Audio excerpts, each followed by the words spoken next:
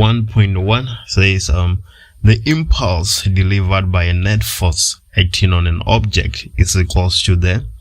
So let's talk about impulse. We know fully well that impulse is the change in momentum, right?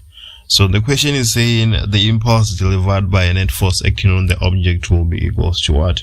A says the initial momentum of the object, B says the final, C says the change in the momentum of the object. We don't have to go any further. We know that the answer is C, right? Impulse is the change in the momentum of an object. And then D says the rate of change in momentum of the object. That is the net force itself, right? The rate of the change in the momentum. Here we're only interested in the impulse, which is the change in the momentum of an object.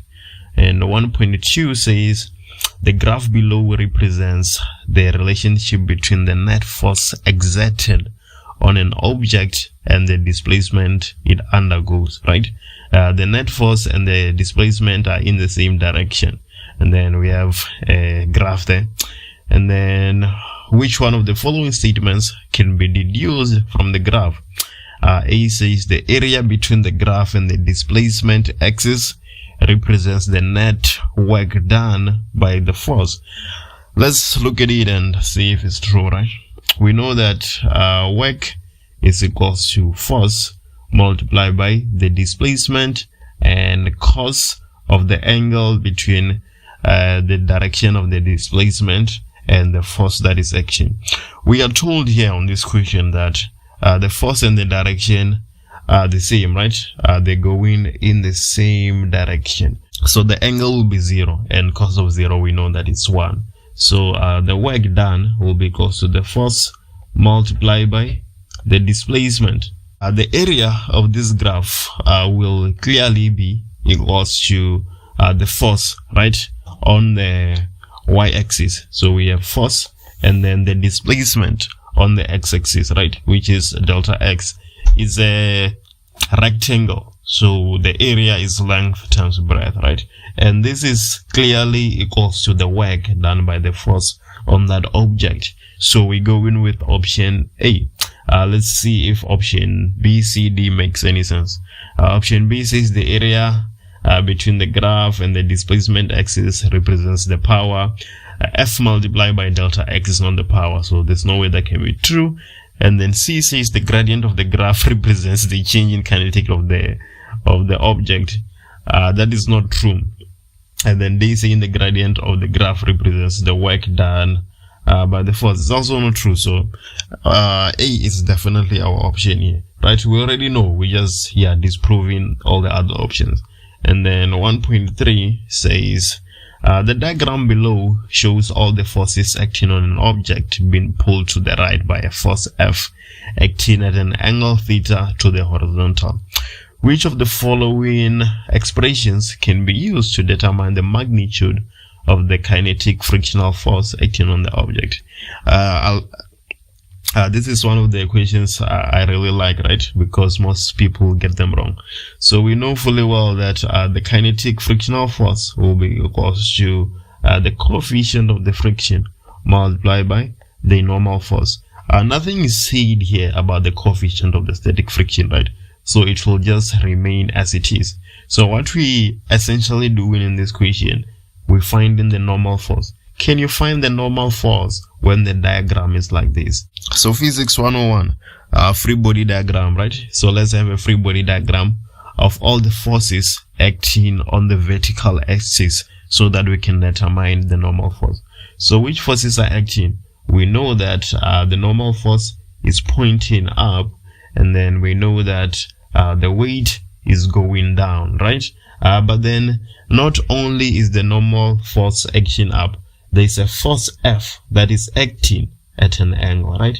But then, lucky for us, we can resolve this force F and find the vertical component and the x component. So we're going to have the x component going like that, and then the vertical component going up, right? So now you can see that the normal force plus the vertical component of the applied force is equal to the weight, right? So now the normal force becomes the weight minus the vertical component of the applied force.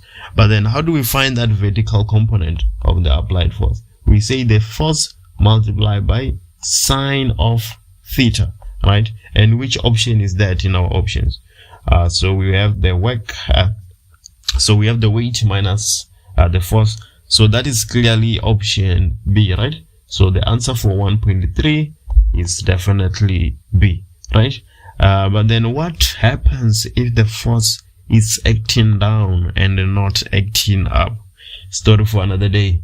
And then 1.4 says the position time graph below represents the motion of a ball from the instant it is released from rest from a certain height above the floor and bounces off the floor a number of times.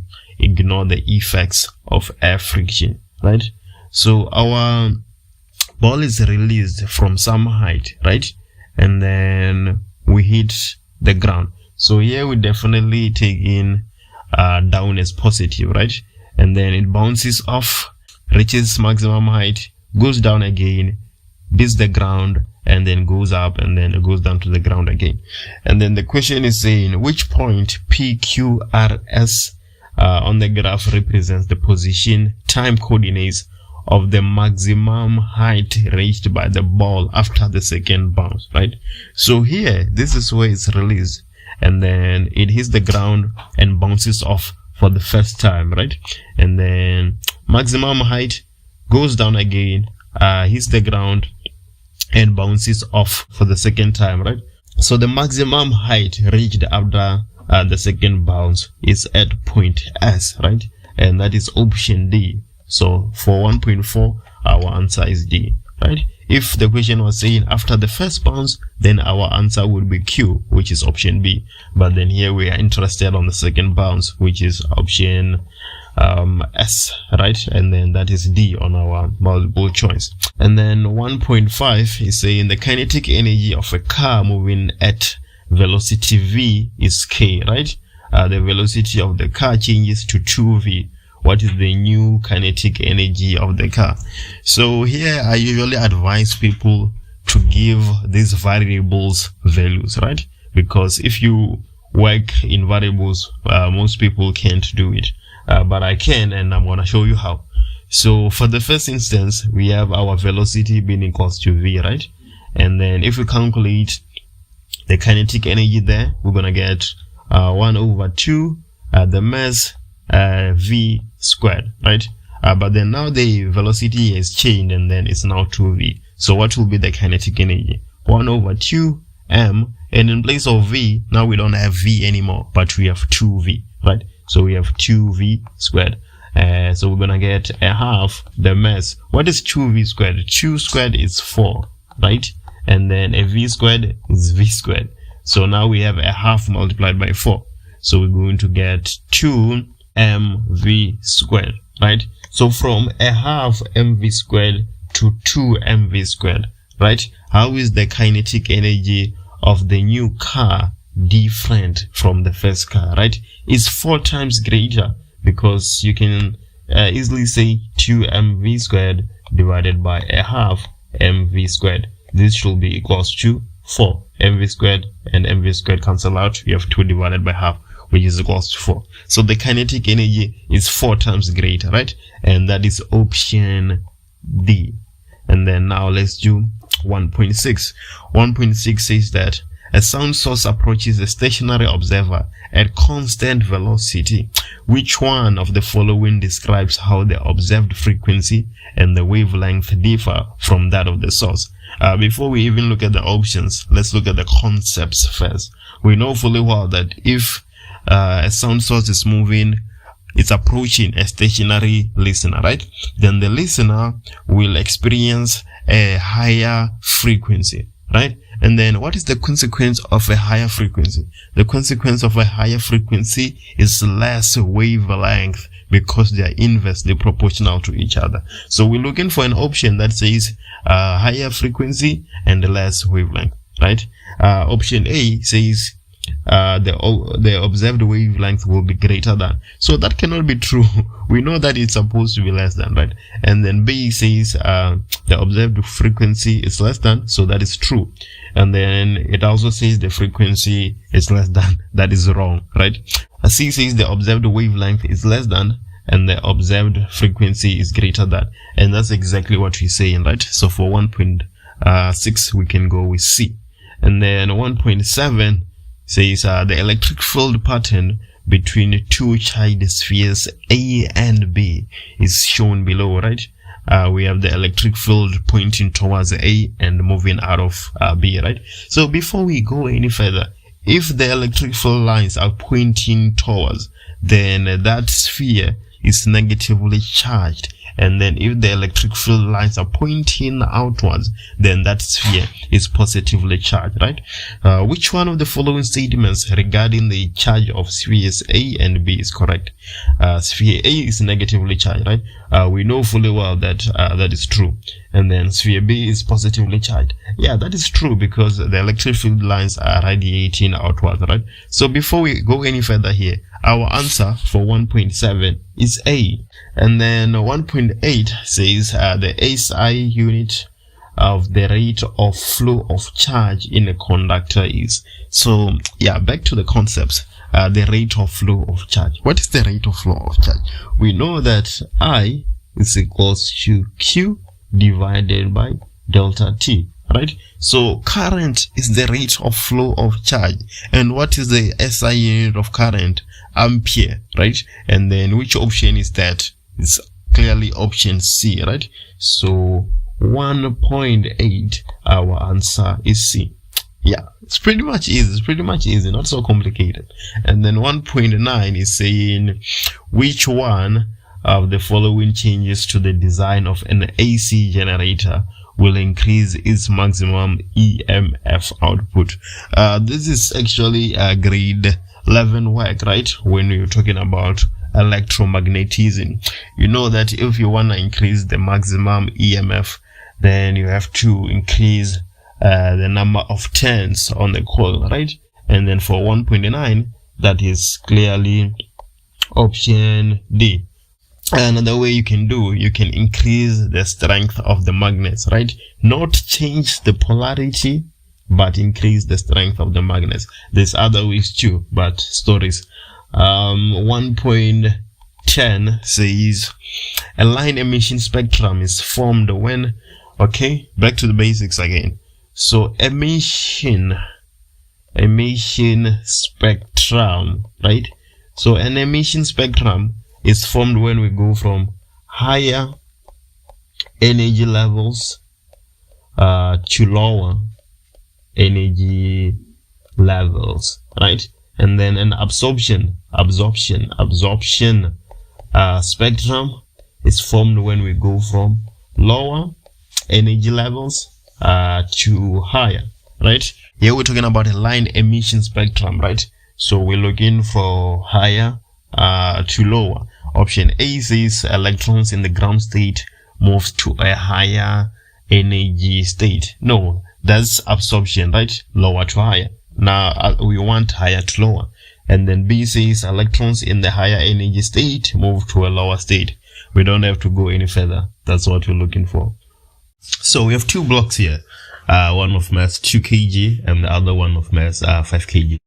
And then there's a force applied on the 5 kg block at an angle of 20 degrees. And then we are told that the 2 kg and the 5 kg blocks, they both experience kinetic frictional forces, right, of 10 Newton and 15 Newton respectively, right? So the 2 kg block experiences a kinetic frictional force of 10 Newtons, and then the 5 kg a kinetic frictional force of 15 Newton. That's what respectively is basically telling us. And then the first question, 2.1.1, it says, let's state Newton's second law of motion. Again, Newton's second law of motion in words, it just states that when a non-zero resulting force is applied on an object, the object will accelerate in the direction of the non-zero resulting force with an acceleration directly proportional to the F net and inversely proportional to the mass, right? So we know fully well that F net is equals to ma, and then in this equation, if you make acceleration the subject of the formula, you basically get the definition, right? Acceleration will be equals to F net divided by the mass. Clearly in this case, the acceleration is directly proportional to the F net and inversely proportional to the mass, right? And then 2.1.2 says, let's draw a labeled free body diagram for the 5 kg block. So here's our 5 kg block here, right? So free body diagram, we denote the body with a dot, right? So there we have our dot. We are told that there's a force applied, right, at an angle of 20 degrees relative to the horizontal. So let's have that force that is applied, right? So we have FA, A denoting applied. And then no questions asked. Any object on Earth will always experience FG, right? The force of gravity. So we have Fg. And then if that body rests on a surface, then the surface will exert a normal force on the body, right? So there we go, normal force. And then apart from the normal force, the 2 kg and the 5 kg block are connected by a string, right? So we must have tension, right? So we have tension there. We are also told that there's a kinetic frictional force acting on the blocks, right? So we can have Fr also acting to the left. So let's, do 2.1.3, which says that let's calculate the magnitude of force F. Force F is the applied force, right? That must be applied at an angle of 20 degrees to the horizontal to make the 2 blocks accelerate at 2 meters per second to the right. So in this situation, we need the acceleration to be equals to 2 meters per second. So here, we're trying to find the magnitude of force F that must be applied at an angle 20 degrees to the horizontal, right? So the force F that is applied, it's applied on the 5 kg block. So we're going to go to the 5 kg block and try see if we can get the magnitude of force F. So what are we essentially saying? We're saying that for the 5 kg block, right, F net is equals to ma, right? So now in place of F net, we can add the forces that are acting, and in place of ma, we have the mass and we know the acceleration. So which forces are acting? We know that along the horizontal, we are going to have Fa x, right? We're going to resolve the force applied along the x, right? And then now we're going to minus all the forces that are opposing the motion. Which forces are opposing the motion? Obviously, frictional force will be opposing the motion, and then the tension force will also be opposing the motion. And this will all be equals to ma. So what is Fax? Fax will be the force applied multiplied by cos of 20 degrees. We know fully well that if you want to find the x component, you take cos of the angle, and then if you want to find the y component, you take sine of the angle, assuming that you are on a flat surface, right? And then minus frictional force. The frictional force, it is said to be equals to 15 Newton, right? So minus 15 and then minus the tension. We don't know what the tension is, so we're just gonna leave it like that for the moment. And then that is all equals to ma, right? We know the mass fully well. The mass is 5, and the acceleration, we're assuming that it is 2, right? The equation says, let's find the magnitude of the force F that must be applied if the blocks will accelerate at 2 meters per second. So now, let's go ahead and solve for Fa cos of 20 degrees, right? So we have Fa cos of 20 degrees being equals to, so we're taking minus 15 to the right hand side and minus tension, right? But then on the right hand side, we have 5 multiplied by 2, which is just 10.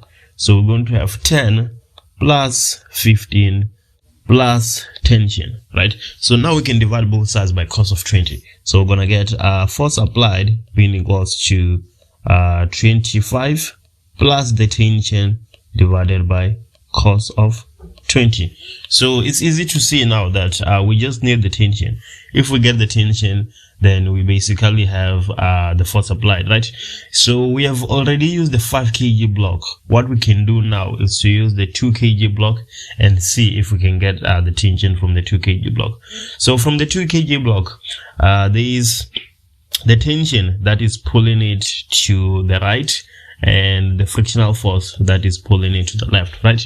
So we're gonna have something of this manner. So we have 2 kg, and then in place of 2 kg, we know fully well that F net is always equals to MA.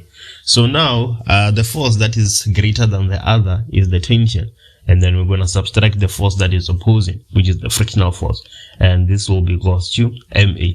But we know fully well what the frictional force is, right? It's given to us. It is said to be equals to 10 Newton, right? So we have frictional, which is 10 Newton. The mass is 2 kgs, the acceleration is 2. So the tension is basically equals to 4 plus 10, which is equals to 14 newtons, right? So here in place of T, we can substitute 14 newtons. So we're going to have 25 plus 14 divided by cos of 20 degrees. And if you put that in your calculator, you're going to get the force applied being equals to 41.50 newtons, right? And we basically done with that equation. Let's move to 2.2. 2.2 is into us.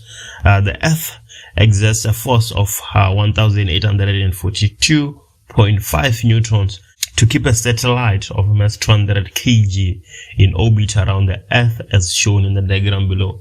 We have a very fancy sketch there. And then the question says, let's calculate the distance above the Earth's surface at which the satellite orbits the Earth. So let's look at the information we have, right? We have the force that is acting between the Earth and the satellite. And then we have the mass of the satellite, right? Apart from the mass of the satellite, we have the mass of the Earth, because the mass of the Earth is a constant, right? So we have the mass of the Earth. And then now, what we're looking for is the distance between the Earth and the satellite, right? So we can use Newton's law of gravitational acceleration, right?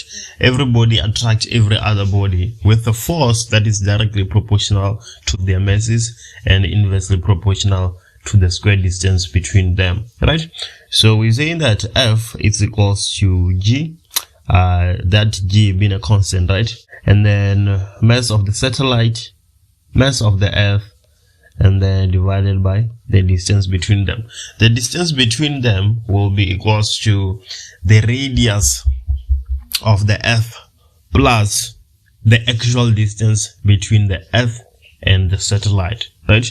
So we're saying that F is given to us, right? 1,842. So we have 1,842.5 being equals to that capital letter G, right? Which is a constant. It's 6.67 times 10 to the minus 11.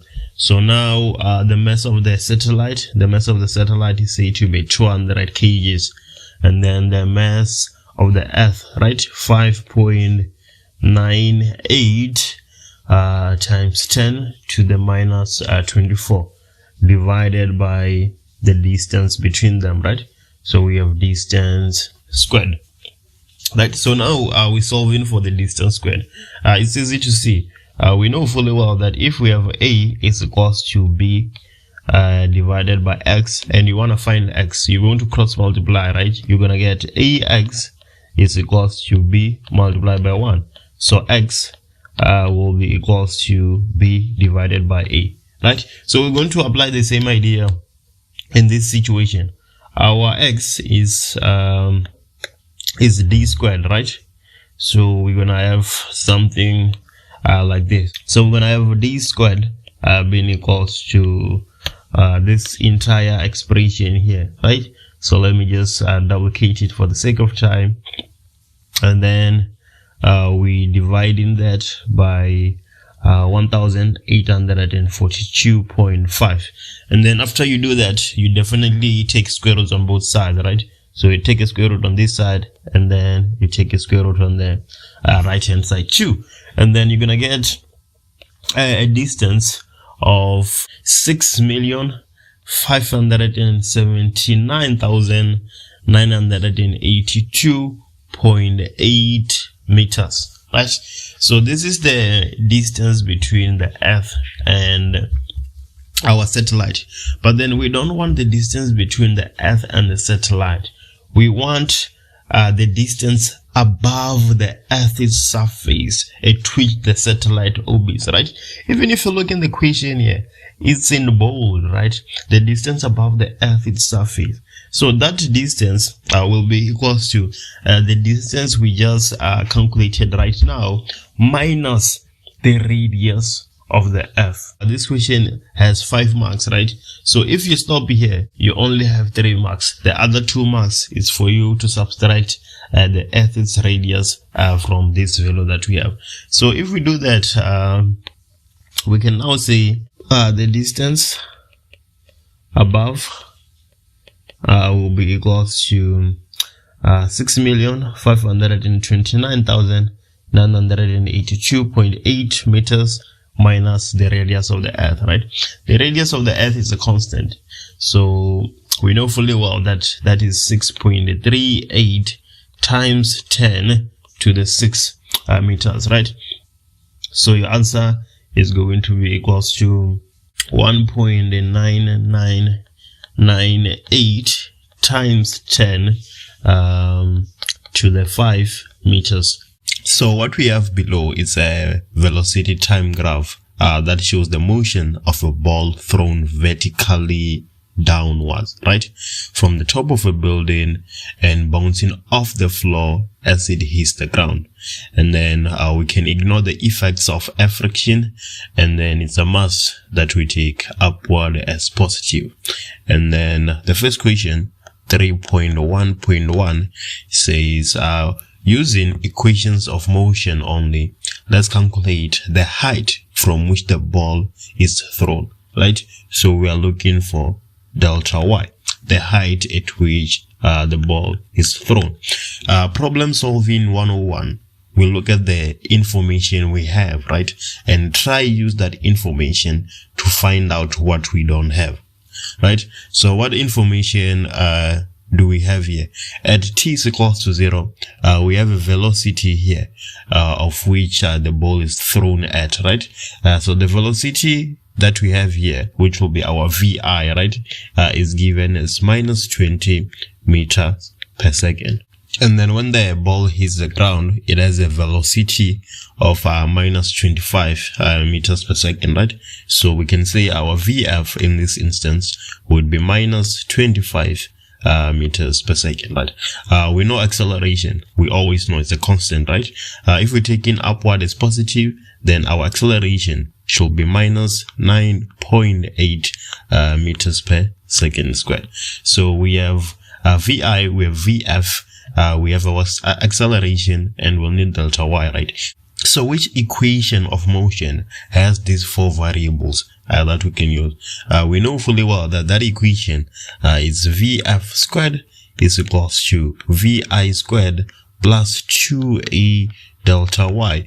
We have the acceleration, we have VI, we have VF. We're looking for delta y, right? So what is VF? VF is minus 25, right? That's the velocity at which our object strikes the ground. And then VI is minus 20, the velocity at which it is thrown off the building, right? Plus 2 multiplied by A. A is our gravitational acceleration, minus 9.8, right? And then we're looking for delta y. So basically, the physics is done now. We are just solving the math. So we're going to have minus 25 squared minus 20 squared being equals to 2 multiplied by minus 9.8 delta y.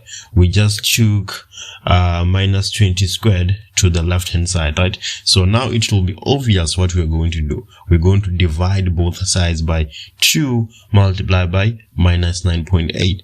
So if we do that, we're going to get delta y being equals to minus 25 squared minus 20 squared, everything divided by 2 multiplied by minus 9.8, and then our delta y is equals to minus 11.48, right?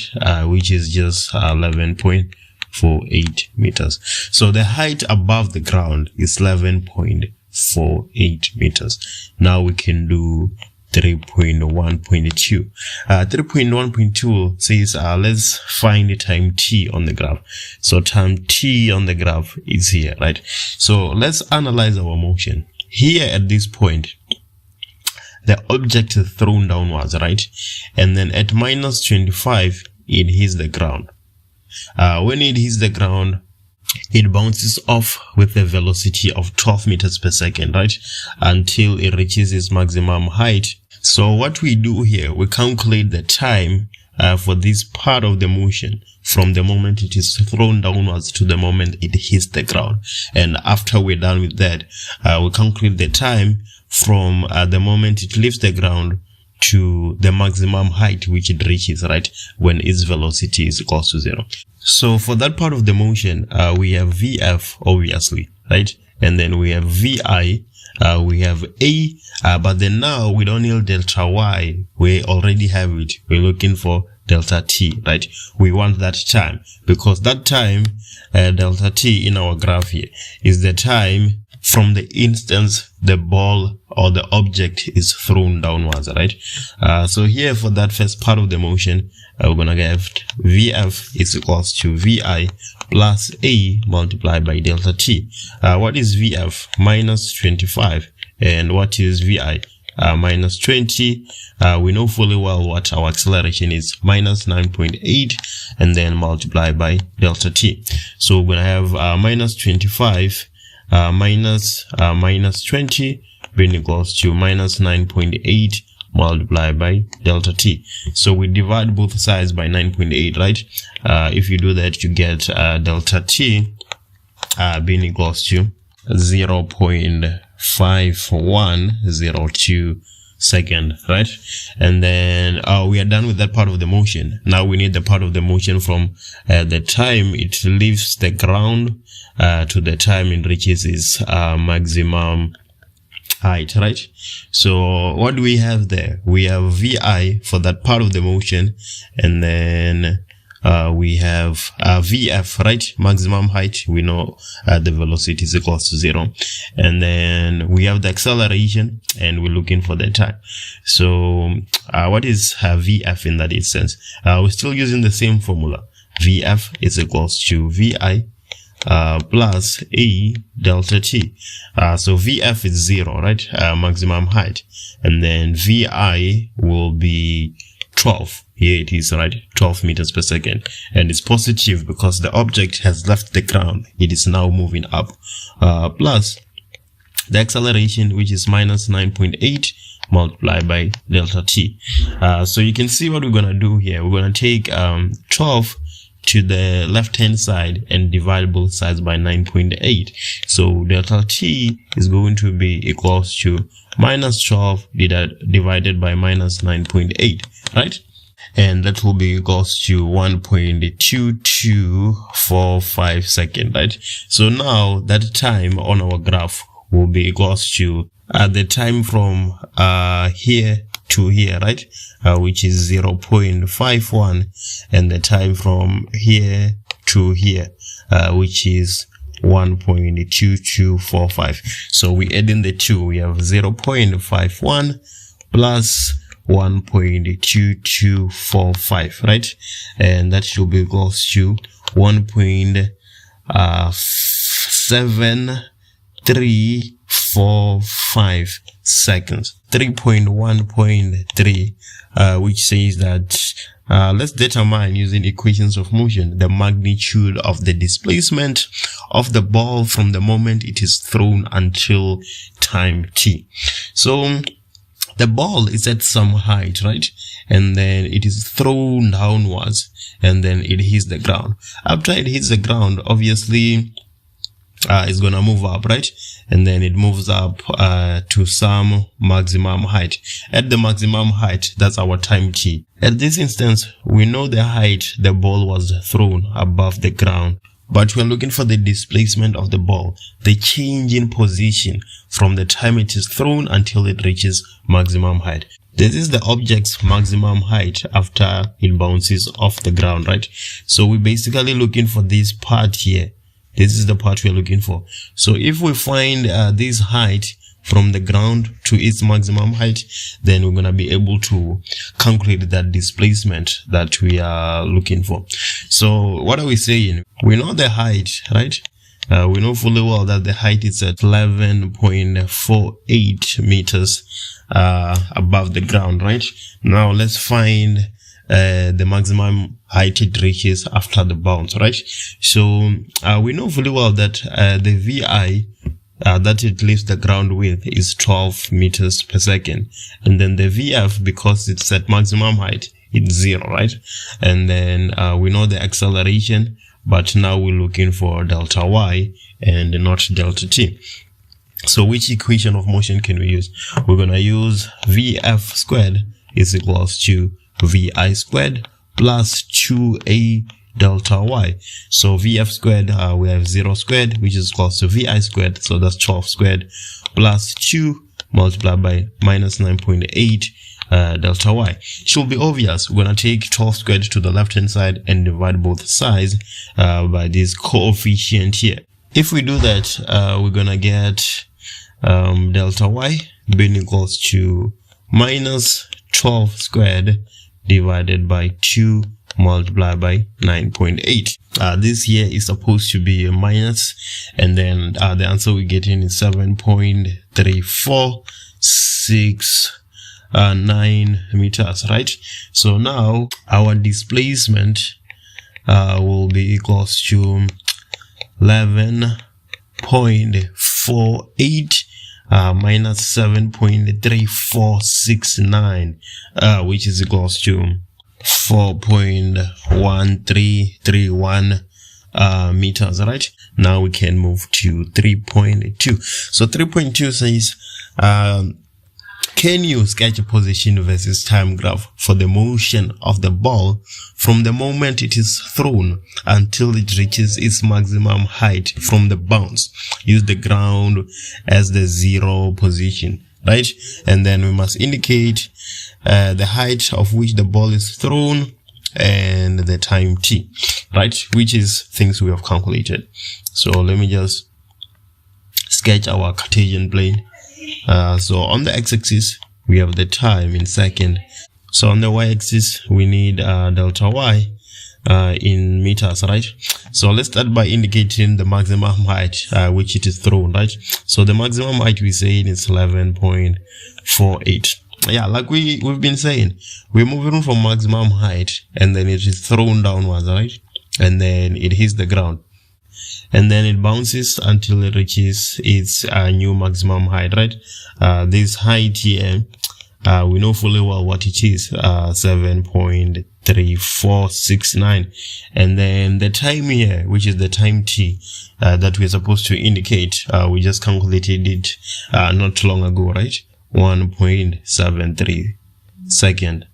The diagram below shows trolley A of mass 2 kg traveling at a velocity of v meters per second east on a straight horizontal surface, colliding head-on with trolley B of mass 4 kg traveling at a velocity of 5 meters per second west. And then after the collision, the two trolleys stick together and move at a constant velocity of 1.67 meters per second west. The collision only lasted for 0.01 second. Ignore the effects of friction. And then 4.1 says, state the principle of conservation of linear momentum inwards. We know fully well that it states that the total linear momentum in an isolated system is conserved. The total linear momentum in an isolated system is conserved. What does that mean? The sum of the momentum before a collision will be equals to the sum of the momentum after the collision. And then 4.2 says, let's calculate the magnitude of the velocity v of the trolley A before it collided with trolley B. The magnitude of the velocity of trolley A before it collided with trolley B. In 4.1, we stated the principle of conservation of linear momentum in words. And then in 4.2.1, we're going to use that definition to determine the velocity v of trolley A. So what does the definition essentially say? We've went through that, right? We're saying that the sum of the momentum before will be equals to the sum of the momentum after. Before the collision, we have the 2 kg trolley moving towards the east and the 4 kg trolley moving towards the west. So what we can do here, we can take one direction as positive, right? It only makes sense to take east as positive. Let's not forget that momentum is given by the momentum is equals to the mass multiplied by the velocity, right? So the momentum of the 2 kg trolley will be the mass of the 2 kg trolley multiplied by the velocity v, right? Plus the momentum of the 4 kg trolley. It will be the mass of that trolley multiplied by the velocity it possesses, right? And this will be equals to, we are told that after the collision they move together, right? They become one body, so we can add up the masses. So we have the mass of A plus the mass of B multiplied by VF that they move with together, right? So what is the mass of trolley A? The mass of trolley A is 2 kg. And then what is the velocity of trolley A before the collision? That's what we don't know, and we're looking for it, right? So we just have V plus the mass of trolley B, which is 4 kg. And then what is the velocity of that trolley? Is 5 meters per second, right? To the west, we must put a negative sign, right? And then this will be equals to, we're summing up their masses. So we have 2 kgs plus 4 kgs. And the velocity after, which velocity do they move with? 1.67 meters to the west, right? So if it's to the west, then we must put a negative sign. Minus 1.67, right? And then now the physics is essentially done, and we're just solving the math, right? We're looking for V. So 2 multiplied by V, that will be 2V, and then 4 multiplied by minus 5, that will be minus 20, and that will be equals to essentially 6 multiplied by minus 1.67, which is equals to minus 10.02. So now 2V will be equals to minus 10.02 plus 20, right? So V will be equals to minus 10.02 plus 20, everything divided by 2. And the answer is 4.99 meters per second. We know that positive is to the east, right? So we can write here and say to the east. If the value was negative, then we would know that that velocity is to the left. And now we can do 4.2.2. 4.2.2 says, let's calculate the force that trolley B exerts on trolley A, right? The force that B exerts on trolley A. Since this question is on momentum and impulse, let's use Newton's second law in terms of momentum, right? We know fully well that it says that F net is equals to the rate of change in momentum. So if we can calculate the rate of change in momentum of trolley A, then we will know the force that B exerts on A. So what is the change? We know that delta P is equals to momentum final minus momentum initial, right? So F of B on A will be equals to the change in the momentum of our trolley A, right? So the change in momentum, we're gonna have the mass which is 2 kg, right? multiplied by the velocity final. The velocity final is this 1.67 meters per second that they move with after they've joined each other, right? So we're gonna have, and that velocity is to the left, so let's put a minus sign when you substitute it, because we're taking east as positive, right? So we're gonna have minus 1.67, and then minus the momentum initial, right? So we have 2 kg again multiplied by the velocity initial. We just calculated it here, right? It's 4.99. So we have multiplied by 4.99, and then we divide everything by the time the collision takes, right? The collision lasted for 0.01 second. So everything divided by 0.01. And then the answer I'm getting here is minus 1,332 newtons. We've already established that the direction to the east is positive, right? So since we have a negative value, then we know that that force is exerted to the west, right? So we're gonna have 1,332 newtons to the west, right? And it makes sense. If trolley B is moving to the west and then trolley A is moving to the east, then when they collide, trolley B will exert a force on trolley A to the west. A force of 62.5 Newton is applied to a trolley of mass m kg parallel to the inclined surface as shown to keep it moving down an inclined surface at a constant velocity.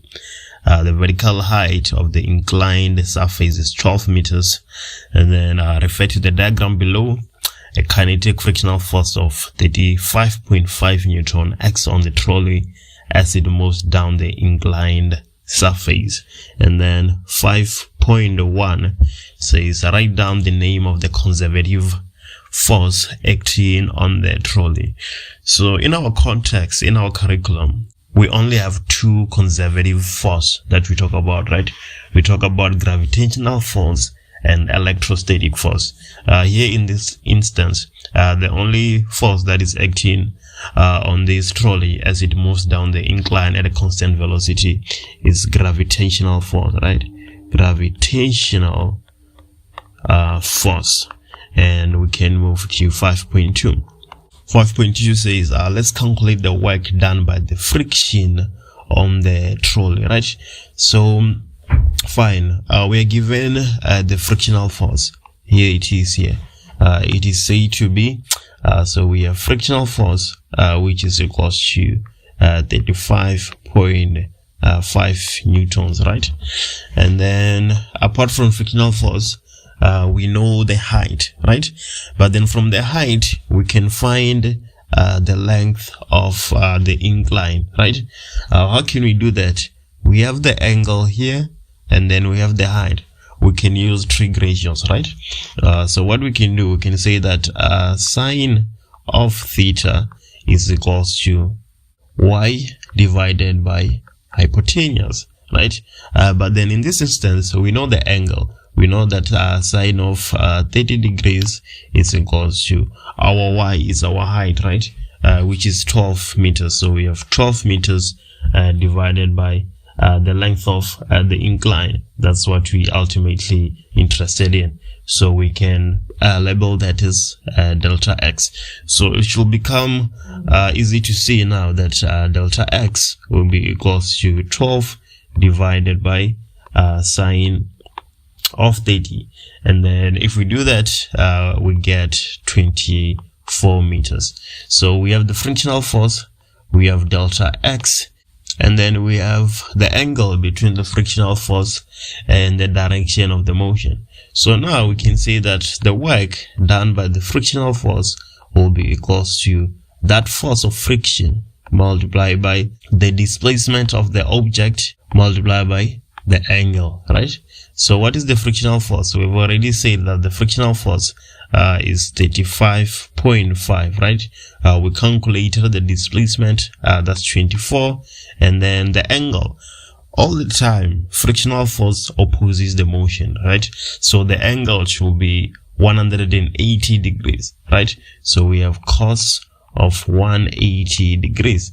And then if you punch that in your calculator, you're gonna get minus 852 joules, right? So that is the amount of work the frictional force is doing on the trolley. And then now let's do 5.3. 5.3 says write down the change in kinetic energy when the trolley reaches the bottom of the inclined surface. Let's go back to our statement again. We have constant velocity here, right?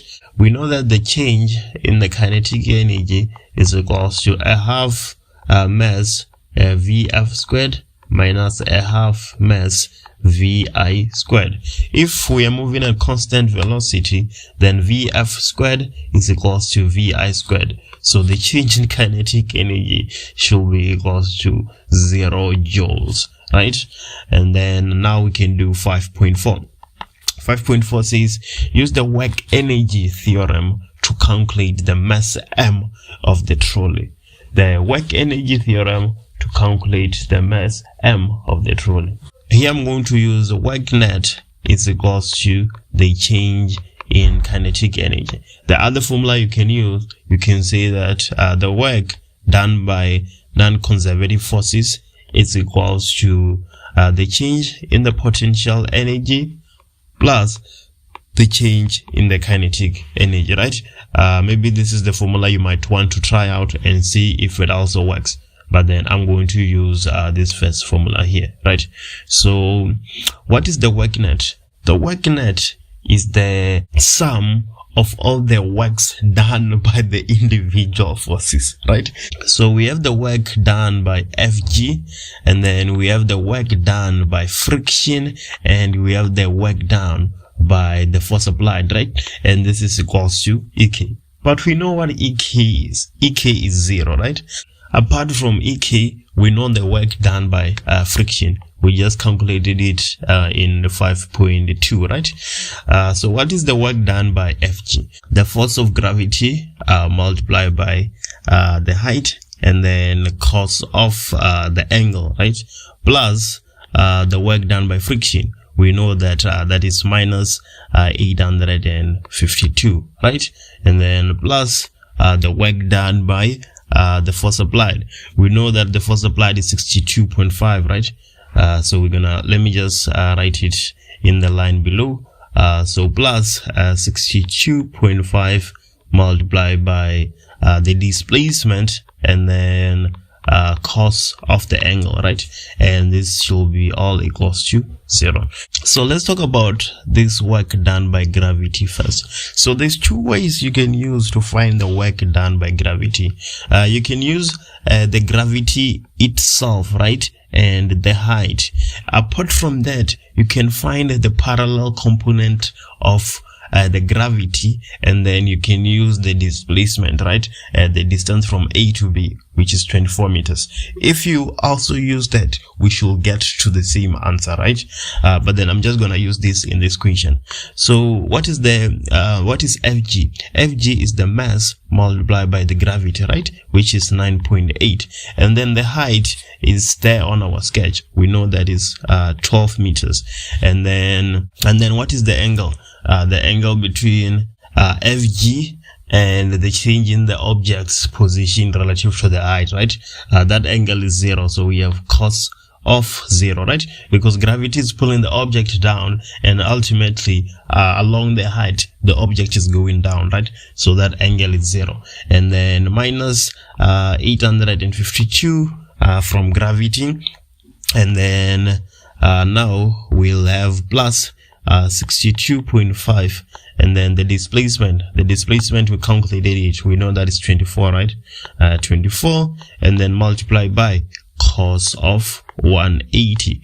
Why am I saying cos of 180? Because this force applied is pulling the object up, but then the object keeps sliding down at constant velocity, right? So the angle between the force and the direction of the motion is 180, and that will all be equals to 0. So you can see here that the only variable we have that is left is the mass, right? So we have solved the conceptual physics problem. Now we're just solving the math. Before I put anything in the calculator, I'm just gonna take everything that belongs to the right hand side to the right hand side, right? So I'm gonna have the mass multiplied by 9.8 multiplied by 12. Cos of 0 is 1, right? So there's no need to include that. That will be equals to, now I'm taking this minus 852 to the right hand side, so it will be positive 852. And then this here, right, we know fully well that cos of 180 will be minus, right? So when I take 65 multiplied by 24 to the right hand side, it will be positive, because cos of 180 is minus. Now we're taking it to the other side, it will be positive, right? So here we're gonna have plus 62.5 multiplied by 24. So now it will be easy to see. We're dividing both sides by the coefficient of m, right? The mass. So we're gonna have the mass being equals to 852 plus 62.5 multiplied by 24 divided by that coefficient 9.8 multiplied by 12. And the mass is apparently 20 kgs. We have a sphere A here of charge minus 5 microcoulombs hanging from a ceiling, right? By means of a light inextensible string. And then 100 millimeters away, we have a point charge P. And then the first question, 7.1.1 says, did charge the sphere A lose or gain electrons to acquire a charge of minus 5 microcoulombs, right? So if a sphere was neutral, right, and then now it has a charge of minus 5 microcoulombs, did it gain or did it lose electrons? We know fully well that electrons are negatively charged, right? So if it becomes more negatively charged, then it gained electrons, right? So for 7.1.1, this sphere definitely gained electrons. And then 7.1.2 says, calculate the number of electrons gained or lost by sphere A to acquire a charge of minus 5 microcoulombs.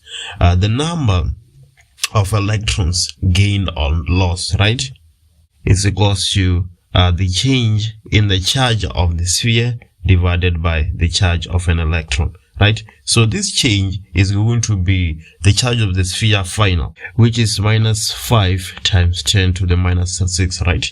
And then initially our charge was neutral, so we have minus 0 here. And then we can divide all of these by the charge of an electron, right? We know fully well that the charge of an electron is minus 1.6 times 10 to the minus 19. So the answer we get in here will be 3.125 times 10 to the 13 electrons. I feel like I've solved this problem before somewhere. Just can't remember. But then anyway, stories in passing. And then 7.1.3 says, let's calculate the electric field at point P due to charge the sphere A. And then the mark allocation is 5, right? We're waiting for 5 marks, which doesn't make any sense because this question is very simple and straightforward. We don't deserve 5 marks. But then anyway, the examiners make the rules. So we have the electric field being equals to K multiplied by the charge of the sphere divided by the distance squared, right? We know fully well that K is a constant. That is 9 multiplied by 10 to the power of 9.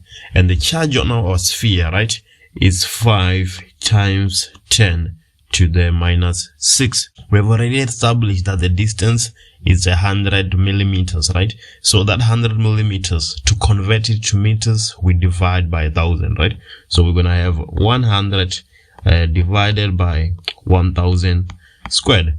And then if you punch that in your calculator, you're going to get 4.5 times 10 to the 6 newtons per coulomb of charge. And just like that, you've earned yourself 5 marks, right? Which is, yeah, unheard of. And then 7.2 says an identical sphere B Here it is here. Carrying an unknown charge placed on an insulated stand is brought closer to sphere A. Yes, sphere A. And then charged sphere A shrinks to the right and comes to rest so that the string makes an angle of 30 degrees with the vertical. And the tension in the string is 25 newtons. The distance between the two charged spheres is 50 millimeters as shown in the diagram below, right? And then without wasting any time, 7.2, so 7.2.1 says, is the charge on sphere B positive or negative? Give a reason for your answer. So we have sphere B here, right? And then we have sphere A. And then when sphere B is moved closer to sphere A moves further away, right? So they should have like charges, right? That's why they're repelling each other, so to say. So now we can conclude that sphere B has a negative charge, right? Why are we saying it has a negative charge? Even the question says we should give a reason. It has a negative charge because it is repelling sphere A, and sphere A has a negative charge. So sphere B must have a negative charge consequently, right? Yeah. And then 7.2.2 says, let's calculate the magnitude of the charge on sphere B. Yeah, here that's, where it starts to get a bit complicated. Let's calculate the magnitude of the charge on sphere B. So problem solving 101. Let's look at the information we have, right? So with regards to sphere B, we know the distance R away from sphere A. We know K is a constant, right? We know the charge of sphere A, and then we don't know the charge of sphere B. That's what we're looking for, right? Another thing we don't know is the electrostatic force between A and B, right? If we can find the electrostatic force between A and B, then we can use F is equals to K Q1 Q2 divided by R squared, right? We have R squared already. We have Q1, we don't have Q2, we have K. So if we find F, then we can find the charge on sphere B, right? So how can we possibly find that F? We can use sphere A, right? Here in this question, you don't have any option. You have two spheres, A and B.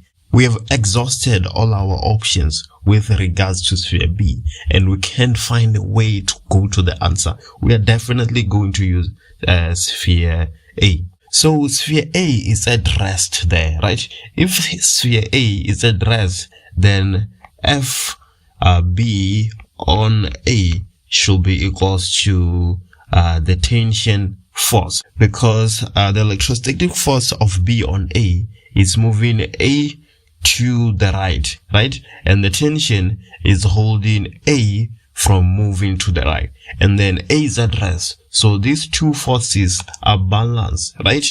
And then if we can find the X component of the tension, then we can find FB on A, right? Let's see what happens. So FB on A will be equals to the X component of the tension, right? Because clearly the tension is acting at an angle. Let me make it a bit more clear. So we have sphere A here, right? And then FB on A is pushing to the right? And then the tension is acting at an angle. So if we resolve the tension, then we're gonna know the magnitude of FB on A, right? So now we can say that the tension is 25, right? Multiplied by, if you want to find the X component, you use cos on a flat surface, right? And then on an inclined, you use sine. And then the angle that you use is not these 30 degrees that we have here. You use the angle between the force and the X component. Since that angle, this angle here is 30, right? This angle here will be 90, and the angle we're supposed to use is this 60 degrees here, right? So now we can say cos of 60 degrees. So we have 25 multiplied by cos of 60.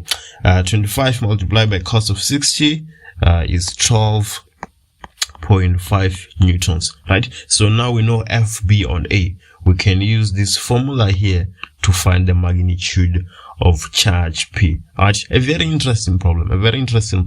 So now we can say FB on A is equals to K, the charge of B, the charge of A divided by the distance between them squared, right? So what is FB on A? FB on A, we know fully well that that's 12.5, right? K is a constant, 9 times 10 to the 9, and then the charge on B is what we're looking for, and then the charge on A, that is 5 times 10 to the minus 6, right? Divided by the square distance between them, 50 millimeters. If it is millimeters, then we have to divide it by 1,000 so that we can convert it to meters. So we have 50 divided by 1,000, and then let's not forget to square, right? And then now you can see that we have solved the conceptual physics problem. We're just doing the math. We're solving for Q of B, right? So here what we're gonna do, we're gonna cross multiply.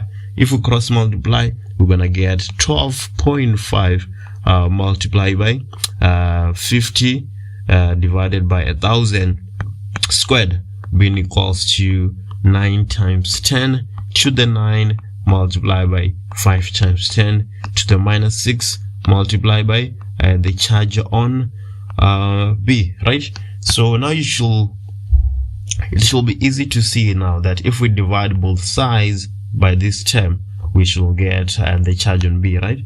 So consequently, the charge on B will be equals to 12.5 multiplied by 50 divided by 1,000, without forgetting to square, right?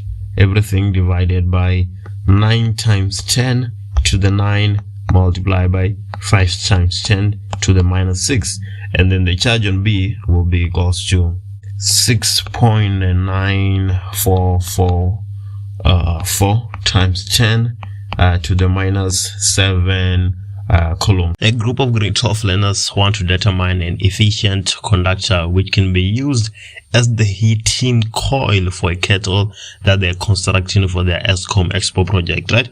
So let's underline something here. We want to use this conductor as the heating coil for a kettle. The heating coil for a kettle. So they connected each of the 3 conductors A, B, and C in a circuit and measured the current passing through the conductor and the potential difference across the conductors. And the results are shown on the graph below, right? Clearly on the y-axis we have the current, and then on the x-axis we have the potential difference. And the first question, 8.1.1, says, name any 2 variables that must be kept constant for a fair investigation, right? So the question really here is, which factors affect the resistance of a conductor, right? If we keep those factors constant, then we have a fair test, right? So those factors, one of them is temperature, right? You need to keep the temperature of all the conductors the same so that it can be a fair test. If you increase the temperature, it has an effect on the resistance, so the test won't be fair anymore. Another factor you need to keep constant is the length of the conductors. If the length is not kept constant, then it's not longer a fair test anymore, because the length of a conductor actually affects the resistance, right? And then another factor you want to keep constant is the thickness. And then 8.1.2 says write down the physical quantity represented by the gradient of each graph. The gospel I've been preaching lately: if you have a graph, you should be able to derive an equation for that graph. Failure to do so, then a lot of issues are going to arise, right? We know fully well that V is equals to I multiplied by R, right? Like we said, in our graph, we have the current as the Y. So let's make I the subject of the formula. So we're going to have the voltage divided by the resistance being equals to the current, right? But then we can rewrite V divided by R, right, as 1 divided by R multiplied by V being equals to I. Clearly, we're saying that I is our Y, right? And then 1 divided by R will be our gradient, and then V will be our X, right? So now you can see that the gradient in this graph, it represents 1 divided by R, or you can simply write it in words, the inverse of the resistance. And then 8.1.3 says which one of the following conductors is efficient enough to be used as a heating coil in a kettle? Give a reason for your answer. So the key word here is heating coil, because generally we are looking for conductors that have a low resistance, right? So that we can save energy when we pass current through an appliance. But then in this case, we're looking for a conductor to use it as a heating coil in a kettle. So we need a conductor with the highest resistance, right? Because if it has the highest resistance, then it will convert more of its energy to heat, right?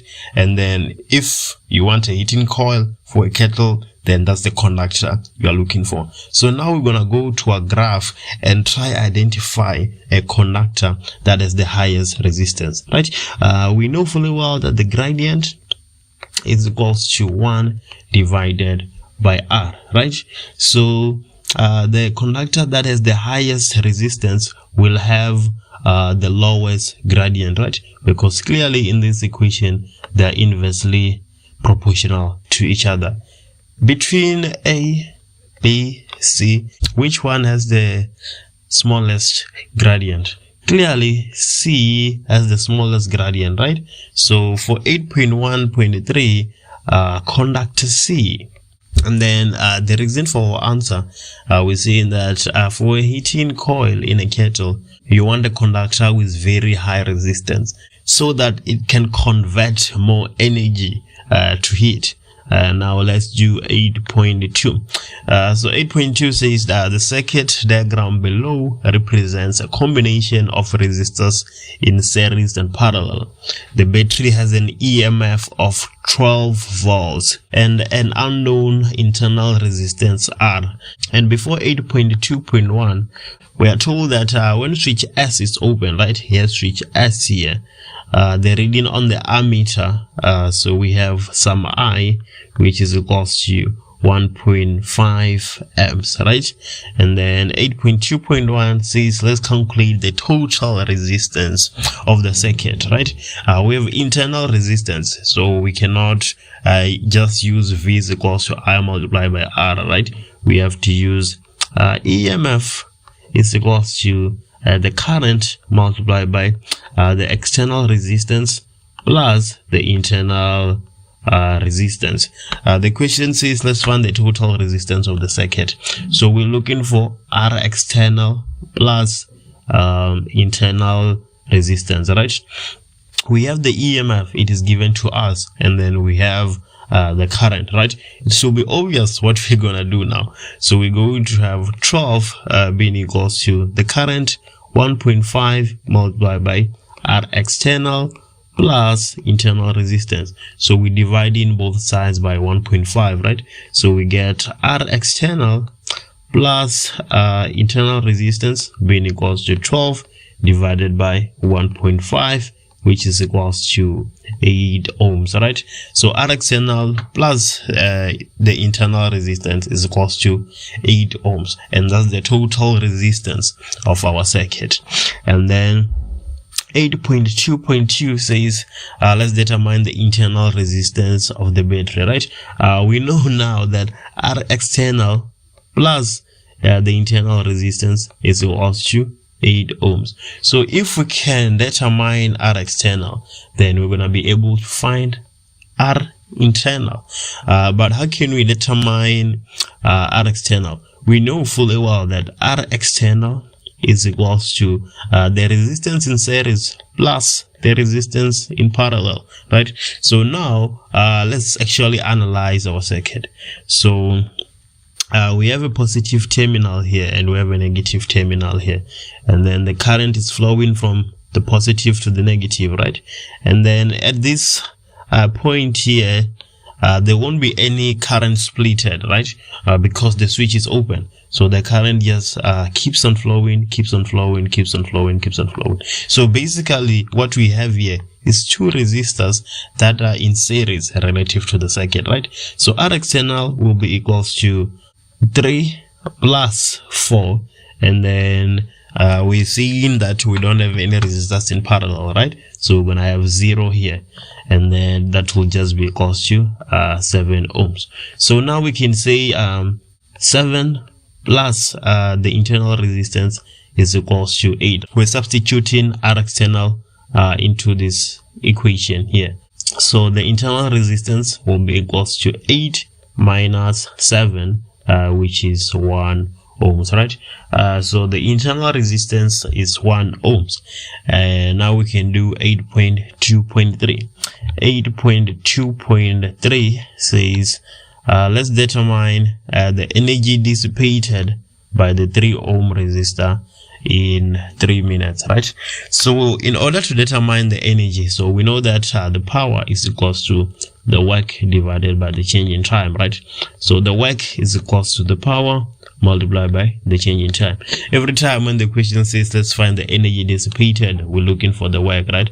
But then the power can take different forms. The power is equals to I squared multiplied by R. The power is equals to V squared divided by R.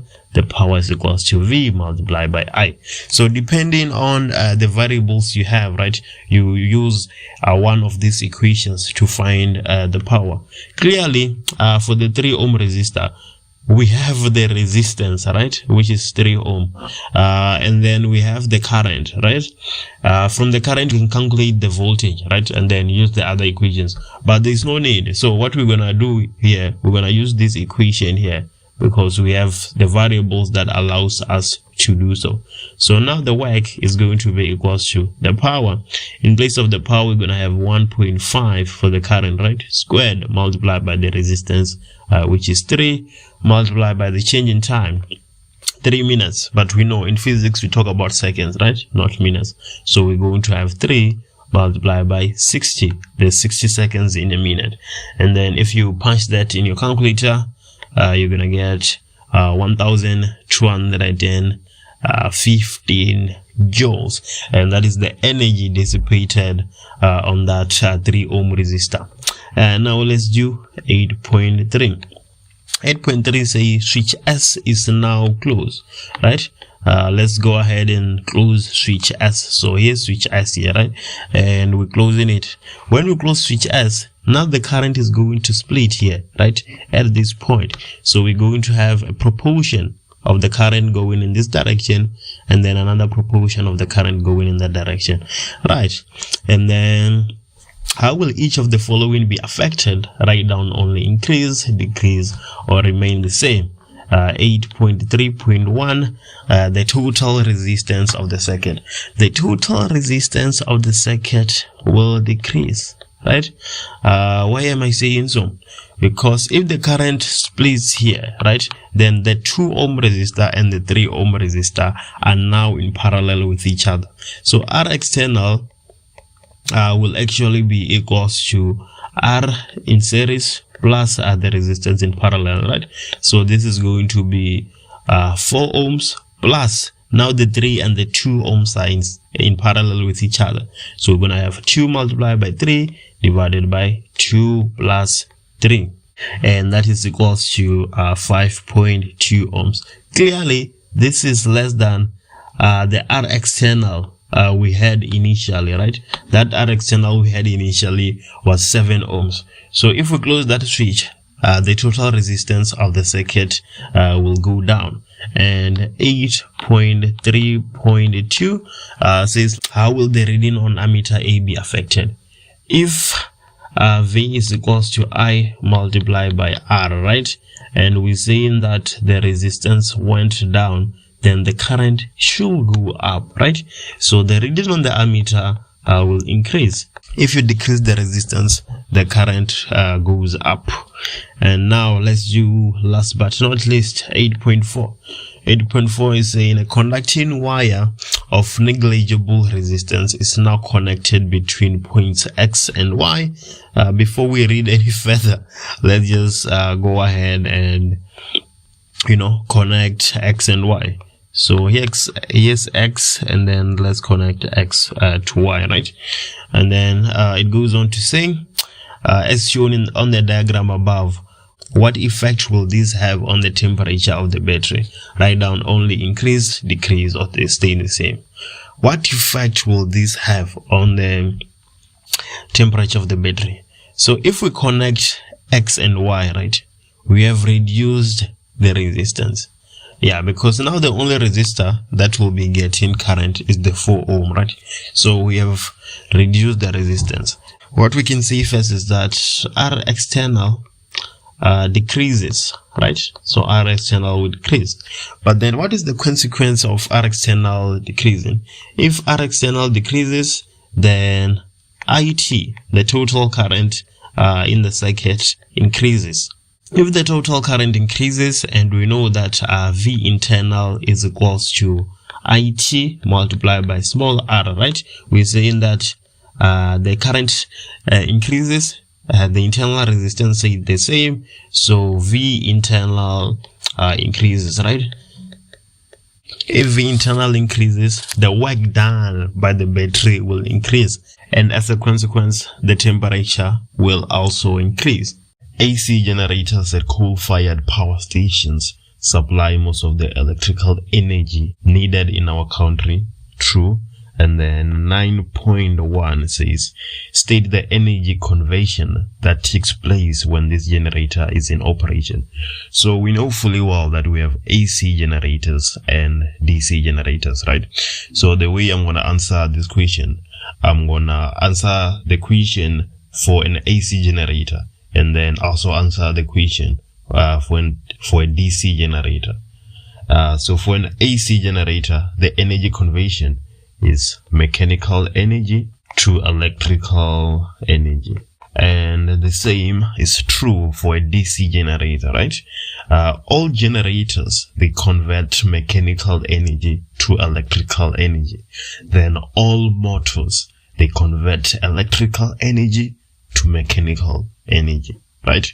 And then 9.2 says, state one structural difference between an AC generator and a DC generator. This one is very tricky. For an AC generator, we have slip rings, right? Let me write it down. Slip rings. And then for a DC generator, we have a split ring. And then for AC, like we're saying, we have slip rings, right?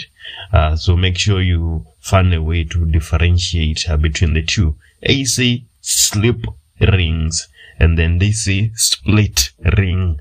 And then 9.3, draw a sketch graph of potential difference versus time for this AC generator. Clearly label the axis and indicate Vmax on the potential difference axis. So what is an AC generator? An AC generator produces alternating current, right? But then what do we mean by alternating current? The current changes direction every half cycle, right? So if you wanna plot a potential versus time graph, then after this half cycle, you have to change the direction, right? So we go down, and then after this half cycle, we change direction again, and then so on and so on. That's what we essentially mean when we say a generator is alternating the current, right? And then on the y-axis, we will have Vmax, and then here we'll have minus Vmax, right? So this is for an AC generator. It produces alternating current. But then, like I said, we're answering for both, right? So for a DC generator, we producing a direct current, right? So after half a cycle, the current must not change the direction, right? The current only changes the direction if we have an AC generator, right? So here, if I just put this axis here and then we sketch it, after this half cycle, right, we're not changing the direction for a DC generator. We're still keeping the same direction. So on, and so on. So on the x-axis, we still have the time, and then on the y, we have the potential difference, right? And so on. So that's what you sketch when we want the potential versus time for an AC and for a DC. Now let's do 9.4. So 9.4 stories, they're saying that an electric appliance is rated 2000 watts, right? So we know that we measure power in watts. So as soon as I see 2000 watts, I'm writing P is equals to 2000 watts. And then it goes on to say that, we also have another rating, which is 230 volts, right? And then it goes on to say that the appliance is connected to an alternating current power source. Okay, and then what we are asked to do is to calculate the maximum current. So we were looking for I max, right? So here in electric circuits, we know fully well that the power is equals to the voltage multiplied by the current. But then when we're dealing with an AC generator, we have power average being equals to I RMS multiplied by V RMS. In the information that we have the power average and we have the V RMS, right? So with these two, we can find I RMS, and then from I RMS, we can then look for a way to find I max, right? So let me show you what I'm talking about. So in place of power average, we're substituting 2000, right? And then in place of IRMX, that's what we're looking for. So it remains as it is, right? And then in place of VRMS, we have 230. The conceptual physics problem solving is done now. We're just solving the math, right? We're dividing both sides by 230. So IRMS will be equals to 2000 divided by 230, which is equals to 8.6957 amps, right? So now we have the IRMS. We can go ahead and try find the IMAX, right? So what is the relationship between IRMS and IMAX? We know fully well that IRMS is equals to IMAX divided by the square root of 2, right? So in place of IRMX, we have 8.6957, right? Being equals to IMAX divided by the square root of 2. Should be obvious what you're supposed to do now. Should be obvious. So IMAX will be equals to, we cross multiplying, right? So we have that multiplied by the square root of 2, which is equals to 12.30 amps. And then 9.5 says, let's find the peak voltage. So we're looking for Vmax for the output of the generator. So what's the relationship between VRMS and Vmax, right? Very similar to IRMS and IMAX, right? So we're saying that VRMS will be equals to Vmax divided by the square root of 2. We have VRMS, which is 230. Now we're looking for Vmax, right? So Vmax will be equals to 230 multiplied by the square root of 2.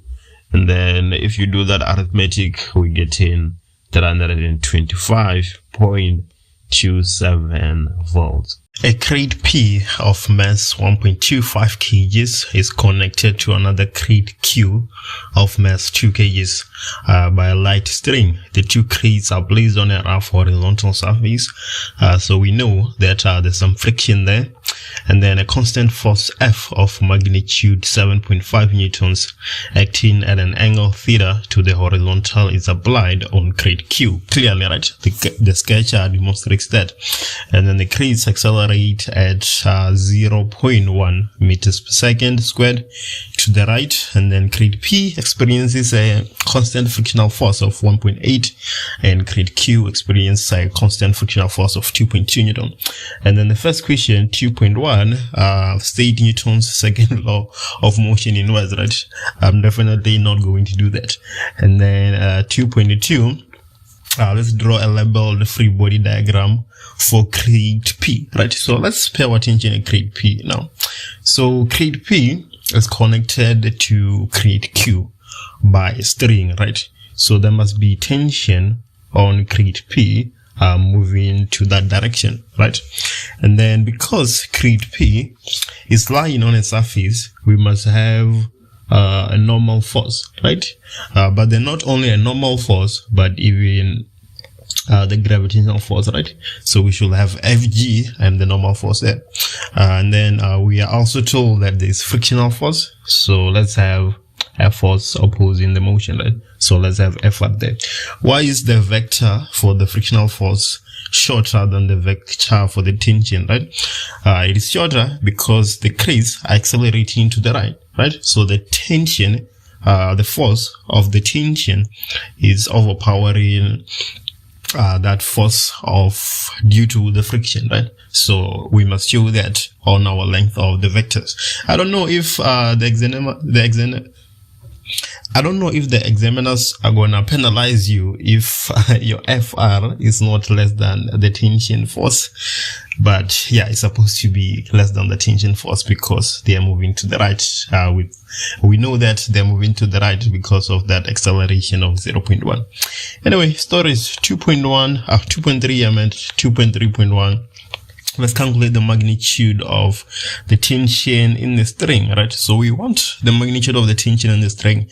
In 2.2, we were asked to draw a labeled free body diagram for crate P, right? So let's try finding the tension in the string by using crate P. If we cannot use crate P alone, then we will resort to also using crate Q. So let's try here and see what happens. So we're gonna say for P, right? And we underline it. Why are we doing that, right? It's for the sake of clarity. We're not all over the show. We're showing the examiner that we know exactly what we're talking about. So yeah, let's see what happens. So obviously we have F net equals to MA, being the second law of motion, right? So we start with the bigger force and then we subtract all the opposing smaller forces, right? So here we've already established that the tension is greater than the friction, right? So we must have tension minus all the smaller forces. We only have friction opposing, right? So minus FR being equals to MA, right? We're only considering the forces along the horizontal and not the vertical, right? So we're gonna have tension minus, so the frictional force that acts on crate P is given to us is 1.8. So this will be equals to the mass, which is 1.25 multiplied by the acceleration, which is 0.1. So now the tension is going to be 1.25 multiplied by 0.1 plus 1.8, and that should be equals to 1.925 newtons, right? And just like that, we have the magnitude of the tension. And now let's calculate the magnitude of the angle theta. So the angle theta has to do with our crate Q, right? So now again, Q we underline for the sake of clarity, and we say that F net is equals to MA, right? We leave in the examiner with no doubt. So again, so for crate Q, we're gonna need a free body diagram first before we do this, right? So for crate Q, I'm just gonna draw it here, right? We have the force acting at an angle, right? And then we have the normal, obviously, and then we have Fg, and then we have tension acting, and then we also have frictional force, right? So if we compute that, we're gonna have so we on the horizontal axis, né? We're on the horizontal axis. Since it's on the horizontal axis, we're gonna resolve F along the horizontal. If we want to resolve f along the horizontal on a flat surface, we say f cos of theta, and then we subtract all the smaller forces. So minus tension minus friction shall be equals to MA. So what is F? We know fully well that F is 7.5, and then cos of theta. What is the tension? The tension, we calculated it in 2.3.1, right? So here we're gonna have 1.925, and then for the frictional force is given to us as 2.2. And this will be equals to the mass of 2 kgs multiplied by the acceleration, which is 0.1.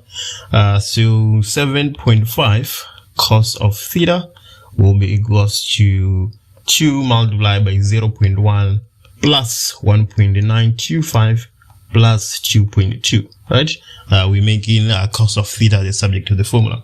So now it should be easy to see that theta will be equals to cos arc of 2 multiplied by 0.1 plus 1.925 plus 2.2, everything divided by 7.5. Obviously this is more messy, right? It will be more clean if you put this in your calculator first, but yeah, I'm just gonna do what I feel like doing. So theta should be equals to 51.93 degrees, right? And that's how we solve that problem there. A ball is thrown vertically upwards from the top of a building of height 25 meters with a velocity of 12 meters per second. On its way down, the ball passes a door which has a height of 1.9 meters and then strikes the ground as shown in the diagram below. And just like we always do, we can ignore the effects of friction, right? So the first question here is 3.1, which is saying that let's define the term free fall, right? I'm just gonna leave that for you. And 3.2.1 is saying that let's calculate the time taken for the ball to reach its maximum height, right?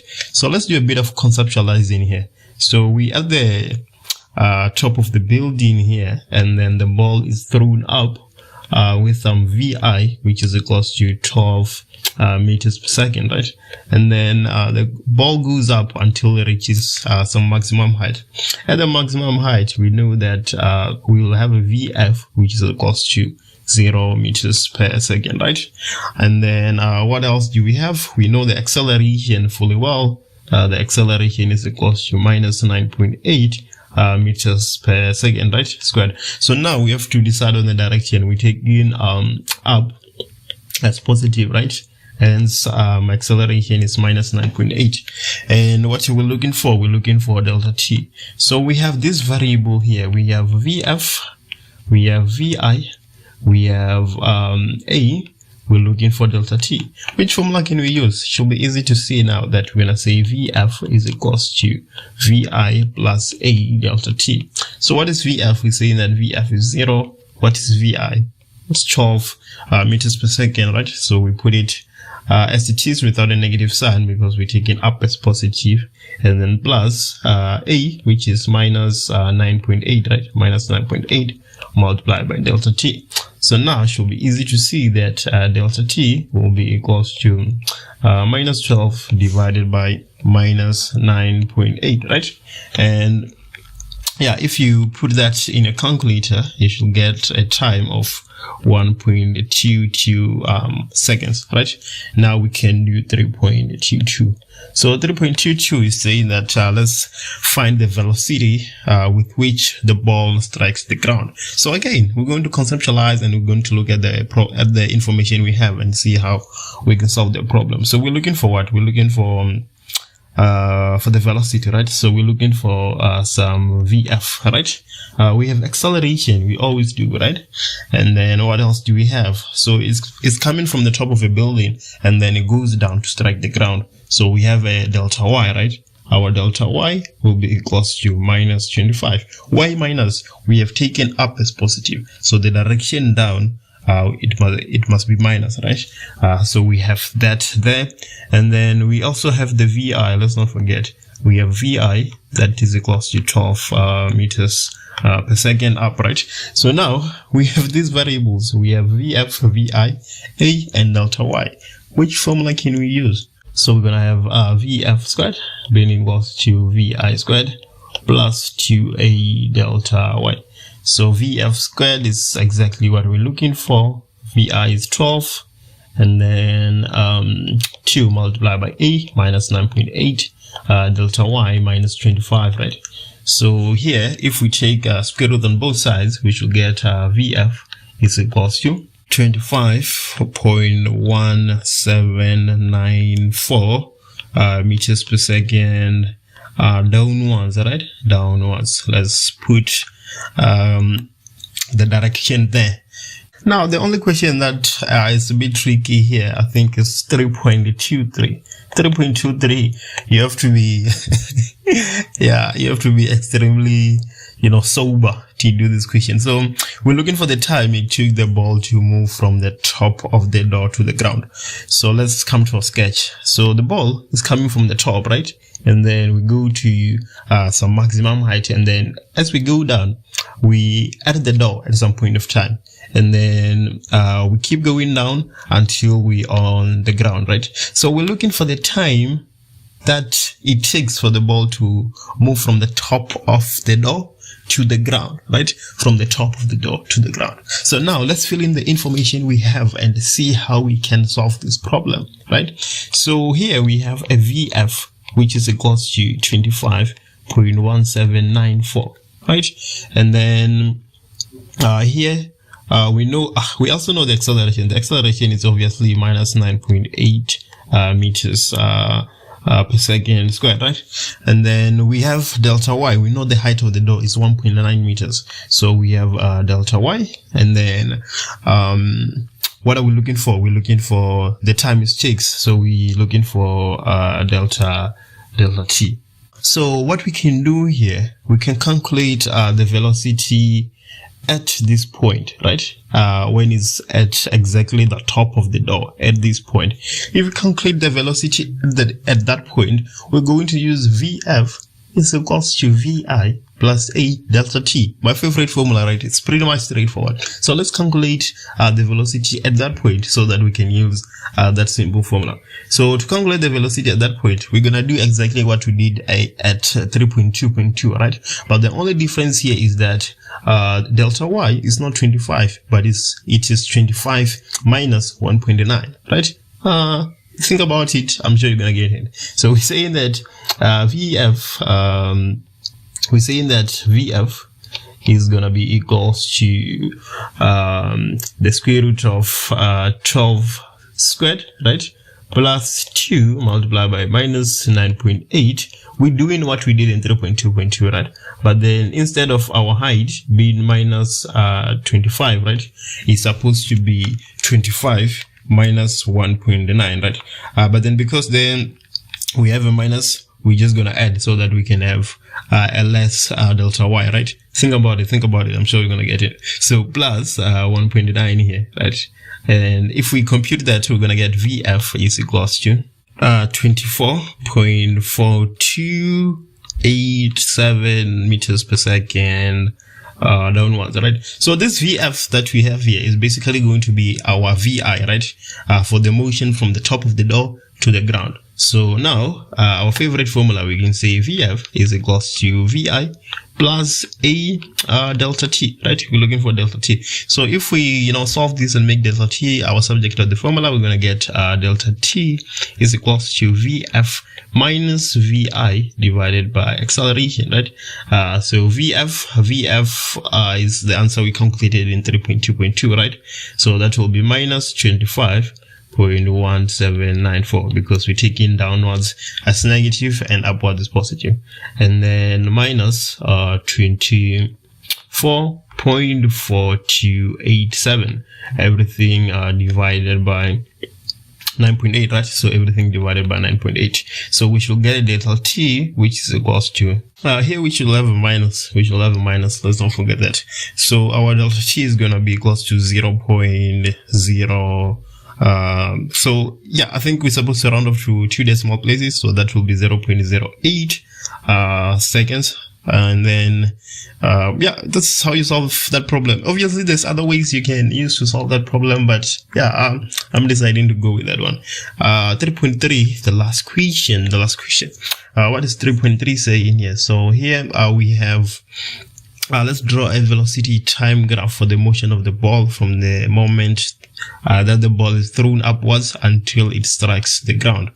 Use the ground as 0 reference. Clearly indicate the following on your graph.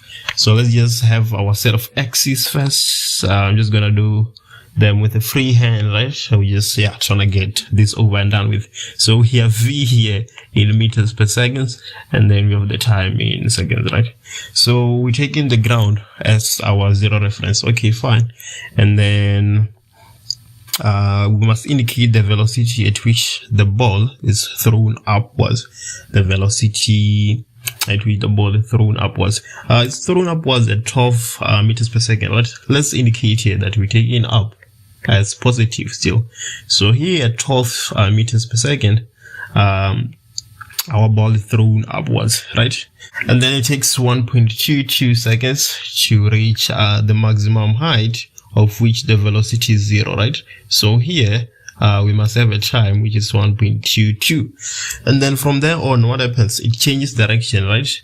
And now we have a negative velocity, so our graph should keep on going down. That line must be straight. The line must be straight. Let me make sure that it's straight. So we have a straight line going there until we reach a velocity of 25.1794, right? With a negative value. So we have minus 25.1794, right? That is the velocity at which we strike the ground, right? And yeah, I think this should be it. Trolley X of mass 1.2 kgs travels at 8 meters per second east and collides with trolley Y of mass 0.5 kg, which is initially at rest. And then the velocity time graph below shows the velocity of the trolley X before, during, and after the collision with trolley Y. And then yeah, we have a fancy sketch there. And then the first question, 4.1, which is saying, let's state the principle of conservation of linear momentum. We'll leave that for you. And 4.2.1. So for 4.2.1, we're looking for the velocity of trolley Y immediately after the collision. So how can we possibly determine the velocity of trolley Y immediately after the collision? We are going to use the principle of conservation of linear momentum, because we know fully well that the sum of the momentum before a collision should be equal to the sum of the momentum after a collision, right? So what is the momentum before a collision? We're going to have the momentum of trolley X plus the momentum of trolley Y, and then after the collision we're gonna have the sum of momentum of trolley X plus the sum of the momentum of trolley Y, right? So if we calculate the sum of the momentum of trolley X, let's not forget that P is equals to M multiplied by V, right? We're gonna have 1.2 multiplied by 8. So now we can see that we need to decide on a direction. So let's take direction to the east as positive, right? And then the trolley, the momentum of trolley Y, it is at rest, right? So we have 0.5 multiplied by 0, right? This will be equals to the momentum after the collision of X. We have 1.2 multiplied by the velocity. The velocity is on the graph, right?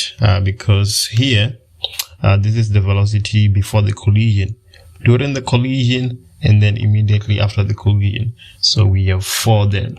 And then plus 0.5 multiplied by the velocity of trolley Y, right?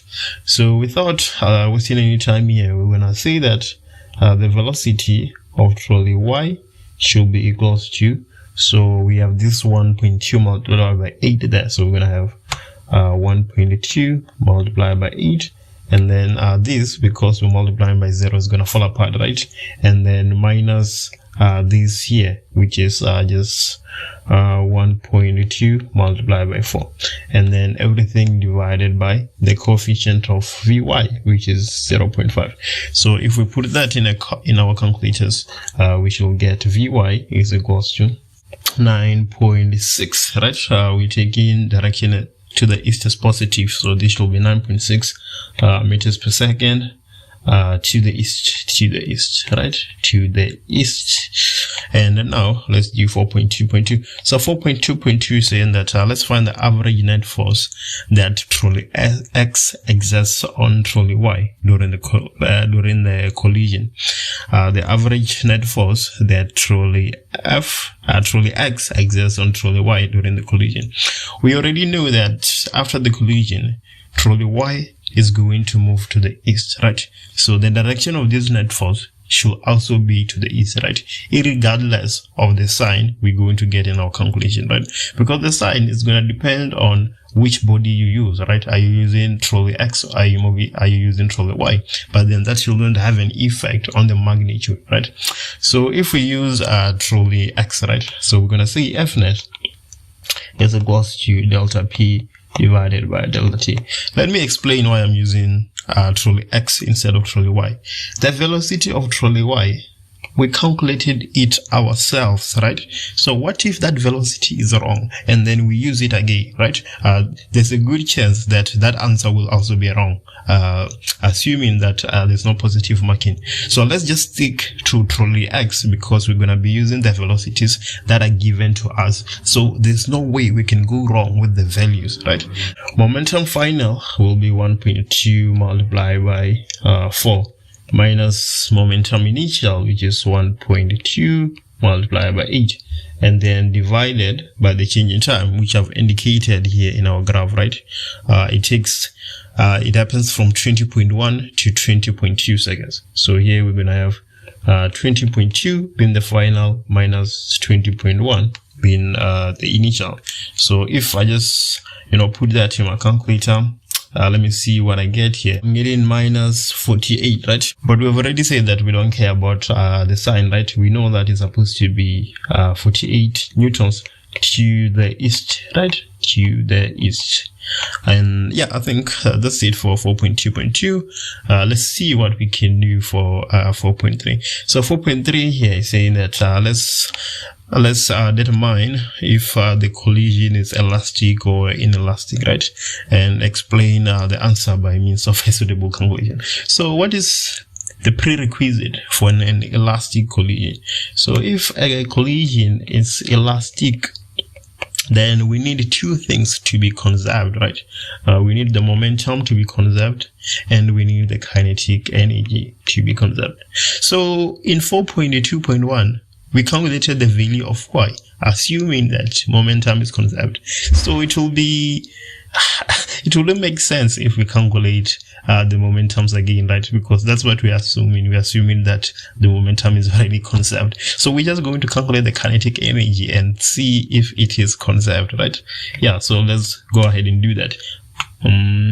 So we're going to say EK before and then calculate that and see if it's equals to EK after. So EK before will be equals to just the kinetic energy of trolley X because trolley Y was stationary. So when I have 1.28 and squared, right?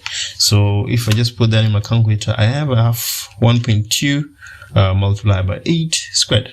And that is 38.4 joules, right? And then EK after, now I have 1.2 multiplied by 4 squared. Plus, this is for our trolley X, right? Plus the EK for our trolley Y. We have the mass, which is, what is this? The mass again? The mass is 0.5, so we have 0.5 multiplied by the velocity, which we calculated, right? 9.6, and then we square that. So let me just put that in my calculator real quick and see what I get. So multiply by 0.5 multiplied by 9.6 squared, I'm getting 32.64 joules. So since EK before is not equals to EK after, then we deem this collision inelastic, right? Let me start by apologizing because the way I'm going to solve 5.4 is a bit gangster, but let's see what happens. So the question is saying that a 12 kg block is initially at rest at point A at the bottom of a rough inclined plane. So we know that we have frictional force. The block is pulled up the incline by constant force F acting parallel to the incline, so we don't have to resolve the force. The block reaches point B, which is at a vertical height of 4.5 meters above the horizontal, with a speed of 2.5 meters per second. See the diagram below. The first question, 5.1, says that let's define the term non-conservative force, and I'm just going to leave that for you. And then 5.2, we are asked to draw a free body diagram for the block when it is pulled up the incline, right? So let's go ahead and do that. So clearly there, when the block is being pulled up the incline, there's a force F, there's an applied force, right, which is acting parallel to the incline. But then because it's resting on a surface, we must have a normal force perpendicular to the surface, right? And then obviously we're gonna have gravity, right? So we're gonna have weight there, and then since the incline is a bit rough, then let's have frictional force. So we have FR there. Yeah, I think now we can solve 5.3. So 5.3 is saying that calculate the work done on the block by the non-conservative forces when the block moved from point A to B. So we know fully well that work net is equals to the change in EK, right? But then what is another way we can represent work net? Work net can be work done by non-conservative forces plus the work done by conservative forces, being equals to the change in EK, that is 1 over 2 VF squared minus VI squared, right? So we're looking for the work done by the non-conservative forces, right? So we're going to see so let's leave that as a variable. We're going to have the work done by the non-conservative forces plus the work done by the conservative forces, right? The conservative force that is acting there, which we are supposed to calculate the work for, is gravity, right? Since we don't have the length of AB, we're gonna use the height instead, right? So if we use the height, because gravity is gonna be pulling the object down as it is moving up, right, we're gonna put a minus sign there. So we're gonna have the force due to gravity, right? That is the mass multiplied by gravity, the weight, right? And then multiplied by delta x, the height, right? The height is 4.5, right? We've already put a minus sign here, so there's no need for us to say cos of 180, and this is going to be equals to a half. The mass is 12, and then VF is 2.25. we square that to minus 0 squared, right? So now we can say that the work done by non-conservative forces will be equals to, so we have a half 12 multiplied by 2.25 squared basically, plus 12 multiplied by 9.8 multiplied by 4.5, right? So now it's just a matter of putting this in the calculator, and I'm getting 559, I meant 0.575 joules. Let's go ahead and move to 5.4. So 5.4 is saying that the same constant force F now moves the block at a constant velocity. So constant velocity, we know fully well that the work net is going to be equal to 0, right? Because the change in kinetic energy is going to be 0 if we have constant velocity across a rough horizontal surface from point B to point C. So we have friction also, force Fx parallel to the horizontal surface. So force F is still intact, right? And then what else do we have? the magnitude of the constant frictional force acting on the block while moving from point B to C is 42 newtons. Is 42 newtons larger than the magnitude of the constant frictional force acting on the block when it is moved from point A to B. And then let's calculate the distance from A to B. We're going to say that work net is equals to EK, right? The change in EK. But we know that the change in EK is supposed to be equals to 0 because it is moving at a constant velocity. So here, the work net is going to be the work done by the force applied plus the work done by the friction, right? Which is equals to 0 basically. But then we can go ahead and, solve this way further, right? So if we do that, we're gonna get force applied minus the frictional force, right? Multiplied by the distance they're traveling. What is the distance they're traveling? It is BC, right? Multiplied by BC being equals to 0. But this is what I'm going to do here, right? This frictional force that is here, we know that it is 42 newtons larger than the frictional force in 5.3, right? So if we call the frictional force in 5.3 Fx, right? So if we let that frictional force in, so let's write it down. Let's say we let in the frictional force in 5.3 be equals to Fx, right? If we do that, then Fa minus Fx minus 42 will then be multiplied by BC will be equals to 0, right? Clearly from our sketch, BC is not equals to 0, right? But then we don't even have to make that assumption. We can just say BC is equals to 0, or Fa minus Fx minus 42 is equals to 0, right? So Fa, this is Fx, what am I writing? Let's be very precise. This is Fx. So Fa minus Fx is equals to 42 newtons, right? We know that for sure. So we're saying that the force applied minus the frictional force in 5.3 is equals to 42 newtons. Let's go to back to 5.3 so that I can show you something. Here in 5.3, we ended up saying that the work done by non-conservative forces is equals to 559.575 joules, right? But then which forces are we talking about when we say non-consecutive forces? We're talking about the frictional force, which is Fx, right? And the applied force, which is Fa.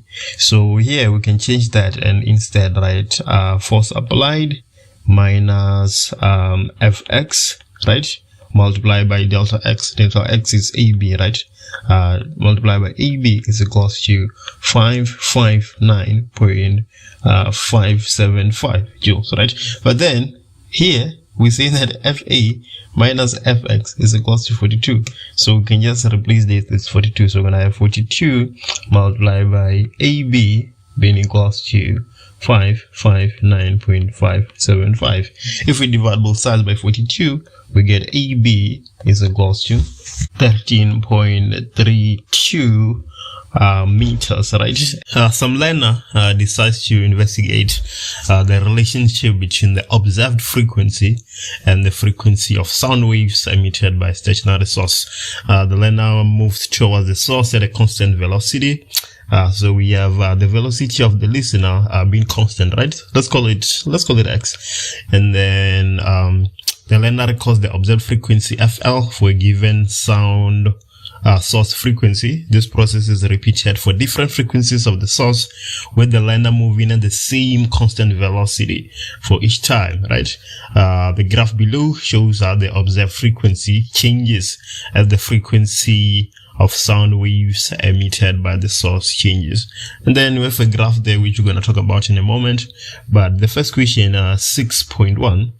So 6.1 is saying that let's name the phenomenon illustrated by the graph. Question 6, grade 12 physical sciences. If the question says name the phenomenon, it's always Doppler effect, right? So that's the answer for 6.1. We have Doppler effect, right? Let's move to 6.2. So 6.2 is saying that name one application in the medical field of the phenomenon in question 6.1. So that's we can write ultrasound, right? That's one of the applications of Doppler effect in the medical field. And then 6.3, write down the type of relationship that exists between FL and FS as illustrated by the graph. We can see that they are clearly directly proportional to each other, right? As FS increases, FL increases. So we can say here that they are directly proportional to each other, right? If you want to go further, you can even say that as FS increases, FL increases, right? Yeah, but then it's just 1 mark, so this will be sufficient. But then if, for instance, it was for 2 marks, then you would say that as FS increases, FL increases. Now, let's solve the problem, 6.4. So 6.4 is saying that, 6.4 in blue, not in purple. So 6.4 is saying that the gradient of the graph obtained is found to be 1.06, right? If the speed of sound in air is, so we have V of sound in air is 340 meters per second. Calculate the magnitude of the velocity at which the learner approaches the source. So we're given the gradient of the graph, right? And so what we're gonna do here, we're gonna look for the equation of the graph so that we can know what the gradient is and find a way to solve our problem, right? So we know fully well that in Doppler effect we have FL being equals to V plus or minus the velocity of listener divided by V plus or minus the velocity of the source, everything multiplied by the frequency of the source, right? In our graph we have FL being the Y, and then we have FS being the X. So this expression here will be our what? Yeah, just like you guessed, it will be our M, right?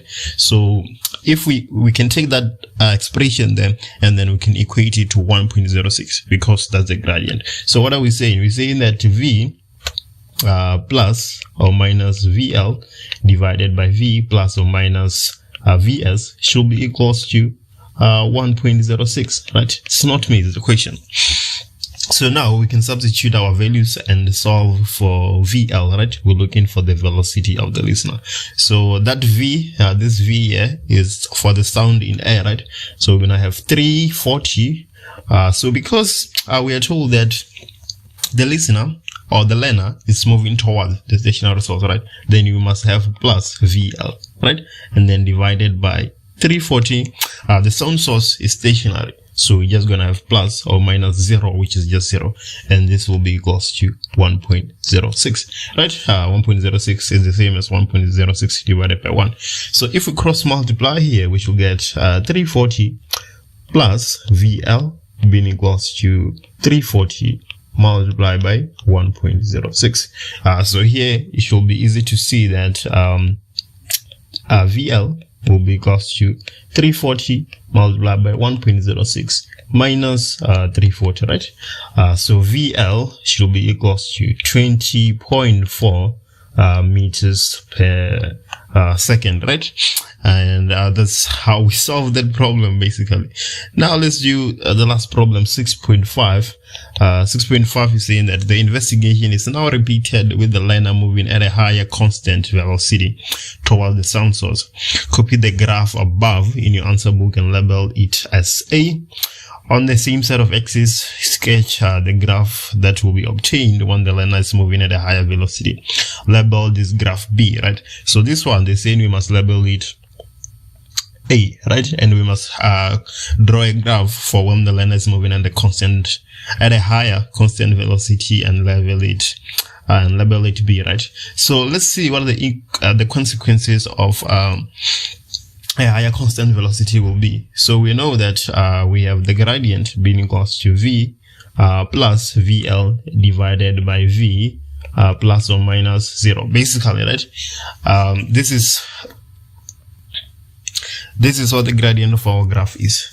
But then now the learner is moving at a higher constant velocity, right?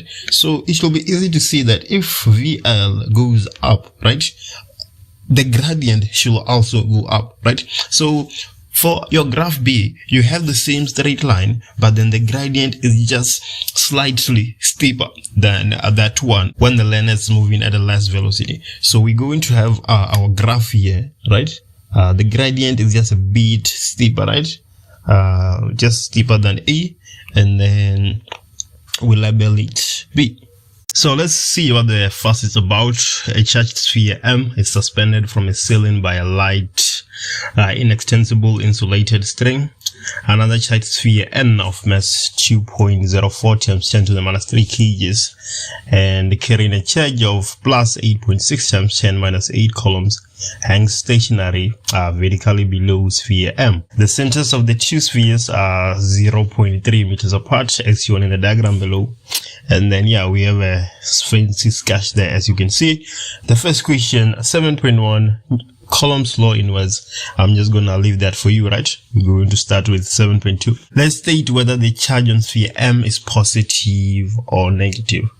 Let's state whether the charge on sphere M is positive or negative, right? So let's look at what's happening here. We have sphere N, right? Sphere N, it's in the air, right? But we know fully well that there must be some gravitational force acting on sphere N, right? But why is sphere N not going down? That is because sphere N is being pulled up by sphere M, right? So if we say that sphere N has a positive charge of 8.6 times 10 to the minus 8 coulombs, right? Then sphere M here, which is pulling sphere N up, should have a negative charge, right? If sphere M had a positive charge, then sphere N should just easily fall off, right?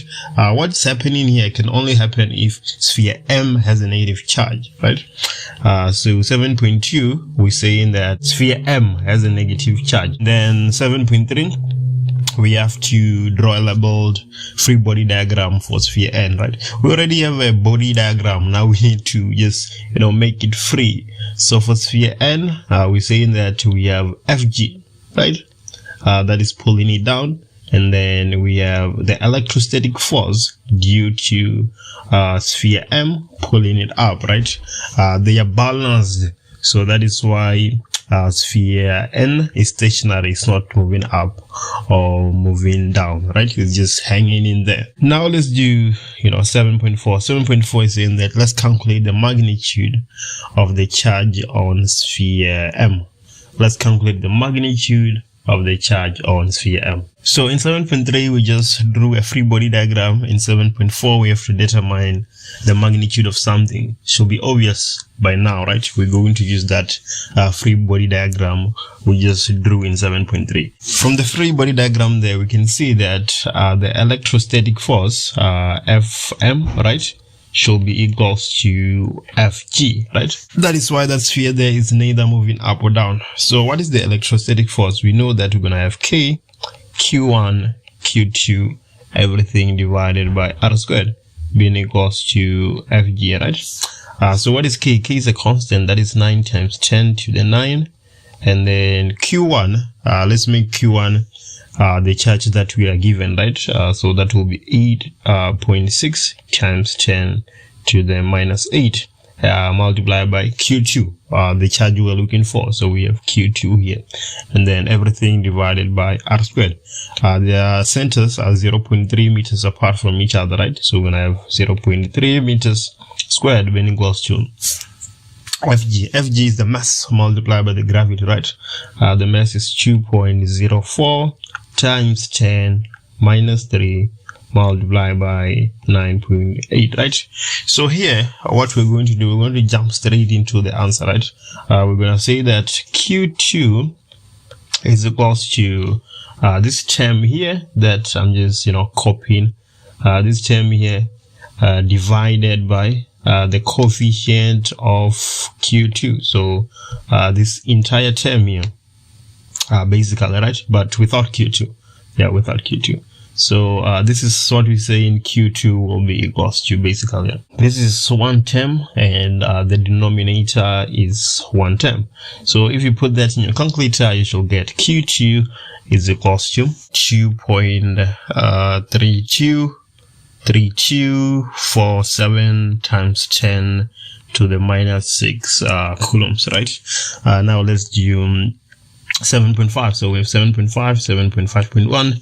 How does the electrostatic force that sphere M exerts on sphere N compare to that exerted by sphere N on sphere M with respect to the magnitude? So the magnitude is the same, right? The magnitude is the same. The magnitude is the same. The magnitude is the same. The only thing that is different is the direction, right? So I don't know if for 7.5.2 we can just write opposite. I don't know if that will be enough, but I'm assuming it will be enough because there's just one mark there, and we just know that the only difference is that the direction is opposite. Yeah, last question, 7.6. So let's do 7.6 real quick. So 7.6 here is saying that point X is 0.1 meters vertically below the center of sphere N, and then we have a sketch there. You can just see it on the sketch. Let's just solve the problem. Let's calculate the net electric field at point X. So we're gonna say that E net electric field will be equals to the electric field due to charge M plus the electric field due to charge N, right? So now we can say that E net is equals to that will be KQ divided by R squared, right? Plus KQ divided by R squared for the faint-hearted ones. But now let's go ahead and substitute. K is a constant, that is 9 times 10 to the 9.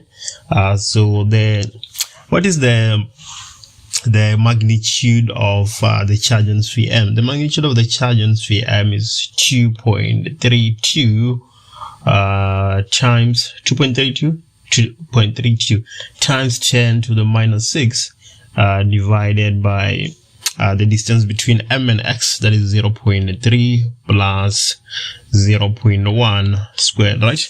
But then now we have to worry a bit about direction here, right? Because M is negative and N is positive. So let's substitute M with its negative value, right? So M here will be negative, and then we'll substitute N with its positive value. So if we go ahead with that idea, we're gonna have plus 9 times 10. Now we're talking about the electric field due to sphere N. 9 times 10 to the 9 multiplied by 8.6 times 10 to the minus 8. Everything divided by the distance between N and X, right? So that is 0.1. So we have 0.1 squared. And if you put this in your calculator, you should get minus 5.31 times 10 to the 4, right? Assuming that I'm not making any mistakes with putting that in the calculator. But then it says, let's calculate the net electric field, not only the magnitude, right? So now we have to worry a bit about the direction. We know that the SI unit is newtons per coulombs, right? So let's look at our sketch here and then worry about the direction. We know that M is negative, right? And then we know that N is positive. As our answer here is negative, we can see fully well that our sphere M is overpowering our sphere N, so to say, right? So the direction of the electric field produced as a consequence of those two charges there will be towards M, right? 8.2, we are told that the reading on the ammeter is 3.5 amps, right? So we have I being equals to 3.5 amps, right? And then 8.2.1 is saying that let's calculate the total external resistance of the circuit, right? So now let's go to our circuit and do some analysis and see what's happening here. So if we look at our cell here, you will see that we have the positive terminal here and the negative terminal here. So the current flows from positive to terminal, right? It cannot go it cannot bypass through the battery. It has to take the longer route. So the current is going to flow in this manner, right? Here we have a voltmeter, so it's not going to go there, right? And at this point here, right, at this point, the current divides, right? So when the current divides, a proportion of the current is going to keep going through this route here, and then another proportion is going to go down through this route. So because current has divided, we will know fully well that the total resistance in this path will be parallel to the total resistance in this path, right? And then here the current flows as one, so this 4 ohm resistor here is in series, right? So we are asked to calculate the total external resistance of the circuit, right? So that will be given by, so we have R external being equals to RP, the resistance in parallel, plus the resistance in series, right? Let's start with the resistance in series because it's pretty much straightforward. We're gonna have RS being equals to 4 ohms, right? And we're done with that. Now we can calculate the resistance in parallel. So this is how you calculate the resistance in parallel. We say 1 divided by RP is equals to 1 divided by R1 plus 1 divided by RQ, and so on, depending on the paths you have, right? But then this R1 here is not one resistor, it's the total resistance in one path. And then this R2 is not one resistor, it's the total resistance in a path, right? So here you can see fully well that we have two paths, the one with the 3 and the 2 ohm resistor, and the other one with the 1 ohm resistor. So 1 divided by RP is going to be equals to 1 divided by, so let's use this path here, right? So that will be 3 plus 2, the total resistance on one path, plus 1 divided by R2, the total resistance on the other path. What is the resistance on the other path? We only have 1, right? So now from here, we can just go ahead and say RP is equals to 1 divided by 3 plus 2 plus 1 divided by 1 to the minus 1, right? You don't have to think very hard when you get to that step. You can just do it like I'm doing it here, right? So RP will be equals to 0.83333 ohms, right? So now we can conclude and say R external is equals to 0.8333 plus 4 ohms, right? And this will be equals to 4.83 ohms. Yeah, and that's how we essentially solve the problem. Now let's do 8.2.2. So 8.2.2 is saying that let's calculate the reading on V1, right? So let me just remove these lines here. So it's saying that let's calculate the reading on V1. So if you don't know what V1 is going to read, then you're not going to be able to answer this question, right? So now you have to ask yourself, if the voltmeter is connected across the battery and current is flowing to the external resistance, what will V1 read? V1 will read V external, right? And V external is equals to IT multiplied by R external, right? That's how you find V external.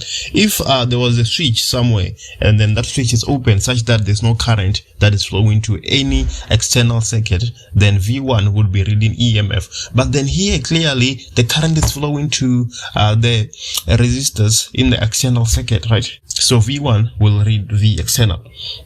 So what is IT? We know that IT is 3.5. What is R external? We know that R external is 4.83, right?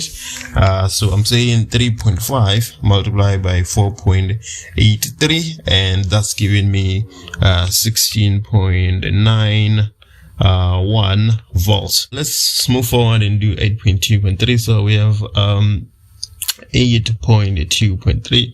So 8.2.3 saying, how will the reading on voltmeter V2 compared to the reading on voltmeter V1? Choose from smaller than, equal to, or greater than.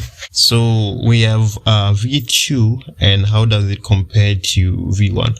So let's go to our circuit. We've already established that V1 is going to read V external, right? And then let's look at V2. V2 is connected across this path that is in parallel, right? V2 is going to read VP, right? And V external will obviously be greater than VP, right? Unless if we didn't have this resistor here, then V external was going to be equals to Vp. But then in this case, we have that resistor there. So V external is definitely greater than Vp, right? So V2 is less than that reading on V1. So we can write smaller than here. And yeah, I think that's it. We can move to 8.3 now. So let's do 8.3. So 8.3 is saying that Elena concludes that the EMF of the battery is equal to the reading on voltmeter V1.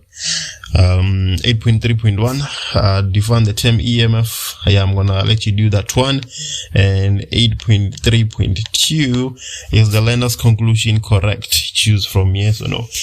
So Elena concludes that the EMF of the battery is equal to the reading on voltmeter V1. That is not true, right? That is not true. So let's say no here, and then we're gonna do the explanation in 8.3.3, right? So define the term EMF, right?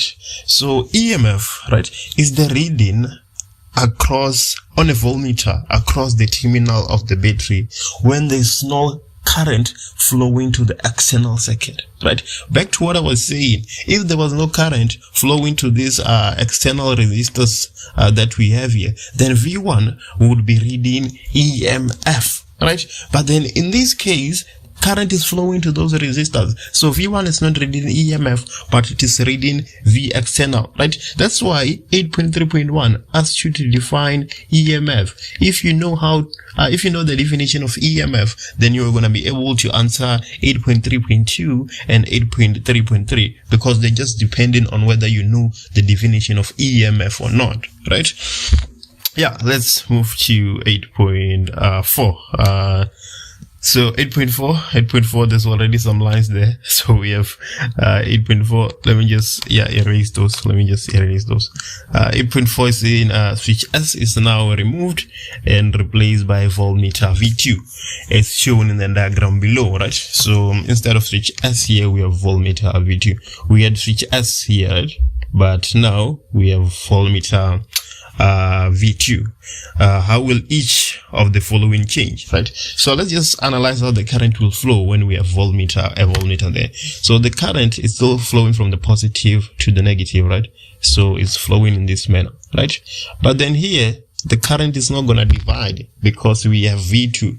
We know that voltmeters have very high resistance, such that negligible currents a negligible current flows to the voltmeter, right? So we just assume that all the current just ignores the path with the voltmeter, and we keep going. So here we're gonna keep going, and yeah, that's how the current is gonna flow essentially. So this 1 ohm resistor is not playing any part in this instance. So 8.4.1. 8.4.1 says, how will each of the following change the power dissipated by the 4 ohm resistor, right? So here you have to be very careful, right? Because there's 3 equations for power, right, in electric circuits. So I'm gonna use P is equals to I squared multiplied by R, because if I use a formula that has V, then I have to calculate V for when we had the switch S, and then calculate V for when we don't have a switch S, right? And that's just too much work. So I'm just gonna take power as I squared multiplied by R. This just makes our life extremely easy. So yeah, let's analyze what's happening here. So the resistance of the 4 ohm resistor will still be the same, right? Will still be R. So here we are only worrying about the current. If the current has increased, then the power dissipated would have also increased. If the current had went down, then the power dissipated will also go down, right? So let's analyze whether the current goes up or goes down when we have V2 there.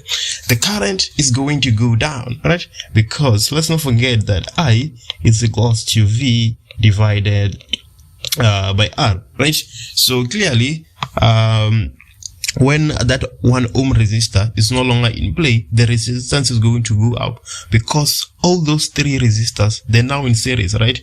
Resistance was initially 4.833, but then now the resistance is 3 plus 2 plus 4, which is equals to 9. So we can see that the resistance has increased. If the resistance is increased, then the current has went down, right? So the power dissipated here should be less than, right? Should have decreased, because initially we had a greater current, but then now current has went down. So here let's have decreases, right? And then 8.4.2, the reading on V1. The reading on V1 is going to increase, right? And then we're going to explain that in 8.5, right? So yeah, so it's one of those questions, 4 marks, you know it's gonna be there, this question, and you must be prepared for it. So what's going on? We know fully well that in our electric circuit, EMF is equals to IR plus I multiplied by the small r, right? V external and V internal, right? So we're saying that R external increased, right, when we put a voltmeter there. When R external increases, what's going to happen? The current is going to decrease, right? We know that fully well. But what will be the consequence of the current decreasing, right? So we're gonna have EMF being equals to I multiplied by R plus I multiplied by the small r, right? When the current decreases, this V value here is going to also decrease, right? V internal is going to decrease when the current decreases, right? Because small r doesn't go up or go down, right? It's the consequence of the material used on the battery. So we're saying that V internal is going to decrease. But then at the same time, EMF cannot go up or down. It remains the same, right? So if we're saying that V internal decrease, then we need V external to increase, right? And then V external is being read by voltmeter V1, right? So that is exactly why we're saying that the reading on voltmeter V1 is going to increase. You will have to excuse the way my question paper looks here, but yeah, it is what it is. So the first question, 9.1.1, is saying that let's name the component in this generator that ensures that the induced current in the external circuit is in one direction only. Name the component in this generator that ensures that the induced current in the external circuit is in one direction only. That is the split ring that we have here, right? So 9.1.1, we have split ring. Now let's do 9.2.2. 9.1.2. 9.1.2 is saying that is the direction of the induced current from X to Y or from Y to X, right? I will let one of you let me know in the comment, and then I will pin that comment, right? So please leave a comment there and let me know whether the induced current is flowing from X to Y or from Y to X, and why you are saying so, right? Now let's do 9.1.3. So now 9.1.3 is saying that a maximum voltage of 90 volts is generated when the coil is rotating at a frequency of 20 Hz. Let's write down the time taken for the coil to complete one rotation. So we have frequency being equals to 1 divided by the period, right? Grade 10. So if we rearrange this formula, we should get the period being equals to 1 divided by the frequency. So this should be 1 divided by 20. And if I put that in my calculator, I'm getting 0.05 seconds, right? So that is the time taken for the coil to complete one rotation. Let's move to the next question, 9.1.4. So 9.1.4 is saying that the coil starts rotating from the initial position as shown in the diagram above. Sketch a graph of output voltage, current versus time for one complete rotation of the coil. Indicate the maximum voltage and the relevant time values on the graph. So let's sketch our axis here and see what we have. So we have our Y and we have our X. So on the X we have time in seconds, and then on our Y we have voltage in volts, right? So we can just leave that like that then. So we only want one complete rotation. So this is DC, right? So we shouldn't see anything like this manner because it's DC. It should look like this, right? So we change direction, we go up again, and we have one complete circle. So this time here should be 0.05, right? Because in 9.1.3 we say that it takes 0.05 seconds to complete one rotation, right? What else do we have to indicate here? We must indicate the maximum voltage. We must indicate the maximum voltage. So on the y-axis here, we're gonna write the maximum voltage is 90 volts, right? So we're gonna have 90 volts here. So this 90 volts will be in line with that part there, just like I showed you with my line. You can see my graph is a bit, sloping up, but yeah, it should be a straight line. And then 9.2, the last question, the wall sockets supply RMS voltage and current. Okay, 220 volts AC voltage is applied from a wall socket to an electric kettle having a resistance of 32 ohms. Let's calculate the average energy dissipated by the kettle in 2 minutes. So we have the power being equal to the work divided by the time, right? If you want to find the energy dissipated, you say the work equals to the power multiplied by the time. So the power can take different forms, right? Depending on what you have. Here we have the voltage and the resistance. So the power will take the form P is equals to V squared divided by R, right? So the energy dissipated will be V squared divided by R multiplied by delta time. So what is V? V is 220 volts. So we square that. R is 32. And then the change in time is, what is the change in time? Change in time is 2 minutes. So we have 2 multiplied by 60. Now, if I put that in my calculator, so I have 220 squared divided by 32 multiplied by 120. And I'm getting 181,500 joules. Light is incident on the cathode of a photoelectric cell connected to a battery and a sensitive ammeter as shown below. And then 10.1, so we have 10.1 here saying that what conclusive evidence about the nature of light is provided by the photoelectric effect. The photoelectric effect proves that light can act as a particle, right? So that's 10.1. The photoelectric effect proves that light can act as a particle. Now let's do 10.2. So for 10.2 here, the first question is saying that let's define the work function, right? So I'm just going to leave that for you. You're going to define the work function, and I'm going to go ahead and do 10.3. So 10.3 is saying that light of frequency 5.96 times 10 to the 14 hertz. It's shown on the cathode. And then let's calculate the maximum kinetic energy of an electron ejected from the cathode. So we're given the work function, we're given the frequency incident. So if we have the frequency incident, then we can calculate the energy, right? What else do we have? That's all we have, and we need EK max, right? So we know the formula we're going to use here. We're going to say that the energy is equals to the work function plus EK max plus EK max. But what is the energy? The energy is given by H multiplied by F being equals to the work function plus EK max, right? So if we make EK max the subject of the formula from just the get-go, we're gonna get H multiplied by F minus the work function, right?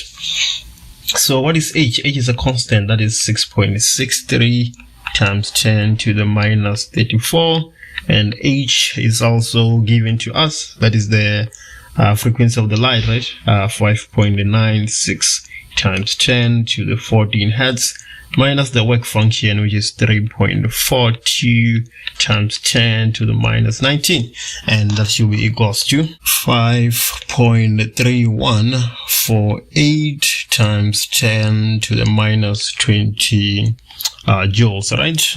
EK max is in joules. So let's do 10 point. So we're at 10.4 already. So let's do 10.4 here. So 10.4 is saying that the ammeter registers a constant current. So we have some I, which is equals to 0.012 amps, right? Calculate the minimum number of photons of light that strike the cathode in a 10 seconds period. So we have delta T being equals to 10 seconds. So we know fully well that the current is the rate of flow of charge per unit time. The rate of flow of charge per unit time through a point or a region, right? So what are we saying? We're saying that I is equals to the charge divided by delta T. But what is I is given to us is 0.12, and then what is the charge? Let's look for the charge. So it seems like what we have to start with here is looking for the charge, and then divided by, this is 0.012, not 0.12, so 0.012 divided by the time. The time is 10 seconds, right? So if we cross multiply here, we're gonna get Q being equals to 0.12 coulombs, right? So we have Q, which is 0.12 coulombs. Let's not forget our aim here. The question is saying, let's calculate the minimum number of photons of light that strike a cathode in a 10 seconds period, right? We know fully well that in photoelectric effect, one photon ejects one electron from the metal surface. So if we calculate the electrons here and we find that the electrons are, we have 100 electrons, then that means that the minimum number of photons is also 100, right? Because we need one photon to eject one electron. So let's calculate the number of electrons, aka the number of minimum photons required in this instance, right? So how do we calculate the number of electrons from the charge, right? You say that the number of electrons will be equals to the charge divided by the charge of an electron, right? So let's just put small letter q there. So if we do that computation, we're gonna get 0.12 divided by the charge of an electron. So what is the charge of an electron? The charge of an electron is 1.6 times 10 to the minus 19. So our answer here should be 7.5 times 10 to the 17 electrons, right? So the minimum number of photons is also equals to 7.5 times 10 to the 17. The last question, 7.5 is saying that the intensity of the incident light is now increased. How will this change affect the reading on the ammeter? Choose from increase, decrease, or remain the same. Explain the answer. So the reading on the ammeter will increase, right? The reading on the ammeter will increase if we increase the intensity. So let's say we had 3 photons that are going to be incident on the surface of the metal, right? If we increase the intensity, then we're increasing the number of photons that will be incident. So let's say, from instance, we had 3 photons initially, and now we have 6. And we know fully well that each of those photons will eject an electron from the surface of the metal, right? And when an electron is ejected from the surface of the metal, that is current. Current is gonna increase, right? I is equals to Q divided by T. 1.1 says that a car is moving at a constant velocity. Key phrase, constant velocity. Before we even go any further, what is the consequence of constant velocity? If we have constant velocity, the acceleration is 0, right? And then if we have 0, we know that F net is equals to ma, so the net force is also 0. Right. Which of the following statements about the forces acting on the car is always correct? A says there's a non-zero net force acting on the car. No, the force cannot be non-zero because the acceleration is 0. If the acceleration is 0, the force must also be 0. And then B says the normal force acting on the car is equals to the weight of the car. That is not always true. And then C says there are no forces acting on the car. and D says the net force acting on the car is 0, right? And that's exactly what we said, that when we have a constant velocity, A acceleration is 0, and we know fully well that F net is equals to MA. So we're going to have A multiplied by 0. So F net is 0, right? So our option here is D. 1.2 says the force diagram below shows the forces acting on a box. We have a force applied. We have the normal force pointing up, and then we have gravitational going down, and then it says which of the following equations for the magnitude of the normal force Fn is correct. Our force applied is acting down, right? So let me just have a free body here. So we have the normal, we have the Fg, and then we have the force applied, right? So you can write the force applied like that, or you can do it like this, right? So we have our F applied here, and then nothing is said about the object moving up or down, right?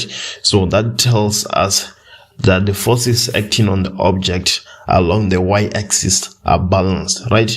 So which forces are acting up? It's only the normal. So the normal is supposed to be equals to Fg plus the y component of F, so that the object is not moving up or down. So we're going to have the normal is equals to F applied, right? Multiplied by, how do we find the y component on a flat surface? We use sine. So sine of theta plus Fg. This is the normal force for this object, and that seems to be option B. So our answer for this question is option B. If the force was acting up, right, we're going to have normal plus F sine theta, right, is equals to Fg, and then the normal would be Fg minus F sine theta. Yeah, usually the question is either the force is acting down or going up, so it's better to know what to do on both cases. And then 1.3 says an object of mass m2 attracts another object mass m1 with the force F. So F is equals to m1 m2 divided by r squared, right? And then we have our gravitational constant. And then now we are told that if the mass m2 is doubled, the force m2 exerted on m1 will be. So we have to find the new force, right? So this is F old, and then now we want F new. And then when we're done with finding F new, how does F new compare with F old, right? So F new will be G, the mass of M2 is doubled, so it will be M1 multiplied by 2M2 divided by R squared, right? So this will be equals to 2 M1 M2 divided by R squared, right? So clearly this is F old. So we're saying that F new is equals to 2 F old, which is option number C. So let's go see that. And then 1.4 says that the velocity versus time graph below presents the movement of an object that is initially projected vertically upward. Ignore the effects of friction. The maximum height that the object reaches above the projection point, the projection point is given by, and then we have a few options. So this is our VI, right?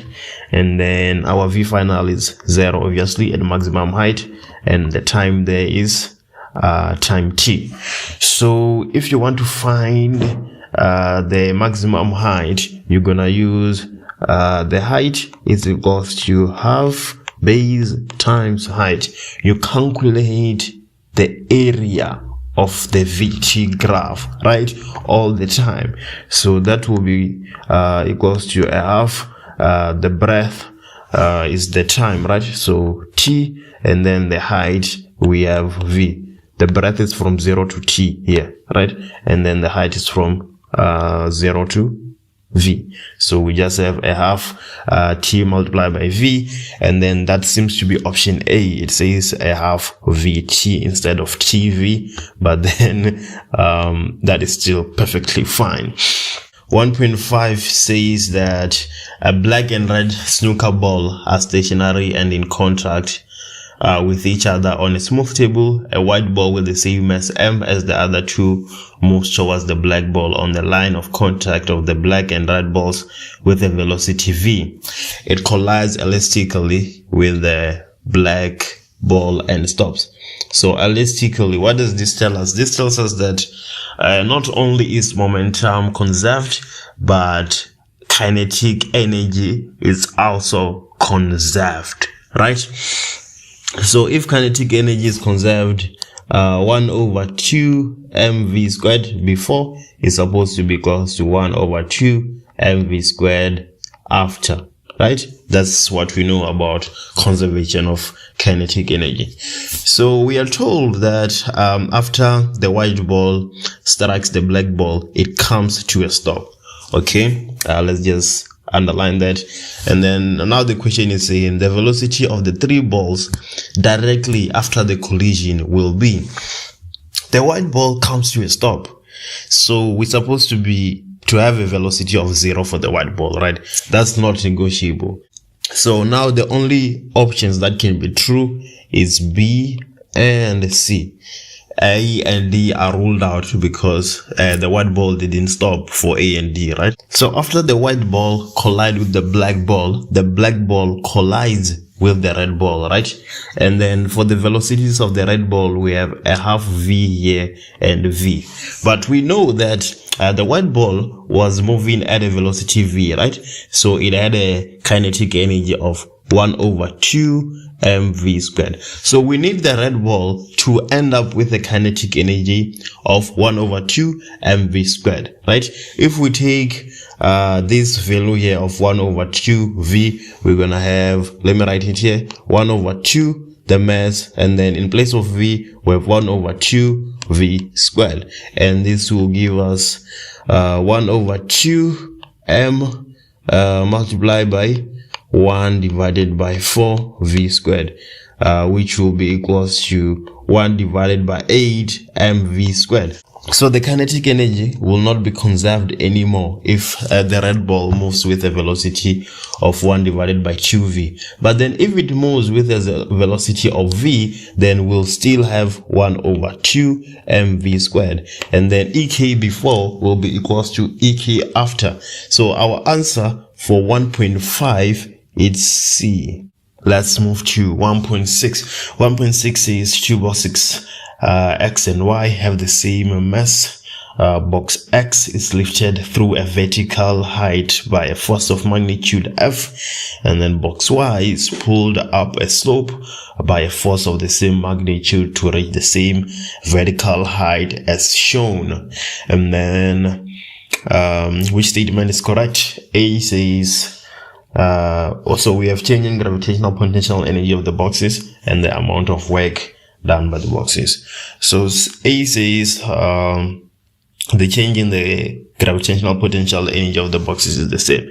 So let's look and see if that is true. So for box X, the potential energy will be from 0 to mass multiplied by gravity multiplied by height. And then for box Y, we essentially have the same thing, right? The mass is the same, the gravity is the same, and the height is the same. So option A and B are still safe, but C and D cannot be correct because we have different gravitational potential energies for the boxes. Now we have to look at the work. Is the work for box Y more than that of box X, or are the works done the same? Let me erase this so that we can look at what's going on here. So let's calculate the work for box X. So the work for box X will be equals to the force multiplied by the change in position, right? So we just have F multiplied by height, and then let's go to box Y. The force is not the force, but the work. The work is equals to the force multiplied by the change in position. The force is applied are said to be the same, right? F. But then the change in position of box Y is the hypotenuse, right? Hypotenuse. And we know that the hypotenuse will always be greater than any of the other two sides of the triangle.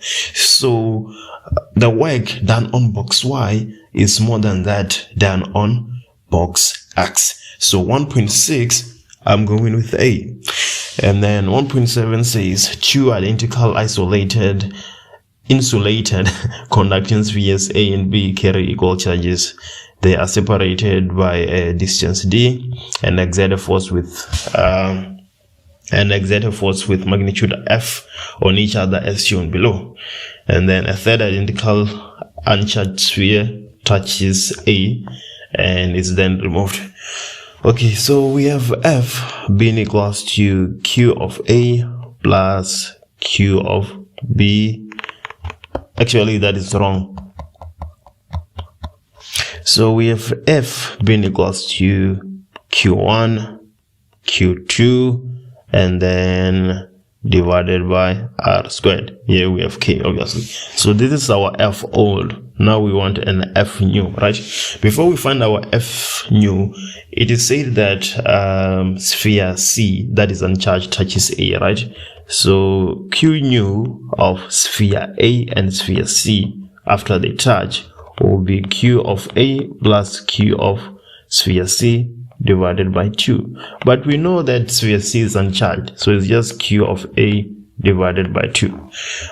So what we're going to have here, we're going to have F new being equals to K. Let's say Q1 is QA, right? So we're going to have QA divided by 2 multiplied by Q2, everything divided by R squared.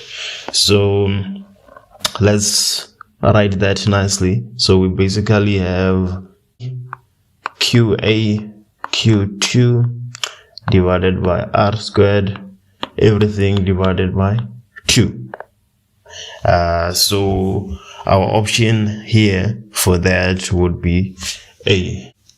Let's look at 1.8. Let's look at 1.8. In the circuit diagram below, X is a variable resistor or rheostat, and Y is a resistor with a fixed resistance. The internal resistance of the battery and the resistance of the wires are negligible, while the voltmeters have a very high resistance. As always, what happens to the readings on voltmeter Vx and Vy respectively if the resistance of resistor X, our rheostat, is increased?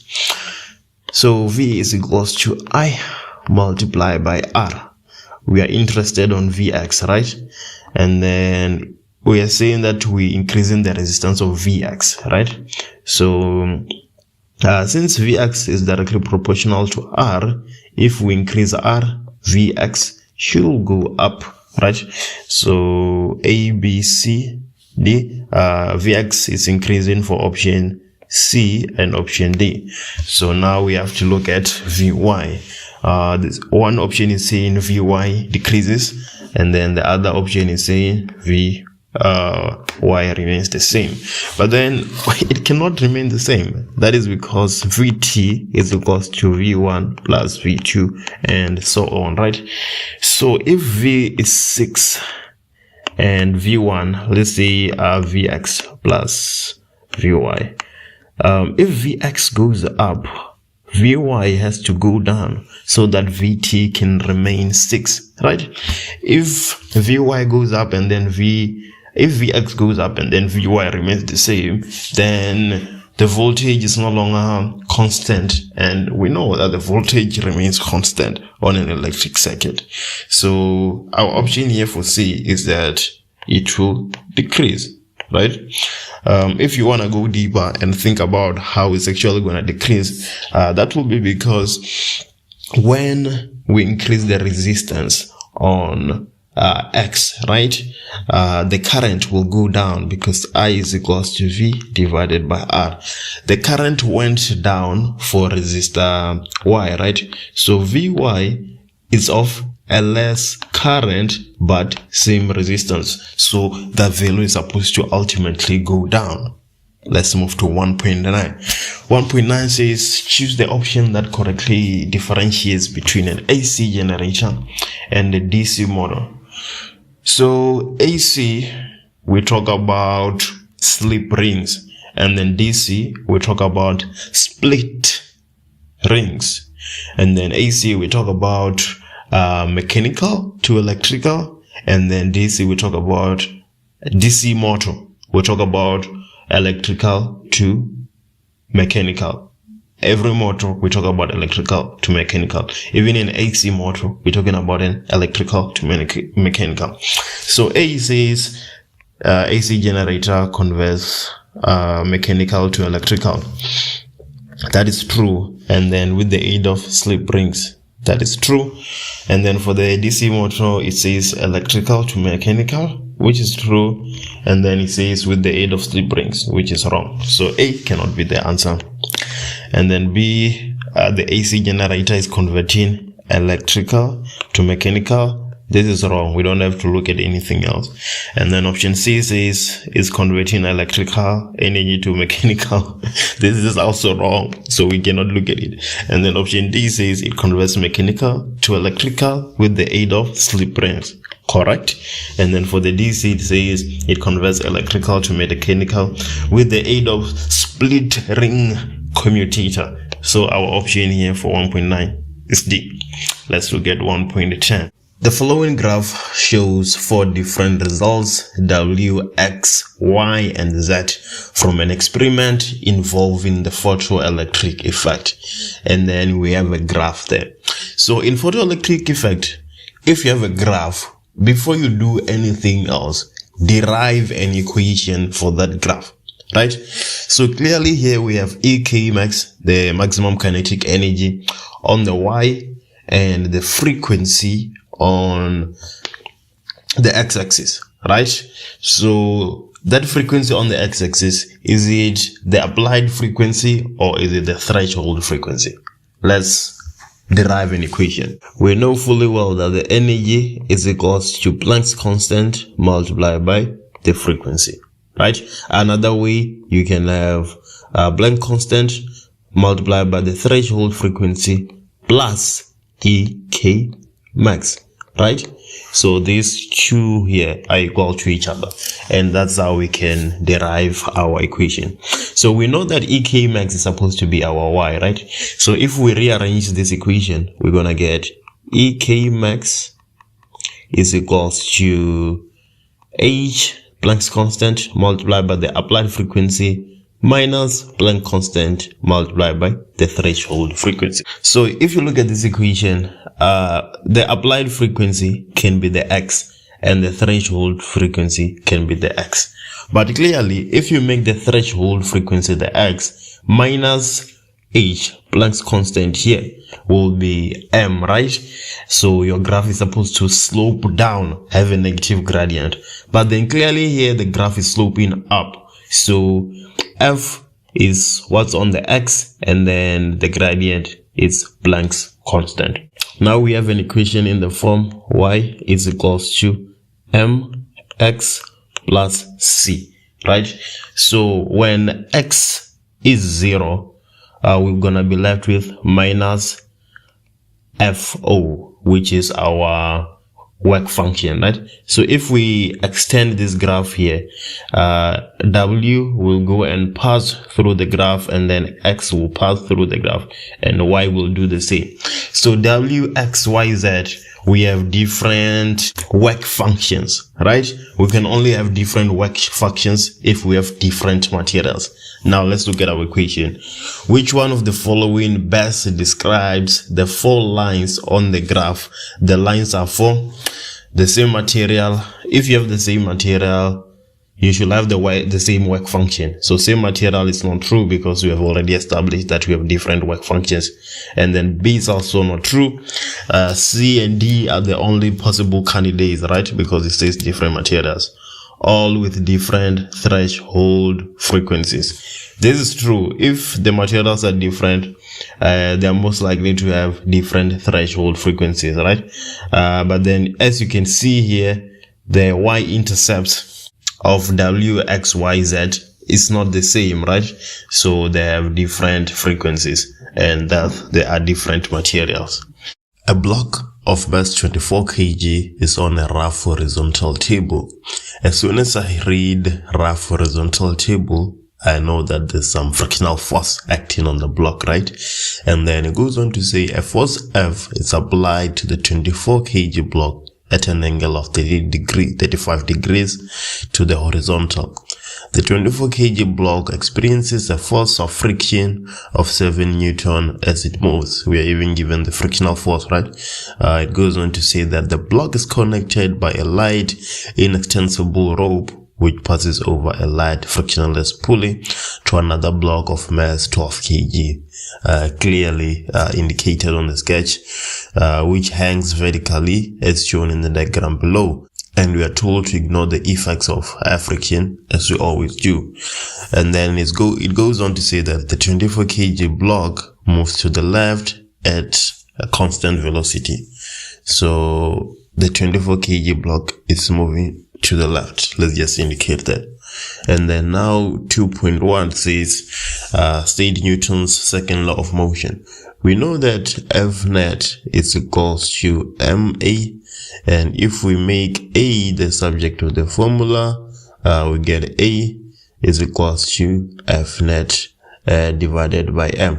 So clearly here, if you apply a F net on an object, the object will accelerate in the direction of the net force with an acceleration that is directly proportional to the applied force and inversely proportional to the mass of an object, clearly.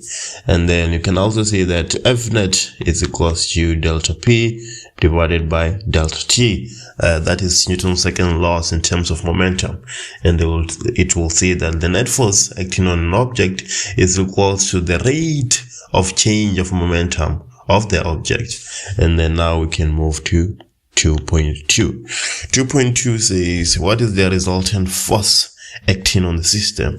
If you pay attention to this statement here, it says that the 24 kg block moves to the left at constant velocity.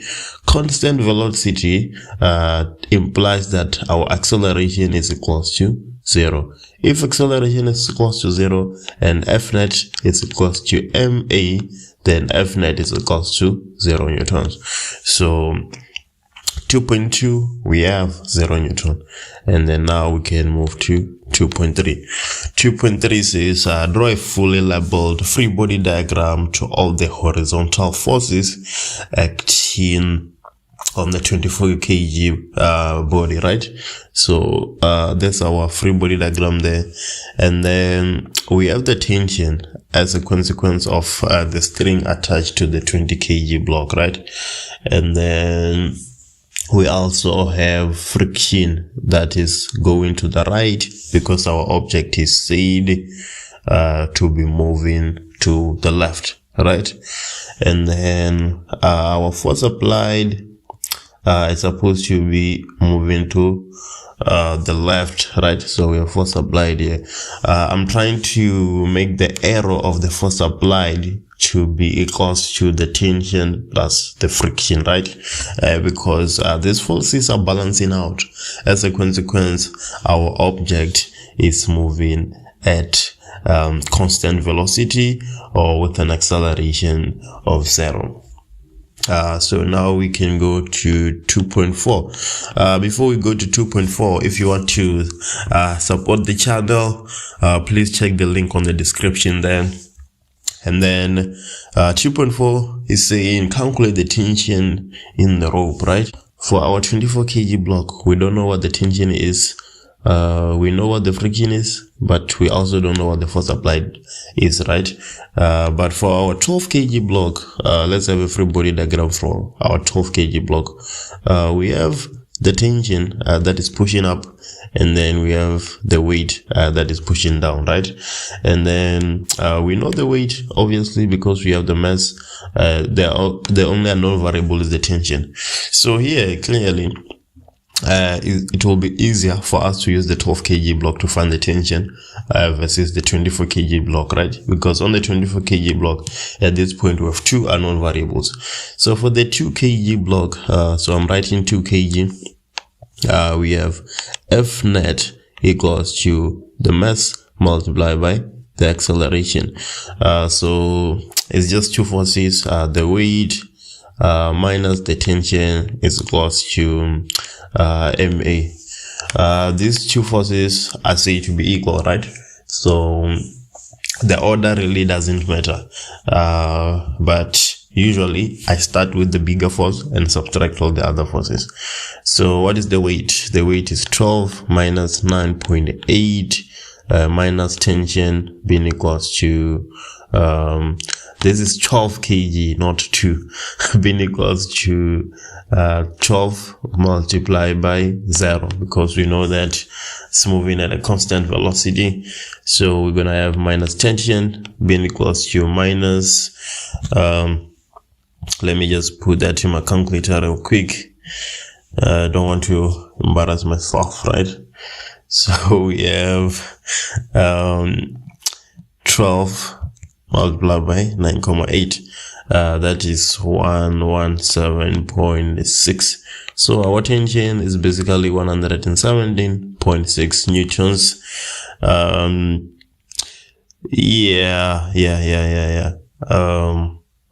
It says let's calculate the tension, right? So we can put a direction here. So for the 12 kg block, it will be to the left, right? And then for the 24 kg block, it will be to the right. So let's do 2.5. 2.5 says let's calculate the magnitude of force F. So now if we come back to our free body diagram for the 24 kg block, now this unknown variable of tension, we now have it, right? So we have tension, we have friction, we just need FA. So again, we're gonna say 24 kg, and then we have F net equals to MA, and then force applied, we're saying that it's supposed to be equal to the tension plus the friction, right? So it's bigger than those individual forces. So we're gonna have F applied cos of 35 plus minus tension minus friction is equals to MA. Now let's talk about this cos 35. So the force applied is at an angle of 35 degrees to the horizontal, right? We want to resolve it to the x along the x-axis. On a flat surface we use cos, and then on an incline we use sine. Clearly we on a flat surface here, so that's why we're saying FA cos of 35. So it will be FA cos of 35 minus 117.6 our tension, and then minus 7 is equals to 24 multiplied by 0. Why am I saying minus 7? Look here, we are told that the frictional force is 7 Newton, right? So from here, what are we gonna have? We're gonna have FA cos of 35 equals to 24 multiplied by 0 is 0, right? And then we take in minus 117.6 and minus 7 to the right hand side. We're gonna get 124.6. We divide both sides by cos of 35. So 124.6 divided by cos of 35. So I'm getting a force applied here of 146.1343 newtons to the left. We are only actually it's not to the left, it's at an angle of 35 degrees, right? Plus even the question only needs us to find the magnitude of force F. So 2.6 says force F is now removed. Does the magnitude of the normal force increase, decrease, or remain the same? So let's find a formula for the normal force so that we can see what happens. So here on our object, when we're talking about the normal force, we now pay attention to the forces acting on the vertical, right? The normal force is pointing up, obviously, and then we have the weight going down, and we have F applied to the Y, right? So clearly from these forces, the normal force is supposed to be equal to the weight plus FAY. So if you remove this force, the normal force goes down. Clearly, the normal force will go down. So here we're gonna have decrease. So let me show you something. It will not always go down when you remove a force. Let's say this force, the force applied was acting up, right? Then we're gonna have the normal force, and then F applied Y, and then down we still have weight. So from this sketch here, we're gonna have the normal plus FAY equals to the weight. So the normal is equals to the weight minus FAY. Clearly in this case, if you remove FAY, the normal would go up. Moons. Neptune's largest moon, Triton, circles his planet in a direction opposite to the planet's rotation. The mass of Triton is 2.139 times 10 to the 22 kgs, and it has a diameter of 2,706 kilometers. And then 3.1 says state Newton's universal gravitational law in words. We know that by formula F is equals to G m1 multiplied by m2 divided by r squared. We can see from the formula here that every body in the universe will attract every other body with a force that is directly proportional to the product of their masses and inversely proportional to the square distance between them. And then now we can go to 3.2.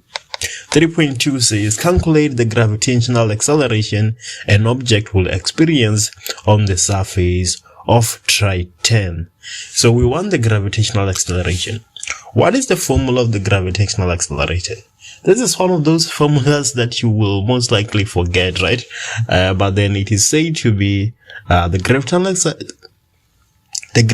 acceleration will be equals to G m divided by r squared.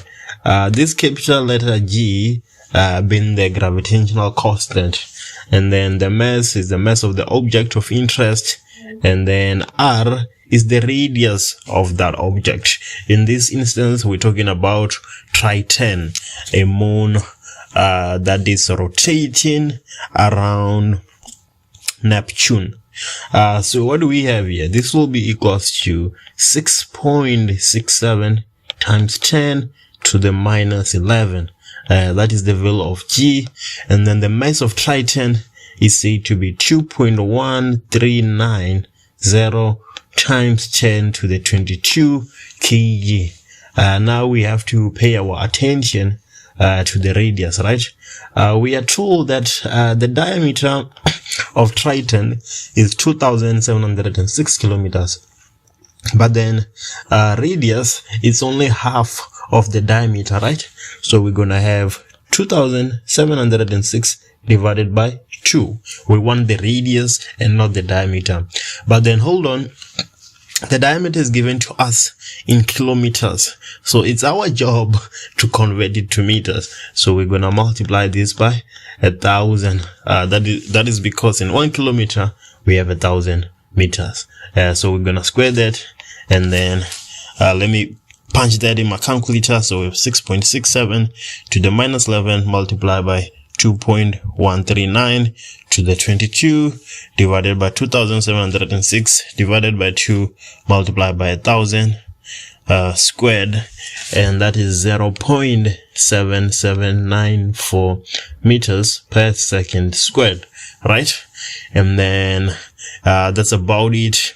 we can move forward and go to 3.3. 3.3 says, if the space agency sends a robotic spacecraft of mass 15,000 kg to Triton, calculate the force of attraction when the robotic spacecraft is at a height of 50 kilometers above the surface of Triton. So we know fully well that F, like we have already said, is equals to G m1 m2 divided by r squared.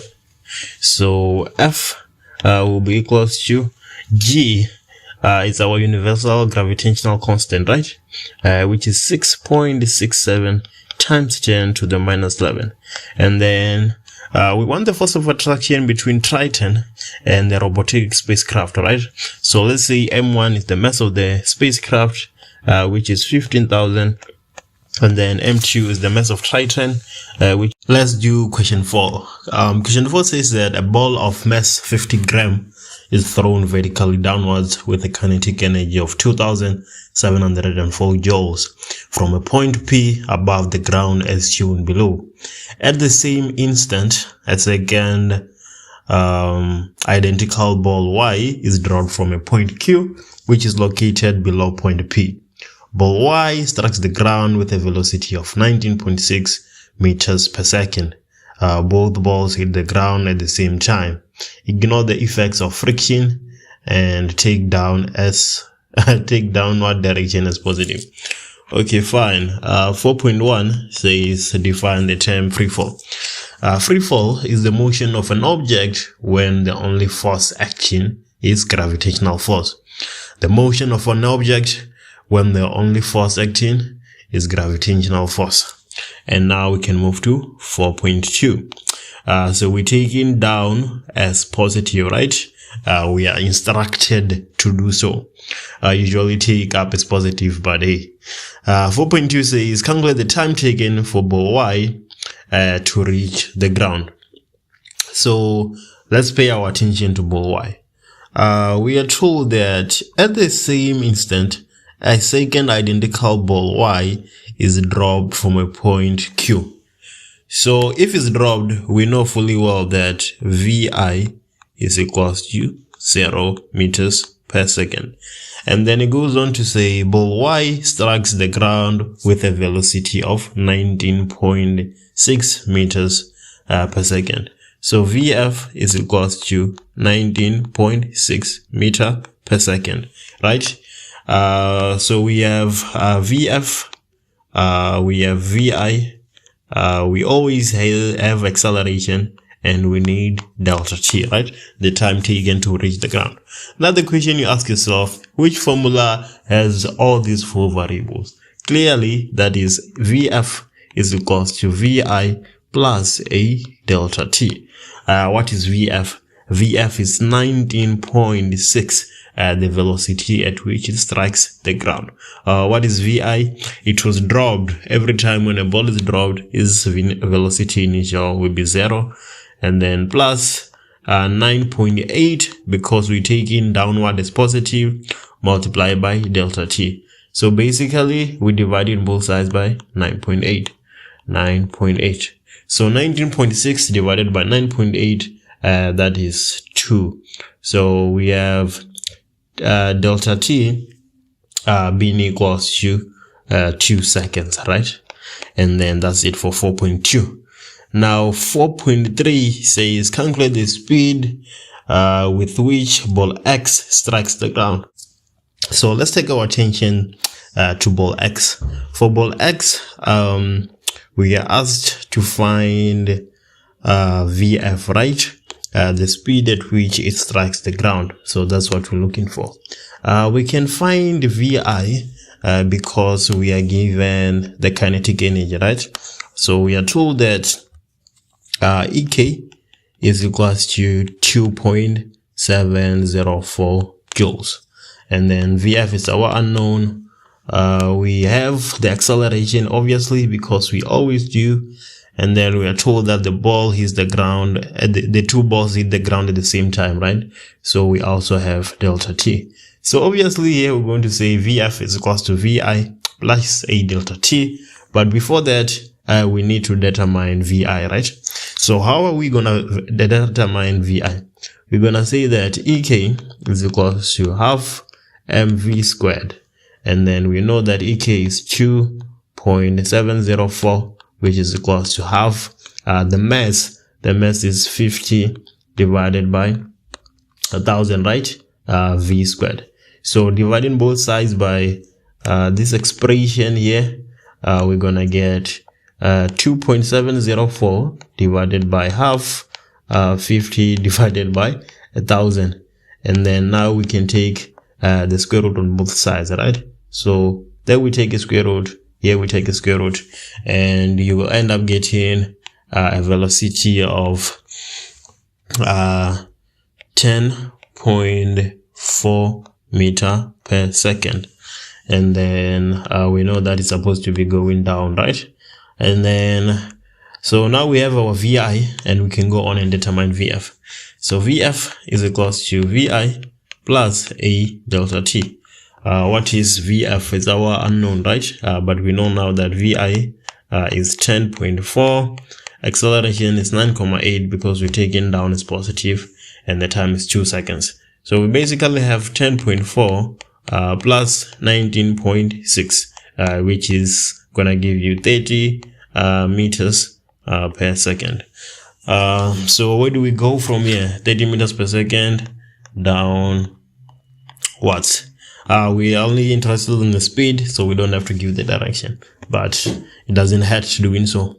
4.4 says on the same set of axes, sketch the velocity time graph for the entire motion of balls X and Y.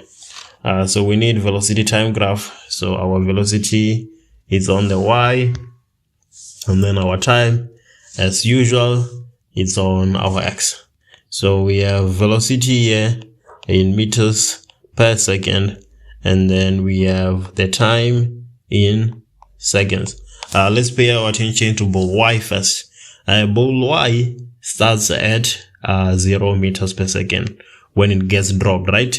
And it goes up to 19.6. So for ball Y, how much time does it take? It takes 2 seconds, right? So we can put 2 here. So ball Y ends up here. So now we can have our VT graph for ball Y. The line is supposed to be straight. And then now let's put our attention to ball X. Ball X starts at 10.4, so somewhere here, right? So it's starting at 10.4, that's the VI, and then it goes up to 30 meters per second, so it's ending up somewhere here. So if we would sketch a graph for ball Y, we'd have something like this. The two lines have to be parallel, right? And then yeah, they have to be they have to all be at 2, right? With regards to the time. So that's the VT graph you would get. You would label that this is your X and this is your Y. A box is pushed from rest with a constant applied force of 30 Newton over a horizontal surface which has 3 different regions. Each region is 5 meters long and exerts a different frictional force on the box as it moves through. And then we have a diagram there that clearly demonstrates what the statement is saying. It goes on to say that the graph below shows the kinetic energy of the object as a function of the distance from the starting point as the object experiences the constant applied force of 30 Newton. The first region is from 0 to 5 meters, the second region is from 5 to 10, and the third is from 10 to 15. 5.1 says state the work energy theorem in words. The work energy theorem essentially says that work net is equals to change in EK. So what this is telling us is that the work net done on an object is equals to the object's change in kinetic energy. The work done on an object is equals to the object's change in kinetic energy. And then now we can move to 5.2. 5.2 says, use the work energy theorem to show that the gradient or slope of the graph represents the net force experienced by the object. I don't really like these questions that have to deal with graphs. But if you're doing physics, they're gonna come and you will need to know them. On the y-axis, we have EK, right? And then on the x-axis, we have the distance. So in work, energy, and power, we have delta EK and we have delta x. So we need to find a relationship where on the y we have delta EK and then on the x we have delta x. From the work energy theorem, right, 5.1 is hinting us on what we need to use. From the work energy theorem, we know that work net is equals to EK, but we also know that the work net is equals to F net multiplied by delta x multiplied by cos of theta, right? So EK is equals to F net multiplied by delta x multiplied by cos of theta. In our situation here, cos of theta, theta will be 0, right? Because you can see the force that is being applied, that is horizontal. So we're going to have delta EK being equals to F net multiplied by delta x. Cos of theta, if theta is 0, that will be 1, right? Because cos of 0 is 1. So we just have delta EK being equals to F net multiplied by delta x. So now we have EK on our y, and then we have F net as our m, right? Our gradient, and then we have the distance as our x. So here clearly the gradient or the slope will be giving us F net. So here you come and say F net will be our gradient, which you're gonna find by saying the change in EK divided by the change in distance or the change in x. Yeah, this is honestly a very strange question. I've never came across anything like this before I came across this question. Anyway, let's move to 5.3. 5.3 says, calculate the net force experienced by the object in the third region between 10 meters and 10 meters. So F net, we know that we're supposed to find delta EK and delta x, right? So we have F net being equals to EK final minus EK initial divided by so that's divided by x final minus x initial. So that will be equals to, so we want the net force experienced between the region 10 to 15, right? So for x final, we're gonna have 15 minus 10 because that's our initial, right? Now let's find the corresponding EK values at 10. So if this is 2, if this is 4 here, then this is 2, and then this is 6, and this is 8. So 10 is here. So let's go up and see where 10 is.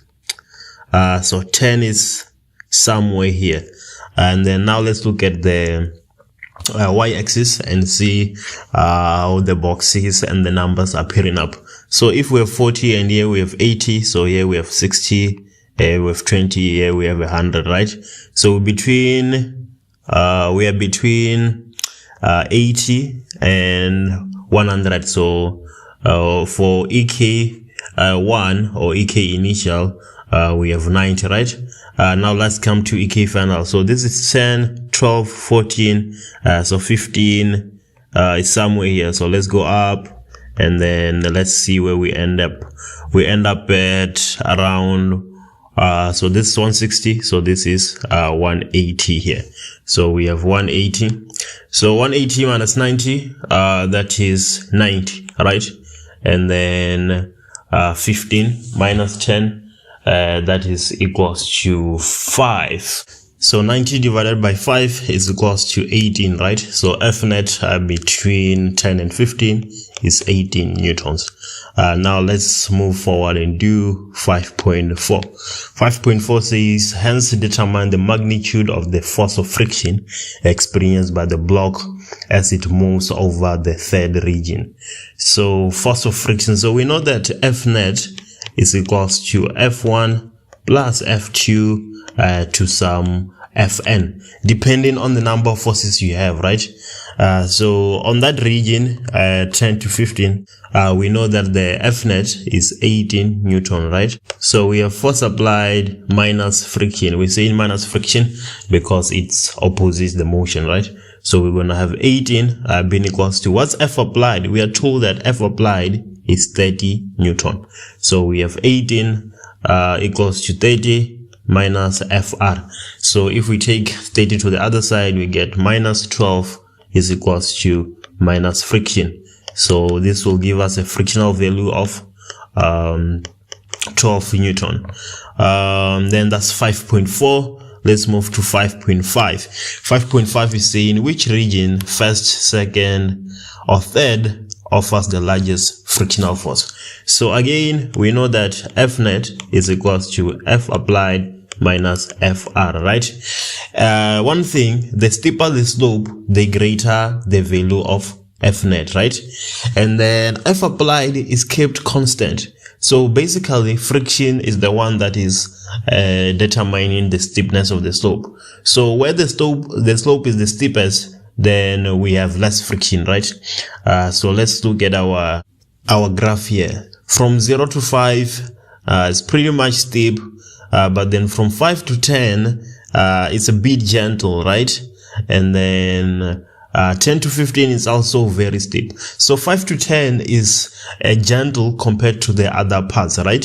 So there we have the largest friction. So here we're gonna say the second region has the largest friction. I hope you can understand that.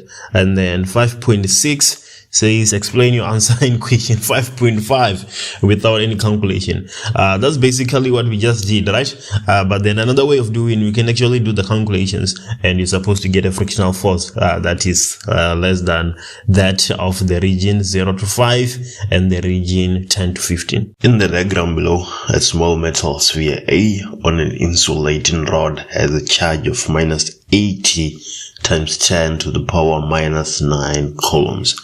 And then 7.1 says describe the term electric field in words, right? An electric field is a region of space in which an electric charge experiences a force. A region in space in which an electric charge experiences a force. Basically, we're saying that E is equals to F divided by Q, right? That's the formula for electric field. A region in space where an electric charge will experience a force.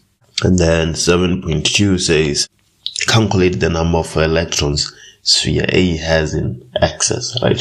So the number of electrons a sphere will have in excess will be equals to its charge divided by the charge of an electron, assuming it has a negative charge, right? Because if it has a positive charge, then it doesn't have any electrons in excess. In this instance, we're going to have minus 80 multiplied by 10 to the minus 9 divided by the charge of an electron, which is minus 1.6 times 10 to the minus 19. So I'm getting 5 times 10 to the 11 electrons.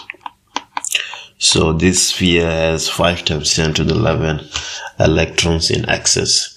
And then we are told now that sphere A is now kept vertically above another sphere B of mass 0.01 kg lying on a horizontal insulated surface. The charge on sphere B is plus 120 times 10 to the minus 9. Sphere A is closely brought closer to sphere B in order to pick it up. Ignore the effects of friction. Okay, and then 7.3 says that draw a diagram that shows the electric field pattern between spheres A and B. So sphere A is negative, let's put it here, and then down here let's have sphere B, which is positive.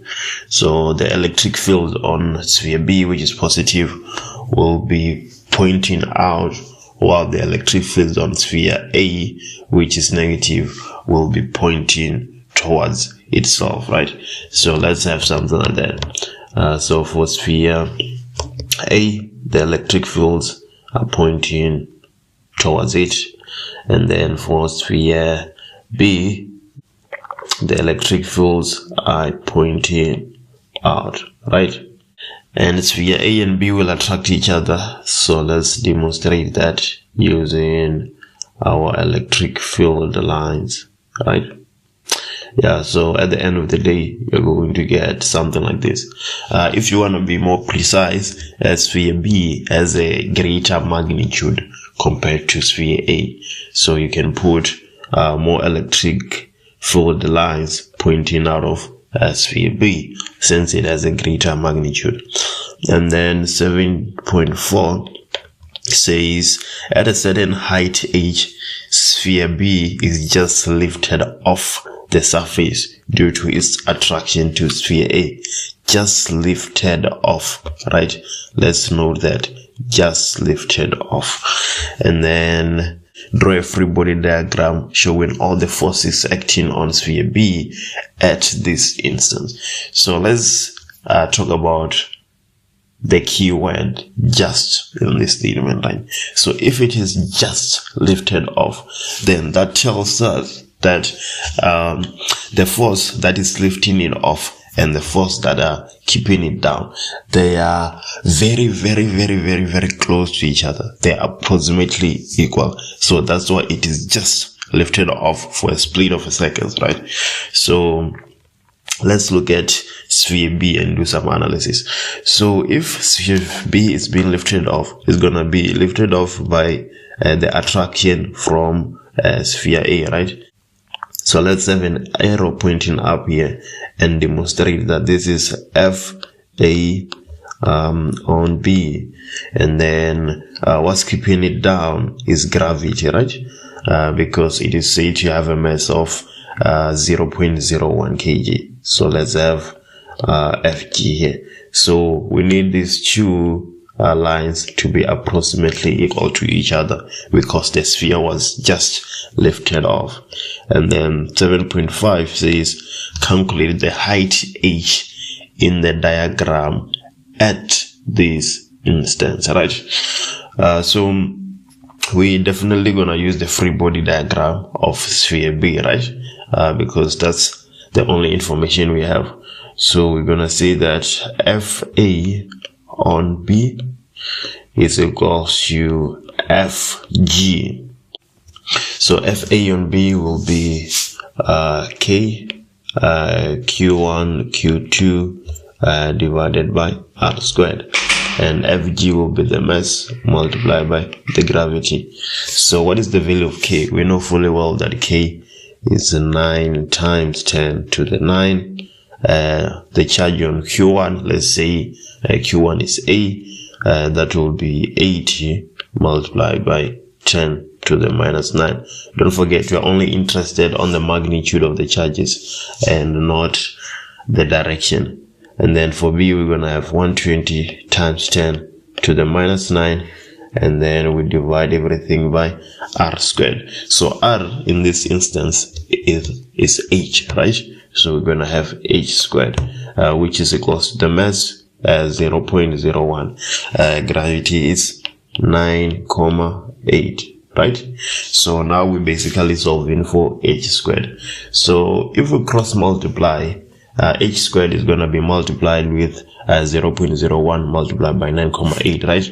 And then we're going to end up dividing both sides by 0.01 multiplied by 9,8. So we're going to have H squared being equals to 9 times 10 to the 9 multiplied by 80 times 10 to the minus 9 multiplied by 120 times 10 to the minus 9. And then this, we are going to divide it by 0.01 multiplied by 9,8. So now we can take square roots on both sides, right? So we will say h squared to the power 1 divided by 2 is equals to this entire expression to the power 1 divided by 2. So h will be equals to 0.0297 meters, right?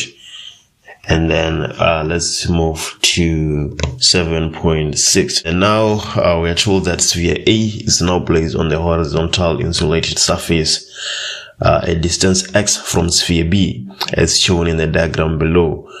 P is a point between A and B, which is 0.05 meters from B.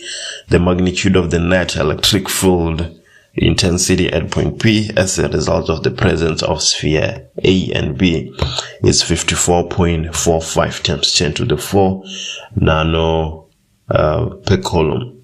And then 7.6 say draw a labeled vector diagram indicating the directions of the electric field at point P as a result of spheres A and B. So point P is a point charge, right? So we always assume that it's positive. And then sphere B is positive, right? And then sphere A is negative. So how do point P and sphere B interact? They repel each other, right? That means that the vector of charge B on P will point in that direction. And then how does sphere A and sphere P and point charge P interact? They attract each other. So A on P will be in that direction also. This will be electric field due to B, and this will be the electric field due to A. And let's move to 7.7. 7.7 says calculate the distance x between spheres A and B. So we are given the net electric field and the magnitude of the charges, right? And the distance between the point charge and one charge. So it should be obvious to see that we're going to use E net is equals to EB plus EA, right? So E net is 54.45 times 10 to the power of 4. And then the electric field due to B will be K. I won't substitute anything for K for the sake of space, right? And then the magnitude of B is 120 times 10 to the minus 9 divided by R squared, the distance between P and B, which is 0.05 squared. And then plus K again for the sake of space, the magnitude of A, 80 multiplied by 10 to the minus 9 divided by R squared. So R squared here will be the distance between A and P, right? Let's just put Y there. So let's put Y squared, right? So we are looking for X. You can see that X will be Y plus 0.05, right? So after we found Y, we basically have X. So if we do that, we can take this expression here to the left hand side, right? So we're gonna have 54.45 multiplied by 10 to the power 4 minus 9 times 10 to the power 9. I'm substituting K now, multiplied by 120 times 10 to the minus 9 divided by 0.05 squared. And then this will be equals to 9 times 10 to the power of 9 multiplied by 80 times 10 to the minus 9 divided by Y squared, right? So now I can rearrange this equation in attempt to find Y squared. So basically, if you have A is equals to B divided by Y and you want to find Y, you're going to cross multiply, get AY is equals to B, so Y will be B divided by C. You can see that B on our equation is this expression here, and then A on our equation is this entire expression, right? So let's rearrange it so that we can find Y ultimately. So we're gonna have Y squared is equals to 9 times 10 to the power of 9 multiplied by 80 times 10 to the minus 9 divided by this entire expression. So that's essentially what we're doing there. And then after this, we will take square roots on both sides. So we have Y squared to the power half, and then this entire expression to the power half. Then if you do that, you're gonna get y is equals to 0.08 meters, right? So x will be 0.08 plus 0.05, which is 0.13 meters. 8.1 says define the term EM of a battery. That is maximum energy provided by a battery per unit charge passing through it. Maximum energy provided by a battery per unit charge passing through it, right? And then now we can go to 8.2. 8.2 says calculate the reading on ammeter A1. So now what we have to do, we have to analyze our circuit before we answer any questions. Clearly, this is the positive terminal and this is the negative terminal. Current flows from the positive to the negative, but then it cannot bypass here. It has to take the long road, right? So our current is flowing just like how I'm indicating on our sketch, right? Here at this point it spills because we have resistors in parallel. So here on this question we are told that switch S is now closed, right? Which is situated here, and then the ammeter reading on A2 is 0.3 amps, right? So here on A2 we have 0.3 A, and then it goes on to say that the reading on V2 is 6.8 volts. Now we can attempt to answer our question. You will realize that A1 is in series relative to the second, right? So A1 is going to read I total. So what this question is asking us is basically to find I total, the total current. On this path here, after the current split, right, we have a current of 0.3 A, right? And then what we can do is to find the current that this 20 ohm resistor is going to experience, right? Then the sum of those two will be equals to I total, because the current is only splitting here. A portion will go up and then another portion will go to the 30 ohm resistor. From our definitions, we know that in parallel, the current is different, but the voltage is the same, right? So we can say VP is equals to I multiplied by R. So we're going to calculate VP using the 30 ohm resistor, right? That is because we have the current and the value of that resistor. So that will be 0.3 multiplied by 30, which is going to be 9 volts. So now we know that the voltage that the 20 ohm resistor is going to experience will be 9 volts, right? And then the value of the resistance is 20 ohms. So now we can calculate the current on that line, right? So here what I wrote here is for the 30 ohm resistor. Now we take our attention to the 20 ohm resistor. So we're gonna say again VP is equals to I multiplied by R. We already know VP from the 30 ohm resistor, right? So that will be 9 being equals to I multiplied by 20.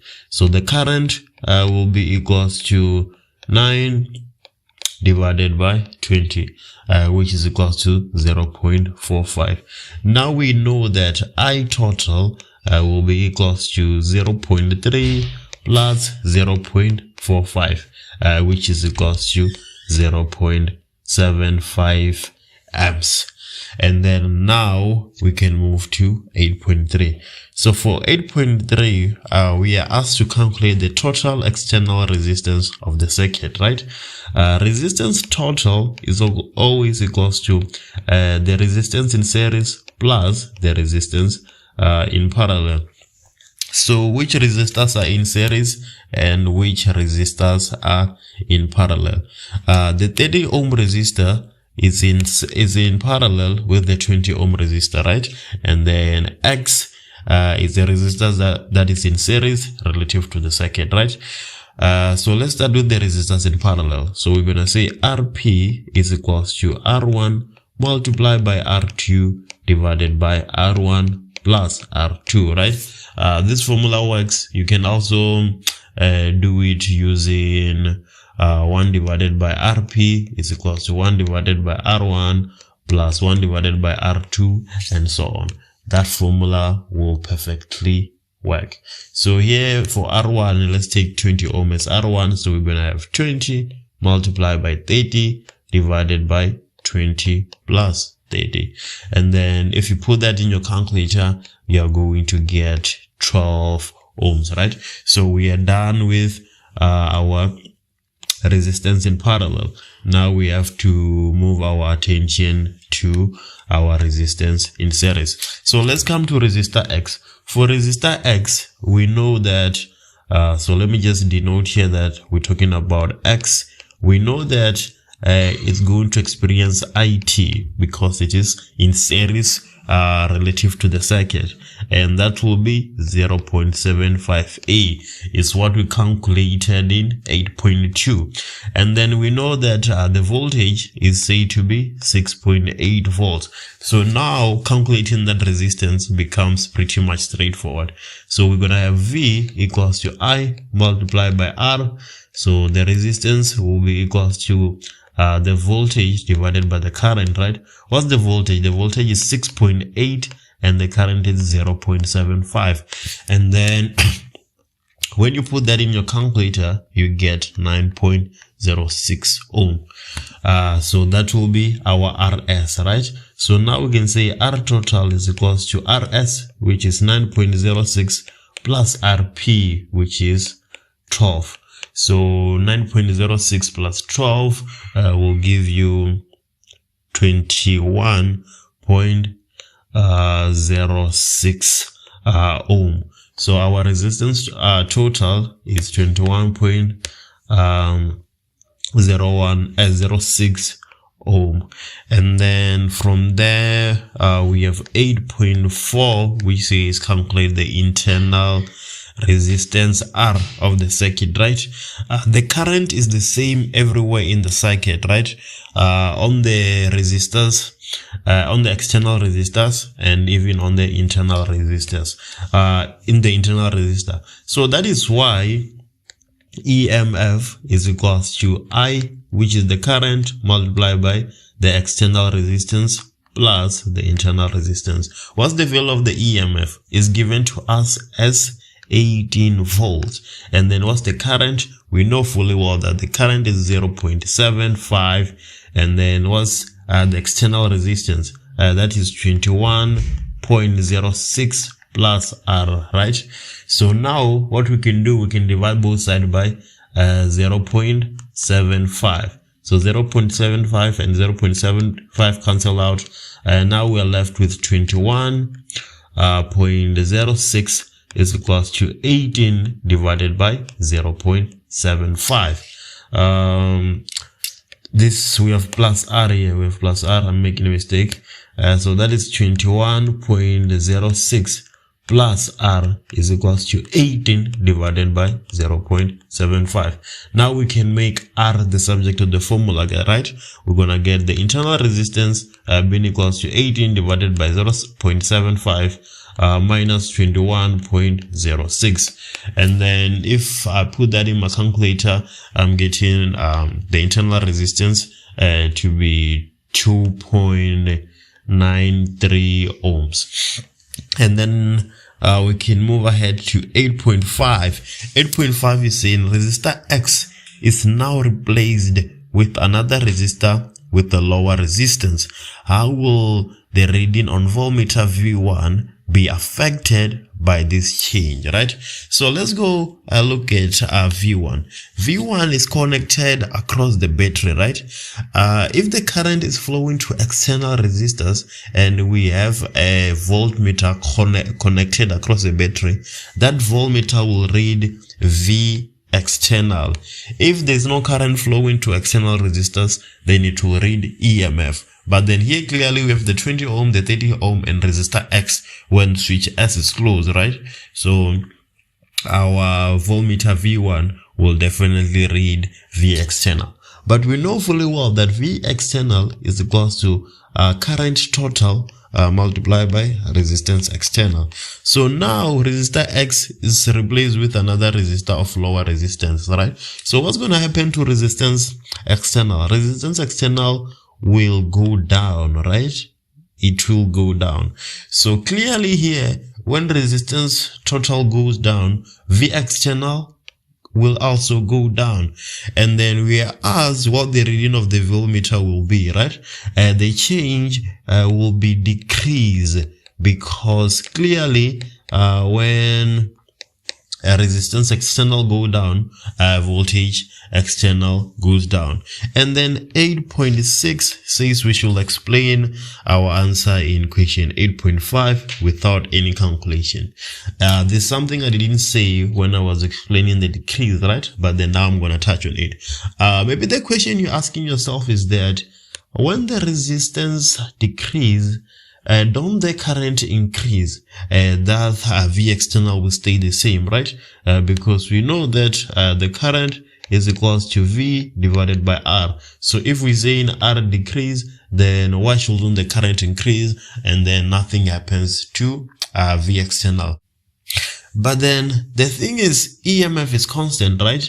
And then EMF is equals to IR plus I multiplied by internal resistance. So we're saying the external resistance will go down, right? When the external resistance go down, the current will definitely go up, right? But then let's look at this part of the equation here. R stayed the same, and now the current went up, and we need EMF to be constant. So there's no way for V external to increase or stay the same. It has to decrease so that the EMF remains a constant. So even though the external resistance is decreasing, the current will not go up such that V external stays the same or goes up. A simple sketch of a generator is shown below, and then 9.1 says the north and south poles of the magnet remains unchanged. If the coil is rotated in the direction S shown in the sketch, will the induced current flow in the direction as indicated? Answer yes or no. So basically what they're asking us is asking us to determine the direction of the induced current, right?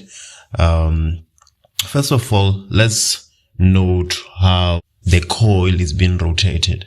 The coil is being rotated anti-clockwise, right? And then here is our north pole and here is our south. So with our index finger, we're going to point from the north to the south. Here we are applying Fleming's right hand rule, right? And then after you do that, you're going to pick one side of the coil. Either you're going to pick AB or you're going to pick CD, right? When you're rotating the coil anti-clockwise, CD is going up, right? And then AB is going down. So with your thumb, you decide which side you are taking. If you take CD, then your thumb must face up and your index finger should go from north to south. Let's take CD. So if you take CD, here you're going to have your thumb pointing up.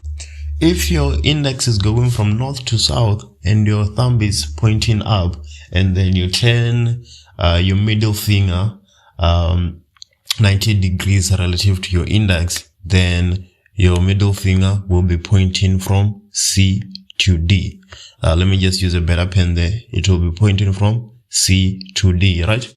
So the induced current that is given to us on this sketch, right, is not true. So the answer here should be no. It's very difficult to indicate the right hand rule or the left hand rule when I'm making videos like this, but I'll put some notes on the description so that you can see how it works and see why I'm saying the answer is no.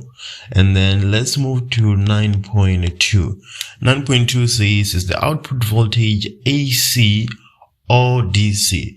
The output voltage will definitely be AC. Now, why do we say that? We say that because of the presence of slip rings and not split rings, right? We're saying that because of the presence of slip rings and carbon brushes, right? So it's AC because we have slip rings.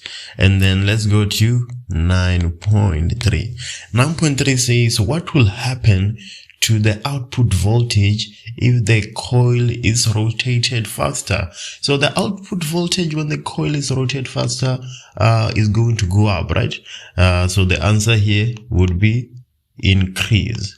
And then another way you can use if you wanna increase the output voltage is to use magnets that are more powerful, right?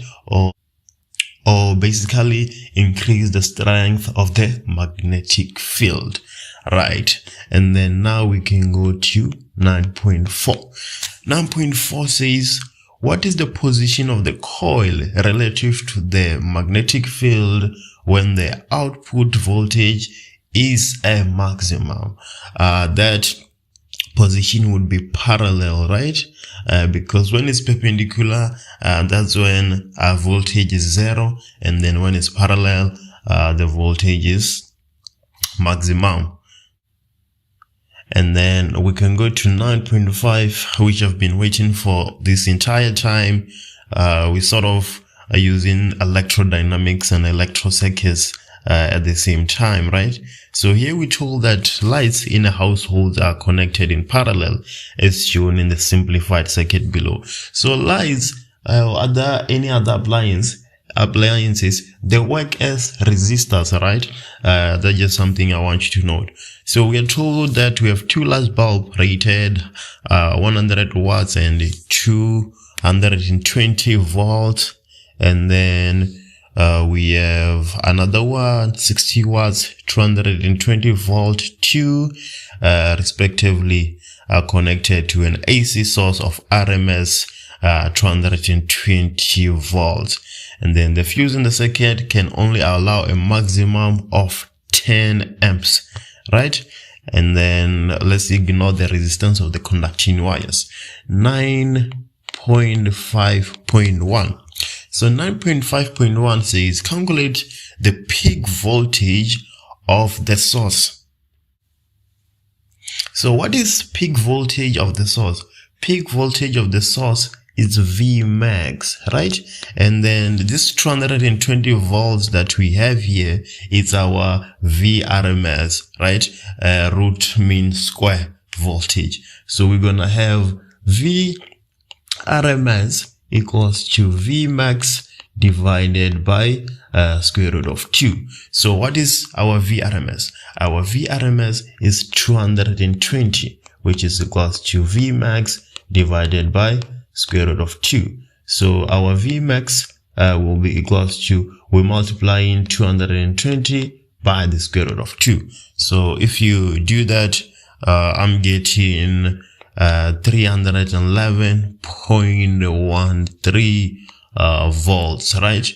I hope you're getting the same thing. And then for 9.5.2, it says calculate the resistance of the 100 watt light bulb when operating at optimal conditions. So let's go to the 100 watt bulb and look at the information we have so that we can answer our question, right? It's rated 100 watt. So we already know that the power average will be equals to 100 watts. What else do we know? We know that it needs 220 volts, right? Because that's given on the rating. So here we're gonna have VRMS being equals to 220 volts. And now what are we looking for? We're looking for the resistance, right? So what is the resistance? When you're working with electrodynamics, instead of having let's say V equals to I multiplied by R, you instead have V RMS and IRMS, and you're gonna use VRMS and IRMS when you're calculating power 2. Right, let me just erase this and we carry on. So now we're gonna have power average equals to VRMS multiplied by resistance squared, right? The only difference is that now we have VRMS instead of just V that we were already using. So now we're gonna have the power average being equals to VRMS squared divided by R, which we're already using in electric circuits, but then instead of VRMS we just had V. So what is the power average? The power average is 100, and then the VRMS is 220, and then we square it and we divide by the resistance. So the resistance will be 220 squared divided by 100. So let me just punch that in my calculator real quick and see what I get. So that is 220 squared divided by 100 is giving me a value of 484 ohms, right? And yeah, I think that's all. We can move to 9.5.35 marks. So we're bound to do some work here, but is it really? Let's see what happens. So 9.5.3 is saying the 60 watt light bulb is now removed and replaced by an electric ion. Okay. An ion generally consumes more power than a bulb, right? Yeah, and then it goes on to say with a power rating of 2220 watts. Makes sense, it's an ion. We are replacing a bulb. Explain with the aid of a calculation why this is not advisable. Yeah, so now what I'm thinking is this ion has a power rating of 220. So for ion, let's just jot down some information for the ion. For the ion, we have a power of 2200 watts, right? And then the ion will experience a voltage of 220 volts, right? Because it will be parallel to the 100 watt bulb, which is receiving 220 volts, because our power source can only give us 220 volts, right? So we have the power, we have the voltage, we can determine the resistance, right? The resistance, and then we can determine the current. What would the resistance help us with? If we determine the resistance, then we can calculate IT, right? The total current. But then another way of which you can calculate the total current is if we just use the power and the voltage, right? So let's say that the power is equals to VRMS multiplied by IRMS. So our IRMS will be equals to the power, which is 2200 divided by 220, and this will be equals to 10 amps. So on this line here that I'm circling now in yellow, let me just make that more appealing. So on that line there, we're going to have 10 amps, right? But then we also have this line here, which will have its own current. We can actually calculate that current actually, because we know the power there and we know the voltage. So okay, fine. Current of the 60 watt battery will be equals to the power divided by 220. So let me just put that in my calculator real quick and see what we get. Where's my calculator? Okay. So we have 60 divided by 220, which is equals to 0.27. So 0.27. And then the fuse can only allow a current of 10 amps. But now we are requiring a current of 10.27. So what's going to happen? The fuse is going to burn out because the current that is required is greater than that which the fuse will let pass through, right? So it will not be advisable at all to have this electric ion on this circuit of ours. An experiment is conducted to investigate the relationship between the wavelength of light incident on a metal and the maximum kinetic energy of the emitted electrons from the surface of the metal. This experiment is conducted for 3 different metals, namely iron, copper, and gold. And then 10.1 says state in words what the photoelectric effect is for 2 marks. That's just basically the definition of photoelectric effect, right? Which says that it is the process whereby electrons are ejected from a metal surface when light of a suitable frequency is incident on the metal surface. It's a process whereby electrons are ejected from a metal surface when light of a suitable frequency is incident on the metal surface. And then 10.2 says, write down the name of the physical quantity or quantities represented by the gradient of the graphs, right? So now what we have to do here is to find an equation for this graph, right? We know that the energy is equals to the Planck constant multiplied by the frequency. But we also know that this energy can be equals to the work function plus EK, right? So these 2 things that I'm circling are equals to each other. So in our graph here, we have 1 divided by wavelength as our X and the maximum kinetic energy as our Y. So in this formula that we have here, we have to make the maximum kinetic energy the subject of the formula. So we're gonna have EK, this is EK max, right? EK max being equals to H multiplied by F minus the work function. But we know fully well that on our graph, we have 1 divided by wavelength, right? We can say that the frequency is equals to the speed of light divided by the wavelength, right? So that is equals to C multiplied by 1 divided by wavelength. So in our equation, we can now say that EK max is equals to H multiplied by C multiplied by 1 divided by wavelength minus the work function. So now you can see that this will be your Y, and then this here is going to be your M, and 1 divided by wavelength is going to be your X, and then minus work function is going to be your C. So we have Y equals to mx plus C. We are interested on the gradient of the graph, right? So we can now tell that the gradient of the graph is the Planck's constant and the speed of light, right? So you can see H and C, and then you get your 2 marks. And now we can go to 10.3.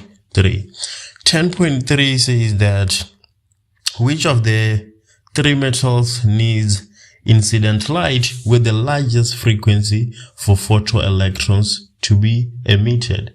Give a reason for the answer. We have already said that the frequency is equals to the speed of light divided by the wavelength, which you can also write as the frequency being equals to the speed of light multiplied by 1 divided by wavelength. So we basically multiplying these 2 numbers, right? So the bigger 1 divided by wavelength, then the more frequency is required. So when we go to our graph here, which one is the bigger value for 1 divided by wavelength? Clearly is gold, because it's here, right? It has a value of between 2 and 1.5. So here the metal that will require the largest frequency for photoelectrons to be emitted is going to be gold, right? Why are we saying gold? We're saying gold because the frequency is equals to the speed of light divided by the wavelength. And clearly gold has the highest value of 1 divided by wavelength, right? And then now we can move to 10.4. 10.4 says the symbol X in the above graph represents the work function of ion. They don't even have to tell us, right? We can already tell because we have this equation here. And then it goes on to say that if the work function for ion is 9.945 times 10 to the minus 34 joules, calculate the maximum velocity of an emitted electron from the surface of ion if the wavelength of the incident light is 9 times 10 to the minus 11 meters. So again, we have the energy being equals to H multiplied by F being equals to the work function plus EK max. So here we are asked to find the velocity of an emitted electron, right? So EK max will be equals to 1 divided by 2 mv squared, because that's the equation for kinetic energy, right? So now we have H multiplied by F being equals to the work function plus 1 divided by 2 mv squared. So what we're looking for here is this V, right? So let's try and make V the subject of the formula. So we can take this term here to the left hand side. If we do that, we're gonna get H multiplied by F minus the work function is equals to half mv squared. So now we can divide everything by half m and take the square root, right? So we're gonna find that our V is supposed to be H multiplied by F minus the work function divided by half m, and then everything to the power 1 divided by 2. So now it's just a matter of substituting our values in V equals to this expression here, and then we get the maximum velocity of the emitted electron. So let's go ahead and do that. So here we're going to have the value of H is a constant, that is 6.67 times 10 to the minus 34, and then what is the frequency? Let me look here. We don't have the frequency, right? But we have 1 divided by wavelength, which is somewhere around here, just before 0.5, right? So let's estimate that value to be 0.4 because we're not really sure what it is. So here we can have multiplied by the speed of light, which is 3 multiplied by 10 to the power 8 divided by 0.4 times 10 to the minus 8. Where is the minus 8 coming from? Look here where I'm circling in yellow, right? Is multiplied by 10 to the minus 8 meters to the minus 1. So now we have that. So let's go ahead and subtract the work function, right? We are told that the work function is 9.945 times 10 to the minus 34. And then there we have it. Now we're supposed to divide everything by half m, right? So let me just, so we're gonna have half the mass of an electron, which is 9.11 times 10 to the minus 31. Yeah, I think that is correct. And then everything to the power of 1 divided by 2. So V is going to be equals to, let me just put that in my calculator real quick. So I'm getting 10.48 times 10 to the 7 meter per second, right? If the net force is constant, the acceleration is constant, okay? The first option says constant velocity. If it is constant velocity, the acceleration will be 0. So this is not true. Constant acceleration is option B. So that is our answer. The answer to 1.1 is B. Constant force, constant acceleration, not constant velocity. Constant velocity implies that the acceleration is 0, which is not correct.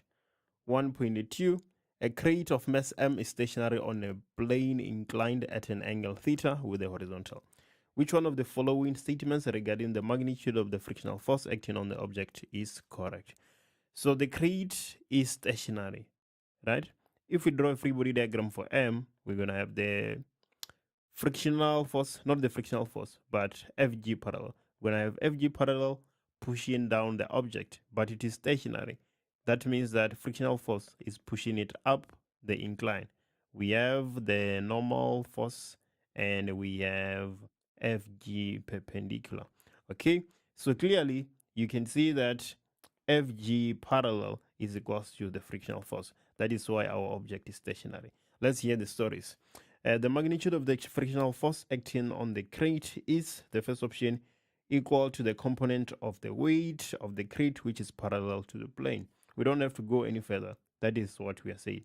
So the answer to 1.2 is A. Okay. 1.3. 1.3 says a ball is projected vertically upwards from the top edge of a building. Points P, Q, R, and S represent different positions during the motion of the ball, as shown in the diagram below. Ignore the effects of air resistance. Between which 2 points will the ball undergo the greatest change in kinetic energy? So the change in kinetic energy, EK final minus EK initial. Let's take a look at our situations. Okay, we have P and S as one of the possible options. Okay, at S we have some Vx. Okay, let's say Vs. Yeah, let's say Vs and not Vx. Okay, so at S we have some Vs. At P we have some Vp. Okay, and then let's take a look at P and R. At P we have Vp. At R we also have Vp. Okay, it's just that with a negative sign or a positive sign, depending on which direction you take a switch. But the magnitude of the velocity at P is equal to the magnitude of the velocity at R. Okay, so P and R, the change in kinetic energy there is actually 0 between P and R. So this cannot be the correct option. The answer, P and R, the change in kinetic energy is 0. Let's move to R and S. Okay, the change in kinetic energy between P and S is the same as the change in kinetic energy between R and S, because Vp, the velocity of at P, is equal to the velocity of at R, right? So A and C cannot be the correct answers at the same time, right? We cannot have A being correct and C being correct. So clearly they all have to be wrong. The correct answer is actually D, okay? But we can make sense of that. We can justify why D is the correct answer. At Q, that is the maximum height. So the kinetic energy at Q is 0. But at S, we have some Vs, okay? So Vs minus 0 will be greater than Vs minus Vp, okay? That makes sense. Right, so the answer to 1.3 is actually D. 1.4, let's hear the stories. I think I've seen this before. A ball is dropped from height h and strikes the floor with momentum p. The ball is then dropped from a height a half h.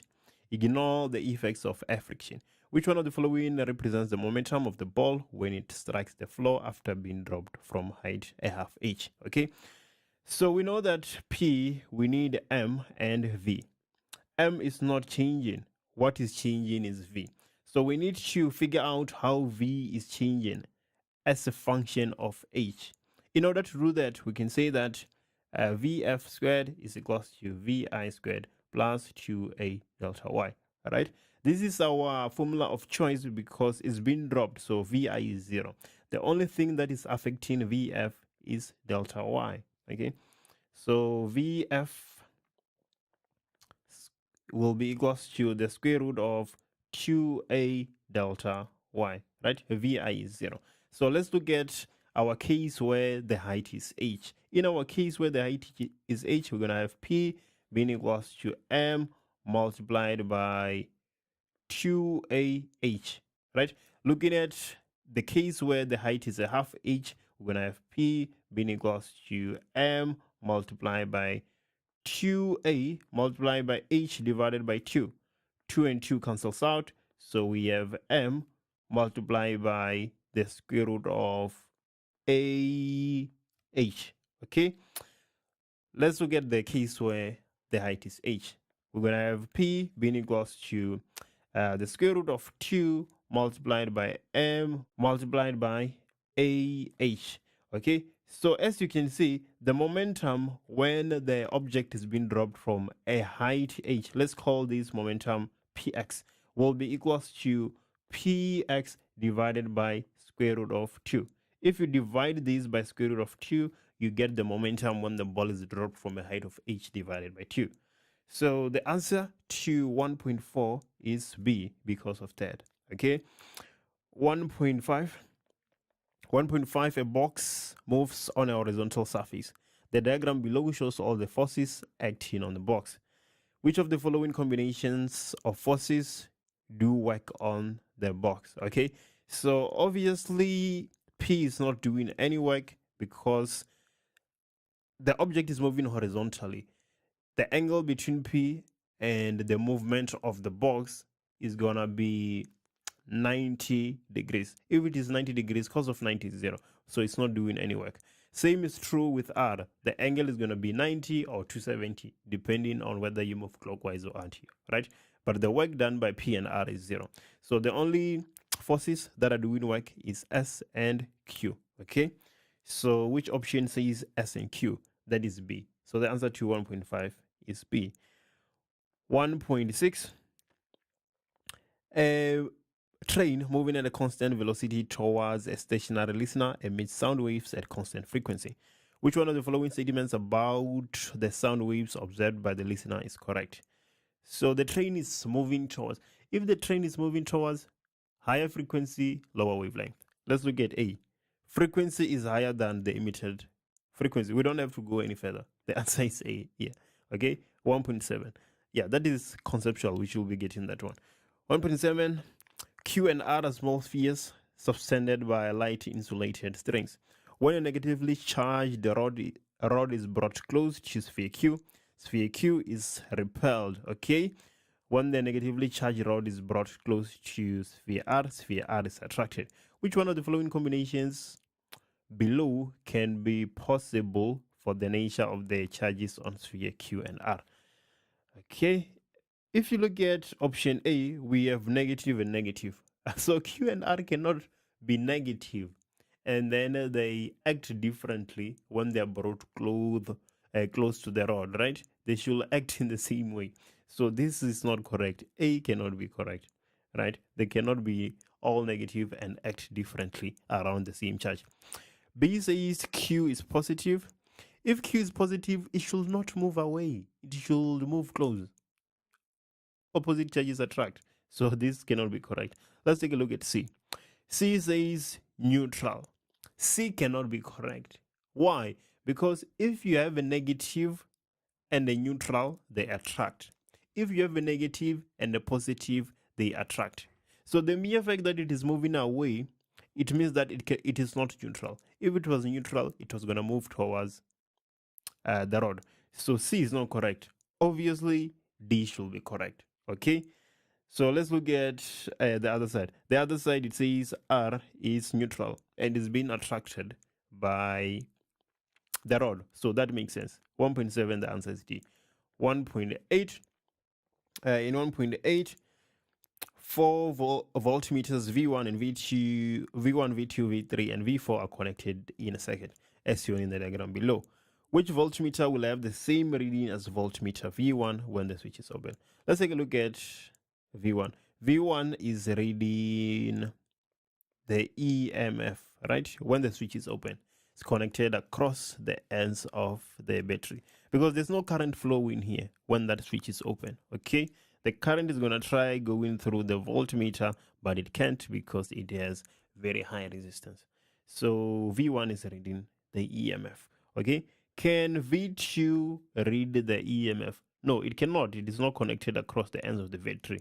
The same is true with V4, right? But V3 is reading the EMF.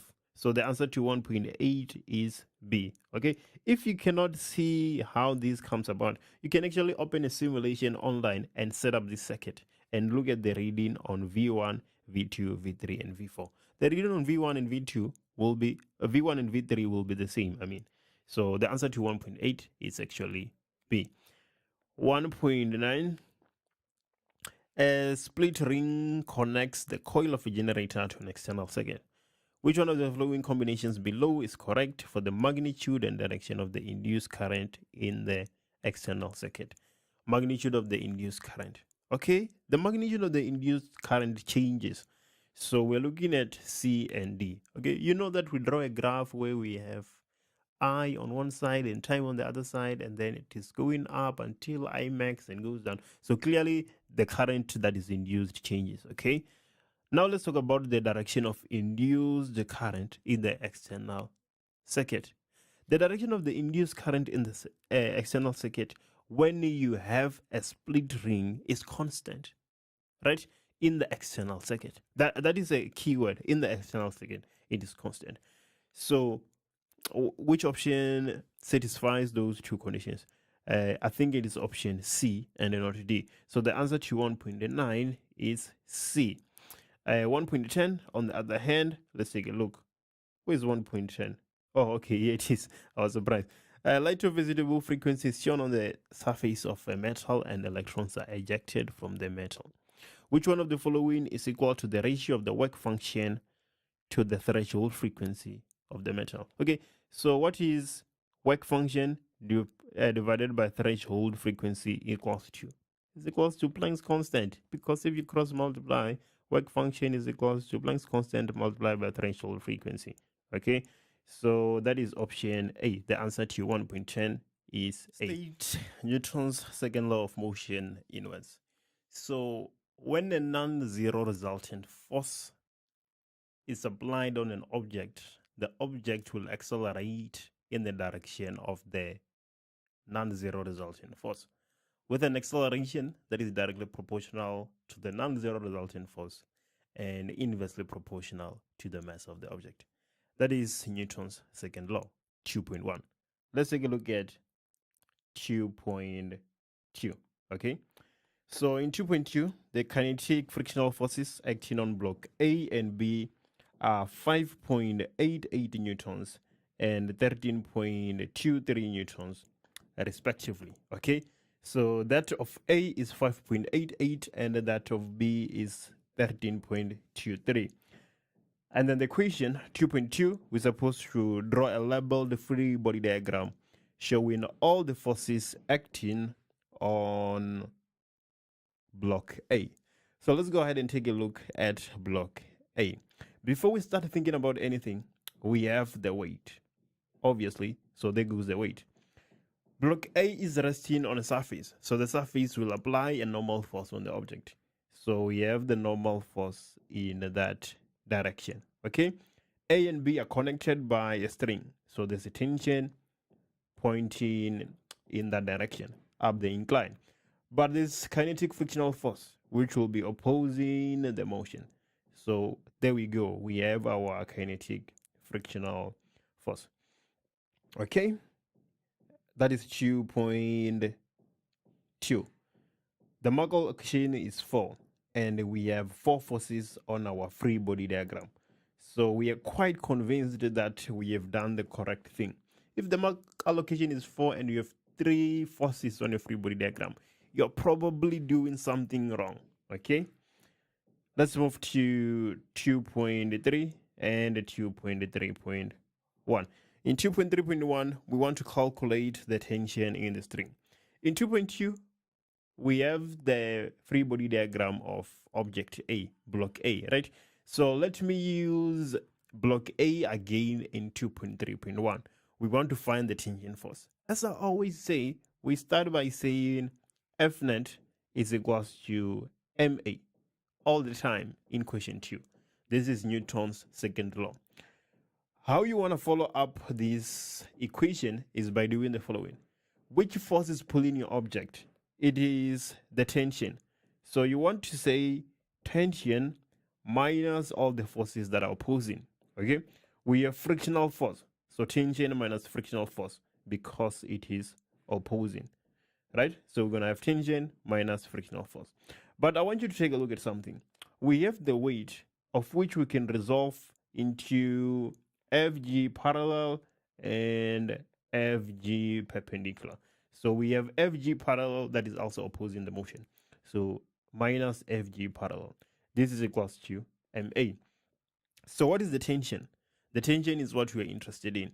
What is the kinetic frictional force of block A? It is given to us as 5.88 newtons. So we're going to have 5.88 minus FG parallel. FG parallel is just mg sine of theta, okay? Of which theta is 35 degrees. So we're going to have the mass of block A, 4 kgs, the gravitational acceleration, 9.8, cos, not cos, but sine. The parallel component on an inclined surface is sine.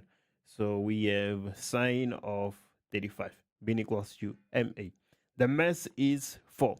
Are we given the acceleration? If you take a look at your question statement, you should realize that the blocks now accelerate up the incline at 2 meters per second. So we have an acceleration of 2.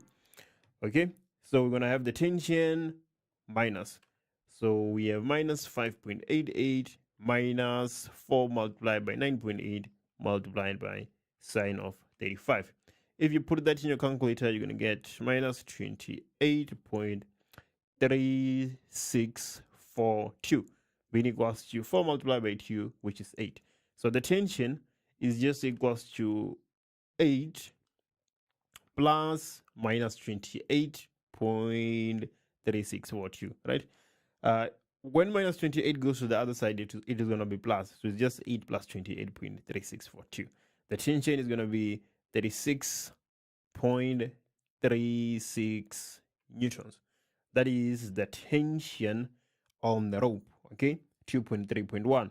Let's take a look at 2.3.2. In 2.3.2, we're looking for the force F. The force F is applied on block B. So we cannot use block A to find the force F. We have to use block B, okay? Obviously, we can go ahead and say F net is equals to MA, go ahead and substitute. But let's draw the free body diagram first. I cannot do it without a free body diagram. I always have to draw a free body diagram first. Okay, how will that look like? We have the force which is applied. But on block B, the tension is opposing. So we have tension down the incline.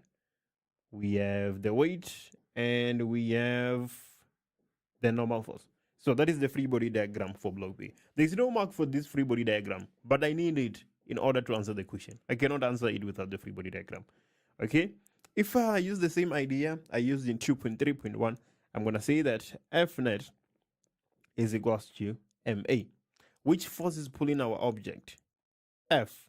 Which force is opposing? I'm missing something. There's a frictional force. Let's not forget that. Right. So the forces that are opposing, it is frictional force, it is tension, and it is FG parallel being equals to MA. Okay. So we're gonna have F, the frictional force, not the frictional force, but the applied force, minus the kinetic frictional force, which is 13.23, minus the tension, which is 36.36. So we have 36.36 minus FG parallel. FG parallel will be the mass, which is 9. So we have 9 multiplied by 9.8 multiplied by sine of 35. So that sine of 35. This is equals to MA. The mass is 9 and the acceleration is 2. Okay?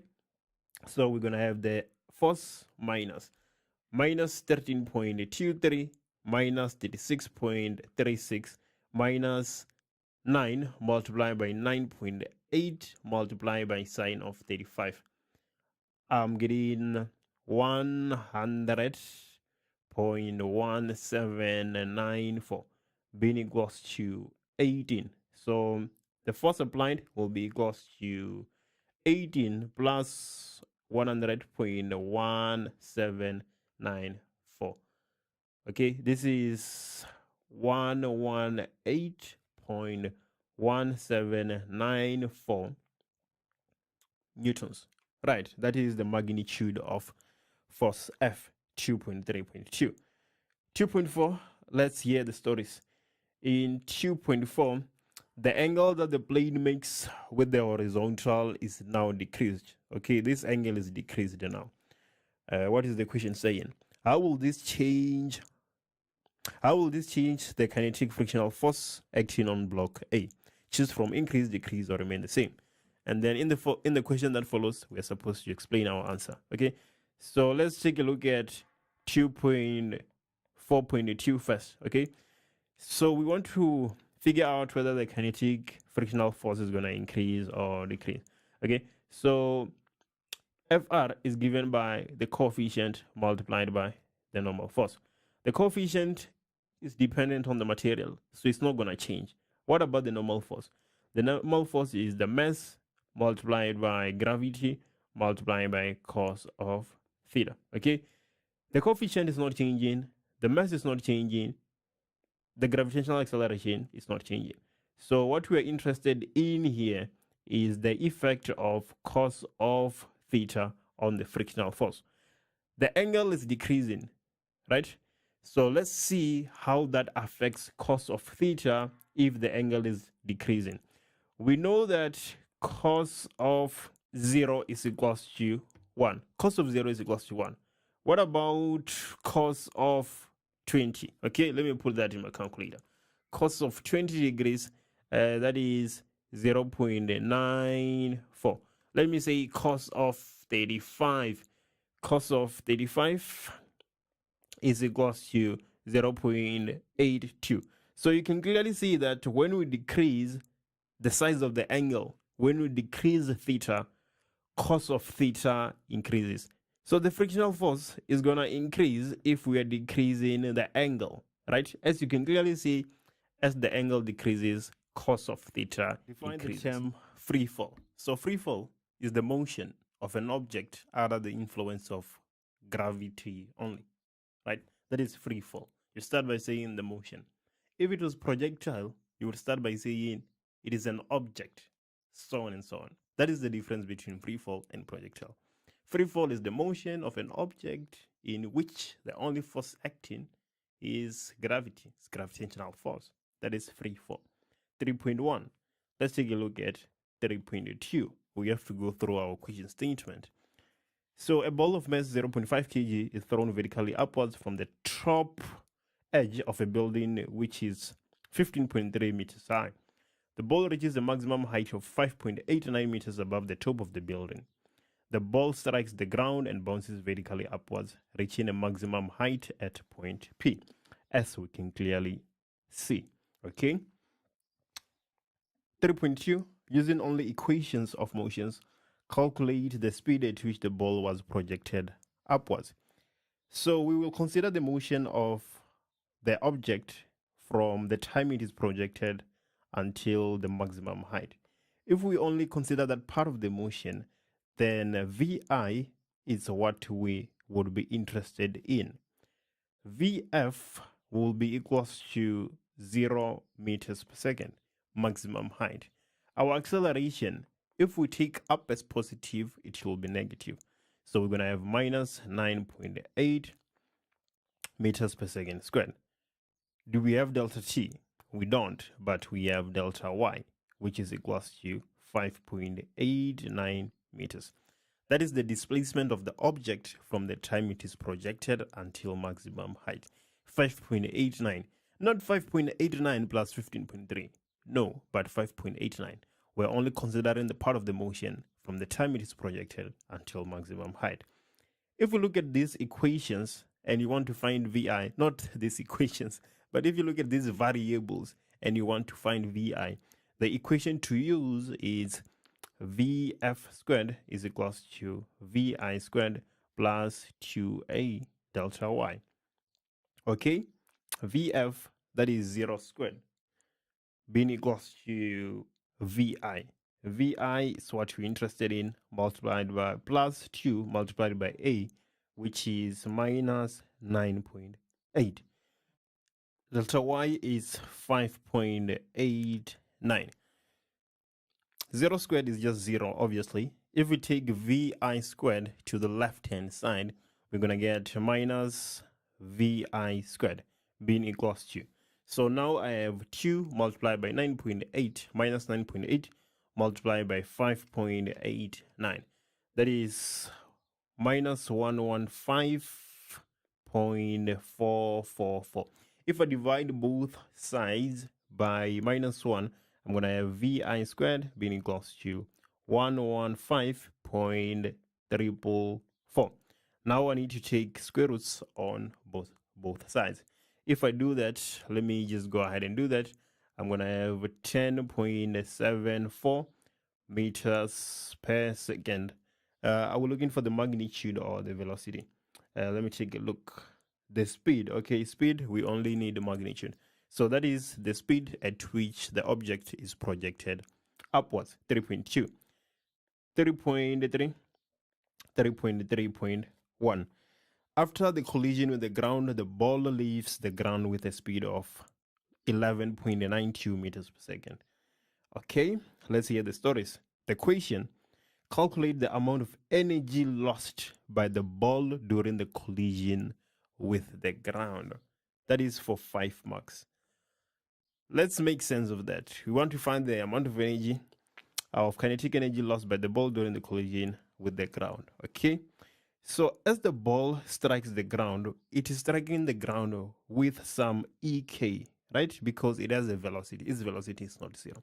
And then as it leaves the ground, it is also leaving the ground with some EK. So we want to find how much kinetic energy the object loses, the ball loses, when it is in contact with the ground. So we need to find EK as it strikes the ground, and we need to find EK as it leaves the ground. We need to find those two kinetic energies and find the difference between the two. The difference will be the kinetic energy that the object lost as it was in contact with the ground. So let's concentrate first on the kinetic energy as it strikes the ground. So we're looking at the kinetic energy as it strikes the ground. E is equals to EK, not just E, right? Because E can be inert. So EK is equals to a half mv squared. I need to write down this formula first before anything else. Now let's take a look. Do I have the velocity as the object strikes the ground? I don't. I only have the velocity as the object leaves the ground, but not as it strikes the ground. So I need to find the velocity as the object strikes the ground. Okay, let's go back to our sketch.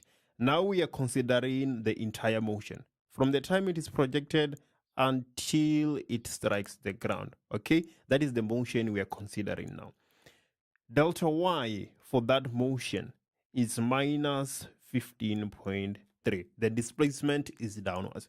Okay, A obviously will be minus 9.8 meters per second squared. If we take upwards as positive, that is. What else do we have? We have VI from the equation above. VI is 10.74 upwards, so that is positive. Okay, I want to find VF, or the velocity as it strikes the ground. With these 4 variables, which equation can I use? Is VF squared is equals to VI squared plus 2A delta y gonna work? Yeah, I think that can work. So let's go ahead and find the velocity as it strikes the ground using that equation. VF squared is equals to VI squared plus 2A delta y. VF squared is what we're interested in. VF, not VF squared, but you know what I mean. And then VI, that is 10.74 squared plus 2 multiplied by A minus 9.8 multiplied by delta y minus 15.3. So VF squared is equals to, okay, let me just go ahead and put that in my calculator. Plus 2 multiplied by minus 9.8 multiplied by minus 15.3. I'm getting 415.2276. So VF is equals to. Now I just need to take square roots on both sides.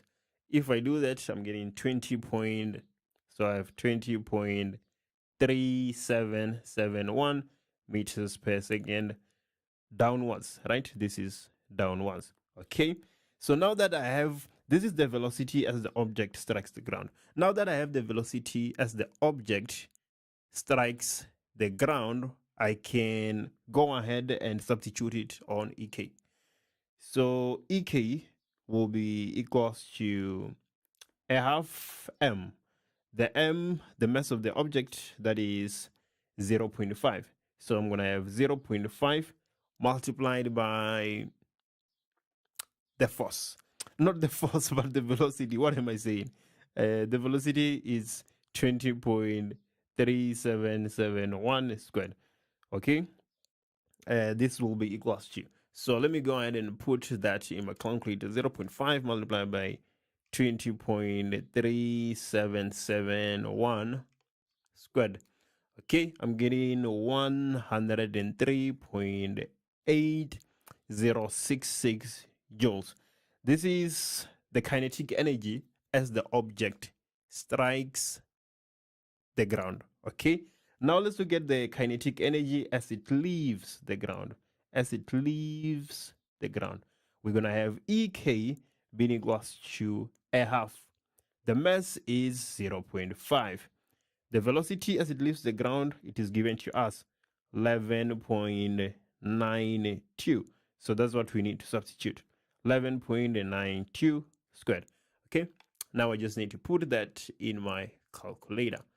Okay, so 11.92, I'm getting 35.5216 joules. So this is the kinetic energy of the object as it leaves the ground.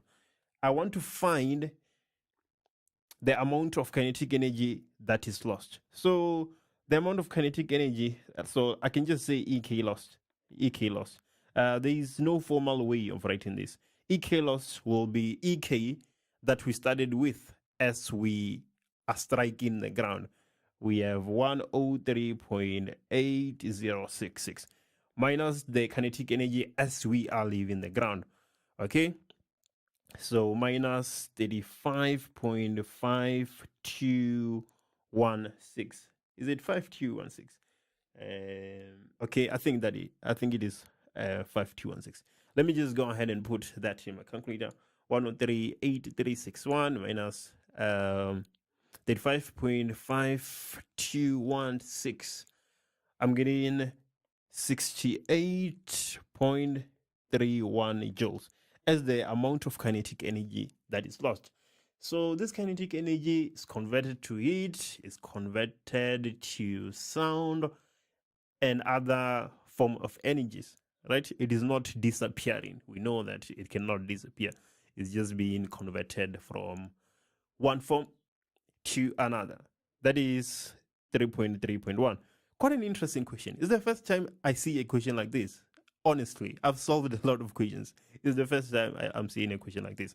But still, that doesn't mean you should get the question wrong because it's quite basic. You just needed to realize that, okay, I can find the kinetic energy as we strike the ground, the kinetic energy as we leave the ground, and then the difference will be the kinetic energy lost in contact with the ground. Anyway, 3.3.2. Let's take a look. 3.3.2. Time taken for the ball to reach point P after leaving the ground. Okay, we leave the ground with a velocity of 11.92 meters per second upwards. And then at point P, that is our maximum height after striking the ground. So VF shall be equals to 0. Acceleration minus 9.8. If we're taking up as positive, we're interested in delta T. So I think this is quite easy to compute. VF is equals to VI plus A delta T. VF is 0, VI is 11.92 plus the acceleration minus 9.8 multiplied by delta T. So I have delta T being equals to minus 11.92 divided by minus 9.8. So, okay, let me go ahead and put that in my calculator. So minus 11.92 divided by minus 9.8, 1.22. So delta t is equals to 1.22 seconds. That is 3.3.2. Yeah, let me just verify that point P is our maximum height. I don't want to miss anything. So yeah, point P, it is indeed our maximum height. Let's move to 3.4. 3.4 is a breath of fresh air, if I can say so. Yeah, I was not looking forward to having to sketch a graph. I was not looking forward to that. So now that I have a graph and I just have to identify the points, I'm quite a fan. I didn't want to sketch a graph. Let me hear the stories, okay? The velocity time graph for the motion of the ball from the instant it is projected upwards from the top edge of the building until the time it reaches point P is shown below. Write down the numerical values indicated by each of the following. So 3.4.1, we have, let me just write that down. 3.4.1, we have K. So what is K? So let's take a look at L first. L is at t is equals to 0. So this is the velocity at which our object is projected upwards. We have the value of that. So let's just go ahead and write that first. So this is 3.4.1 we're looking for K. In 3.4.2 we're looking for L. L is 10.74. That is the velocity at which the object is projected upwards. Okay, and then here we have V is equals to 0, maximum height. We strike the ground at this velocity, and this is the velocity at which we leave the ground. So K is the velocity at which we leave the ground. It is given to us as 11.92. So the answer to 3.4.1 is 11.92. Okay, we are only interested on the numerical value. We don't have to put the SI unit. Right, and then T2 minus T1. Let's take a look. So T2 is our total time, the time at point P. And then let's take a look at T1. T1 is the time at which we are striking the ground. So T2 minus T1 should be the time from the ground to the maximum height, which is 1.22 seconds, like we calculated in the question above. Okay, this is quite not accurate. This is quite not accurate. I don't know if you're able to see why I'm saying that. This is the correct answer. It is the answer in the memo. I know that 100%, but it is not quite accurate. Think about it. If you get what I'm saying, if you can comprehend the idea, let me know in the comments. Let me know in the comments if you get it. What do I mean when I say this 1.22 is not quite accurate? Right, that is question 3. Let me know in the comment section which question you want me to do next. A wooden trolley of mass 2.7 kg moves to the left with a constant velocity of 3 meters per second. A bullet of mass 0.03 kg is fired horizontally from the left towards the trolley. See diagram A. Okay, we can see in the diagram that the trolley is moving to the west and the bullet is moving to the east. Let's carry on and hear the stories. The bullet strikes the trolley and comes to rest inside the trolley in 0.02 seconds. Okay, the average net force exerted by the trolley on the bullet during this time is 591 newtons. So the net force exerted by the trolley on the bullet is 591 newtons. Right. The bullet trolley combination now moves to the right. See diagram 2, as we can clearly see in diagram 2. Let's go ahead and answer the questions. The first question, 4.1, we are told that we can ignore all frictional and rotational effects. Okay. Write down the magnitude and direction of the average net force that the bullet exerts on the trolley.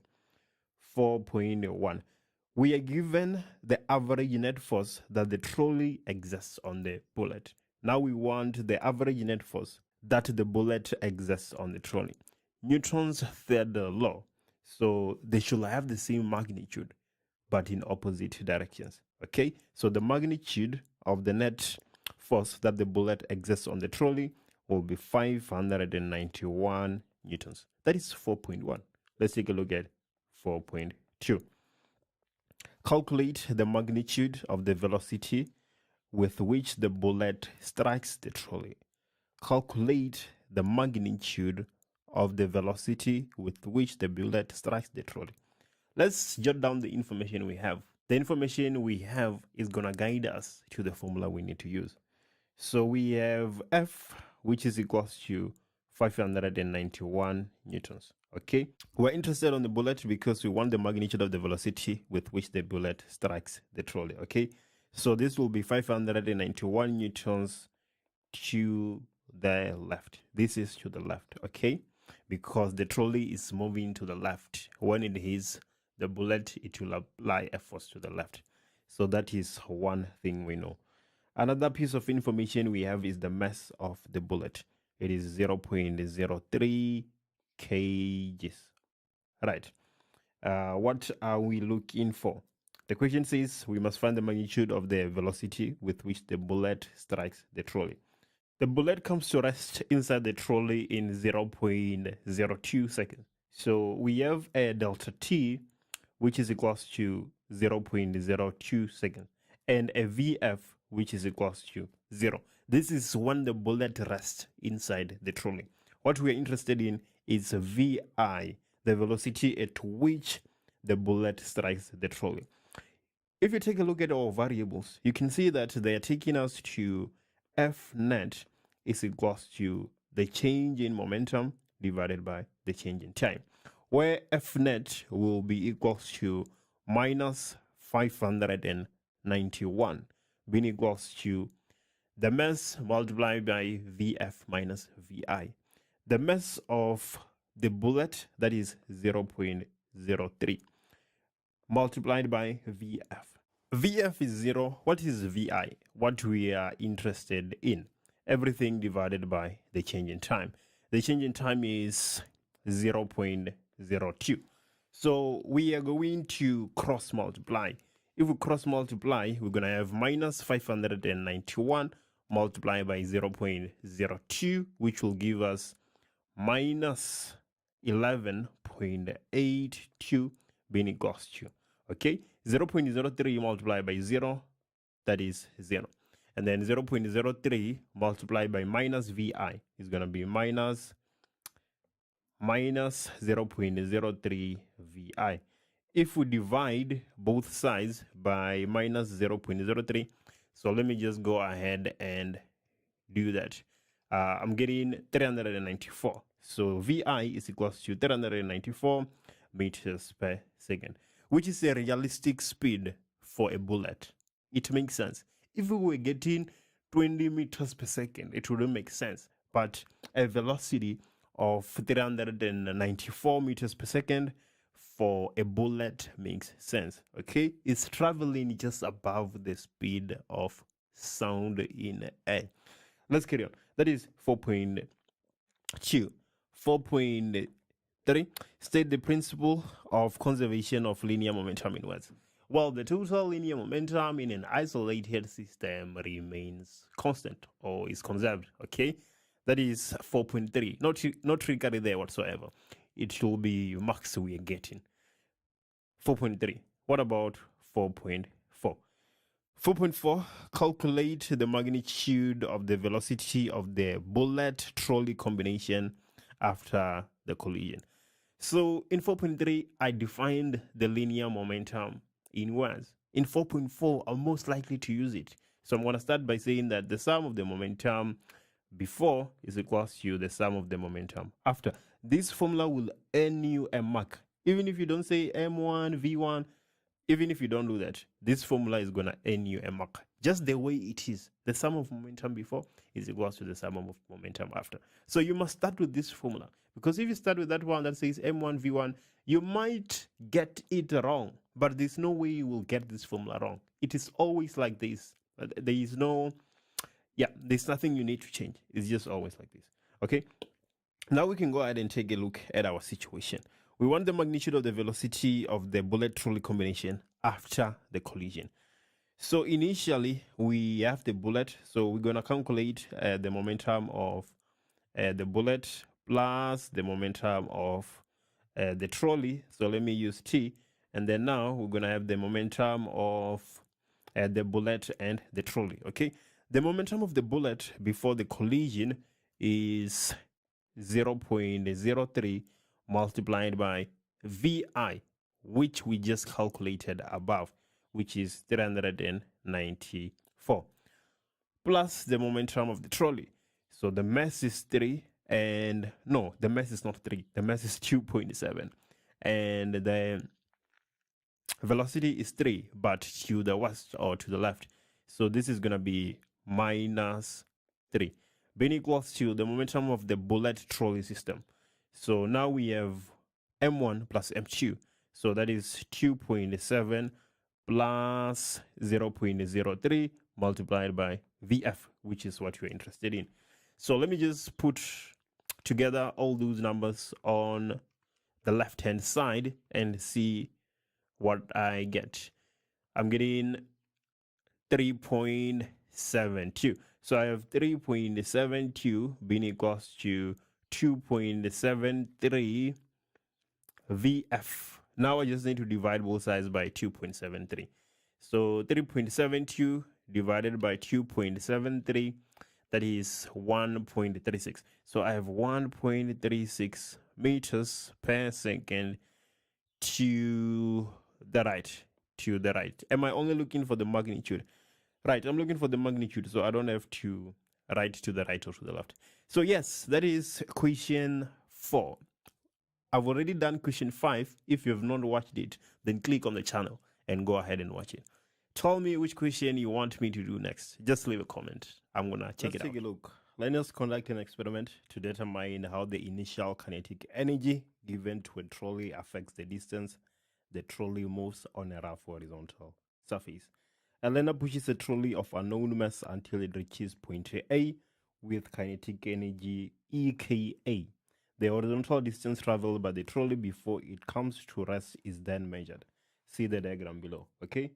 So the learner is pushing the trolley until it reaches point A. After the trolley reaches point A, the learner lets go, and then the trolley moves until it comes to a stop.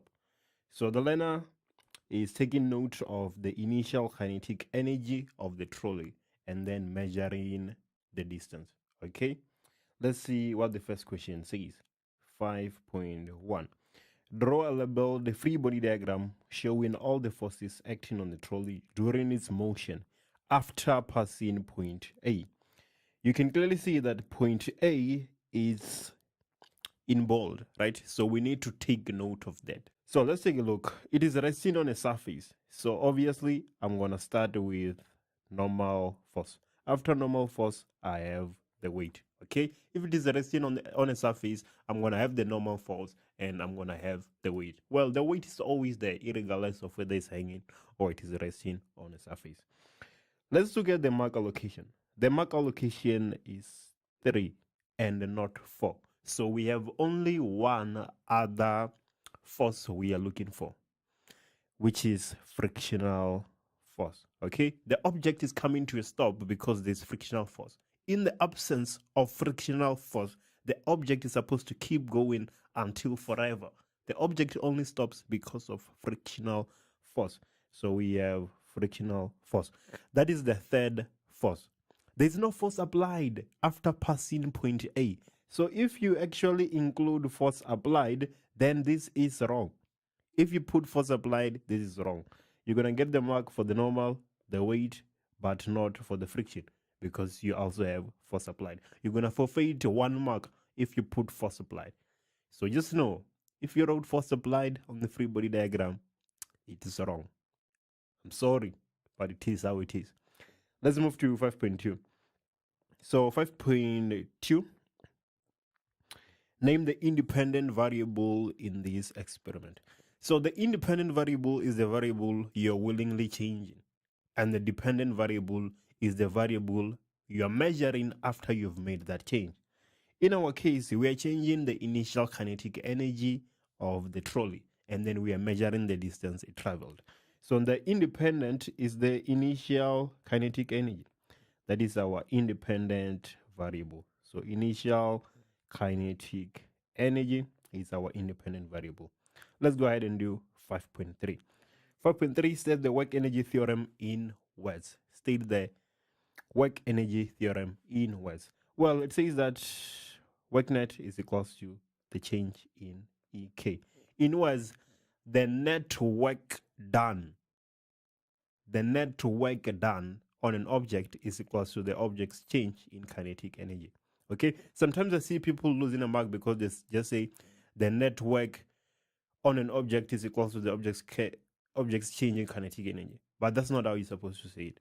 The net work done on an object it is the net work done on the object. It is not just the network. No, it is the net work done on the object. Okay, so that is 5.3.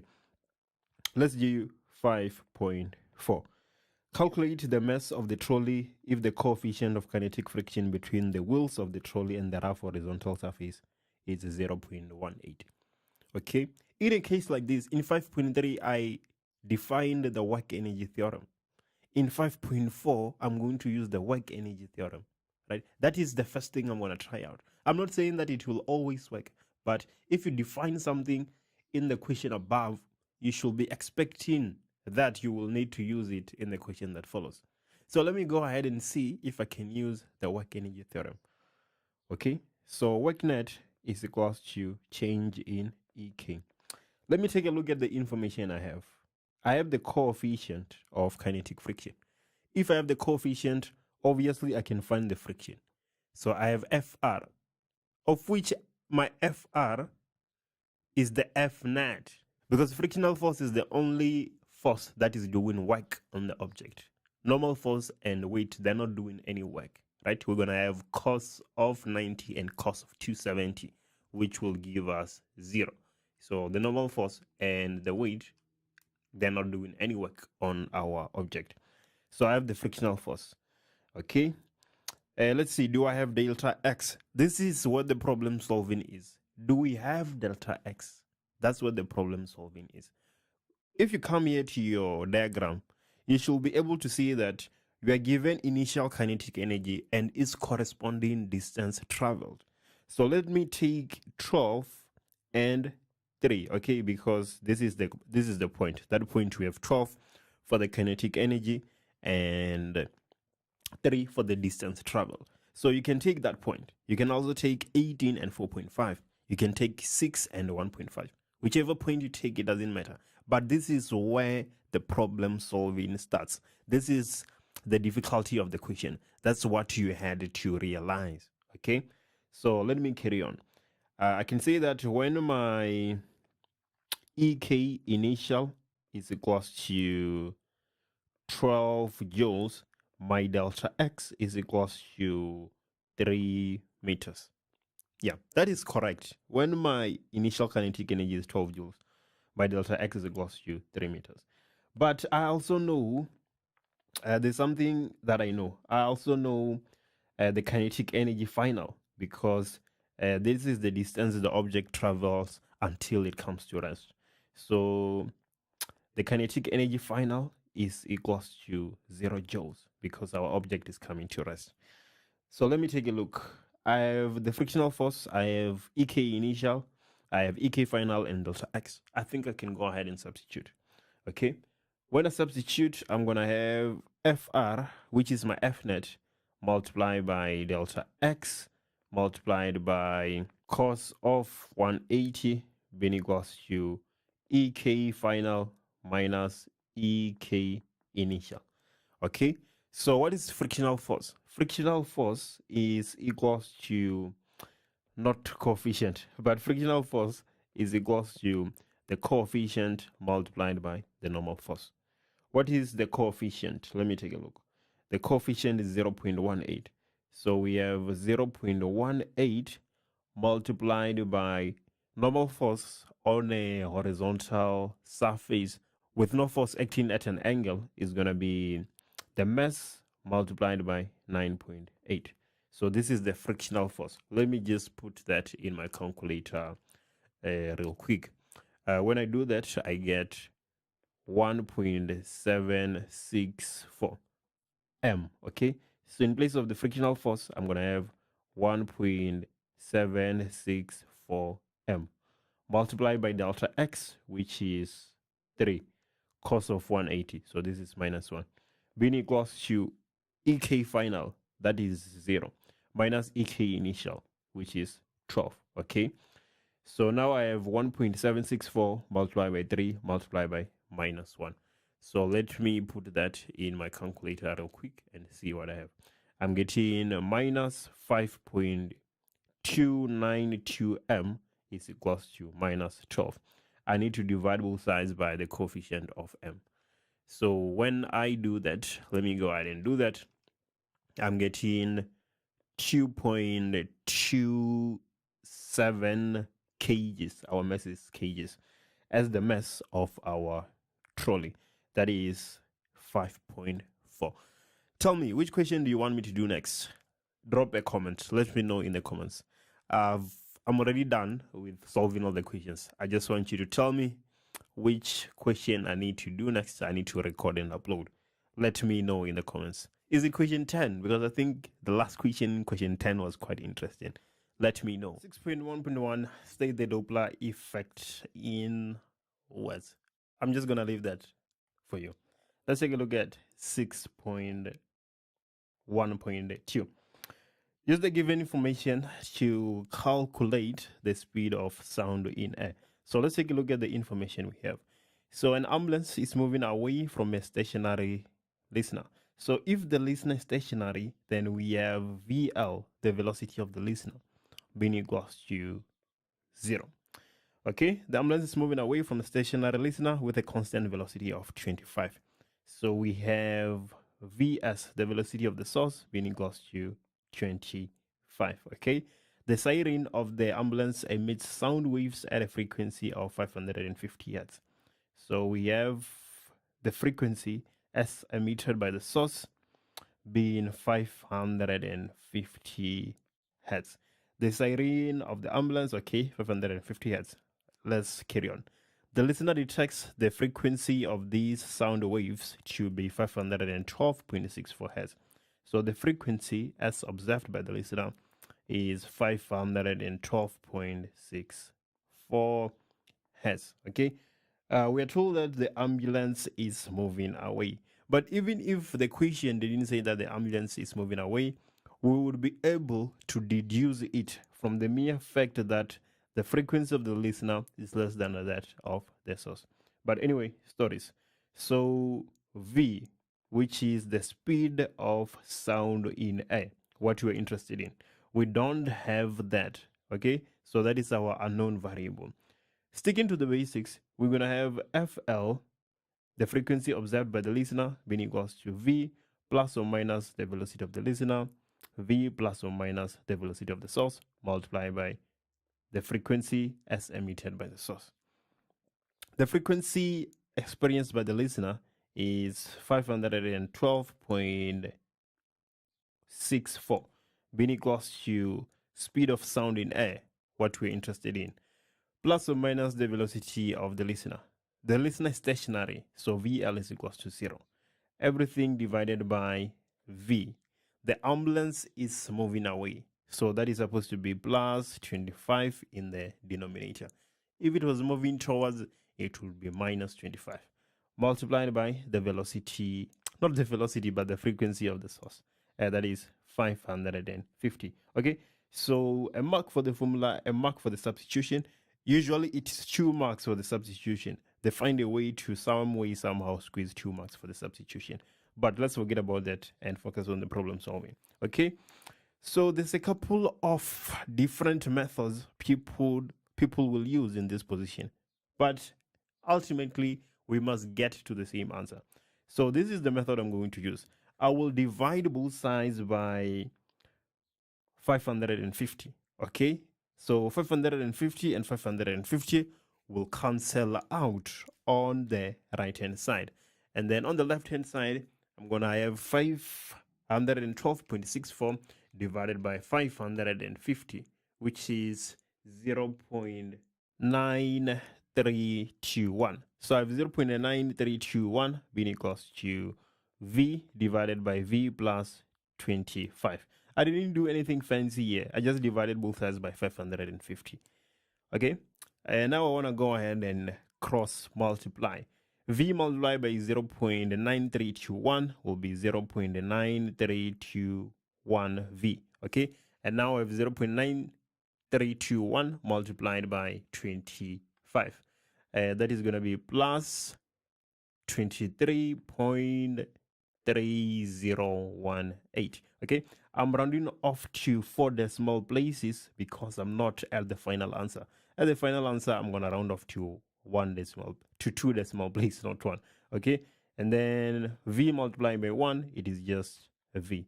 If I take 0.9321 V to the left hand side, to the right hand side, I mean, I'm going to have 1 minus 0.9321, which is 0.0679. So I have 23.3018 being equals to 0.0679 V. It is obvious what I'm going to do at this point. I'm going to divide both sides by the coefficient of V, which is 0.0679. Okay, if I do that, I'm getting 343.18 meters per second. I'm quite happy with this answer because this is the value we usually get. We have 343. It's always somewhere there. Okay, so it is not unusual. It is not odd. If I was getting 20 meters per second or 900 meters per second, I would be panicking. But now I have 343, which is almost the value I always get in other problems. Okay, that is 6.1.2. 6.1.3, a bit conceptual. The ambulance is now moving away from the listener with a velocity that is greater than 25. Okay, how will each of the following change? Choose from increase, decrease, or remain the same. Let's take a look. A, the speed of sound in air. The speed of sound in air will remain constant, right? The speed of sound in air is not a function of how fast the velocity of the source is, right? So this will remain the same, okay? And then B, the frequency of the sound waves emitted by the siren. If you are emitting sound waves with a frequency of 500, that is not dependent on how fast you're moving. The frequency that you're emitting is going to be 500, whether you're stationary, whether you're moving towards, whether you're moving away. So again, we have remained the same, right? So this is the remains the same. Now let's look at C, the frequency of the sound waves detected by the listener. Take a look at our equation. We had FL being equals to V divided by V plus Vs multiplied by the frequency of the source. Okay, as you can clearly see, if the velocity of the source increases, we're gonna have a way greater denominator. And then if you increase the denominator, the number as a whole is decreasing. So the frequency of the listener would decrease, right? So the answer to C is decreases. Yeah, we can clearly see that from our equation. And then 6.2.1, the spectrum of a distant star when viewed from the Earth is redshifted. Is the star moving away or towards the Earth? And 6.2.2 says that use the Doppler effect to explain the answer to question 6.2.1. Right, I'm interested on how you answered this question. So 6.2.1, is it moving away or is it moving towards? Let me know in the comment. And what reason did you give? Why are you saying it is moving away? If you said it is moving towards, why are you saying that that is the case? Let me know in the comment section. Let's take a look. 7.1, describe an electric field. Well, it is the region in space, so on and so on. I know that is not the question we're interested in. We're interested in 7.3. Let's just do 7.2 first and move to 7.3. I know that is the question you're here for. Okay, so 7.2, draw the resultant electric field pattern due to charges A and B. Let's take a look at A. A is positive, B is positive, so they're going to repel. They have the same magnitude, So we're going to have something that looks like the following. They are going to repel because they are like charges. They are both positive, so the filled lines should be pointing away from the charge. This arrow should be pointing away from the charge and not towards, like we would see in a negatively charged sphere. Okay, so we are supposed to have something like this. Okay, two positive charges, they're going to repel. This is how the electric field pattern is going to look like. 7.2. Taking a look at 7.3. Okay, so in 7.3, we are told that the magnitude of the net electric field pattern at point P is 27. So we have E net being equals to 27 newtons per coulomb of charge. Let's calculate the value of R. Let's take a look at our situation. Okay, my grade 10 kids can solve this question. Let me just leave it like that. Let's carry on. Okay, so we have A, which is positive. We have B, which is positive. We are given the net electric field at point P. Okay, so let's have a vector for the electric field due to A and the electric field due to B at point P. Okay, the way we do this is we always assume that at point P we have a positively charged sphere. Okay, so let's take a look at A and P. If A is positive and P is positive, that is repulsion.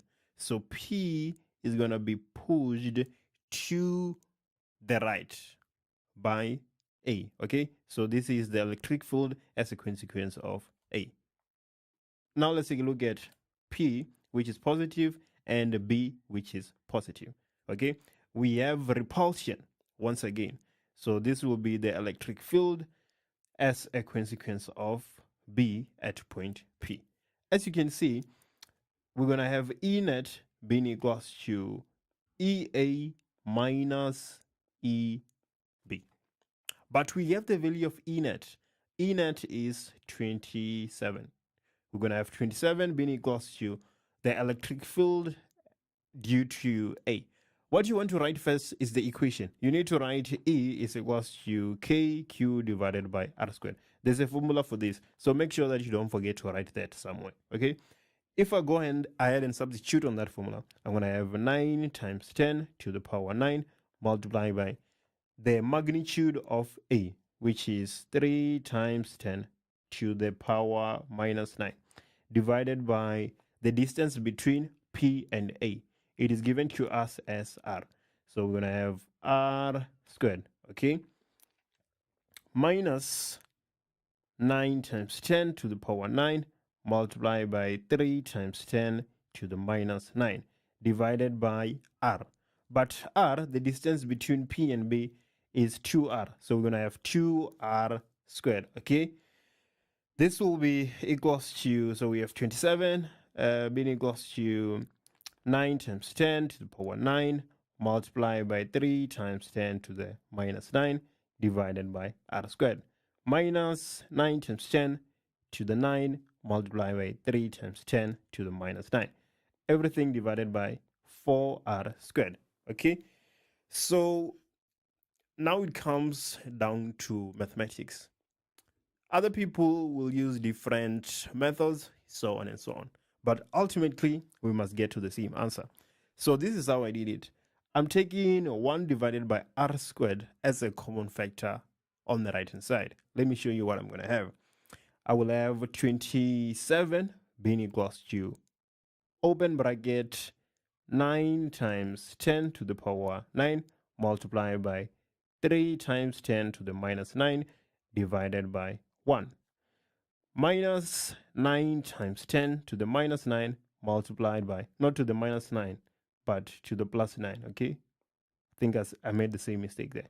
To the power 9 to the power 9 multiplied by 3 times 10 to the minus 9 divided by 4, okay? I'm taking 1 divided by R squared as a common factor. So I can go ahead and put this in my calculator, okay?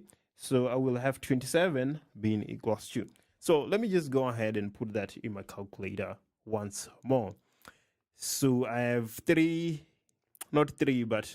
times 10 to the power 9 multiplied by 3 times 10 to the minus 9 divided by 1 minus 9 times 10 to the power 9 multiplied by 3 times 10 to the minus 9 divided by 4.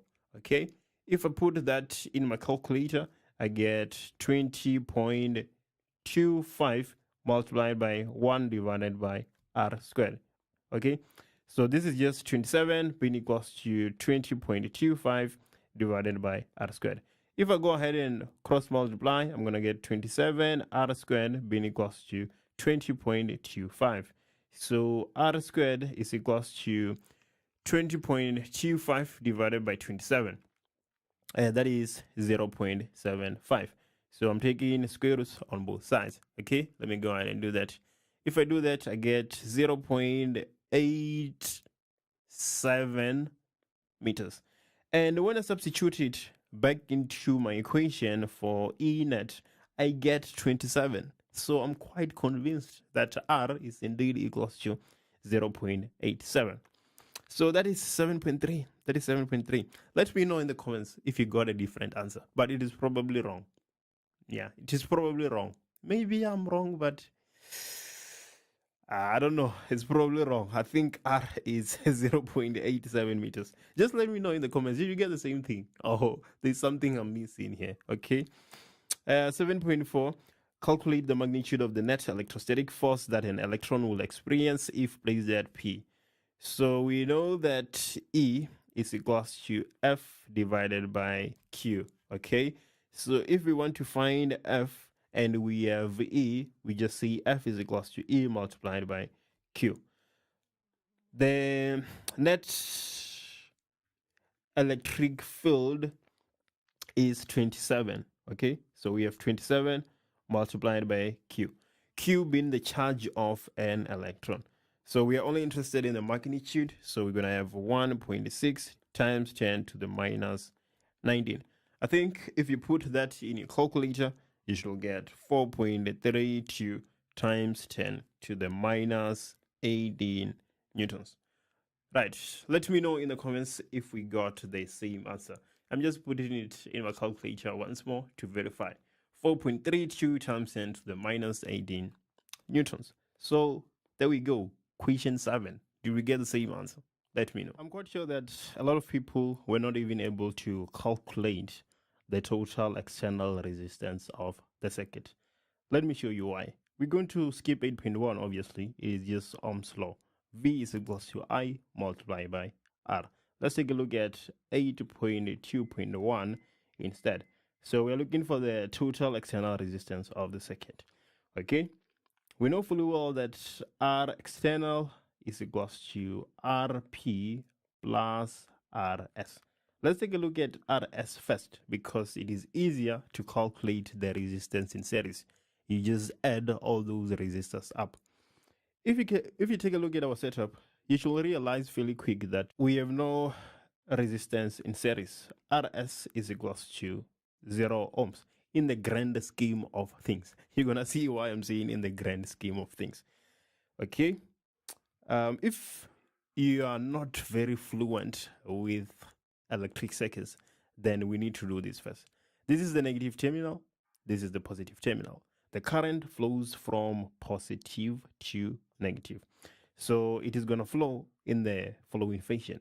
We're gonna have something like this, but at this point the current splits, right? A proportion of the current goes down this path while the other proportion of the current goes down this path. Okay, so the total resistance on this path is in parallel with the total resistance on this path. Okay, but it is a bit deeper than that because on the upper path we have R1 and R2, which are also in parallel.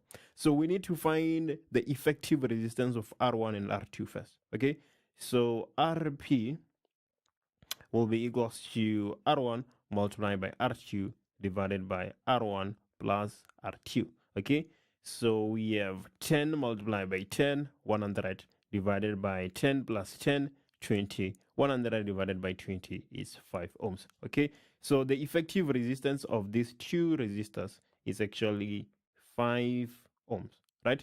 So that tells us that the total resistance on the upper path is 5 ohms plus 10 ohms, which is 15 ohms. Okay, so if we want to calculate RP for this path and this path together, we're going to have RP for the entire circuit. We're going to have RP being equals to R1 multiplied by R2. R1 is the total resistance on the upper path, which is 5 plus 10, multiplied by the total resistance on the lower path, which is 15 ohms. Okay, everything divided by R1 plus R2. So that is 5 plus 10 plus 15. On the numerator, we have 15 multiplied by 15. On the denominator, we have 15 plus 15. RP will be equals to 7.5 ohm. Okay, so this is the total external resistance of our circuit. It is 7.5 ohms. Let's move to 8.2.2. Yeah, this situation where you have parallel on a path that is parallel, it is not so common, but you need to know how to take care of that. You first have to calculate the effective resistance of R1 and R2. Let's go ahead and take a look at 8.2.2. In 8.2.2, we want the reading on the ammeter. As you can clearly see, the ammeter is experiencing current that is not divided. So basically, we're looking for I total. Okay, so I total is what we're interested in. We have R external, which is equals to 7.5 ohms. We have R internal, which is 0.5. We have EMF, which is equals to 12. It will be obvious the equation we need to use. Okay, EMF is equals to I total multiplied by R external plus R internal. EMF is 12. I total is what we're interested in. R external 7.5, R internal 0.5. Okay, so 12 is equals to IT multiplied by 8. So IT will be equals to 12 divided by 8. That should be 1 point something, 1.5 ampere. So there we go. We have our current. 8.2.3. What's the mark allocation? 4 marks. Okay. 8.2.3. We're interested in the power dissipated by R3. Okay. So R3, the potential difference across R3 is VP, because on that path we only have R3. If we calculate VP, then we can say that the power dissipated by resistor R3 will be equals to V squared divided by R. Okay, so let's go ahead and find VP. VP is IT multiplied by RT. IT, that is 1.5. RT, the total resistance in parallel, that is 7.5. We know fully well that RT is not RT but RP, right? That's supposed to be RP. VP is equals to IT multiplied by RP. Okay, so 1.5 multiplied by 7.5, that is 11.25 volts. So we have VP. We can go ahead and calculate the power. The power is going to be 11.25 squared divided by the resistance, which is 15. Okay, let me go ahead and put that in my calculator. So 11.25 squared divided by 15 is 8.44 watts. Right, so there we go. We have our power. The power is 8.44 watts. 8.3.1. Switch S is now opened. Okay, so let's go ahead and open switch S.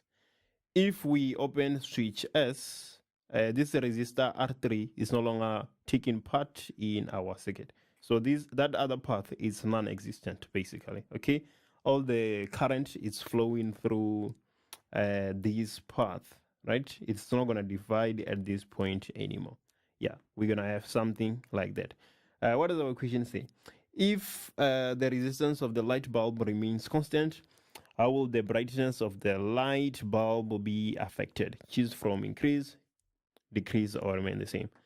Explain the answer to question 8.3.1. Is it increasing, decreasing, or remaining the same? Let me know in the comment section. I'm going to check the comments after an hour, and then I'm going to reply with the correct answer. So make sure that you come back here after an hour and check 8.3.2. This is 4 marks up for grabs. Did you get this 4 marks or did you lose it? Come back after an hour and find out. In the meanwhile, you can let me know what your answer is and why you think so. As you can clearly see, this is a split ring and not a slip ring. So the answer to 9.1.1, we have split ring. Okay, A is a split ring and not slip. Okay, 9.1.2, state the energy conversion that takes place in the motor.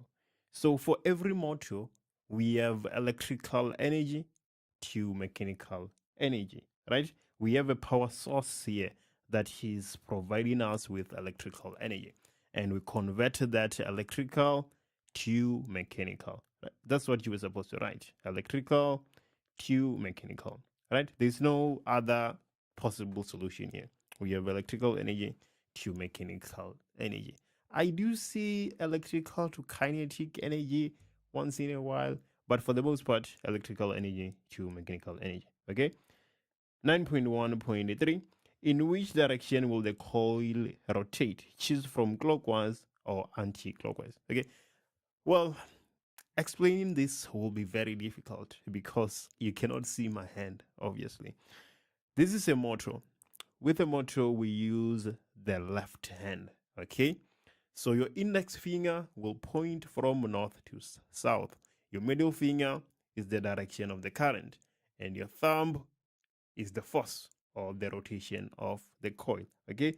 If you place your left hand on that part of the coil, and then with your index pointing from north to south, and with your middle finger showing the direction of the current, then your thumb is going to show you the direction of the coil at that part. Okay, so we have the positive terminal and the negative terminal. So the current is going to be flowing in this fashion. Okay, as you can clearly see on the part we're interested in, the current is going down. So you're supposed to twist your hand such that your index is pointing from north to south, and then your middle finger is following the current. If you do that, then this part is going to be going down, right? And if that part is going down, you can clearly see that we have a clockwise rotation. That is the answer to 9.1.3. It is unfortunate I cannot demonstrate it. Yeah, as you cannot see my hand, but practice that and wrap your head around it. 9.1.4. So 9.1.4, state 2 changes that can be made to the motor for the coil to rotate faster. Okay, I can increase the voltage, increase the voltage. If you increase the voltage, the coil will go faster. So that's one of the things you can do. I want you guys to tell me what reasons you gave. I'm saying I'm going to increase the voltage. What did you say in the exam? Let me know in the comments. I'll be checking it out. Okay, that is 9.1.4. Let's take a look at 9.2. VRMS, IRMS, so on and so on. We know what you expect. The second diagram below shows an electric kettle and a toaster connected to an AC source with an RMS voltage of 220 volts. Okay. The ammeter connecting wires and switches S1 and S2 have negligible resistance. Right. 9.2.1, we're supposed to define the term root mean square current. I'm going to leave that one for you. Let's do 9.2.2. 9.2.2, when switch S1 is closed and switch S2 is open, the maximum current, so I max, is equals to 3.6 ampere. calculate the root mean square current in the circuit. Okay, so we're gonna have IRMS being equals to I max divided by square root of 2. I max 3.6 divided by square root of 2. So what should we get? I'm getting 2.55 ampere as my answer to 9.2.2. 9.2.3 on the other hand, when switch S1 is open and switch S2 is closed, the root mean square current in the circuit is 2.62 ampere. So now we have IRMS, which is 2.62 ampere. Calculate the energy consumed by the toaster in 2 minutes. So we want the energy. The energy is equals to the power multiplied by the time. Okay, so the power can take different forms, right? We can have V squared divided by R, I squared multiplied by R. So let's decide on which formula we're going to use to calculate the power. Well, we have IRMS is equals to 2.62. So now we need V or R in order to calculate the power. We have the VRMS. We are given the VRMS of the source. Okay, it is said to be 220. So we can just go ahead and find the power by saying VRMS multiplied by IRMS. Okay, obviously you can find the resistance first, which is sort of wasting your time because you don't have to do that. But if you do it, there is no problem. Okay, so we can find the power using that. And then the time, we have 2 minutes, which is just 120 seconds. Okay, so the energy consumed will be equal to the power, which is 220, our VRMS, multiplied by the current, which is 2.62, multiplied by the time, which is 120. Okay, I have the answer, but I have to put it in my calculator again and make sure. Okay, this is 69,168 joules. Okay, energy is in joules and not watts. Let's take a look. We have two spheres, A and B. They're made of pure zinc and they are at rest 0.1 meters apart on a wooden table. Sphere A is negatively charged and is free to move on the table, while sphere B is uncharged and fixed to the table, as shown in the diagram below. Okay, let's hear the stories. High intensity ultraviolet light of frequency 2.8 times 10 to the power 16 Hz is now shown onto sphere B. The work function of zinc is 6.63 times 10 to the minus 19 joules. Okay, let's carry on. 10.1.1 define the term work function of a metal. That is the minimum amount of energy required by a certain metal for electrons to be ejected or to be emitted from its metal surface, okay, right, that is work function. 10.1.2 explain using a suitable calculation why the ultraviolet light shown on sphere B will eject electrons from its surface. So we are given the work function, right, and the frequency that is shown. There's two ways you can explain using a suitable calculation why the ultraviolet light is suitable. Okay, yeah, there's two ways you can do that. You can convert the work function to the threshold frequency, and then you can compare threshold frequency with the frequency that is shown. The other way of doing it, you can use this frequency that is shown to find the energy that will be incident on the metal surface and compare the energy to the work function. One between the two ways. So our work function is equals to 6.63 times 10 to the minus 19 joules. Let me calculate the energy of the frequency that is being shown on the metal. Okay, I'm choosing to take that route. You can take the other route, which will conclude in the same fashion.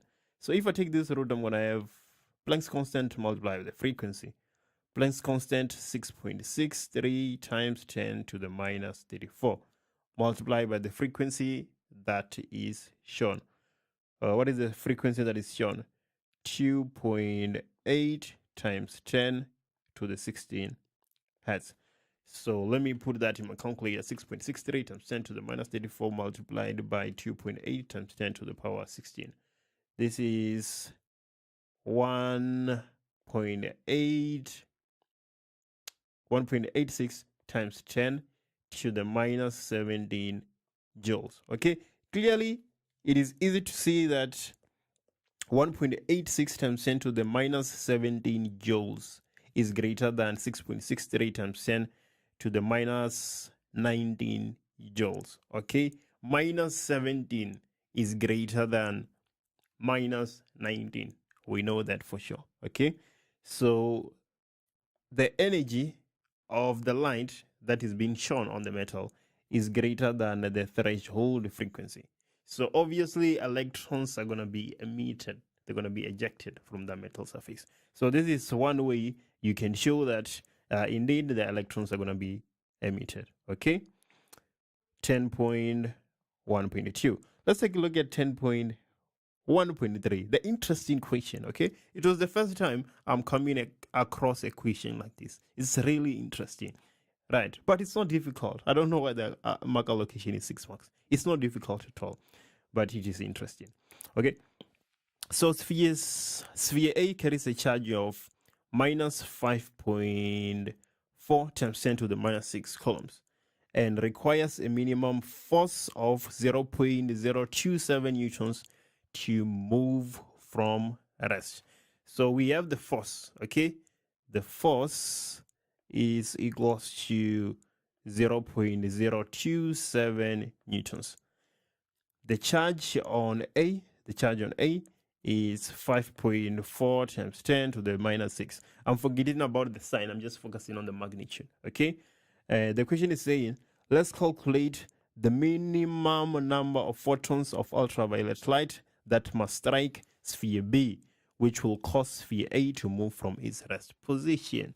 Okay, we have to go back to the basics. You need to understand that one photon can emit only one electron. Okay, so if we calculate the number of electrons that are being emitted on the sphere, then we can use that to calculate the number of photons. Basically, the number of electrons is equal to the number of photons. So we are actually supposed to just find the number of electrons. The number of electrons will be the number of photons. So let's go ahead and do that. Okay, so we will use F is equals to K Q1 Q2 divided by R squared. Okay, we have the electrostatic force. We have two charges that are attracting each other or repelling. I don't know in which direction they're moving. Okay, if electrons are being emitted from the sphere, then it will become positively charged. Okay, so they are attracting each other with a force of 0.027 newtons. I have Q1 or QA, which is 5.4 times 10 to the minus 6. I can go ahead and find Q2 because K is a constant and I have R. After finding Q2, then I'm going to calculate the number of electrons on Q2. Okay, let me go ahead and do that. The electrostatic force 0.027, K 9 times 10 to the 9, Q1 5.4 times 10 to the minus 6 multiplied by Q2. Everything divided by R squared. So R squared will be 0.1 squared. If we cross multiply, we're going to get, so 0.027 multiplied by 0.1 squared, I'm getting 2.7 times 10 to the minus 4, being equals to 9 times 10 to the power 9 multiplied by 5.4 times 10 to the minus 6. I'm getting 4.86 times 10 to the minus 4 multiplied by Q2. So it's obvious what I need to do. I need to divide both sides by the coefficient of, this is to the power 4 and not to the power minus 4. This is to the power 4. So let me just go ahead and change that. So we have to the power 4. Okay, so now I just need to divide both sides by 4.86 times 10 to the power 4. So what is 2.7 times 10 to the power minus 4 divided by 4.86 times 10 to the power 4? Okay, I'm getting Q2 is equals to 5.5556 times 10 to the minus 19 coulombs. So now I have the charge of Q2. I can go ahead and calculate the number of electrons that were emitted, okay? Of which the number of electrons that are emitted will give me the number of photons. So the number of electrons is equals to the charge divided by the charge of an electron. So we're going to have 5.5556 times 10 to the minus 9 divided by 1.6. Okay, 1.6 times 10 to the minus 19. That is the charge of an electron. Okay, so let me put this in my calculator. Divided by 1.6 times 10 to the minus 19, I'm getting 3.4723. Okay, 2 decimal places because this is my final answer. 3.47 times 10 to the power 10 electrons, which is the number of photons. Okay, so I think you would also need to conclude that the number of photons is equals to the number of electrons, which is 3.4723 times 10 to the power 10.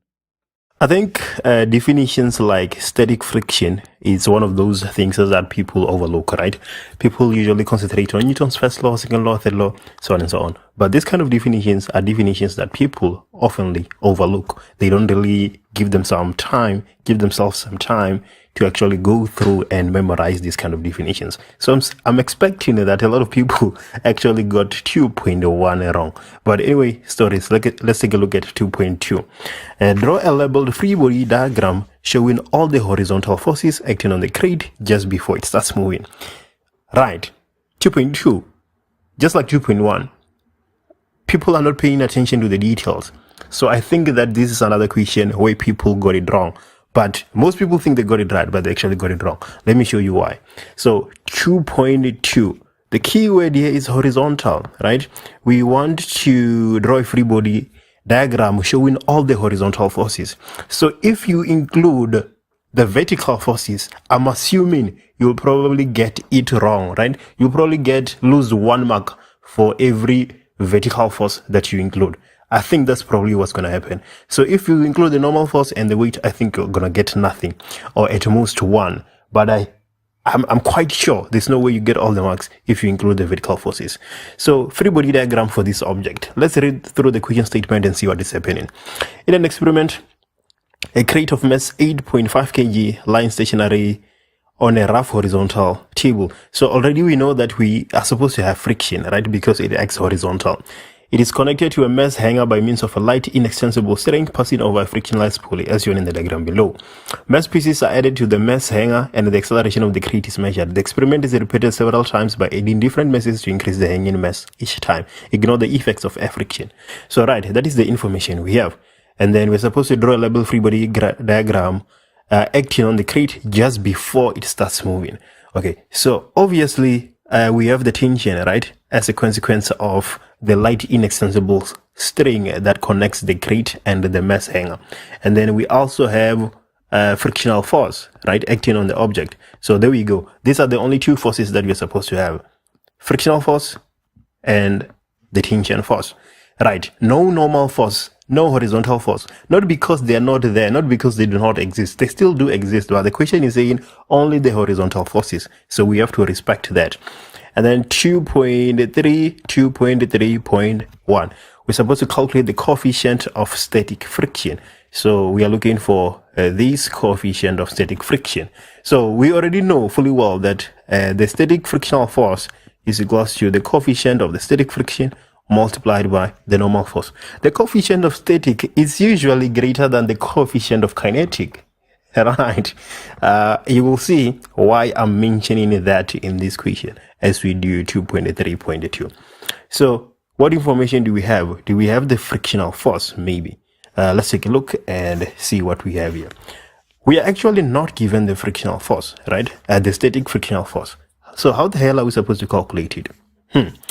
But do we have the coefficient? The coefficient is what we're interested in. So obviously we don't have that. What about the normal force? Well, the normal force, we can calculate it, right?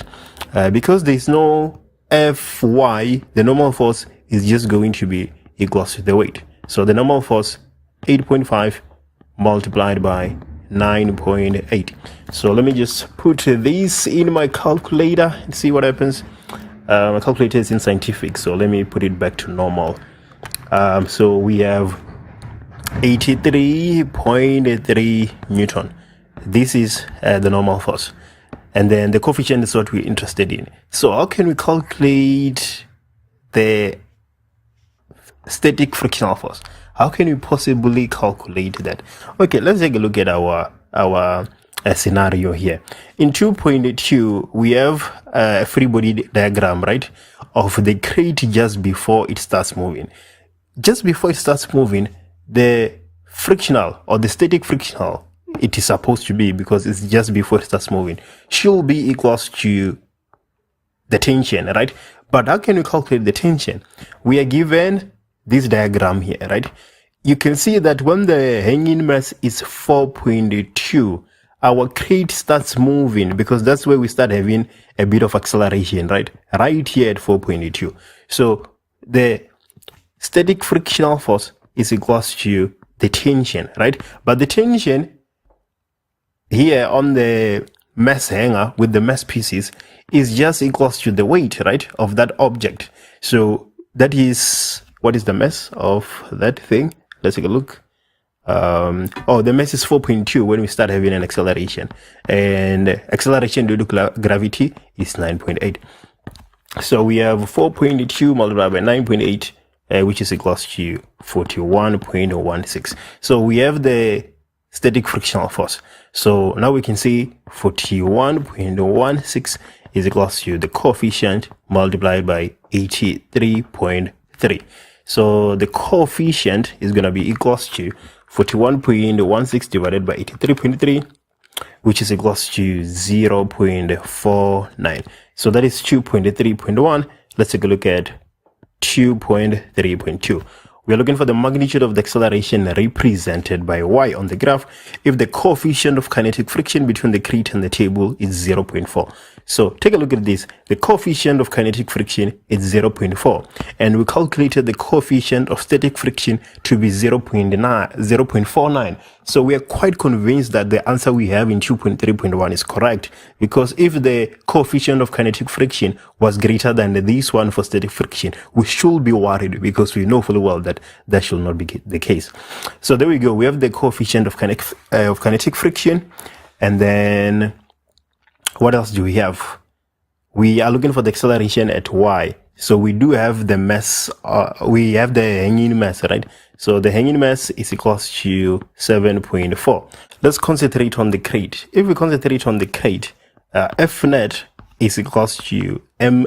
We know that fully well.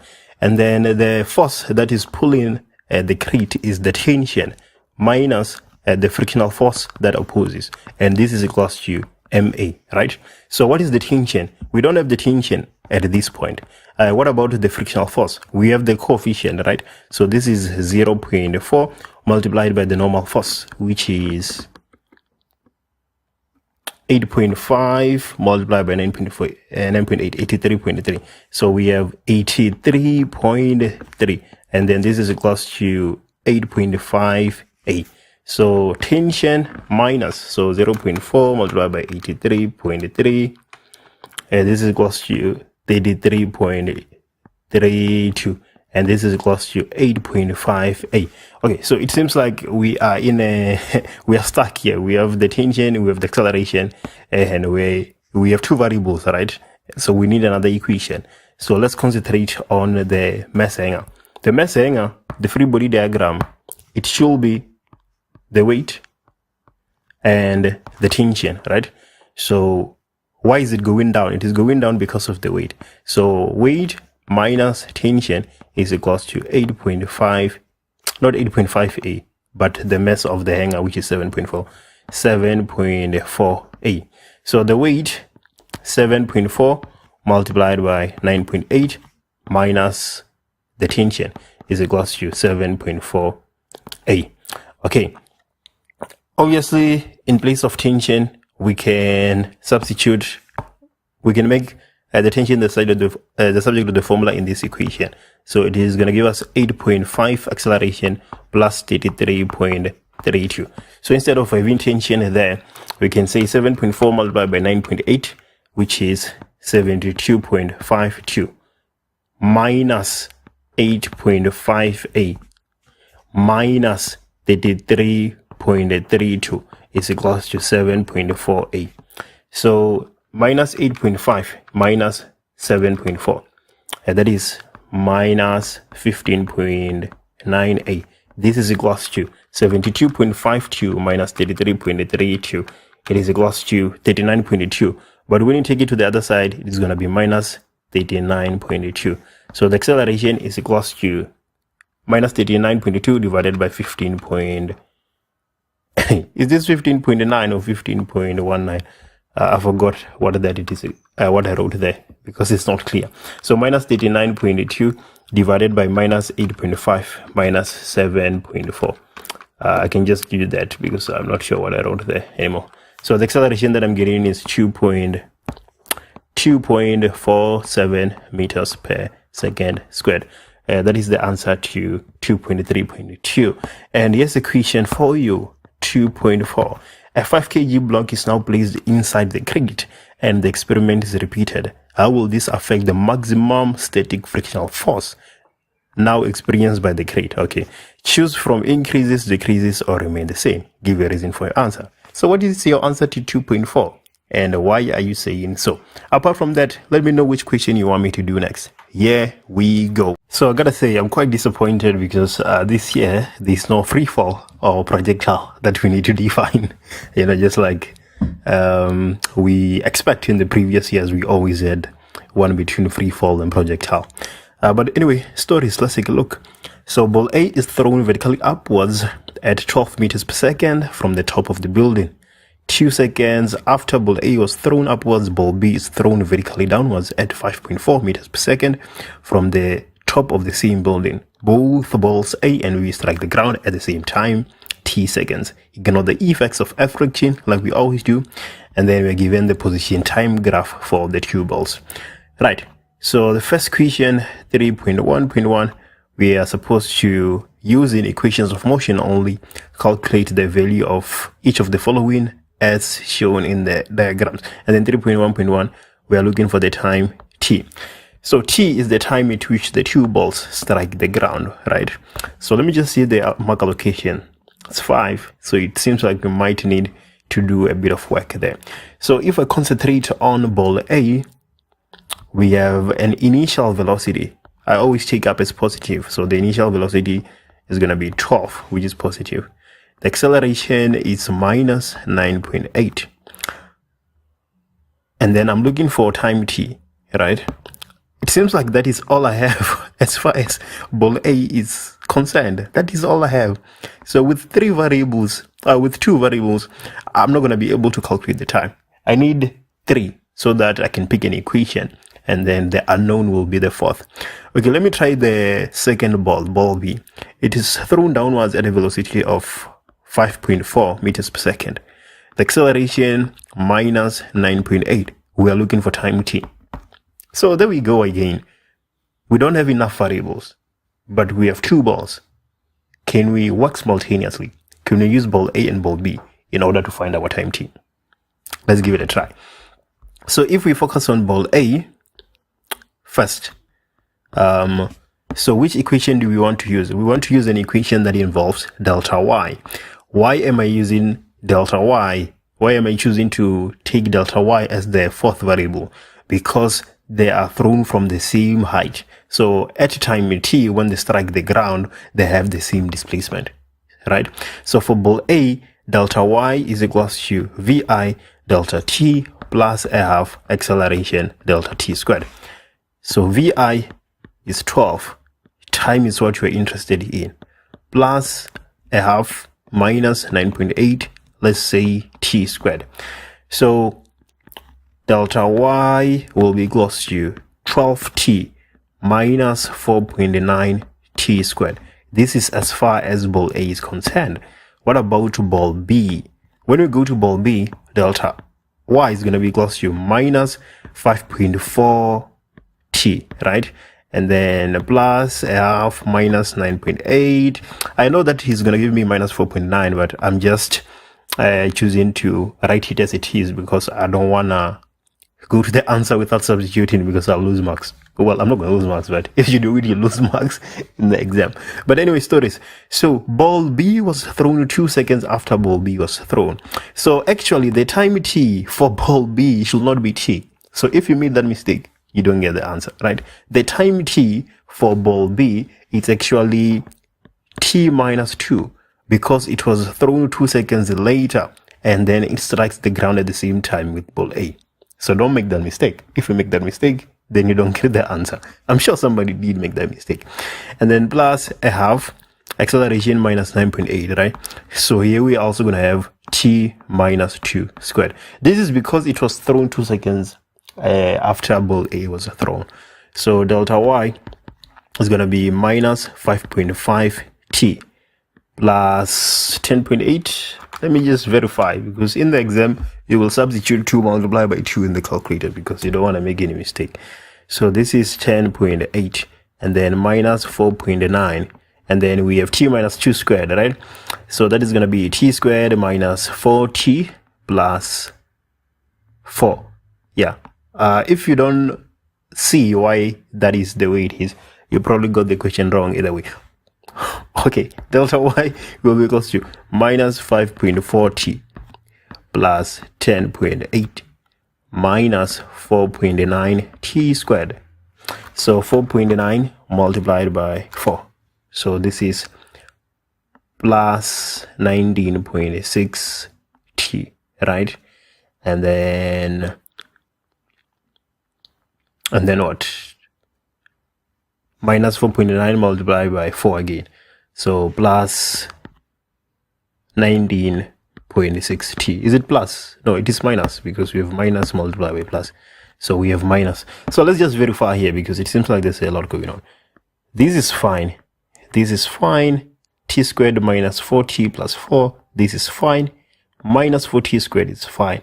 Plus 16t is fine. And then here we're supposed to have minus 19.6, not minus 19.6t. So, okay, that was another mistake. Yeah, it's always important to verify. So, delta y, so let's add the like terms. So, minus 5.4 plus 19.6, right? That gives me 14.2. So, we have 14.2t.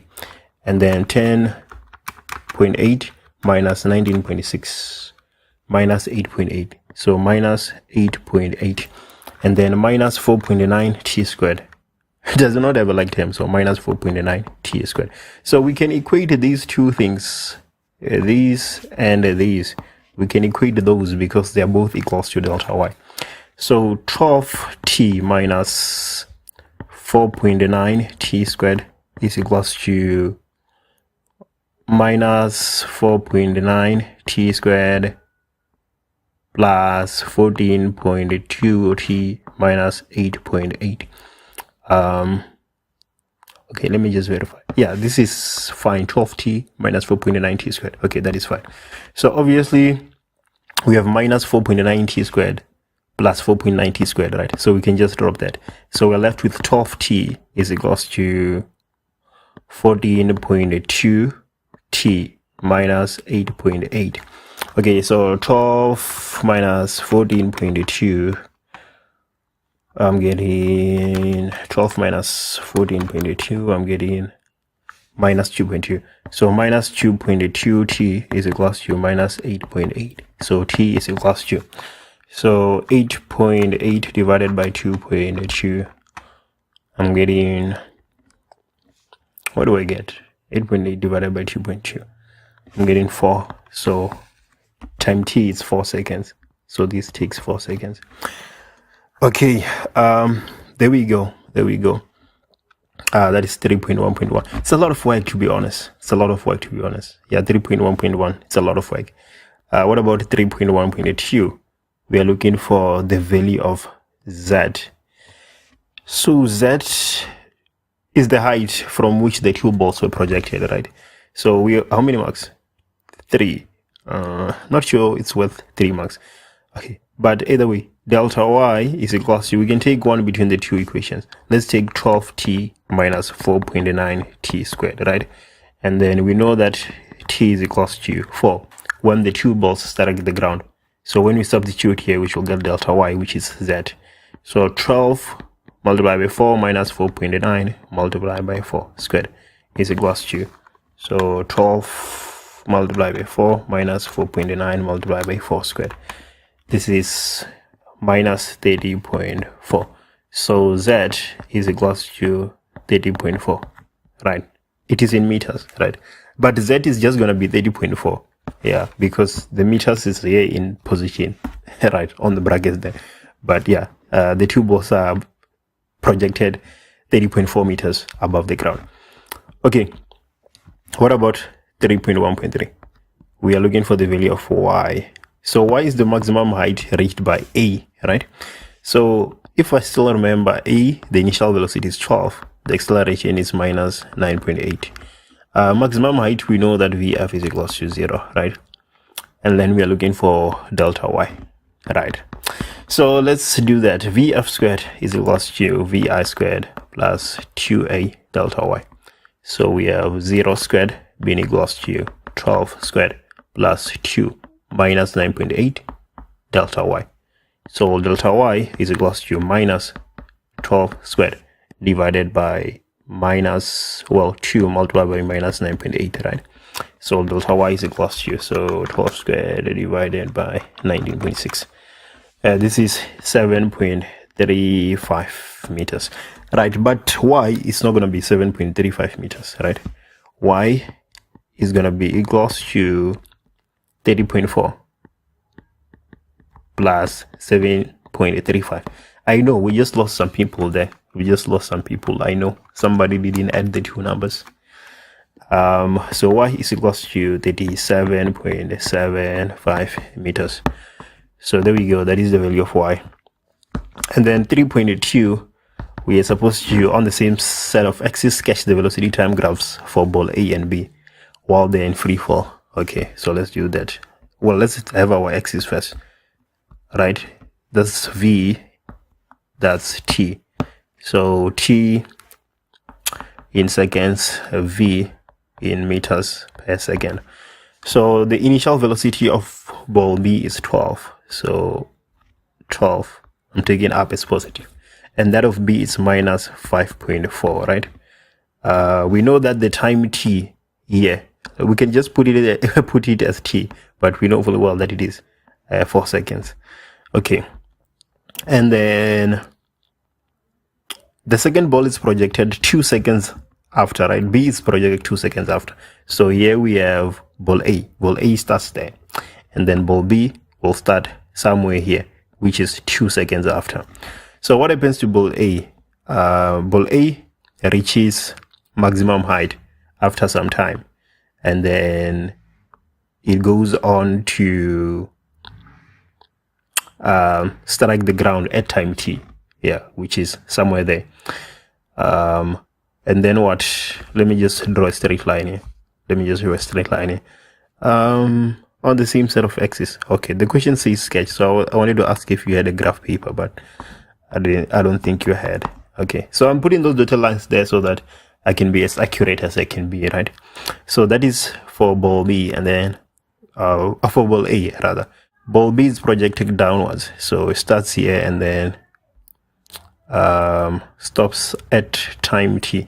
So you're supposed to have something like this as far as the velocity time graph is concerned. So there we go. Write down the principle of conservation of mechanical energy in words. That is 4.1.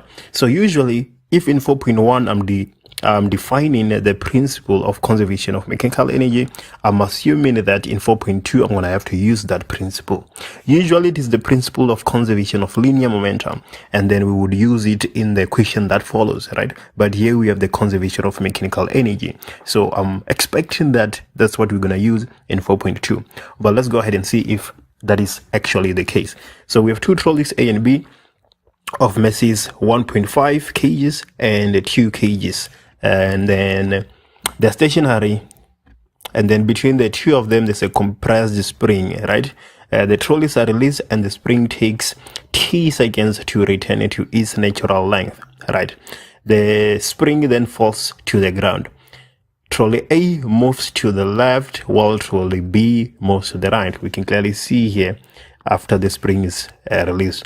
Trolley A then moves to the left while trolley B moves to the right, and then trolley B goes up a frictionless inclined plane, rising to a maximum height of 1.5 meters as shown in the diagram below. So 4.2, calculate the speed of trolley B at the bottom of the inclined plane. Okay, so let's see what we can do here. So obviously the first thing that we're going to try out is the conservation of mechanical energy. If it doesn't work out, then we can try other things. But the most organic step should be the conservation of linear momentum, of mechanical energy, not linear momentum. So let's take a look at the cart B. Is it a cart? No, it's a trolley. So let's take a look at B at the bottom of the incline, and then also take a look at it at the top of the incline. So at the bottom of the incline, that is where we are interested in its velocity, right? Let me just say V and then to VF. So we are interested in this velocity at the bottom of the incline. But what else do we have? We just have the mass. That's all we have, right? The mass is 2 kgs. And then at the top of the incline, so the question says that does it reach a maximum height? That's what I want to see, because if it reaches the maximum height, I know that the velocity is 0 there. So it rises to a maximum vertical height. So okay, V is equals to 0 at the top, because that is the maximum height. The mass is still the same, but we have the height, which is 1.5 meters. Here we can say that the height is equals to 0.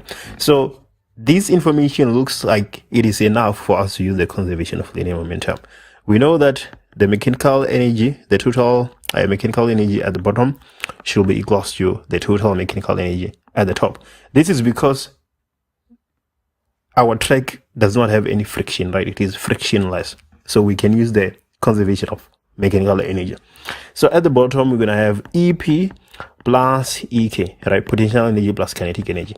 At the top, we're also going to have EP plus EK.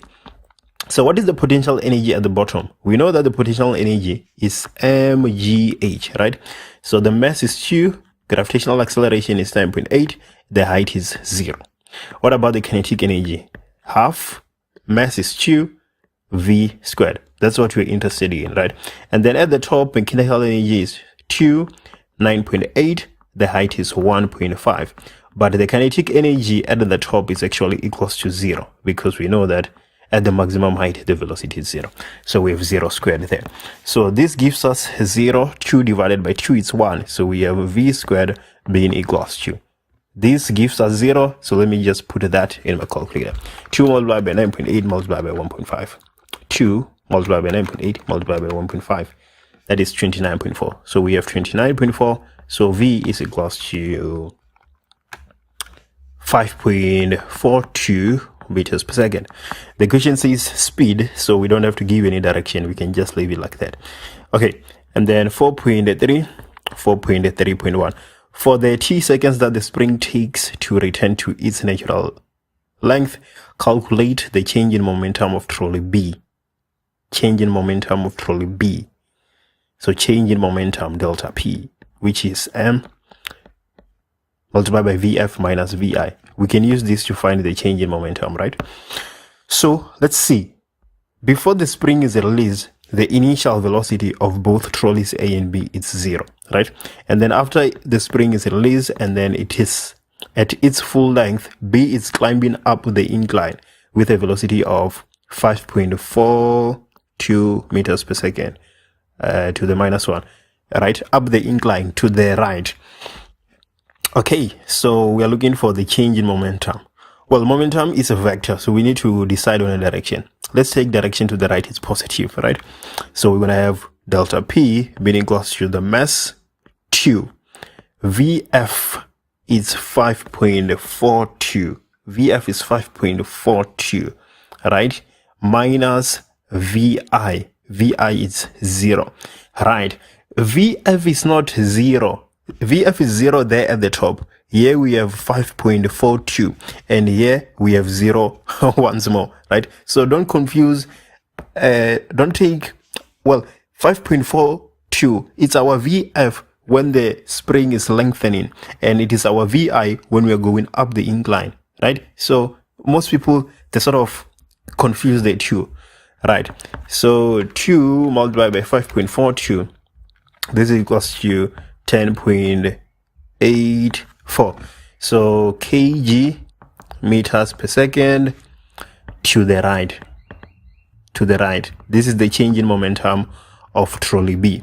While trolley A, write down the change in momentum of trolley A, that is 3.2, right? So it is going to be the same. It is going to be the same, but in the opposite direction, right? It's easy to prove because we know that F net is equals to delta P over delta T, right? So these A and B will experience the same force.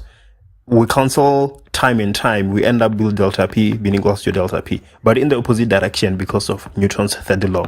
So the change in momentum of ball A, or trolley A, not ball A, will be 10.84 kg meters per second. Where? To the left. All right. Maybe what we can talk about is the SI unit here. The question is saying change in momentum. It is not saying impulse. So should the SI unit be kg meters per second, or should it be newtons multiplied by second? Which one between the two? Kg meters per second or newtons multiplied by second? Right.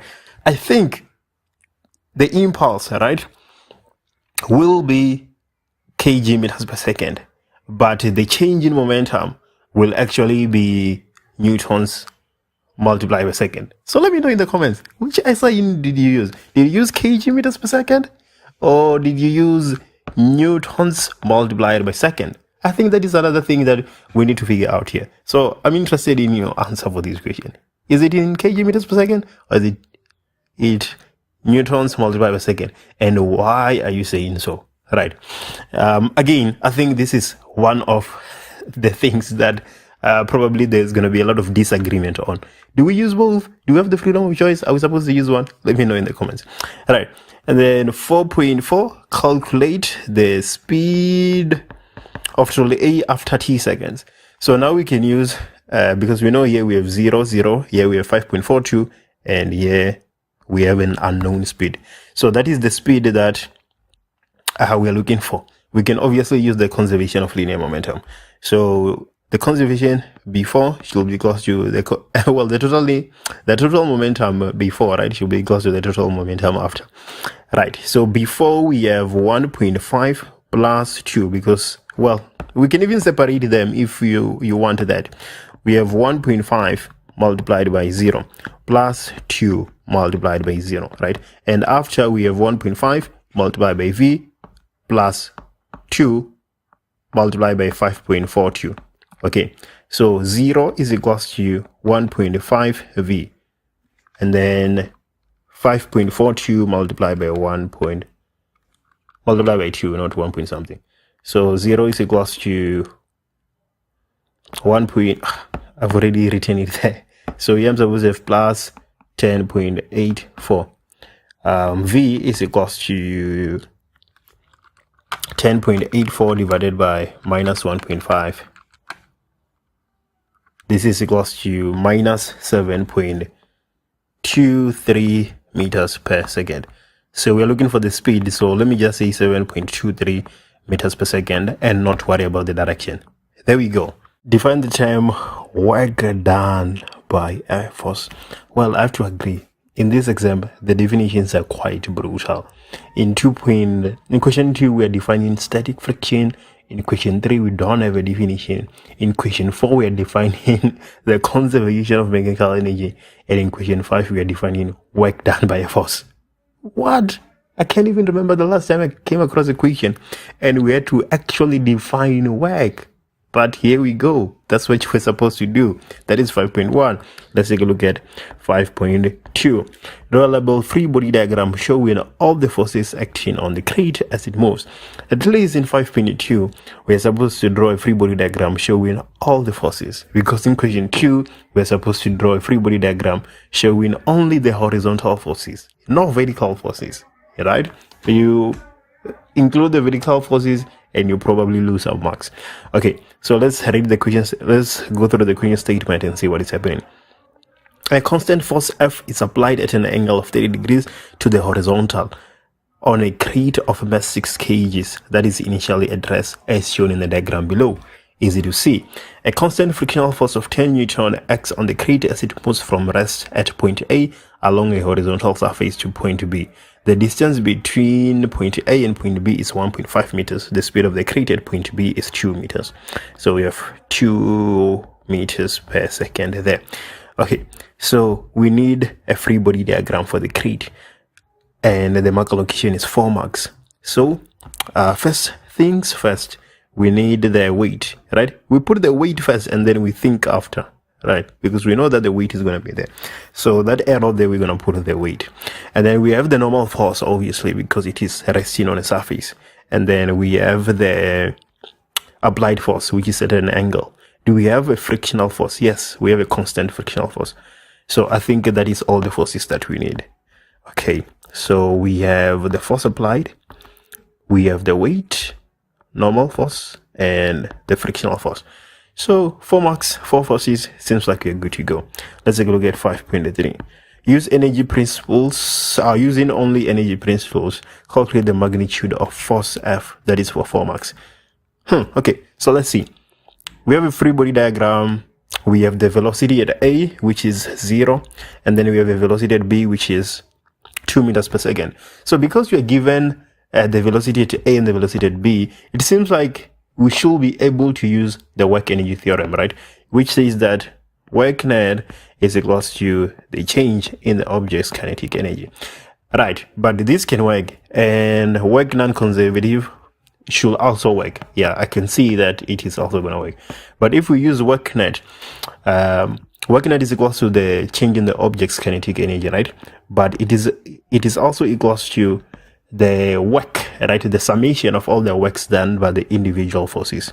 So the frictional force does some work on the object, and the horizontal component of the applied force also does work on the object. So we're going to have the work done by the frictional force plus the work done by the horizontal component of the applied force being equals to the object's change in kinetic energy.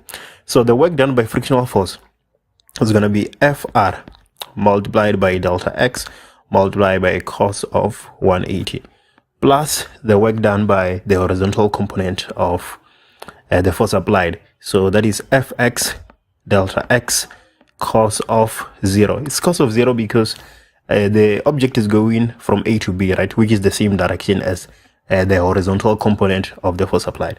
And this should be equals to half mvf squared minus a half mvi squared. So let's go ahead and substitute. Frictional force is constant at 10 newtons. So we have 10 multiplied by the displacement 1.5 cos of 180. Now let's come to the horizontal component of the force applied. Obviously, because it is a flat surface, it is going to be F cos of theta, right? So we have F is what we are looking for, and then cos of 30 degrees, right? This is the horizontal component of the applied force, and then multiply by delta x, which is 1.5, and then cos of 0 because they're in the same direction. This is equals to a half. The mass of the object is 6 kgs, so we have 6 vf squared. Oh, we have all these velocities. So vf is 2, right? So 2 squared minus a half. The mass is 6. The initial velocity is 0 squared. Okay, so 10 multiplied by 1.5 multiplied by cos of 180. This is minus 15. So we have minus 15, and then cos 30 multiplied by 1.5 multiplied by cos of 0. This is plus 1.299 f being equals to, so right hand side 1 over 2 multiplied by 6, 2 squared, minus 1 over 2 multiplied by 6, 0 squared. This is 12. So 1.299f is equals to 12 plus 15, which is 27. So this is 27. So f is equals to 27 divided by 1.299. So f is 20.79 newtons. Right, we only need the magnitude, we don't need the direction. So that's it. So let's just verify and see if what we did is correct. This is the constant frictional force. This is the right displacement, cos of 180 minus 15. Seems good. Cos of cos 30, maybe I can just substitute that in my calculator. Cos 30 multiplied by 1.5, that is 1.299. So I'm happy with this, right? And then 6 divided by 2, that is 3, 4, that is 12. 12 plus 15, yeah, seems good, seems good. So that is the applied force. Okay, and then 5.4, I want you to tell me the answer to this question. What did you write? A 2 kg block is placed in the crate. What effect will this have on the work done by the same force when the crate is again moved from point A to point B? Right, only increases, decreases, or remain the same. So is the work done by the applied force going to increase or decrease when we add the 2 kg block on the crate? Or is it going to remain the same? Let me know in the comments. Here we go. Name the phenomenon that explain why the wavelengths shown in the graph differ. I think all the time in question 6, when we come across something like this, we know what the answer is already. Doppler effect. And then question 6.2 is the car moving towards or away from the listener. Give a reason for the answer. Now we have to go through the question statement. A stationary listener standing on the roadside records the wavelength of the sound emitted by a siren of a police car traveling at a constant velocity. In the wavelength time graph below, not drawn to scale, wavelength of the listener is the, well, wavelength with the subscript of L, right, is the wavelength of the sound recorded by the listener, while the one with a bit of an S here is the wavelength recorded by, well, the wavelength of the sound emitted by the siren. And then we're supposed to take the speed of sound in air as 343 meters per second. So is the car moving away or towards the listener? The listener is stationary. So what is influencing the wavelength that the listener observes is the motion of the car, whether it is moving away or towards.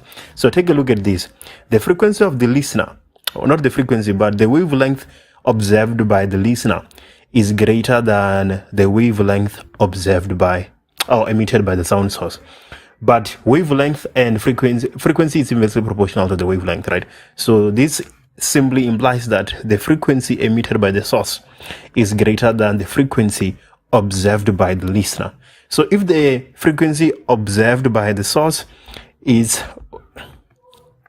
so if the frequency emitted by the source is greater than the frequency observed by the listener, what does that imply? It implies that the listener has to be moving away, given that the sound source is stationary. So that is the answer to 6.2. And then 6.3.1, calculate the frequency of the sound emitted by the siren. Well, we have the wavelength of the sound emitted by the siren, so it should be quite easy to calculate the frequency. F is equals to V divided by the wavelength. We are told that we are supposed to take the speed of sound in air as 343 meters per second. So we have 343 divided by 0.38. It's already in meters, so we don't have to change anything there. So 343 divided by 0.38, this gives us 902.63 hertz. This is the frequency emitted by the source. 6.3.2, magnitude of the velocity of the car. That is actually the last question in question 6. So we are looking for the velocity of, well, the car. Is the listener the one who is stationary, or the car is the one that is stationary, our sound source? Let's go through our question statement again. A stationary listener. Okay, so the listener is stationary. So the listener is stationary. It is the car that is moving away, right? So the answer here is still away, but it is actually the sound source that is moving and not the listener. The listener is stationary. It's the sound source that is moving away. Okay, so magnitude of the velocity of the car. So this is the velocity of the sound source that you're looking for. We have the frequency of the sound source because you've calculated it. We have the velocity of, well, the speed of sound in air. It is given to us. Velocity of the speed of sound in air, it is just v, it is given to us, right? Magnitude of the velocity of the car, so we are looking for vs. We have vl because the listener is stationary, which is 0. And then what about the frequency observed by the listener? We can calculate that because we are given the wavelength, right? Not the we are given the wavelength, but we can calculate the frequency. It is going to be equals to 340. Well, okay, let's leave that for now, but we can calculate it, right, as we move forward. So with these variables, we can say FL is equals to V plus or minus VL divided by V plus or minus VS multiplied by FS. So FL, the frequency observed by the listener. So we're going to say 343 divided by the wavelength, right, which is 0.4. So this is the frequency observed by the listener. And then we have V, which is 343. The listener is stationary, so plus or minus 0. And then we have 343. The sound source is moving away, so we're going to have plus Vs multiplied by the frequency emitted by the sound source, which is 902.63. So 343 divided by 0.4, this is 857.5, and it is equals to 343 divided by 343 plus Vs multiplied by 902.63. Let's divide both sides by 902.63. If we do that, we're going to get 0.95 being equals to 343 divided by 343 plus Vs. Let's cross multiply. So 0.95 multiplied by 343, this is 325.8506, right? And then plus 0.95 Vs. This is equals to 343. So Vs is going to be equals to 343 minus 325, 32, not 3, 32.5. 325.8506, everything divided by 0.95, the coefficient of Vs, right? So let me just put that in my calculator and see what I get here. I'm getting 18.05. So Vs is 18.05 meters per second. There we go. That is question 6. So we have done question 2, 3, 4, 5. If you haven't watched that, click on the channel and you'll find those videos. Which question do we go to next? Let me know in the comments. Here we go. Calculate the magnitude of the electric field at X. Let's go ahead and take a look at that. So 7.1, P is a 2 nanocoulombs point charge, as we can clearly see, right? X is a 0.6 centimeters away from charge P, as shown in the diagram below. We just want the magnitude of the electric field at X. Should be an easy question to answer. So 7.1 E is equals to KQ divided by R squared. So K is 9 times 10 to the power 9, right? It's a constant. But because I'm writing the final exam and I don't want to make any mistake, I will actually verify on the formula sheet, right? Because what if it's minus 9? Well, it is still plus 9. 9 times 10 to the power 9 multiplied by the charge of P. It is 2 times 10 to the minus 9, not minus 6, right? And then divided by R squared, which is in centimeters. So we need to convert to meters. So in 1 meter, we have 100 centimeters. So we divide by 100 and we square that. Now I just need to press my calculator. So 9 times 10 to the power 9 multiplied by 2 times 10 to the minus 9, 6 over 100, and we square that.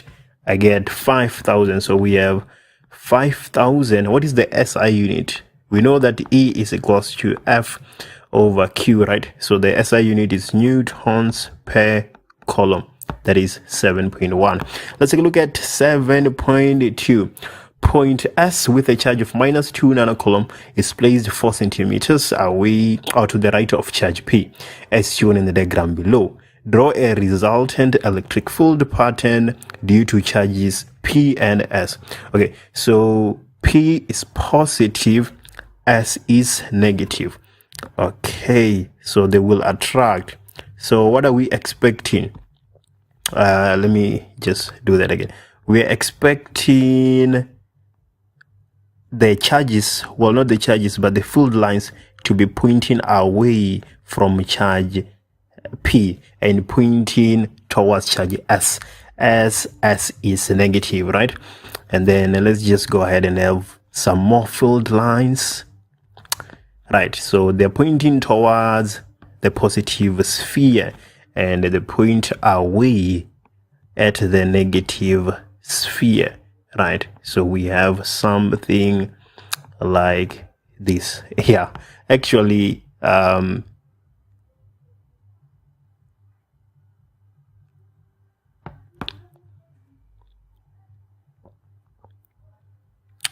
P is positive and S is negative. We expect the field lines to point away from P, right? Because it is positive, and point towards S because it is negative. Okay, so let me just write that nicely.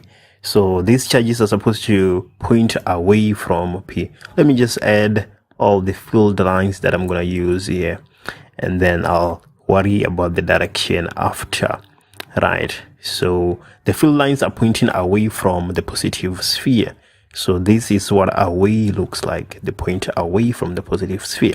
And then the negative sphere, the point towards the center, right? The point towards the negative sphere. So the positive sphere away, and then from the negative sphere's point of view, it is towards. So this is what we're supposed to have for 7.2, right? 7.3.1, we're supposed to define Coulomb's law. So I'm gonna leave that to you, right? The square distance between the charges, not between them, not between their centers. When it comes to Coulomb's law, we don't say between the centers. That is gravitational law. So if you did say between the centers here, when you at the end of the definition, that is wrong. It's not between the centers. It's just between the charges. Right? We don't talk about the center of a charge here. So that is 7.3.2 or 7.3.1, I mean. And then 7.3.2, what is the polarity of charge T? Choose from positive or negative. Let's go through the question statement and see what is happening. A third point charge T is placed 2 centimeters to the right of S as shown in the diagram below. Point charge T experiences a net electric field force of 2.5 times 10 to the minus 4 newtons to the left. Okay, to the left. And then we're supposed to figure out whether it is positive or negative. So let's take a look at the two cases where it is positive, right, and where it is negative. Okay, so if it is positive, S and T will be attracting, right? So this will be the force as a consequence of S, because S and T will be attracting. But what about the force as a consequence of P? P and S have the same magnitude, but because P is so far away, we expect the vector to be smaller. We expect the magnitude of the force as a result of P to be smaller. This is if T is positive, right? Let's take a look at when T is negative. If T is negative, this will be the force as a result of S, because they will be repelling each other. But because P has the same magnitude as S and is far away, this makes sense to be the force as a result of P, right? So in this case, when we look at our situation, what do we have? We know that the net electric force is to the left, right? So it means that at T, we have a positive charge because the resultant is to the left when T is positive. As you can clearly see here that Fs would be greater than, here Fs would be greater than Ft, P. So it is easy to see that at point T, we should have a positive charge, right? Because if it is positive, then the net electric will be to the left. And then 7.3.3, we are supposed to actually calculate the magnitude of charge T. Let's go ahead and do that. So F net will be equals to, this is our scenario, right? We are basing everything on this scenario. So Fs will be equals to Fs minus Fp. I'm taking direction to the left is positive here, right? So what is F net? F net is 2.5 times 10 to the minus 4. What is Fs? Fs is going to be, we'll know fully well that F is equals to K, Q1, Q2 over R squared, right? And we want the charge at T. So Fs is going to be 9 times 10 to the power 9. The magnitude of the charge S, 2 times 10 to the minus 9, multiplied by Qt. Everything divided by the distance between S and T. It is 2 centimeters. So 2 over 100, converting it to meters squared, right? And then minus 9 times 10 to the power 9, 2 times 10 to the minus 9. That is the charge of P, right? Magnitude of the charge, rather. And then we have Qt divided by the distance between the two spheres.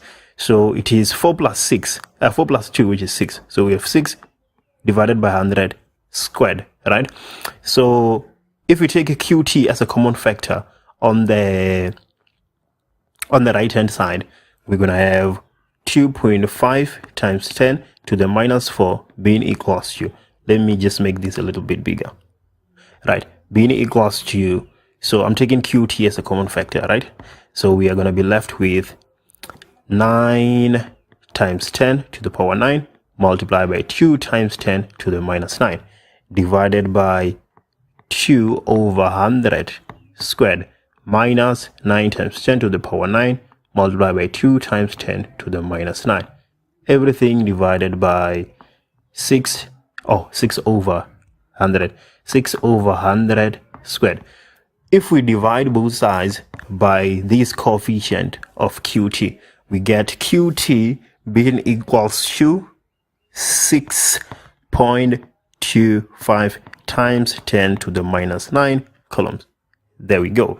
8.1, define the term power. Finally, a definition that you're familiar with, right? It is the rate at which work is done. That is power. P is equals to W over delta T, the rate at which work is done. That is 8.1. Let's take a look at 8.2. So 8.2, if both light bulbs operate as rated, calculate the reading on ammeter A2. So let's go ahead and take a look at our question statement. L1 and L2 are two light bulbs that have the following ratings. We have the power and the voltage of L1, the power and the voltage of L2. The two bulbs are connected as shown in the diagram below. The battery has an internal resistance of 0.6 ohms, while the conducting wires and the ammeters have negligible resistance.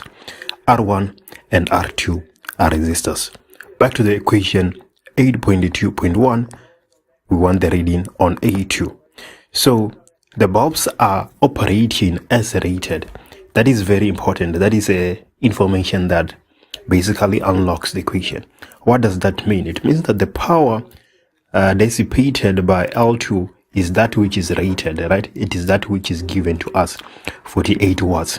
So that is what's going to allow us to find the reading on A2, right? Because we know that the current that passes through A2 is the current that passes through L2, because they are on that same parallel path. So what is the power of L2? It is 48 watts. And then what is the voltage of L2? Voltage dissipated by L2, that is 32 volts. And then what we're looking for, the reading on A2, so that is the current, right? So with these three variables, how do we calculate the current? We know that P is equals to V multiplied by I. The power is 48 watts, right? The voltage is 32, and then the current, well, 32, not 3V, 32, and the current is what we're interested in. So I will be equals to, so 48 divided by 32, that is 1.5. So we have 1.5 ampere as the reading on A2. 8.2.2, we want the reading on A1, right? The reading on A1. The reading on A1. Right. So we need to understand the current that A1 reads. The current that A1 reads is the total current, right? So A1, essentially, we are looking for IT. But take a look at this. When the current divides at this point, a proportion of the current is going to go on this path, while the other proportion of the current goes to this path. So if we calculate the current that passes through L2 and the current that passes through L1 and add those two, we have the current that is read by A1, the total current. So the current that is read by L2, let's call that I2. We calculated it to be 1.5 ampere. Let's calculate the current that is read by, not that is read by, but that passes through L1, because there is some current that passes through L1. If we can find a way to calculate the current that passes through L1, we will have the total current, because L1 is also operating as rated. So what information do we have as far as L1 is concerned? Well, we have the power, which is 36 watts. We have the voltage, which is the potential difference, which is 20 volts. So P is still equals to V multiplied by I. The power is 36. The voltage is 20. We are interested in the current. So the current is going to be equals to 36 divided by 20, which is 1.8 ampere. So this is I1, right? I2 is 1.5. So the reading on E1 will be equals to 1.5 plus 1.8. So this is 1.5 plus 1.8. Let's see, supposed to be 3.3, right? That is what we're getting, 3.3 ampere. But we're in the final exam. We don't want to make any mistake. We will literally punch in the calculator 2 multiplied by 2, even though we know that it is 4. So that is 8.2.2. Let's take a look at 8.2.3. So 8.2.2 said, let's find the reading on A1, right? And A1 reads the total current. I was just making sure that I didn't miss anything. 8.2.3, the resistance of R1. We are looking for the resistance of R1. Okay, so how can you find the resistance of R1? We have the resistance of R2, which is 4 ohms, right? And then what else do we have? We have the, we don't have the EMF, but we have the internal resistance, and we have the total current. So the total current, we know that it is equals to 3.3 ampere. So can we use the total current to find the resistance of R1? Yes, we can. How? I'm glad you asked. We know fully well that VP is equals to IT multiplied by RP, right? So do we have VP? Because if we have VP, we can easily then calculate the resistance on R1. Okay, so let's see. Let's take a look and see if we can do that. We know the voltage that is dissipated by R2, right? But do we know the voltage that is dissipated along the two parallel paths? Well, we can calculate VP using we can calculate VP using the voltage across this path, right? Because think about it, we say that in series there's different potential differences, right? That's in series. But in parallel, the potential difference is the same and the current differs. So VP can also be equals to the voltage that is dissipated by L2. VP is equals to the voltage that is dissipated by L2. It is equals to 32 volts, right? So the voltage across this path, right? Let's call this path X, and the voltage dissipated across the path Y, they should be the same, right?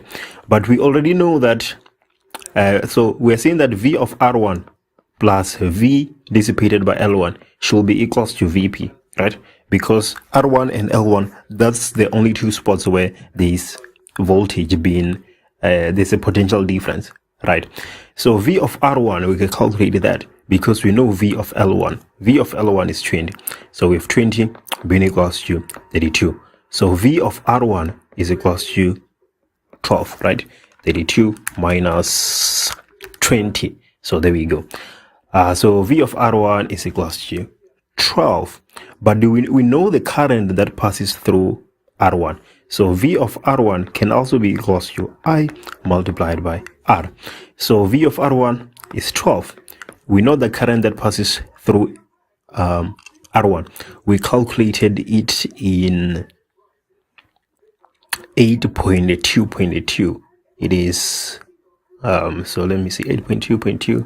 It is, so let me check, 36, that is for R1, for L1, and then 20 volts. The current is 1.8.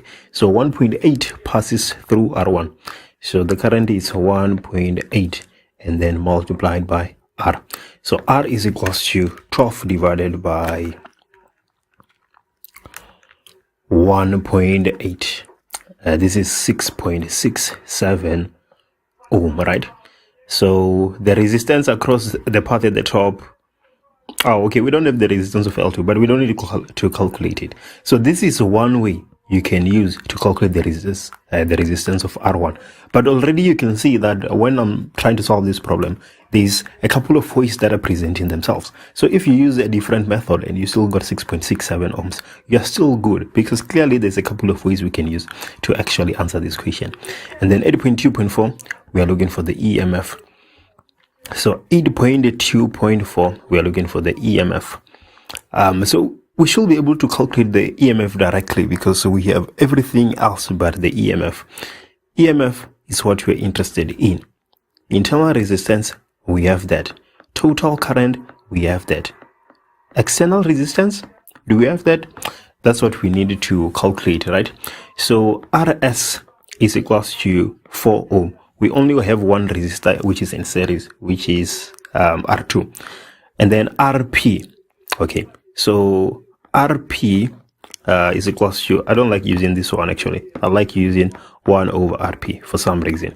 It's equals to 1 over R1 plus 1 over R2. So 1 over RP is equals to 1 over the total resistance on one path. The total resistance on one path. Okay, so it seems like we actually do have to calculate the resistance on L2 and L1. We don't have a choice anymore. Okay, that is one approach. One approach can be calculating the resistance of L2 and L2, of L2 and L1, and then calculate EMF using EMF is equals to IT multiplied by R external plus R internal. But another way that is becoming apparent to me and seems easier is if we say EMF is actually equals to V internal plus V external, right? So V internal is equals to current multiplied by the small r, right? Current multiplied by the small r. We have the current 3.3, right? So is it 3.3 or 3.2? 3.3. Okay, so we have 3.3 multiplied by 0.6, right? So 3.3 multiplied by 0.6, that is 1.98 volts. Okay, and then V external, there's two places where there's a potential difference across VP and across this R2, right? So V external will be equals to VP plus the voltage that is dissipated by R2. So VP, we already know that it is 32. VP is 32.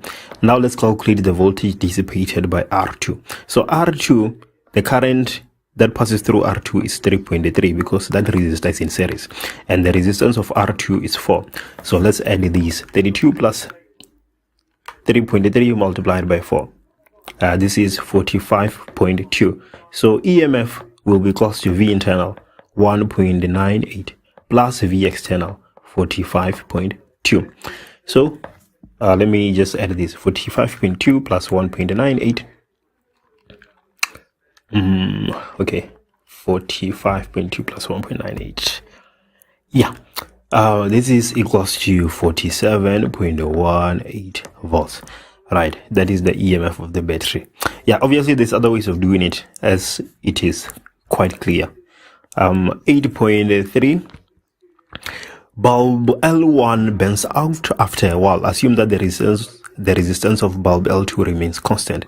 Will bulb L2 continue to glow after bulb L1 burns out? Choose from yes or no. Support your answer with a suitable calculation. So I'm thinking that it will continue to glow. So L1 burns out. First of all, we need to understand the consequence of L1 burning out. If L1 burns out, there's no current that is going to pass through here, right? There's no current that is going to pass down that path. So that path is essentially out of play. That is the consequence of L1 burning out, right? It's not gonna short circuit the circuit. Usually when bulbs burn out, they just act as a voltmeter of some sort, right? There's no current that passes anymore. It does not short circuit the circuit, right? So this path is gone. This path is gone. That path is gone. We can forget about that path. Okay, so even if that path is gone, there are some things that are still true. The internal resistance is still 0.6. The EMF is still 47.18. This is still true. What will change is IT, right? But R external, we can still calculate. R external will be L2 and R2, right? Because these two resistors are still in play. So R external is equals to, the resistance of R2 is 4. We don't have the resistance of L2, but we can use the information that is given there to calculate the resistance of L2, because the resistance remains the same, right? So we can still use that information. It's still relevant. So we have the power, we have the voltage. How do we calculate the resistance? P is equals to V squared over R. So R should be equals to V squared over P, right? So V is 32. So 32 squared over 48. This is equals to, so 32 squared, okay, 32. My calculator is in stats, so I cannot write divide, but I just fixed that. So 32 squared divided by 48, yeah, that is 21.3333 ohms. So this is the resistance of L2. So R external is going to be 4 plus 21.3333, right? What I'm about to conclude, we can conclude it without actually doing this calculation, but the question says let's calculate, so I'm just respecting that. So 25.3333 ohm is the new resistance. So what will happen to the total current? The total current will be close to the EMF, right, divided by R external 21.3333 plus R internal 0.6. This is coming from EMF is equals to IT R external. I'm actually doing this for myself to see if I'm doing it in the correct way. So IT, clearly it is equals to EMF divided by these two things. Okay, now I'm convinced that I'm doing it the correct way. So IT is equals to EMF 47.18 divided by the total resistance, which is 21.3333 plus 0.6. This is equals to 2.15. So the current, initially it was 3.3 ampere. Now the current is equals to 2.15. So the current is decreased. So even though the bulb will still glow, it will glow dimmer. Right, there we go. Question 8. Let's go to 9. Name the type of generator. Choose from AC or DC. Should be an easy question to answer, right? 9.1. This is DC. Why are we saying that? You can see that the induced current does not change direction. It stays in the same direction. If it goes down like this and forms a cos or sine graph, that would be an AC, alternating current. But in our case, we have a DC generator. That is 9.1. Let's take a look at 9.2. Say the energy conversion that takes place in this generator while it is in operation. So all generators, right? We have mechanical energy to electrical energy, right? That is what generators do. So if it was a motor, it will be electrical energy to mechanical. But because it is a generator, we have mechanical to electrical. We are generating electrical energy through mechanical and sometimes chemical. 9.2. What about 9.3? Give a reason why this generator is not suitable for the transmission of electricity over long distances, right? That is because there's a lot of energy loss in a DC generator over long distances. That's one of the advantages that AC has over DC, in that you can use AC to transport the electricity over a long distance, right? But with DC, there's a lot of energy loss, right? 9.3. 9.4. Calculate the frequency at which the coil rotates in this generator. So frequency is equals to 1 over period, right? So what is period? The amount of time it takes to complete one cycle, one wavelength. So you can see here that we have a half, and then this is another half. So from 0 to 0.02, that is a period, right? We have completed one cycle. So the frequency is going to be equal to 1 divided by 0.02. So 1 divided by 0.02, this is 50 hertz. So there we go. That is the period. 60. Oh, that is the frequency, not the period. 50 hertz. And then 9.5, define the term root mean square current. Well, I'm going to leave that to you. And then 9.6, calculate the root mean square current delivered by the generator. Well, let's go. We know that IRMS is equals to I max divided by square root of 2. Okay, so we can see here there that we have 1.2 divided by square root of 2. So let me just put that in my calculator. I'm getting 0.85 ampere. 9.6. What about 9.7? The graph below shows how the induced current varies with time after a change was made to the operation of the generator. Okay, so first things first, the Imax is no longer 1.2, but it is now 0.6, right? And then the period is no longer 0.02, it is now 0.04, right? So fully describe the change that was made. Okay, so let's do it like this. I'm going to comment on the period.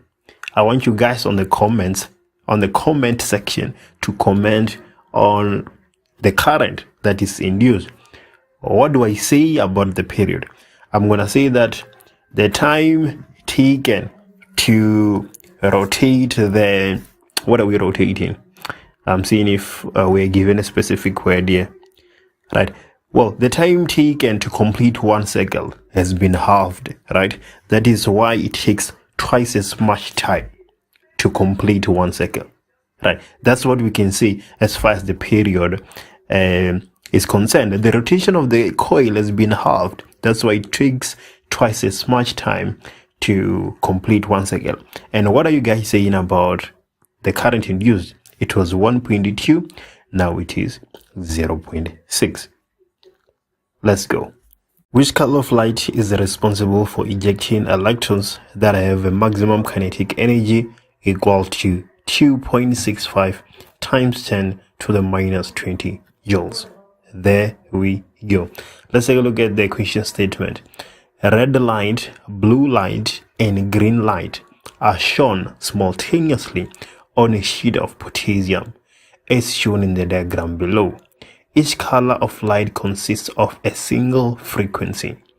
Two maximum kinetic energies of the ejected electrons are possible. Two maximum kinetic energies of the ejected electrons are possible, namely 6.96 and 2.65 times 10 to the minus 20 joules. Each ejected electron has only one of these maximum kinetic energies. Okay, let's go back to our question. Which color of light is responsible for ejecting electrons that have a maximum kinetic energy equal to 2.65 times 10 to the minus 20 joules? So we need to understand what is going on. We need to think about what is going on before we can answer this question. So we have two maximum kinetic energies of the ejected electrons, right? But we have three lights that are being shown on the potassium sheet. So what does that mean when we have two maximum kinetic energies? It means that one of the lights is actually not ejecting electrons. Which one can it be between red, blue, and green? We need to go to our spectrum, right? Red, orange, yellow, ROIG, BIV. So red has the lowest frequency, right? So it's the one that is least likely to eject electrons compared to blue and green, as you can clearly see. So if we have only two maximum kinetic energies, it means that green and blue are ejecting electrons, but the red light is actually not ejecting electrons. So which color of the light is responsible for ejecting electrons that have a maximum kinetic energy of 2.65? So we then need to compare these kinetic energies to the lights that we have. Blue should be the one ejecting electrons with the most amount of energy. Okay, so between 2.65 and 6.96, 6.96 is greater, right? So it should be blue, it should be green that emits electrons with an energy of 2.65, and then blue will emit electrons with a kinetic energy which is greater than that of green, 6.96 in our case. So the answer to 10.2.1 is green, right? Green should emit electrons with less kinetic energy compared to blue.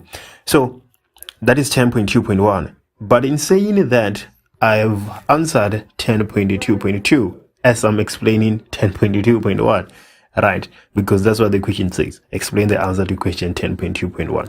So 10.2.3, the electrons with the maximum kinetic energy of 2.65 times 10 to the minus 20 joules are ejected by light that is a frequency of 5.85 times 10 to the power 14 hertz. Calculate the frequency of the light that ejected electrons with a maximum kinetic energy of 6.96 times 10 to the minus 20 joules.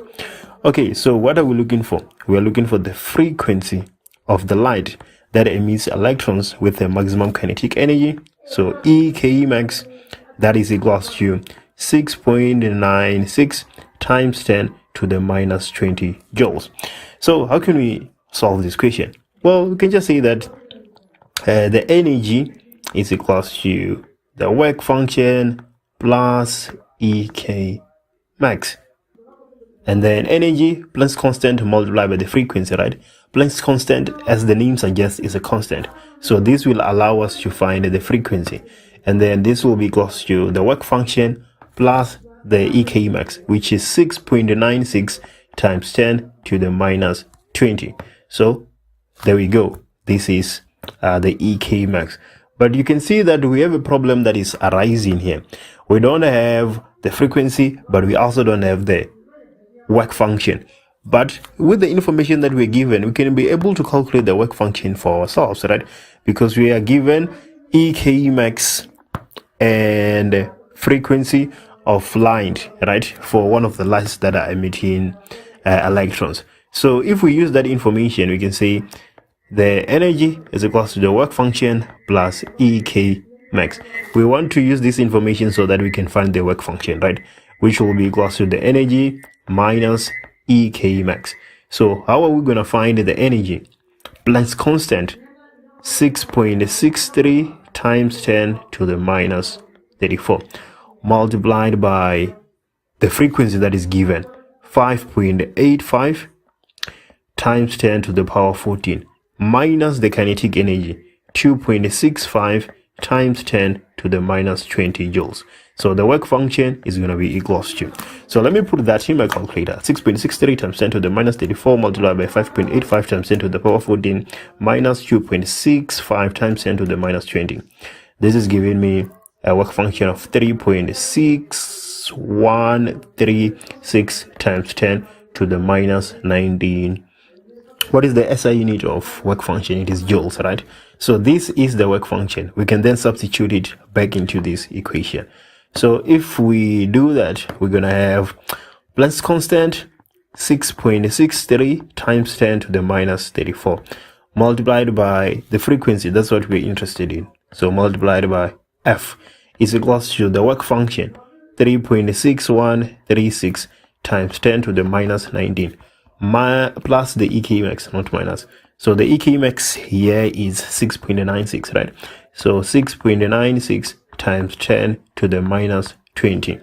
So 6.63 times 10 to the minus 34 multiplied by the frequency is going to be equals to 3.6136 times 10 to the minus 19 plus 6.96 times 10 to the minus 20. Right, let me put brackets here so that I can be 100% sure that my calculator is interpreting what I want to say the way I want to say it. 6.96 times 10 to the minus 20, 3.6136 times 10 to the minus 19. Okay, looks good.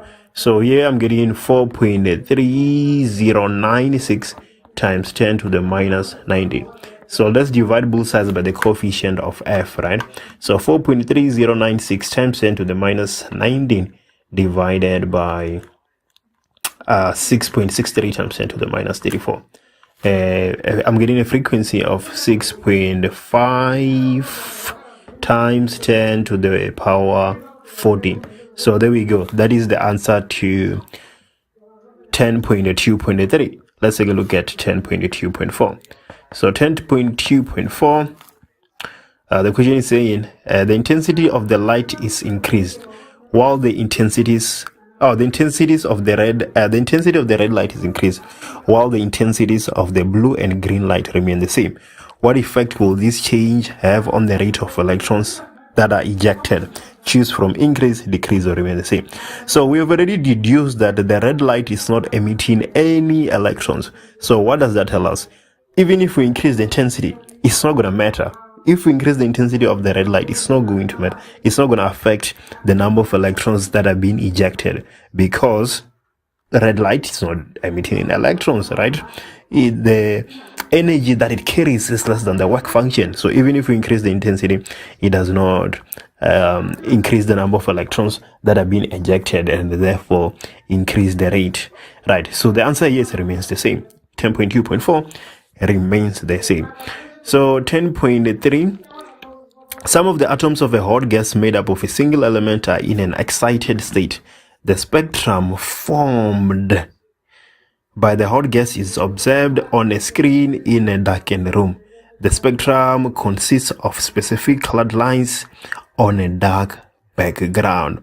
Specific colored lines on a dark background. 10.3.1, name the type of spectrum formed. So I'm asking you this question.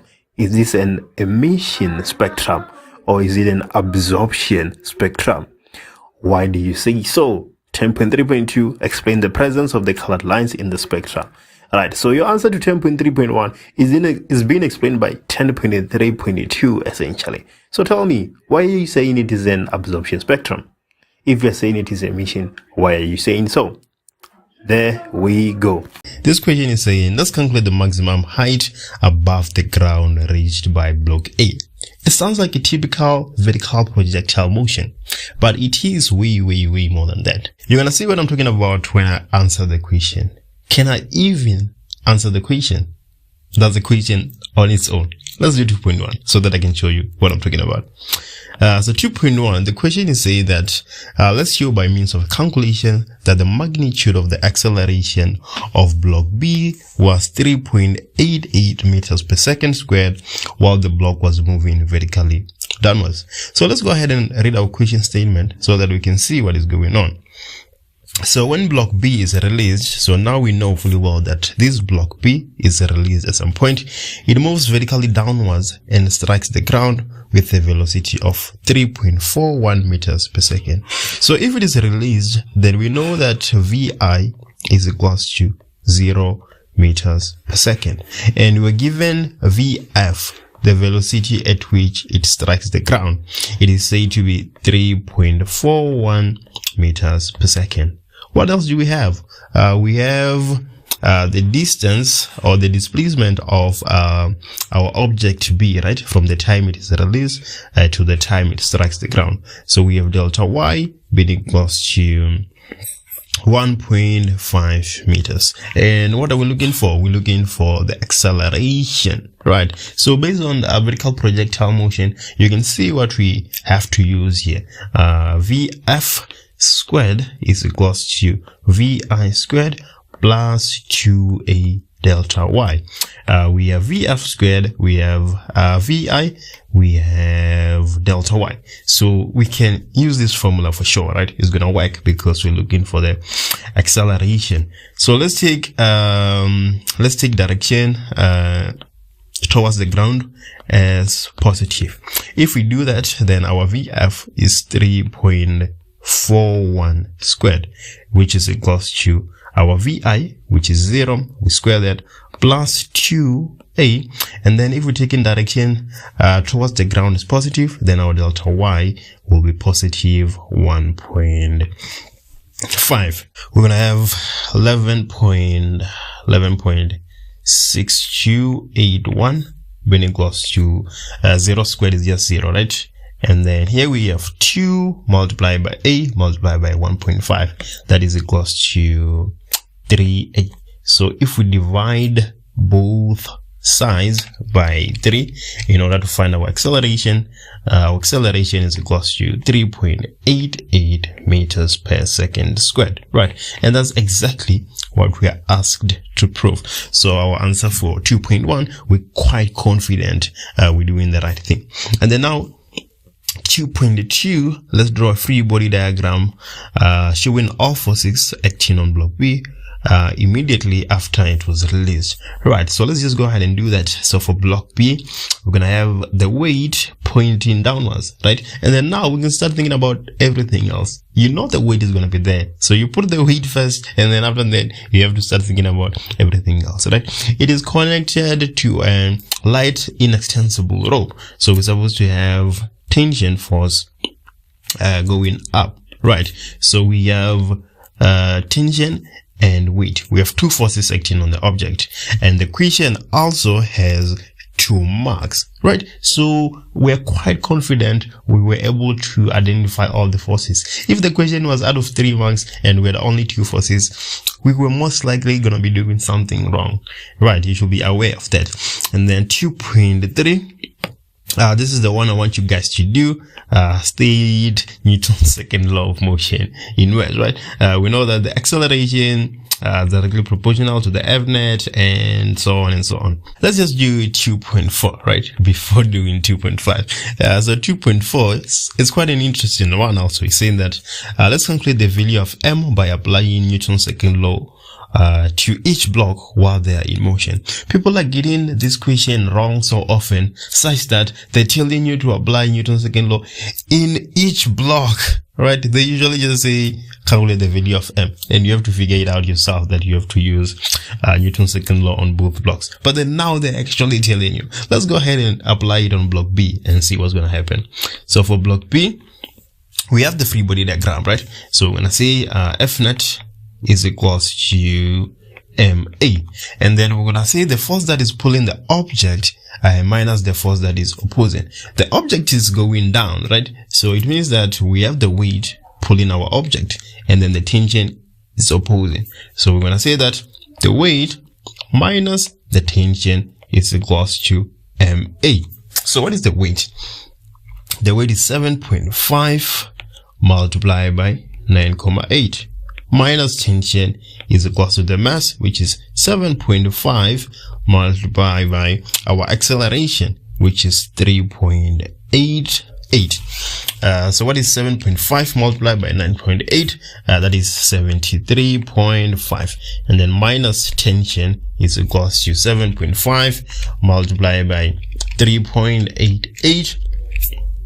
Which is equals to 29.1. So minus tension will be equals to, so now we take in this term here to the right hand side, so that it will be 29.1 minus 73.5, which is equals to minus 44.4, right? So if we divide both sides by minus 1, we're gonna get the tension being equals to 44.4 newtons. Right, we have the tension, but that's not what we're looking for. We're looking for the value of M, right? So now we have to go to that object. So for object A, still F net is equals to MA, right? There's no other way. So let's have a free body diagram for object A so that we can see what is going on. So for object A, the tension is pulling the object upwards, right? And the weight is opposing. So here we must have tension minus the weight, because now it is the tension that is pulling and the weight that is opposing, unlike in object A. Right, so the tension, we know that it is 44.4 minus the weight. The weight should be M multiplied by 9.8 is equals to the mass multiplied by the acceleration, which is 3.88.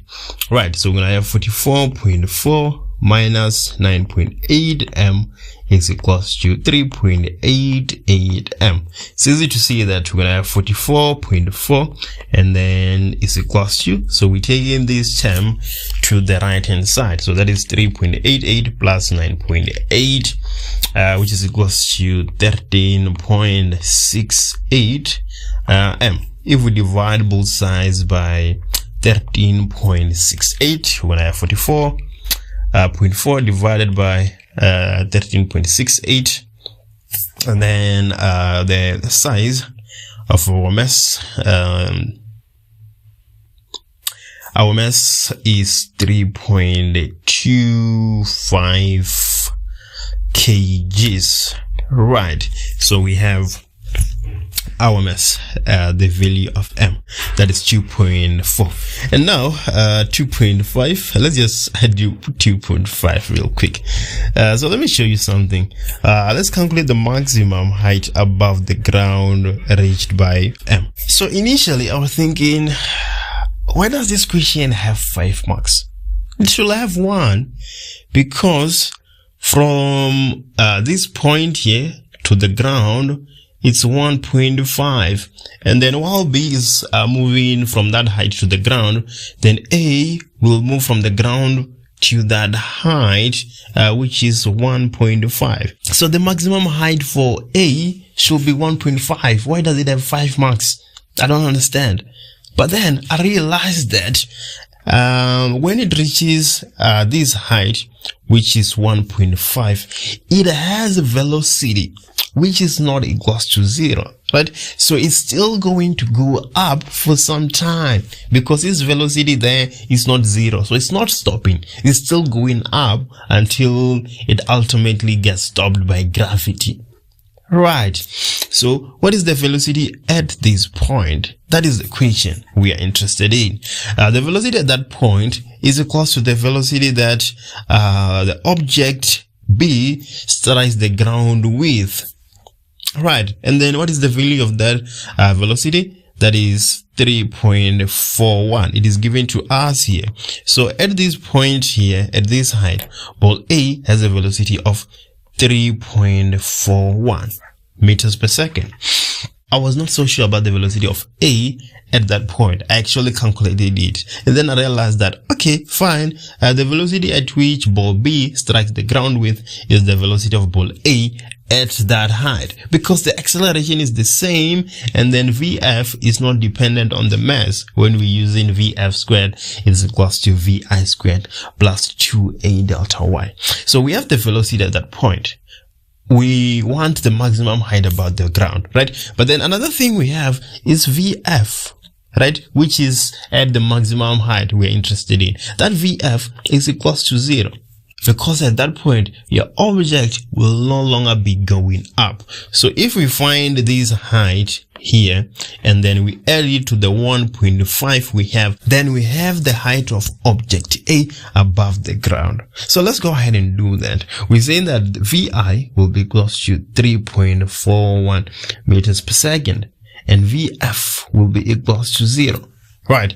Our acceleration, how much will our acceleration be? If we take upwards is positive, our acceleration will be minus 9.8 meters per second. That is because when ball B strikes the ground, object A will now be in free fall. The tension force on that rope is going to be equals to 0. Right. So we have VI, we have VF, we have the acceleration, we want delta Y. Right. So it's easy to see now that we can say that VF squared is equals to VI squared plus 2A delta Y. So VF is 0, maximum height. And then VI, if we take it up as positive, that is 3.41 squared plus 2 acceleration minus 9.8 because we're taking upward as positive, and then multiply by delta Y. So we have to take this term to the left hand side. So 3.41 squared is equals to, so 3.41 squared is equals to 11.6281, right? If we take it to the other side, we're going to have minus 11.6281 being equals to 2 multiplied by minus 9.8, that is minus 19.6 delta Y. If we divide both sides by minus 19.6, we're going to get 0.59. So 0.59 meters is equals to delta Y. So here we have 1.5, and then here we have 0.59. So our height above ground, is 1.5 plus 0.59. Right, that will be our height. That is equals to 2.09 meters. Free fall is the motion of an object where the only force acting is gravity.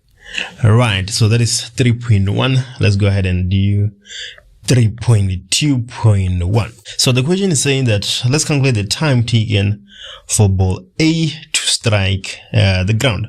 So let's look at ball A here. It is released from a height of 15.2 meters above the ground. When it is released, we know fully well that VI is equals to 0 meters per second. Right, and we have delta Y. So let's take up as positive. If we take up as positive, then delta Y should be equals to minus 15.2 meters when our object strikes the ground. Another information we have is the acceleration, as we always do, minus 9.8 meters per second squared. And what are we looking for? We're looking for the time it takes the ball to strike the ground.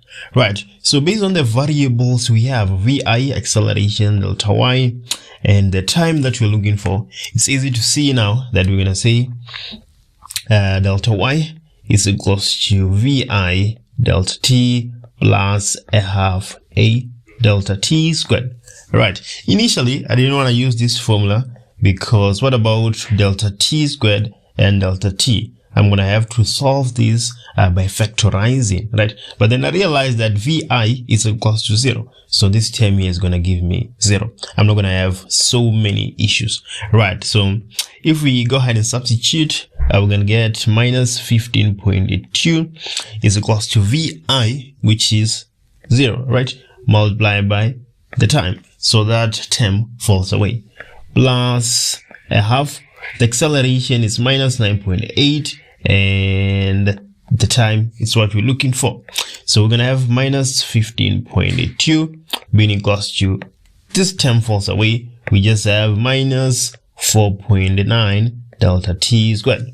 So it's easy to see now that delta t will be equals to the square root of 15.2 divided by 4.9. Right, so now it's just a matter of putting that in your calculator, and what am I getting? I'm getting 1.76126 seconds.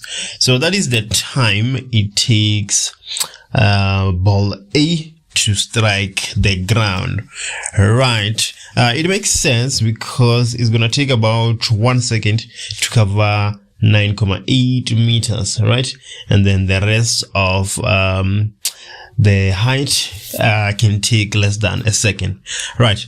Let's do 3.2.2. So in 3.2.2, quite demanding one, right? 5 marks. We're looking for the magnitude of the velocity with which ball B was projected from the ground. So let's look at the information we have. We don't have VI. If you take the motion from the time it was projected to the maximum height, you can say you have a VF, which is equals to 0, right? But we don't know the maximum height also, because at this point, what we have is the initial velocity, which is unknown, and the acceleration, which is minus 9.8 meters per second squared. And then another thing we can calculate is the time for the motion of ball B, right? Because we are told that ball A and ball B, they strike the ground at the same time. But then when ball A was at this point, that is only when ball B was projected upwards. So we can say that the total time of ball A minus the time taken by ball A to go from maximum height to 3.2 meters below the maximum height will give us the time for ball B. Right, so let's go ahead and do that. So for ball B, not ball B but ball A, we can say that delta y is equals to VI delta t plus a half a delta t squared. Right, so now our delta y, we can say that is minus 3.2 meters because we're looking for the time taken for only this journey. That is the time we're interested in, right? We're going to subtract it from the total time, and that will be the time for ball B. Right, so if we substitute minus 3.2, then our VI 0 delta t plus a half minus 9.8 delta t squared. Right, so we're gonna have minus 3.2 being equals to minus 4.9 delta t squared. If we make delta t the subject of the formula, we're going to get 3.2 divided by 4.9. We know that minus and minus, they're going to cancel out, right? And our time will be 0.8. So we have 0.8081. So right, the time for this part of the motion from this point to this point is 0.8081. Right, so to find the time for the entire motion of ball B, we can say that so the time for ball B, we're going to say that it is equals to the total time for ball A, which is 1.76126 minus 0.8081. Right, so let me just put that in my calculator real quick so that I can see what I get. I'm getting 0.95316 seconds. Right, so that is the total time for ball B. Let's revisit the information we have for ball B and see if we can manage to find that VI. We have the time for the total motion. Right, we can put that in mind. And then VI is still our unknown. We have the acceleration, which is minus 9.8 meters per second squared. But if we take the motion from the ground to the maximum height, we can say that we have VF, right? We have a VF which is equals to 0. And then to find the change in time from ground to 0, we're going to say total time divided by 2, because the time taken from ground to the maximum height shall be the same time from maximum height to the ground. It is actually wrong for me to put this dot here. We don't know how high ball B is above the ground at maximum height, right? So if we divide that total time by 2, so we have 0.95316 divided by 2. Let me just put that in my calculator real quick. I'm getting 0.4765. So now I have delta T. I have delta T. I have VI is what I'm looking for. I have acceleration. I have VF. So it's easy to see now that I can say VF is equals to VI plus A delta T.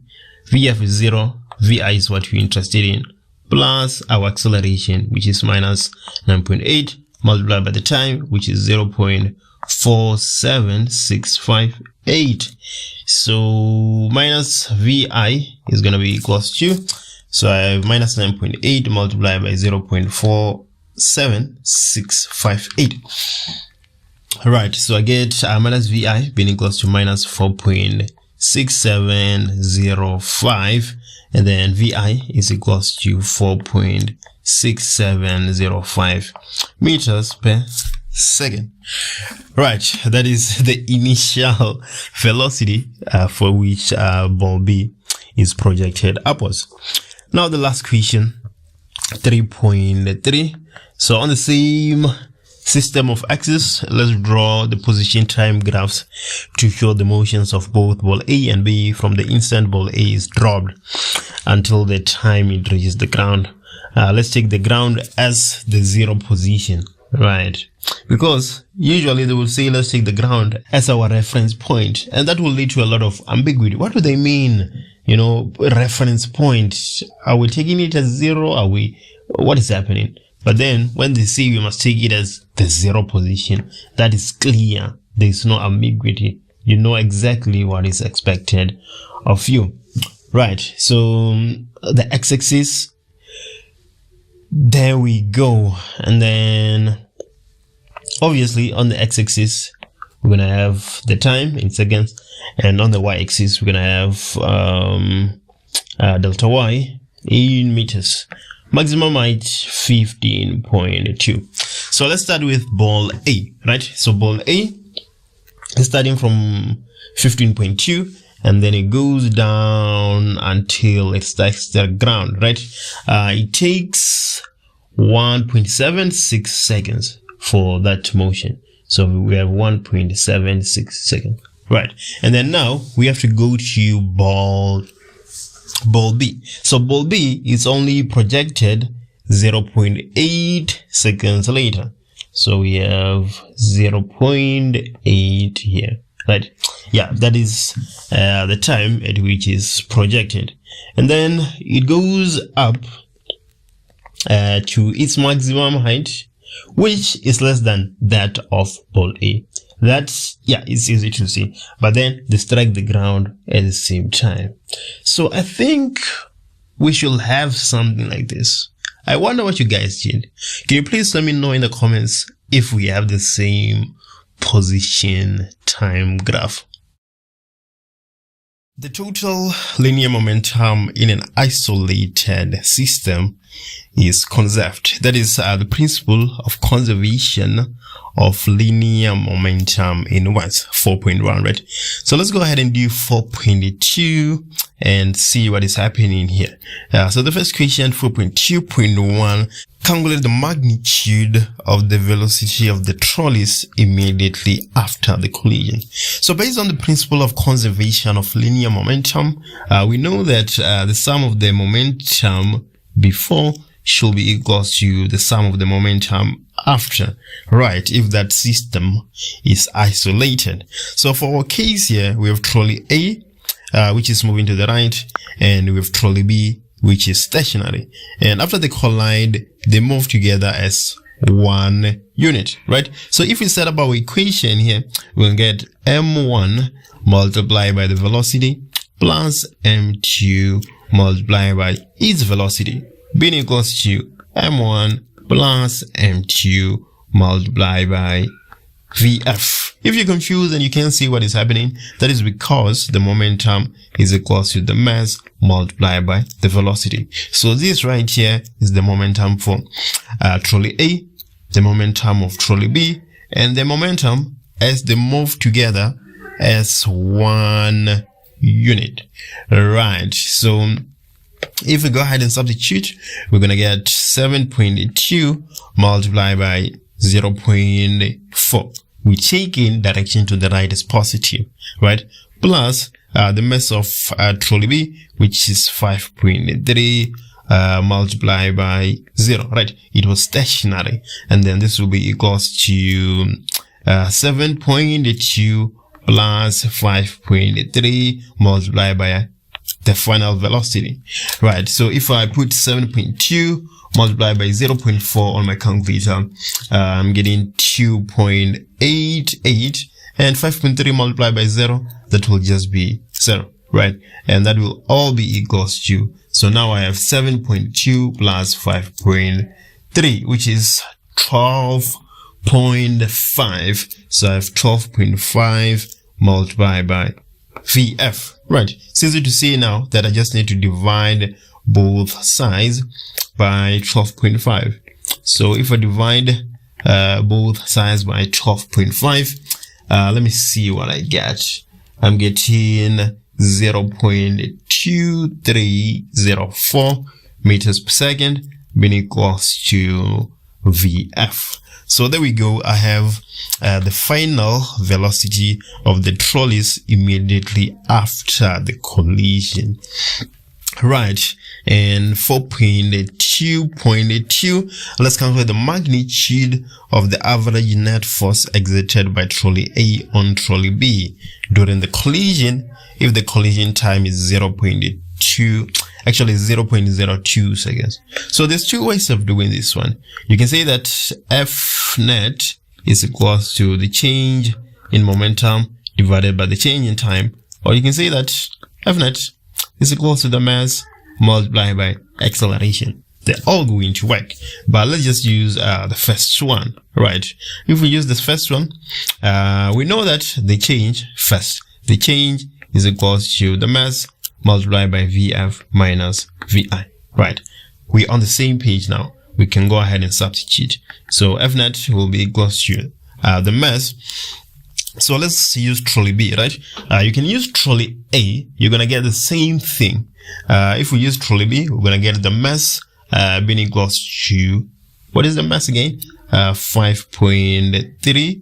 And then Vf is 0.2304. And then it's coming from rest. So its Vi must be 0. And we're dividing all that by 0.02. That is the amount of time the collision took, right? And then putting that in my calculator real quick, I'm getting 61.056 newtons. It is a force in which the work done in moving an object between 2 points is dependent on the path taken. So that is 5.1, a non-conservative force. Right, and then 5.2. Let's use energy principles to calculate the speed of the crate when it reaches point C. Right, so let's see what's going on here. We have an electric motor that pulls a 20 kg crate from rest at point A, right, up the incline by means of a light inextensible rope. And then we can see that the incline makes an angle of 18 degrees with the horizontal B, C, and D are points in the incline plane. And then we can see clearly that the distance between A and B is 15.6 meters. Right, we are told that the motor exerts a constant force of 96.8 newtons parallel to the incline. And then there's a constant frictional force of 13.5 newtons. Right, so we're supposed to use energy principle. If the question says use energy principles, you can use work net is equals to the change in EK. Right, you can also use the work done by non-conservative forces equals to the change in EK plus the change in EP. Right, you can do that. So let's just go ahead and solve it using the first formula, right? I've actually solved it using both. So if you try this formula, it should also work. Right, so if we use that formula, we're going to get F net multiplied by delta x multiplied by cos of theta when it goes to half mvf squared minus a half mvi squared. Right, so now we can find F net so that we can find VF ultimately, right? So how can we find F net? Let's draw a free body diagram of the 20 kg block as it moves up the incline, right? So we have FG parallel, which is pushing the object down the incline. We have the frictional force, right? And then the force applied by the electric motor. We have the normal force, obviously, and we have the weight perpendicular, right? The normal force and the weight perpendicular are not going to do any work on the object. So we are interested on the force applied by the electric motor, frictional force, and FG parallel.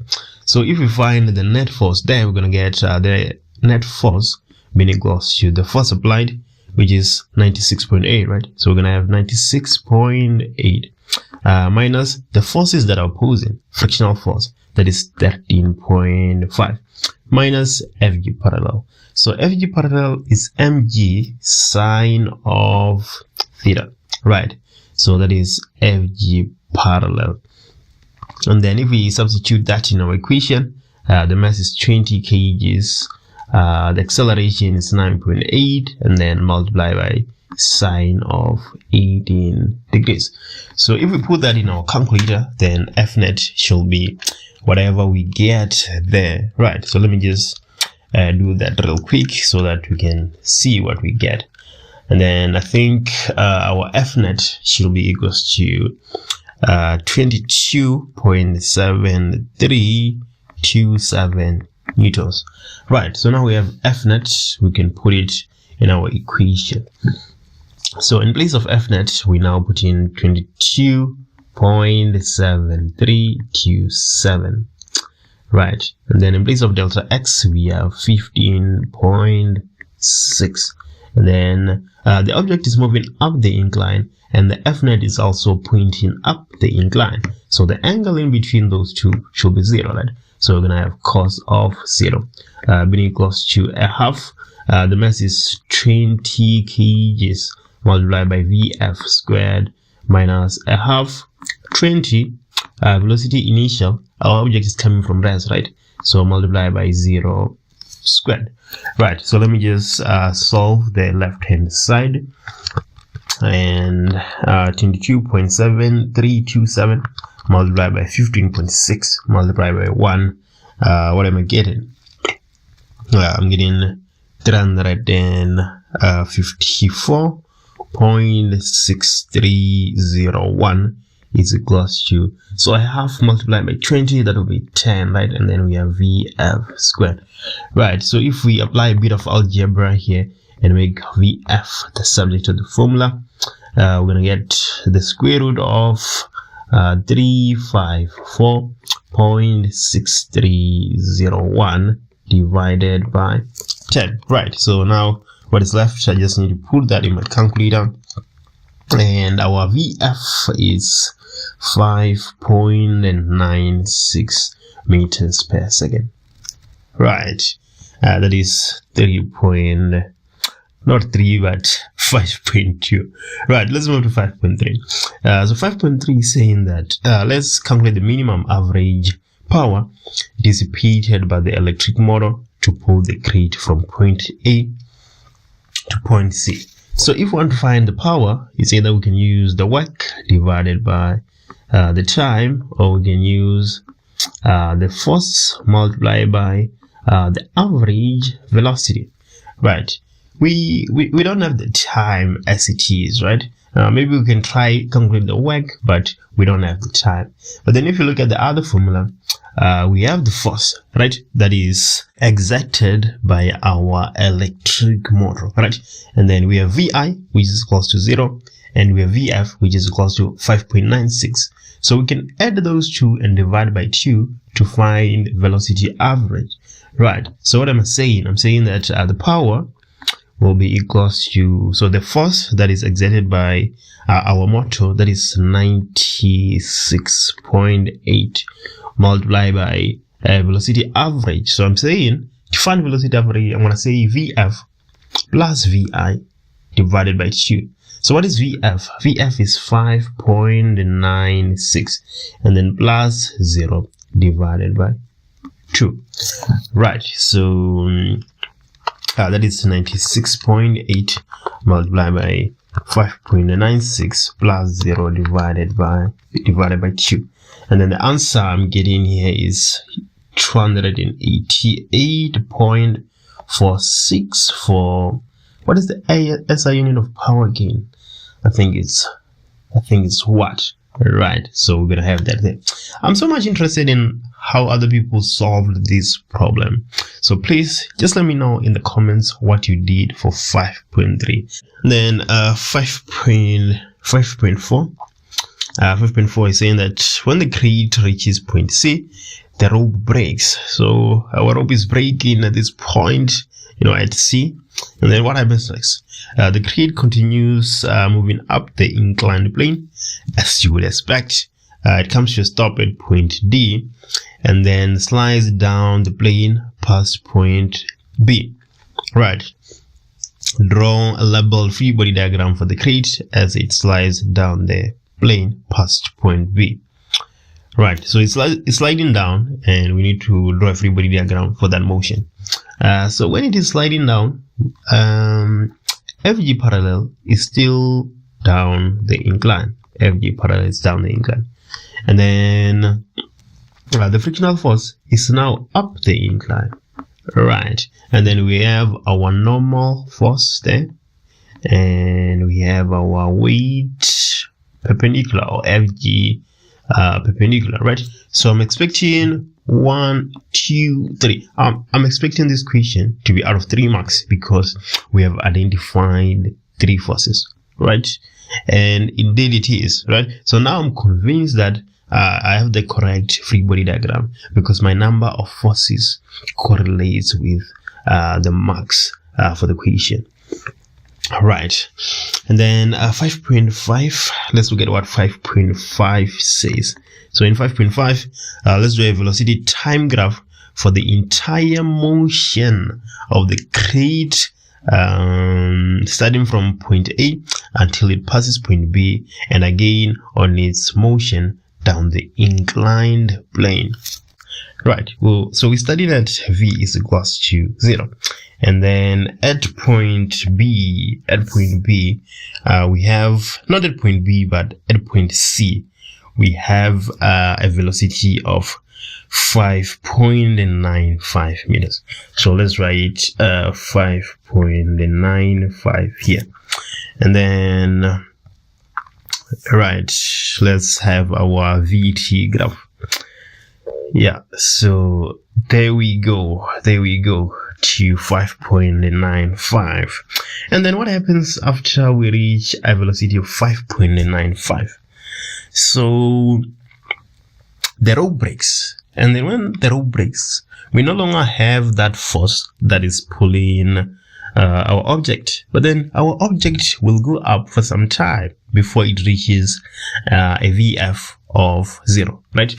As it is going up, its velocity is decreasing until it reaches 0, right? So let's see if we can indicate that in our graph.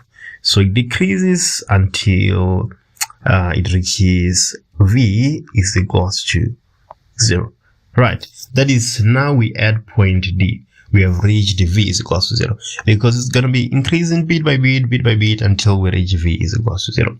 And then after that point, now it is going down, right? Our object is going down and its velocity is starting to increase, right? So I'm thinking that we're going to have, something like this. Its velocity is starting to increase now.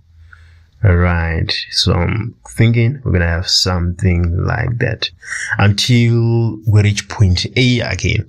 We don't know the velocity of point A. I don't think we need to indicate the value anyway.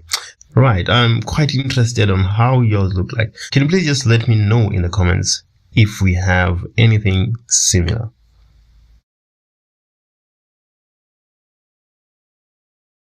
One of the most interesting questions under Doppler effect I've came across, that is 6.1.2, right? So let's look at 6.1.1. You just need to state the definition of Doppler effect in words, right? I'm sure you can do that. Let's look at 6.1.2, the interesting question. So the question is saying a car moves at a constant velocity of 22 meters per second on a straight horizontal road towards a stationary device, which can both emit and detect sound waves. The device emits sound waves with a frequency of 24,000 Hz. Alright. And then these sound waves are reflected off the car, and the reflected sound waves are then detected by the device as shown in the diagram below. We can see what is happening there. And then if the speed of sound in air is 340 meters per second, let's calculate the frequency of the reflected sound waves detected by the device. So let's do a bit of conceptualization here. So let's put X as our vehicle and put our device somewhere here. So the first thing that is going to happen, our device is emitting a sound wave, right? So let's just denote that. So we have some frequency of source, and then when it strikes the car, it's no longer Fs. We now have FL, right? It's going to is going to detect a totally different frequency. And then from that frequency it detects, it's now going to reflect it and send it back to the device. So now we have this frequency being reflected back to the device. And then now we have FL2. So you can use this Fs here to find FL, and then when you find that FL, it now becomes your Fs that the device is going to detect. Am I making any sense? Let me show you what's going on. So for the first part, we have the frequency of the listener being equals to V plus or minus the velocity of the listener divided by V plus or minus the velocity of the source multiplied by the frequency emitted by the sound source, right? So the frequency observed by the listener, or the frequency that strikes our vehicle, it will be equals to 340, and then our listener or our vehicle is moving towards the device, right? So we're supposed to have plus the velocity of our listener, which is 22 meters per second, and then we can divide everything by 340 plus or minus the velocity of the device, which is 0, right? It is stationary, and then we can multiply that by the frequency emitted by our device, which is 24,000, Right, so let me just compute that real quick. So I have 340 plus 22 divided by 340, essentially multiplied by 24,000, and I'm getting 25,552.94 hertz. So this is the frequency that strikes our car. This is the frequency that strikes our car. And now this frequency is reflected back to the device as FS, right? This frequency now becomes our FS, is reflected back to our device. So what am I saying? We're saying that now we're going to have FL being equals to V plus or minus VL divided by V plus or minus VS multiplied by the frequency emitted by the source. So what is FL? FL is what we're looking for, the frequency that is detected by the device, right, after it has been reflected. Right, that will be equals to 340, and then now our listener is the device. We know that it is stationary, so we're gonna have plus or minus 0 divided by 340, and then now our sound source is moving towards, it is the car, right? So we're gonna have 340 minus 22 multiplied by the frequency of the source, which is what we calculated here, 25,552.94 hertz. That is the frequency that is being reflected by the car. This is the trick of the question. As soon as you can wrap your head around the concept, then you're essentially done. So multiplied by 25,552.94 hertz. I'm getting 27,320.75 hertz. Right, so that is the frequency of the reflected sound waves detected by the device.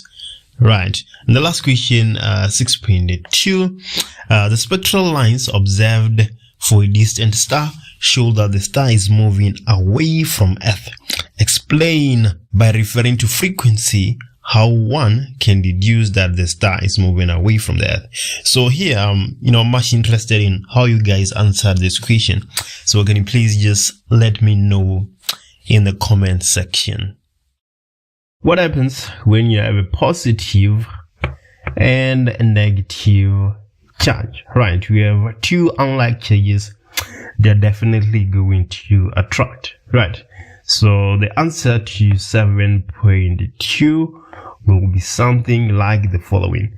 We're supposed to draw the net electric field pattern due to the 2-point charges. And now 7.3, we need to calculate the magnitude of the electrostatic force that Y exerts on X. Right, so we have Y and X right there.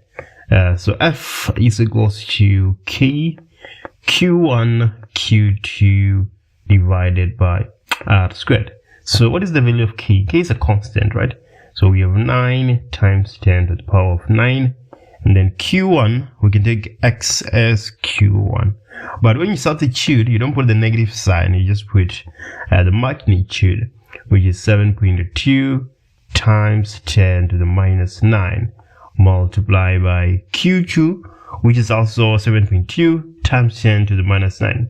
So we can just say 7.2 times 10 to the minus 9 squared, right? And then divided by the distance between the two charges. So we have 0.03, and then we can square that.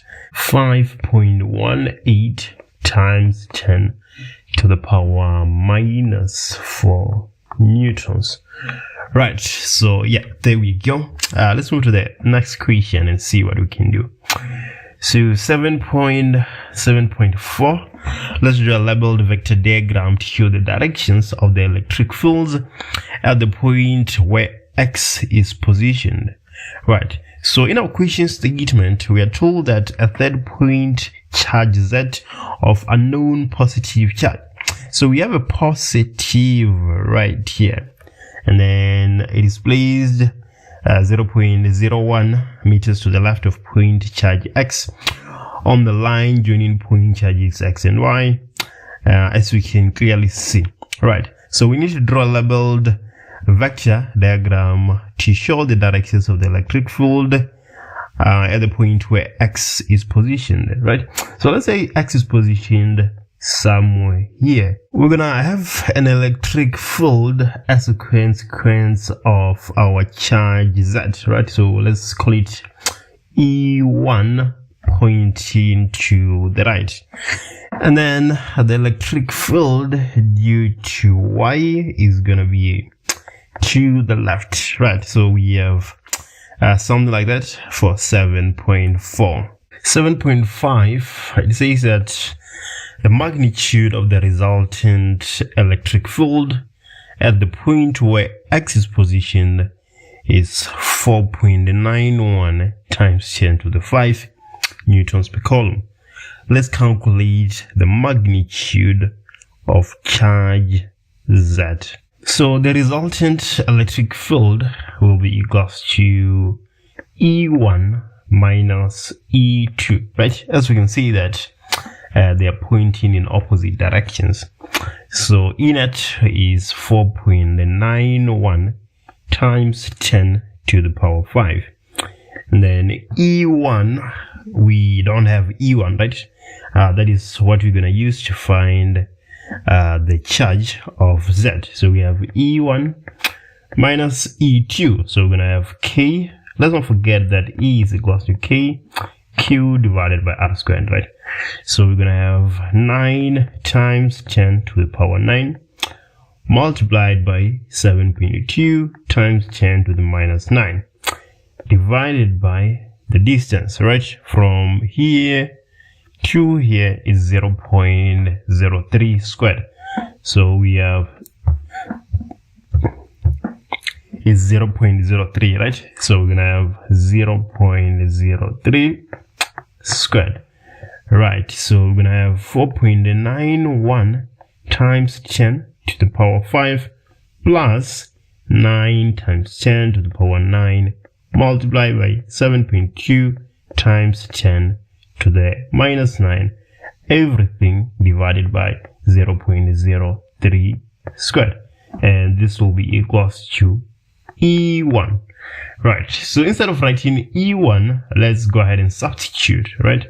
So we're gonna have 4.91 times 10 to the power 5 plus 9 times 10 to the power 9 multiplied by 7.2 times 10 to the minus 9, everything divided by 0.03 squared, and then this will be equals to 9 times 10 to the power 9 multiplied by the charge of Z divided by the distance. So the distance from Z to X is 0.01 meters, right? So we're gonna have 0.01 meters, and we can square that. On the left hand side, I have 5.63 times 10 to the power 5. This is equals to 9 times 10 to the power 9 multiplied by the charge of Z divided by 0.01 squared, right? So the charge on Z will be equals to 5.63 times 10 to the power 5, everything divided by 9 times 10 to the power 9 divided by 0.01 squared, right? And then ultimately we're going to get 6.26 times 10 to the. Have you ever calculated the EMF using simultaneous equations? That's what we're going to do for this question, right? Look at 8.3. We have to calculate the EMF, but we don't have the internal resistance, right? But before we do that, let's do 8.2. So 8.2.1, we're looking for the reading on the voltmeter. So our voltmeter is connected across this 3 ohm resistor, right, as you can clearly see. So what you have to realize here is that the current splits at this point. So we have two parallel paths. These two resistors, the 2 and the 5, are parallel to the 3 ohm resistor. And then what we know about resistors in parallel, we know that the voltage is the same, but the current is different, right? So to find the reading on the voltmeter, we can actually use this current we are given in A1 and multiply it by the resistance of these two resistors. We can find the VP by doing that, right? We know that if we do that, it's going to be the same value that is in the voltmeter, because the 3 ohm resistor is in parallel with the 2 and the 5 ohm resistor, right? So what are we saying? We're saying that we can have VP is equals to I multiplied by R. So VP will be equals to 1.5 multiplied by 7, right? Pretty much straightforward, no complications whatsoever. And then if you put that in a calculator, you should get 10.5. So the answer here for 8.2.1, we have 10.5 volts. That will be the reading on the voltmeter. Right, let's move forward and do 8.2.2. What are we looking for? We're looking for the reading on ammeter A2. So right, if we go to our sketch, you're gonna realize that ammeter A2 is here, right? So basically what we're looking for is the total current, because ammeter A2 experiences total current. So we're looking for IT. What do we have up to so far? We have VP, which is equals to 10.5 volts.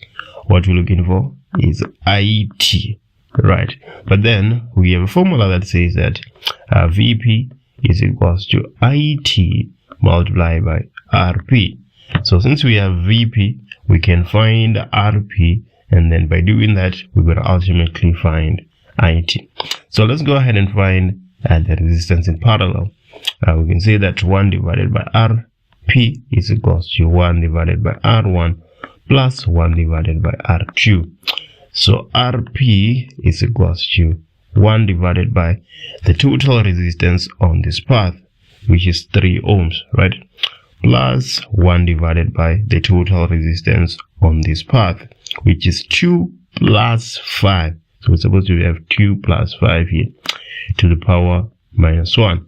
And then if you put that in your calculator, you're going to get 2.1 ohms, right? So now we have RP. We can then say that VP is equals to IT multiplied by RP. So VP is 10.5, and then IT is what we're looking for. But what is RP? RP is 2.1. It's easy to see now that IT will be equals to 10.5 divided by 2.1, which is equals to 5 amperes. Right, so the value of IT is 5 amperes. Right, let's move to the following question. We're looking for the power dissipated in the 3 ohm resistor. So to determine power, there's quite a few formulas we can use. We can say that P is equals to V squared divided by R. It is equals to V multiplied by R by I, or it is equals to I squared multiplied by R. So let's see if we can use the first formula. We have the voltage, it is 10.5 volts, and then we have the resistance, which is 3. So we can use this formula. We don't have to try use any other thing. So we're gonna have P being equals to, what is the voltage? 10.5, and then we square that divided by the resistance, which is 3 ohms. Right, so now it's just a matter of putting that in your calculator. And then when I do that, what I'm getting 36.75. So I have 36.75 watts. Right, that is 8.2.3. The question we're really interested in is 8.3. So in 8.3, we're told that switch S1 is now open while switch S2 remains closed. The reading on the ammeter E2 is now 3.64 amperes. So when S1 is open, now we have an IT which is equals to 3.64 ampere. We have a total current which is equals to 3.64. So let's go to our sketch and see what happens when switch S1 is open. So when switch S1 is open, the current is no longer passing this point, right? So basically, all the current is gonna flow like this. All the current is gonna pass through the 3 ohm resistor, right? So now our total resistance is 3 ohm. So to calculate the EMF, we can say that EMF is equals to I multiplied by R plus the internal resistance. So our EMF will be equals to the current, which is 3.64 multiplied by the external resistance, which is 3 ohms, right, plus the internal resistance. So EMF is equals to, so we have 3.64 multiplied by 3, which will give us 10.92 plus 3.64 R. As you can see, we're looking for the EMF, but we don't have the internal resistance. So we're stuck. We have one equation and two variables. So we can call this equation 1 and go ahead and try find another equation so that we can solve simultaneously. So this is when IT is equals to 3.64 ampere. But what happens when IT is equals to 5 amperes, like we had when both switch S1 and S2 are closed, right? So now we can use this information. We know that the corresponding current is 5 ampere, right? So we're going to say that EMF is equals to I multiplied by R plus internal resistance again. So the EMF is equals to the current, which is 5 amperes when both switches are closed, multiplied by the external resistance, which is RP, right? That was 2.1, and then plus internal resistance. So the EMF is equals to 10.5 plus 5R. Equation 2. So we can equate these two equations and determine the internal resistance and ultimately the EMF. So equation 2 is equals to equation 1. So what are we saying? We're saying that 10.5 plus 5R should be equals to 10.92 plus 3.64R. Right, so let's take 10.5 to the right hand side and take 3.64R to the left hand side. So if we take 3.64R to the left hand side, we're gonna get 1.36R, and then when we take 10.5 to the right hand side, we're gonna get 0.42. So R is equals to 0.42 divided by 1.36, and that is equals to 0.31, actually not 0.31 but 0.3088 ohms. Right, so we have the internal resistance.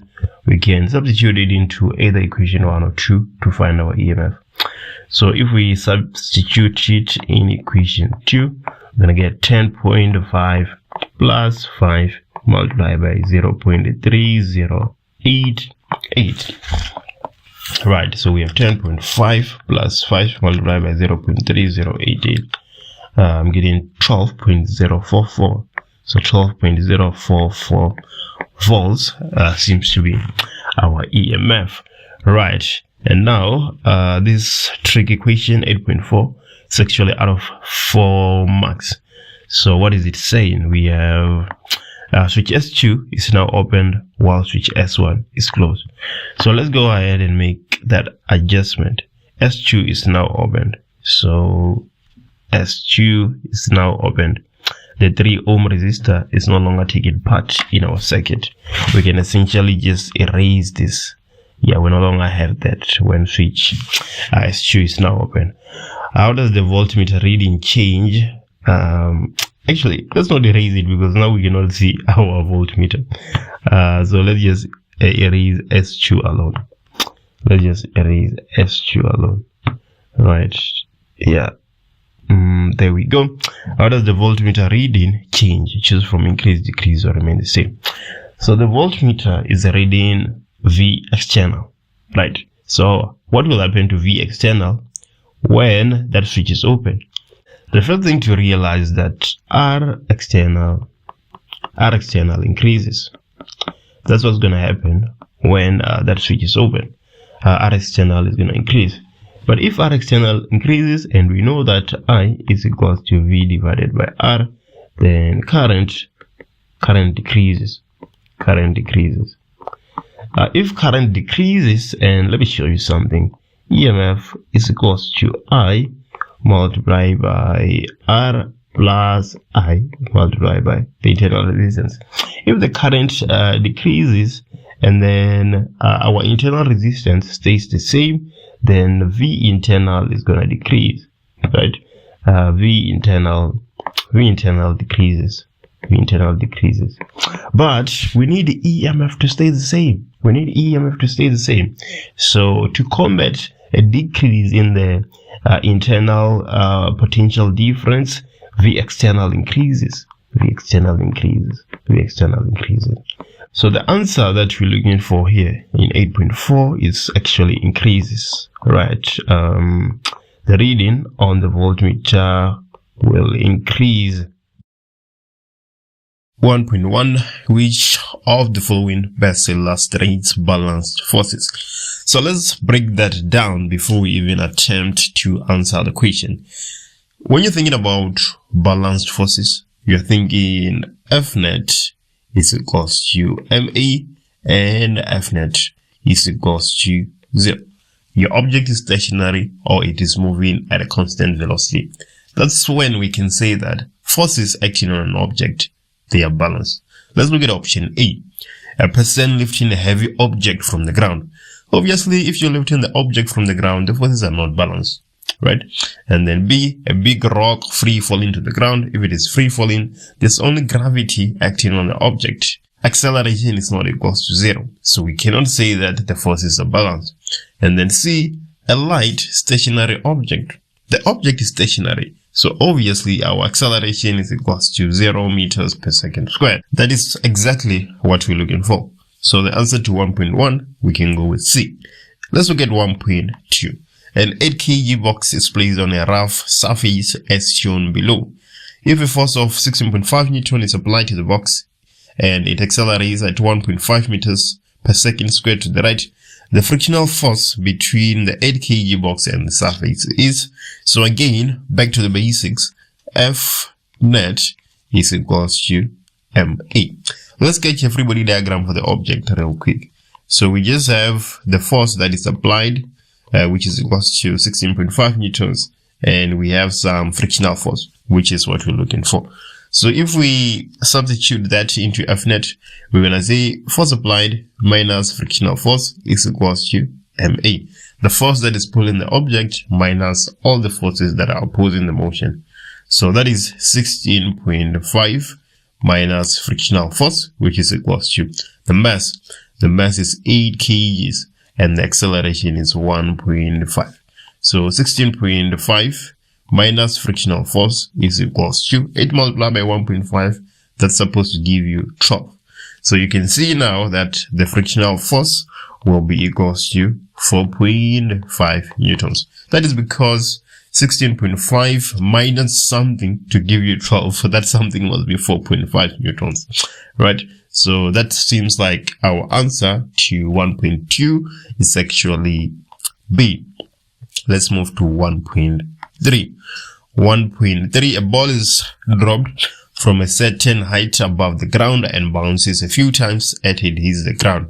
The velocity time graph below describes the motion of the ball from the time it is dropped. Ignore all the effects of air friction. In relation to the velocity time graph for the bouncing ball shown above, which statement below is correct? And then A is saying down is taken as positive direction. So let's look at that. Our ball is being dropped from a certain height and it starts going down. So if down was taken as positive, then our VT graph should immediately go up, but then it is immediately going down. So we're taking up as positive and down as negative, right? So option A that says down is taken as positive, we know that it is already not correct. Let's look at B. B says down is taken as positive. Again, we know that B cannot be correct because we can easily see that down is not taken as positive. Let's look at C. Down is taken as negative. Right. Now there's something to think about. Down is taken as negative and the ball is at its highest point of its bounce at C. So let's go and look at C. C is right here. C is right here. And we know fully well that at the highest point, V equals to 0 meters per second.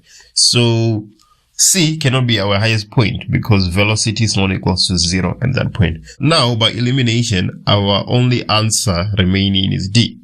Let's look at it and see why it makes sense. Down is taken as negative, true, and the ball is at its highest position of its bounce at D. Yes, D can be our highest point because velocity at that instance, it is equals to 0 meters per second. Right, let's move to 1.4.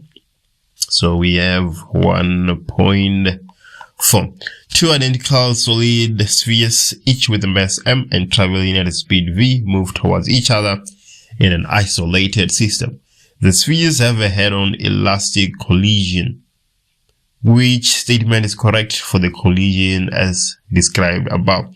So if collision is elastic, then the momentum EP before shall be equals to EP after, right? And then another thing that is true about an elastic collision, EK before should be equals to EK after, right? So the momentum before, because we have m multiplied by v plus m multiplied by minus v, because the other sphere, the other solid sphere has the same mass but in the opposite direction. The momentum before is equals to 0, right? So the momentum after should also be equals to 0. Let's look at the kinetic energy. The kinetic energy before is a half m v squared plus a half m minus v squared, which is just going to give us, this will give us a half mv squared plus a half mv squared. So this is just mv squared. This is the kinetic energy before and the kinetic energy after. This is the momentum before and the momentum after. Let's look at our options. Option A is saying the spheres stick together on impact. We're not really sure. And then B says, let me not say A here because it seems like I'm saying A is the answer.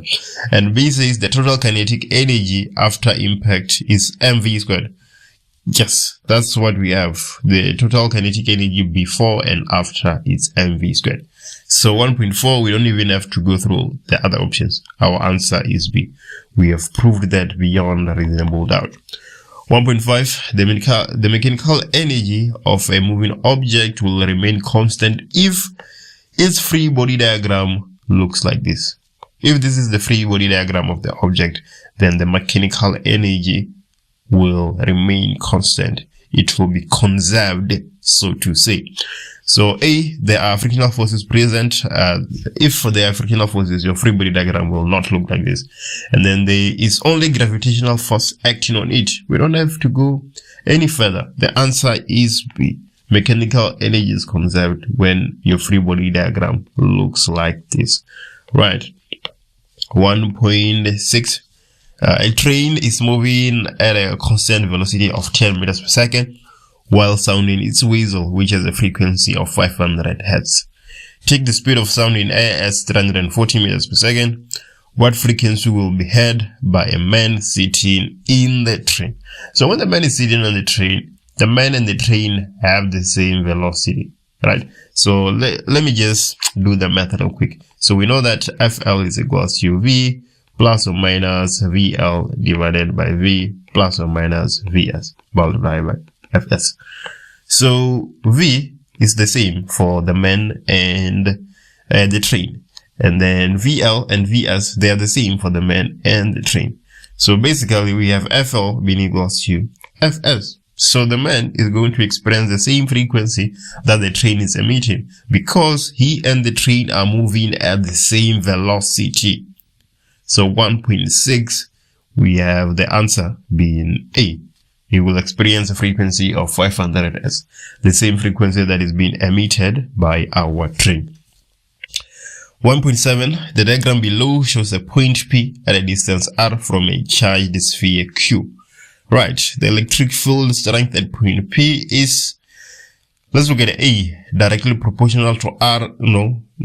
It's supposed to be inversely proportional to R squared, right? Because E is equals to Q1 divided by R squared. So it's supposed to be inversely proportional to R squared, not directly proportional to R. So A is definitely not correct. Let's look at B, directly proportional to the square. So if it says directly proportional to the distance between the two, then it is incorrect. It's supposed to be inversely. And then C, inversely proportional to the square of R and to the right. And then D, inversely proportional to the square of R and to the left. Right, so now we just need to look at whether it is to the right or to the left. It is indeed inversely proportional to the square of R, as we can see from our formula. So now we have to be asking ourselves, Q is negatively charged. Where do the field lines point on a negative charged sphere? They point towards itself. The field line will point towards the charge itself. So you can see here that at P, the field lines will be pointing to the left. They will be pointing towards Q, right? So the answer here to 1.7 is supposed to be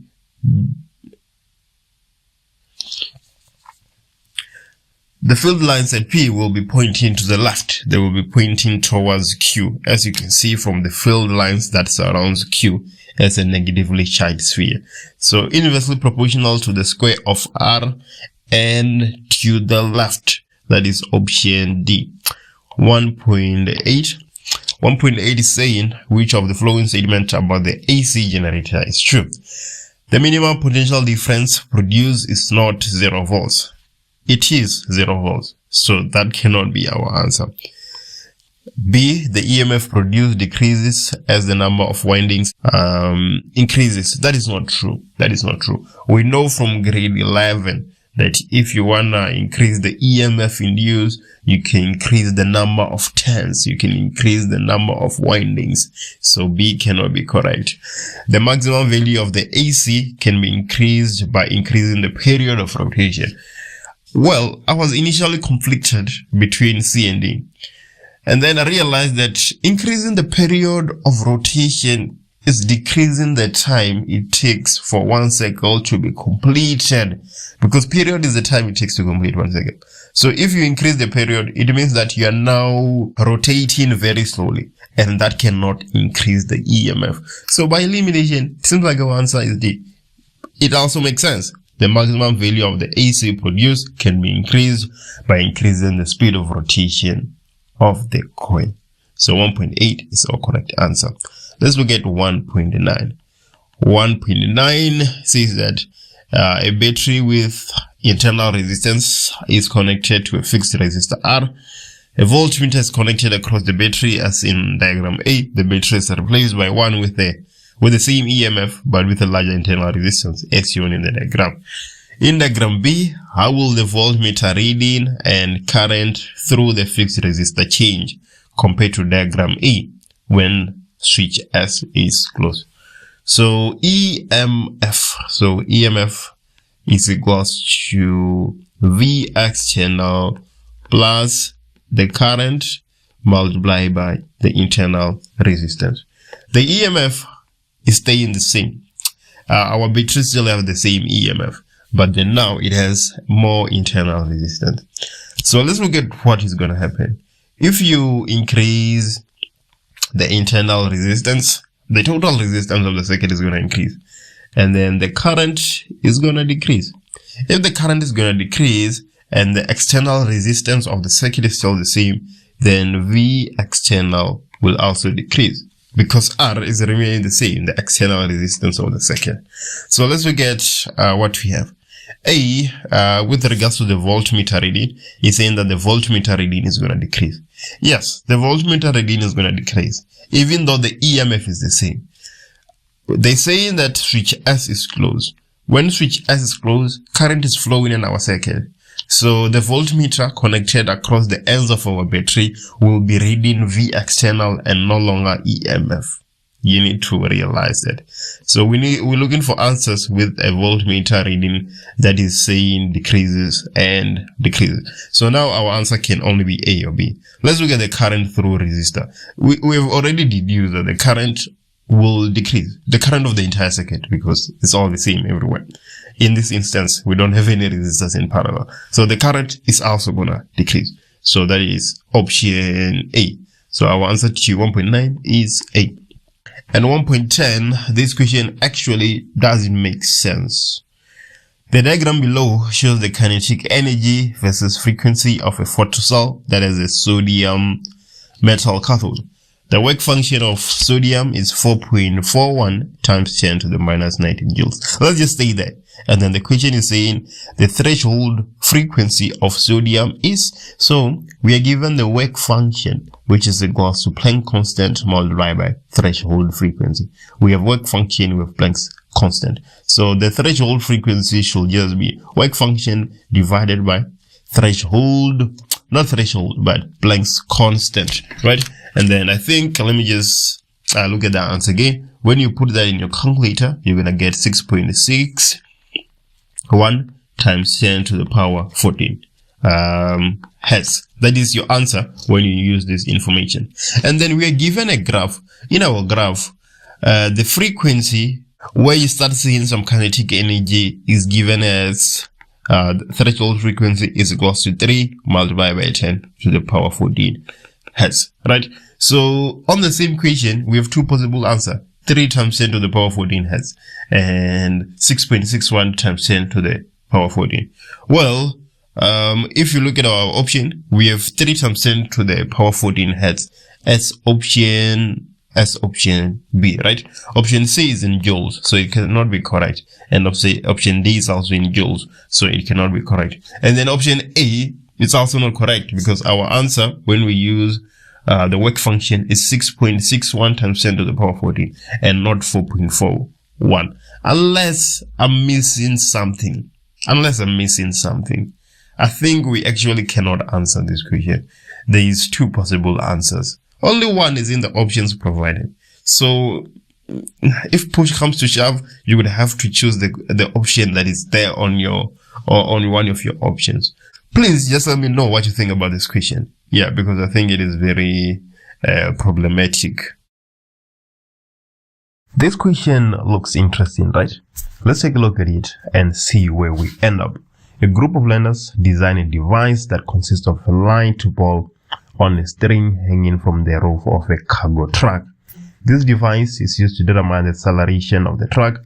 When the truck is stationary or moving at a constant speed, the ball will hang straight down.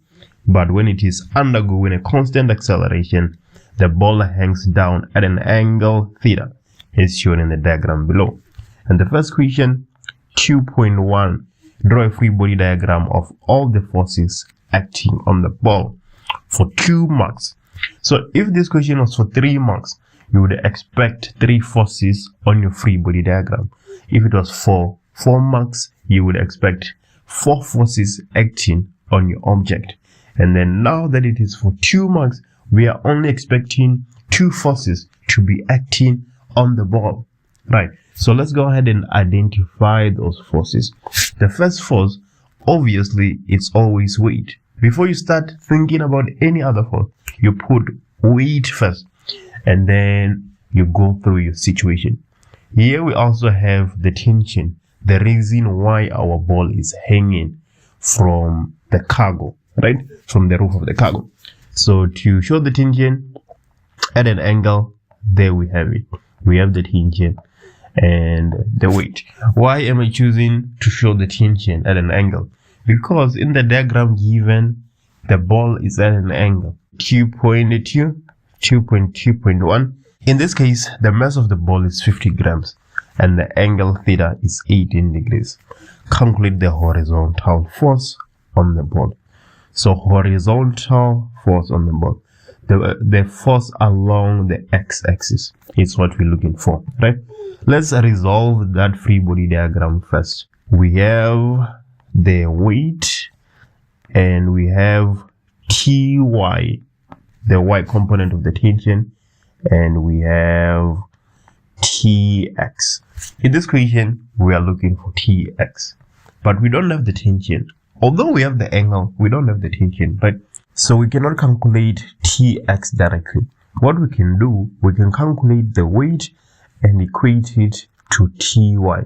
And then after finding Ty, we can then find Tx. So we're going to say that the y component of our tension is equals to the weight.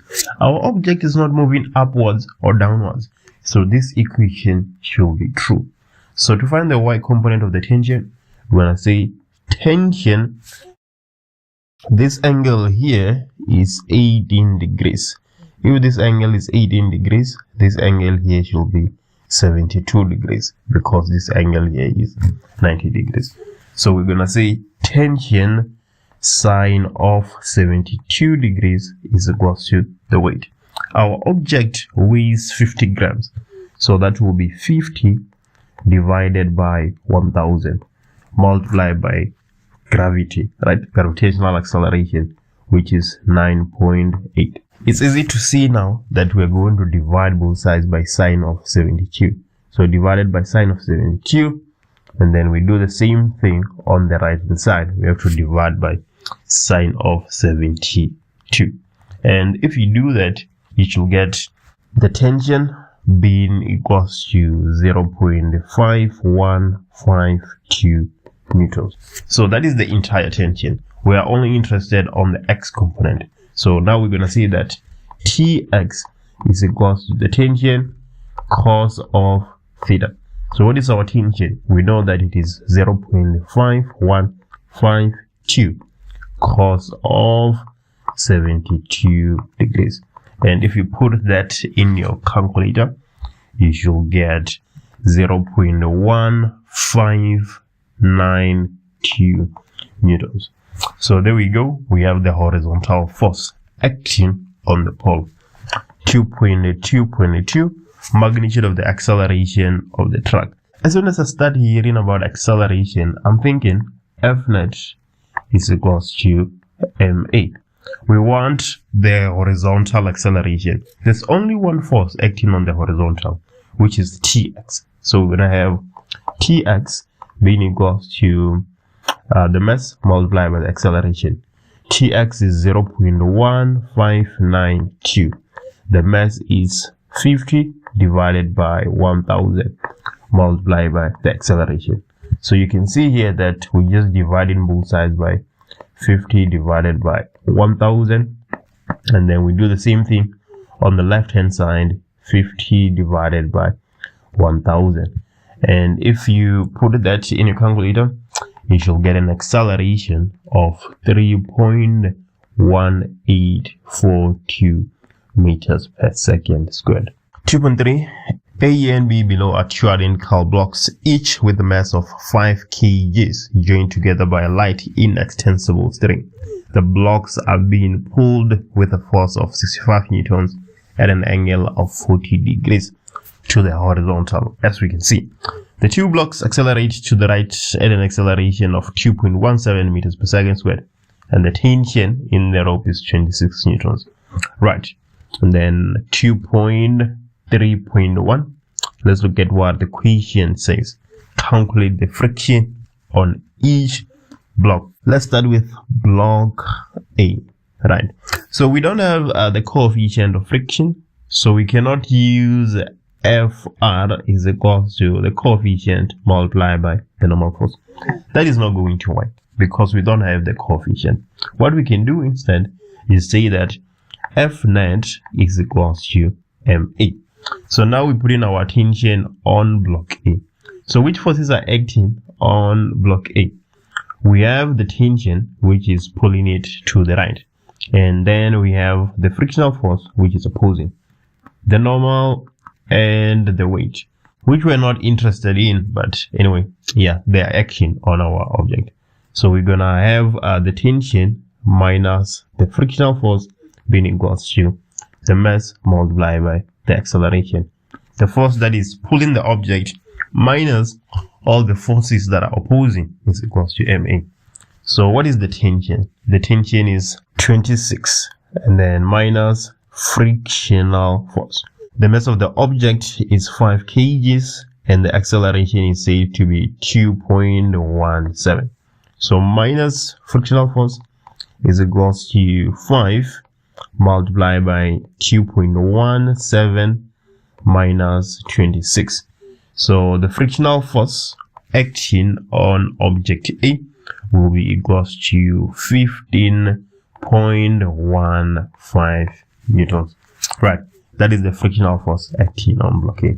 And moving to block B, let's use the same approach. Let's start with the free body diagram. We can never go wrong with the free body diagram.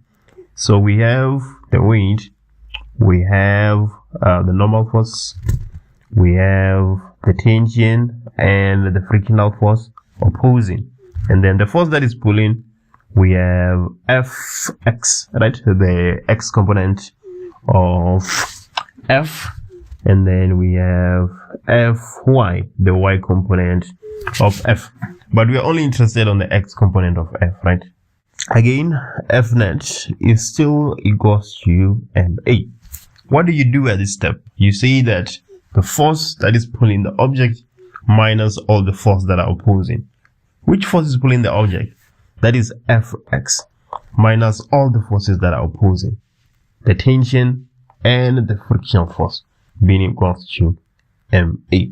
So to find the Fx, we're going to say 65 multiplied by cos of 40. That is how we find the x component of that force. Minus the tension, which is 26, minus frictional force, which we're interested in, is equals to MA. Our mass is 5 kgs and our acceleration is 2.17. So we're gonna say minus frictional force is equals to 5 multiplied by 2.17 plus 26 minus 65 multiplied by cos of 40. Right, you just put that in your calculator and it is easy to see that the frictional force acting on object B is 12.94 newtons. An object that moves under the influence of the gravitational force only. That is the definition of projectile. If you omit the word object in your definition, you lose a mark. And after gravitational force, if you omit the word only, you lose another mark. So we have to be very precise with our definitions. That is the answer to 3.1. Let's look at our question statement and try answering 3.2. So a 50 grams ball is dropped from a certain height. The velocity time graph below represents the motion of the ball as it bounces vertically on a concrete floor. The time of contact during the bounce is 0.02 seconds. Ignore all effects of air friction. And then 3.2, the question says that let's write down the magnitude of the velocity with which the ball leaves the ground after bouncing. So let's look at our graph. Our ball is dropped from a certain height with this velocity right here, which is equals to 0. And then when it strikes the ground, it is striking the ground at 3.92 meters per second. And then it spends 0.02 seconds in contact with the ground, and leaves the ground with a velocity of 3.43 meters per second upwards. So the answer to 3.2, we're looking for the magnitude of the velocity with which the ball leaves the ground after bouncing. That should be 3.43 meters per second. And 3.3, draw a labeled free body diagram showing all the forces acting on the ball at 0.77 seconds. So let's go to 0.7 seconds and see what is happening. So at 0.77 seconds, our velocity is equals to 0. We know that we are at a maximum height. But apart from the velocity being equals to 0, there is nothing special about maximum height. Gravitational force is still acting on the object. It is still 9.8 meters per second squared downwards. So our free body diagram should look something like this. We have FG, right? And that is all that we are required to do for 3.3. Now let's move to 3.4 and look at 3.4.1. Use the information given on the graph and calculate the acceleration of the ball. So 3.4.1, we're looking for the acceleration of the ball. There's two ways we can use to answer this question.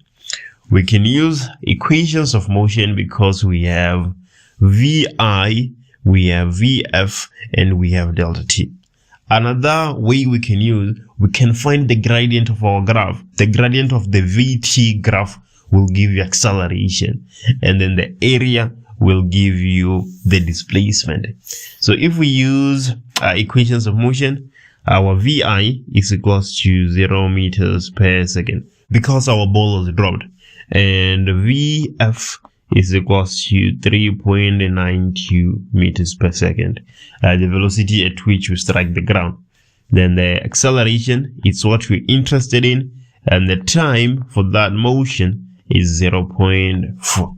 So if we use equations of motion, we're going to have VF being equals to VI plus A delta T. We say that VF is 3.92 and VI is 0 because it is dropped, right? Plus A multiplied by 0.4. It's easy to see now that A is just equals to 3.92 divided by 0.4, of which if you put in your calculator, you're gonna get 9.8 meters per second squared. So that is our acceleration using equations of motion. If we decide to use the gradient, we can take this first point here, we can take this point and this point and find the gradient between the 2 points, of which we're gonna get y2 minus y1 divided by x2 minus x1. y2, that is 3.92, and y1 is 0. x2, that is 0.4, and x1 is 0. Again, you can see that we're going to get 9.8 meters per second squared, regardless of which technique we decide to use. 3.4.2, the question is saying that let's calculate the height from which the ball was dropped.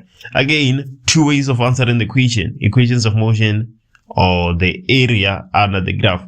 For the position or for the displacement, we need the area under the graph. So also to find the height, we're going to use the area under the graph.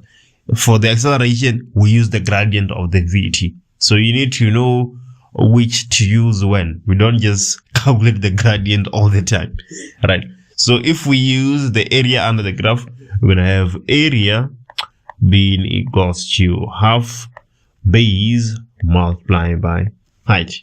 So the area which we're interested in, let me just erase this. The area which we're interested in is this very area here, is this area we have here. So if we decide to use that area, our base is 0.4. So we have a base of 0.4. And our height is 3.92. Our height is 3.92. The height of our triangle is 3.92. And then if you punch that in your calculator, you should get an area of 0.784. So our answer here will be 0.784 meters. That is the height from which our ball was dropped. Light work. Obviously, you can use equations of motions again to answer these questions. There's multiple ways of solving this one. I think there's probably 5 ways you can use to answer this question. The next question, 3.5. On the same set of axes, draw a position time graph for the motion of the ball from 0 second to 1.12 second. Use the ground as 0 reference, indicate the height from which the ball was dropped, and all the relevant times on the t-axis of your graph. So let's go ahead and try that. What do we need? We need our set of axes. We need a set of axes. So our y and our x. We are good to go now. We can say that this is y in meters and this is time in seconds. So our maximum height where our ball was dropped, that is 0.784. And we strike the ground after 0.4 second. We're in contact with the ground for 0.02. So we leave the ground at 0.042 seconds. So let's just plot that first before we carry on. So if we connect those two, we should have something like this. And then our ball will leave the ground, obviously. It reaches another maximum height. We can see that from our velocity time graph, right? It reaches another maximum height and then it goes down to strike the ground again. So there at the maximum height, we have a time which is 0.77 seconds. Here it is right here. And then the entire time for the motion is 1.12 seconds. And I think we get to go. I think we've indicated all that we needed to indicate. Let's look at 3.6. Give one term for the rate of change of momentum. One term for the rate of change of momentum. What's happening here? So the rate of change of momentum, delta P divided by delta T. We know fully well that this is equals to F net. So the one term which we should give is net force, right? If not net force, then at least resultant force. Yeah, there isn't anything else we can say there. 3.7. Calculate the magnitude of the force exerted by the floor on the ball for the time of contact. So let's go to a graph and look at that. Yeah, let's just erase this. So we're interested on only this part of our motion. We're looking for the force that the floor exerts on the ball. But let's just sketch or draw the free body diagram of the ball while it is in contact with the floor, so that we can have a bit of clarity. So if we do that, we're gonna have FG, obviously, as always, and then the floor is gonna be pushing the ball upwards. So this will be the force exerted by the floor. So that's what we have there. That is our free body diagram. So we can say that F net is equals to F exerted by the floor minus FG, because they're in the opposite direction. So if we calculate F net and we find another way of calculating FG, then we essentially have the force that is exerted by the floor. How can we find F net? We know that F net is equals to the change in P divided by the change in T. So at 0.4, we start with a velocity of 3.92. And at 0.42, when we leave the ground, we have a velocity of 3.43. Now it is important to note that it is 3.92 downwards, and then it is 3.43 upwards. So that will be essential when we choose which direction we take in as positive and which direction we take in as negative. And obviously our change in time is 0.02 seconds. So that seems like we have Fnet covered. We know that the mass is equals to 50 grams. So we have Fnet covered. Fg, we also have it covered because you know that Fg is our outermost simple case, right? So Fg, the mass is 50 grams, and the gravitational acceleration due to the Earth is 9.8 meters per second squared downwards, right? That direction is going to come in handy when we substitute. So which direction do we want to take as positive? Let's take up as positive. So take up as positive. Take up as positive. It is just common sense. So in place of Fnet, let me just write our equation down again. So Fnet is equals to the force applied by the flow minus Fg. So in place of Fnet, we can put the rate of change in momentum, right? So the mass will be 50 divided by 1000 multiplied by Vf, which is 3.43 upwards, minus Vi, which is 3.92 downwards. So if it is downwards, we should substitute it with the minus sign if we take it up as positive. So we're going to have minus 3.92. We close that bracket and we divide everything by 0.02. And then this will be equals to the force that is exerted by the flow minus Fg. So what is our mass? Our mass, again, we have 50 divided by 1000 multiplied by 9.8. So that is 9.8 downwards. So it will actually be minus 9.8. Well, we have already indicated that Fg is going downwards by this minus sign right here. So our 9.8, it actually doesn't need that negative sign, because if it has that negative sign, then we have the force exerted by the flow plus the force exerted by gravity, because that minus and that minus will give you a positive. So that 9.8 is actually supposed to be positive. So we have 9.8 here.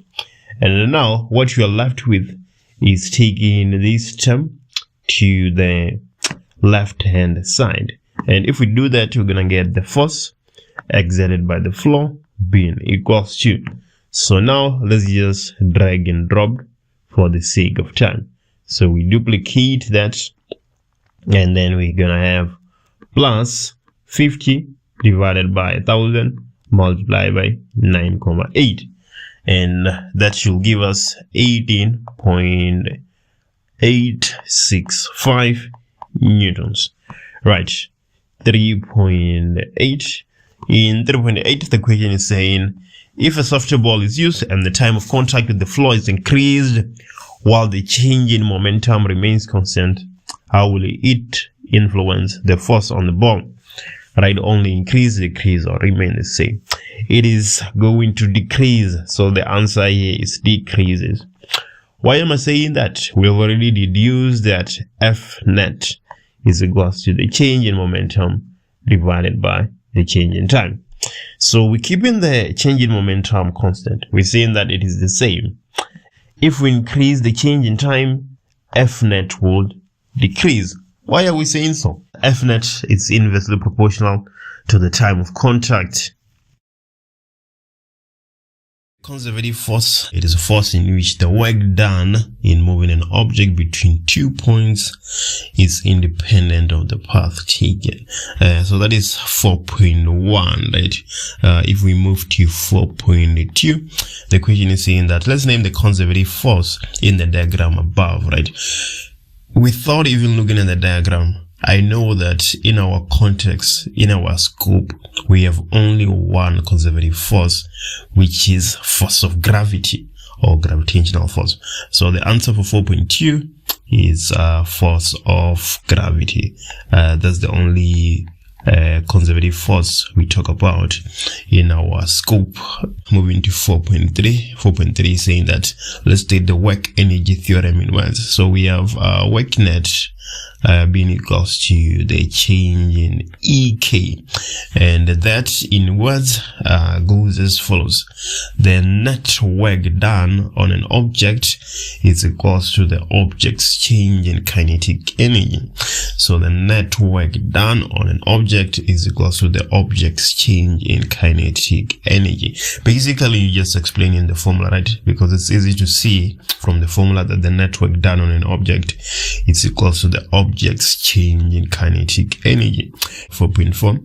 So 4.4 is in that the velocity of the block at point B is 6.92 meters per second. So at this point we have 6.92 meters per second, right, at point B. And then the question goes on to say that use energy principles only to calculate the frictional force that the block experiences and it moves from point A to point B. So when the question says let's use energy principles, there's two equations we can use.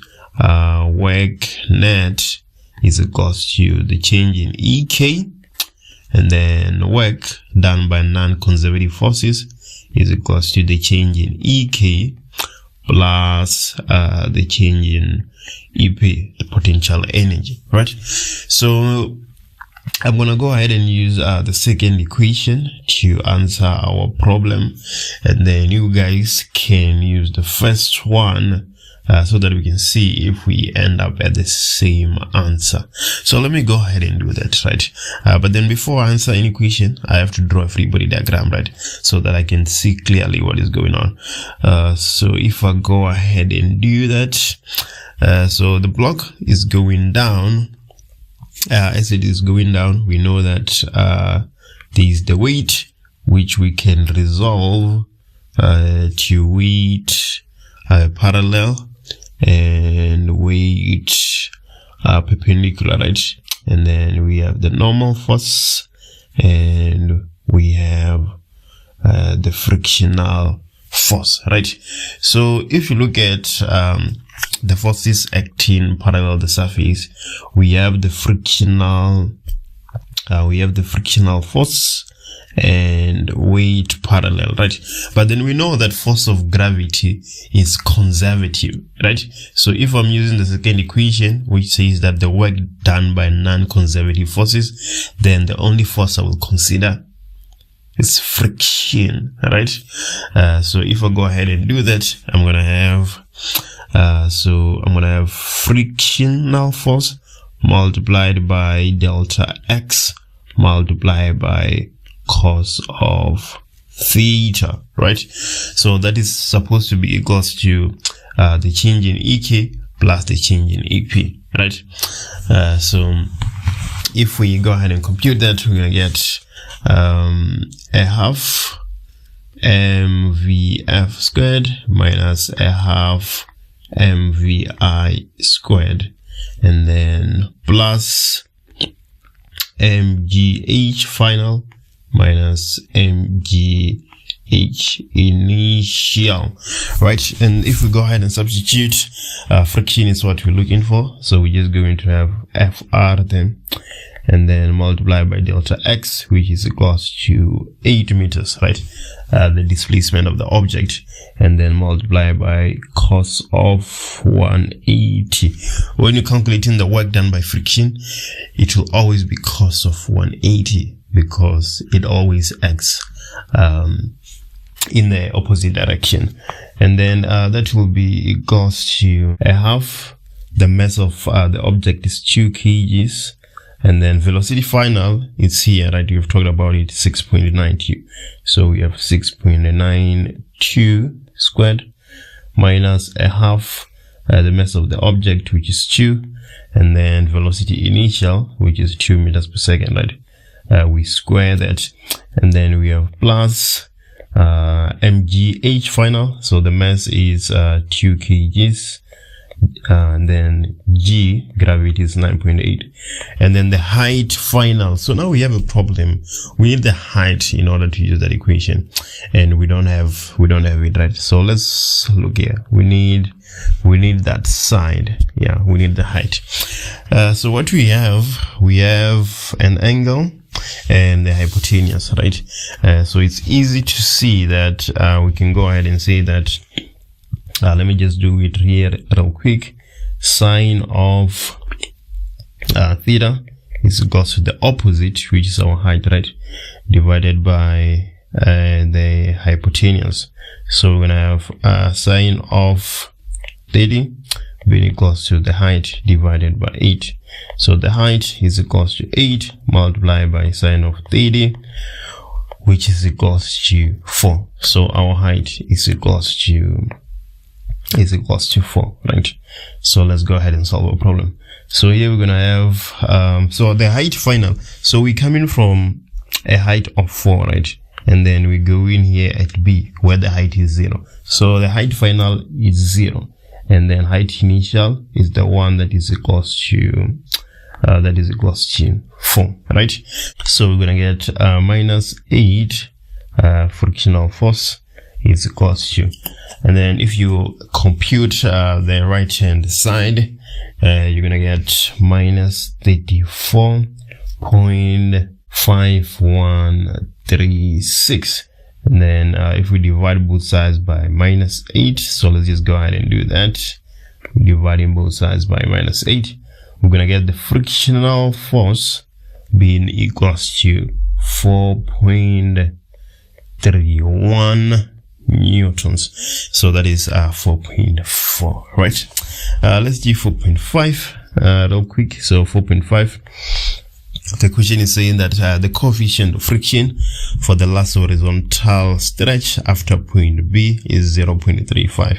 So here we have a coefficient of 0.35, right? And then the question says that let's calculate the distance the block will travel before coming to a complete stop without using equations of motions. So if it is coming to a complete stop, then we know fully well that we have VF is equals to 0, right? But then that's not all we have. We also know that VI is equals to 6.92 meters per second for that part of the motion. Yeah, it was VF from point A to B, but then from point B to a complete stop, it is now VI, right? And then what else do we have? We have the coefficient, which is equals to 0.35. So let's go ahead and set up our equations and see what we can do here.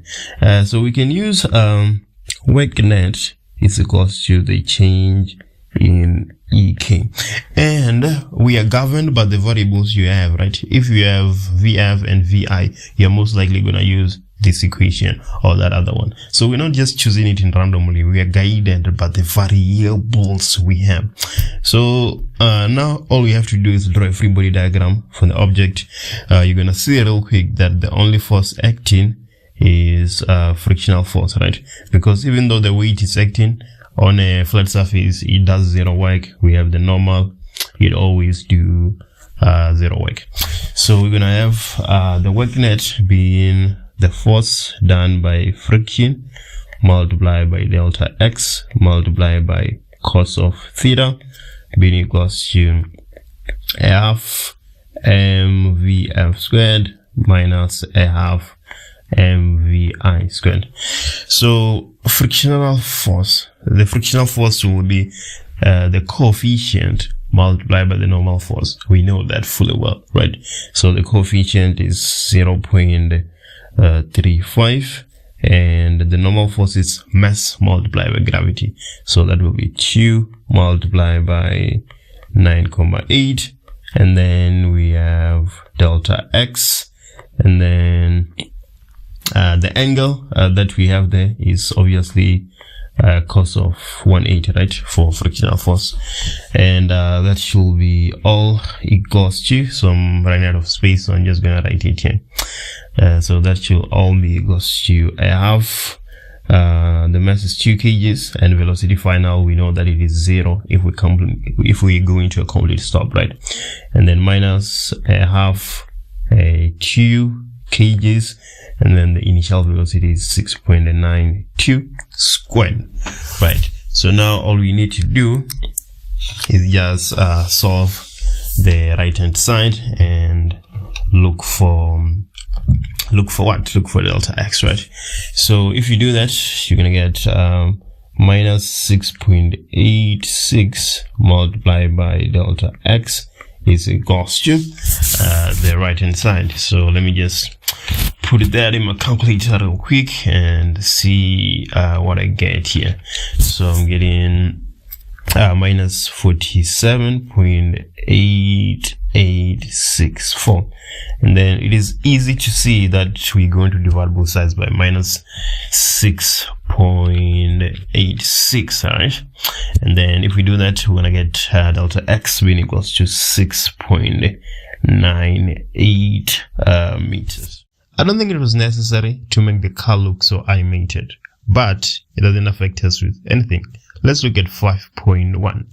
For this investigation, write down the following: a dependent variable, one control variable, and a suitable investigative question for this experiment. So what is going on here? We have graded the 12 learners that conduct an investigation to verify the speed of a race car using the Doppler effect. So they are verifying the speed of a race car using the Doppler effect. So that's a giveaway. We have our dependent variable in that very statement, because your dependent variable is what you're measuring. You're changing something, and then when you make a measurement, that is your dependent variable. Here we're investigating to verify the speed of a race car. So our dependent variable is the speed of the race car. So that is the answer to 5.1.1. Speed of the race car.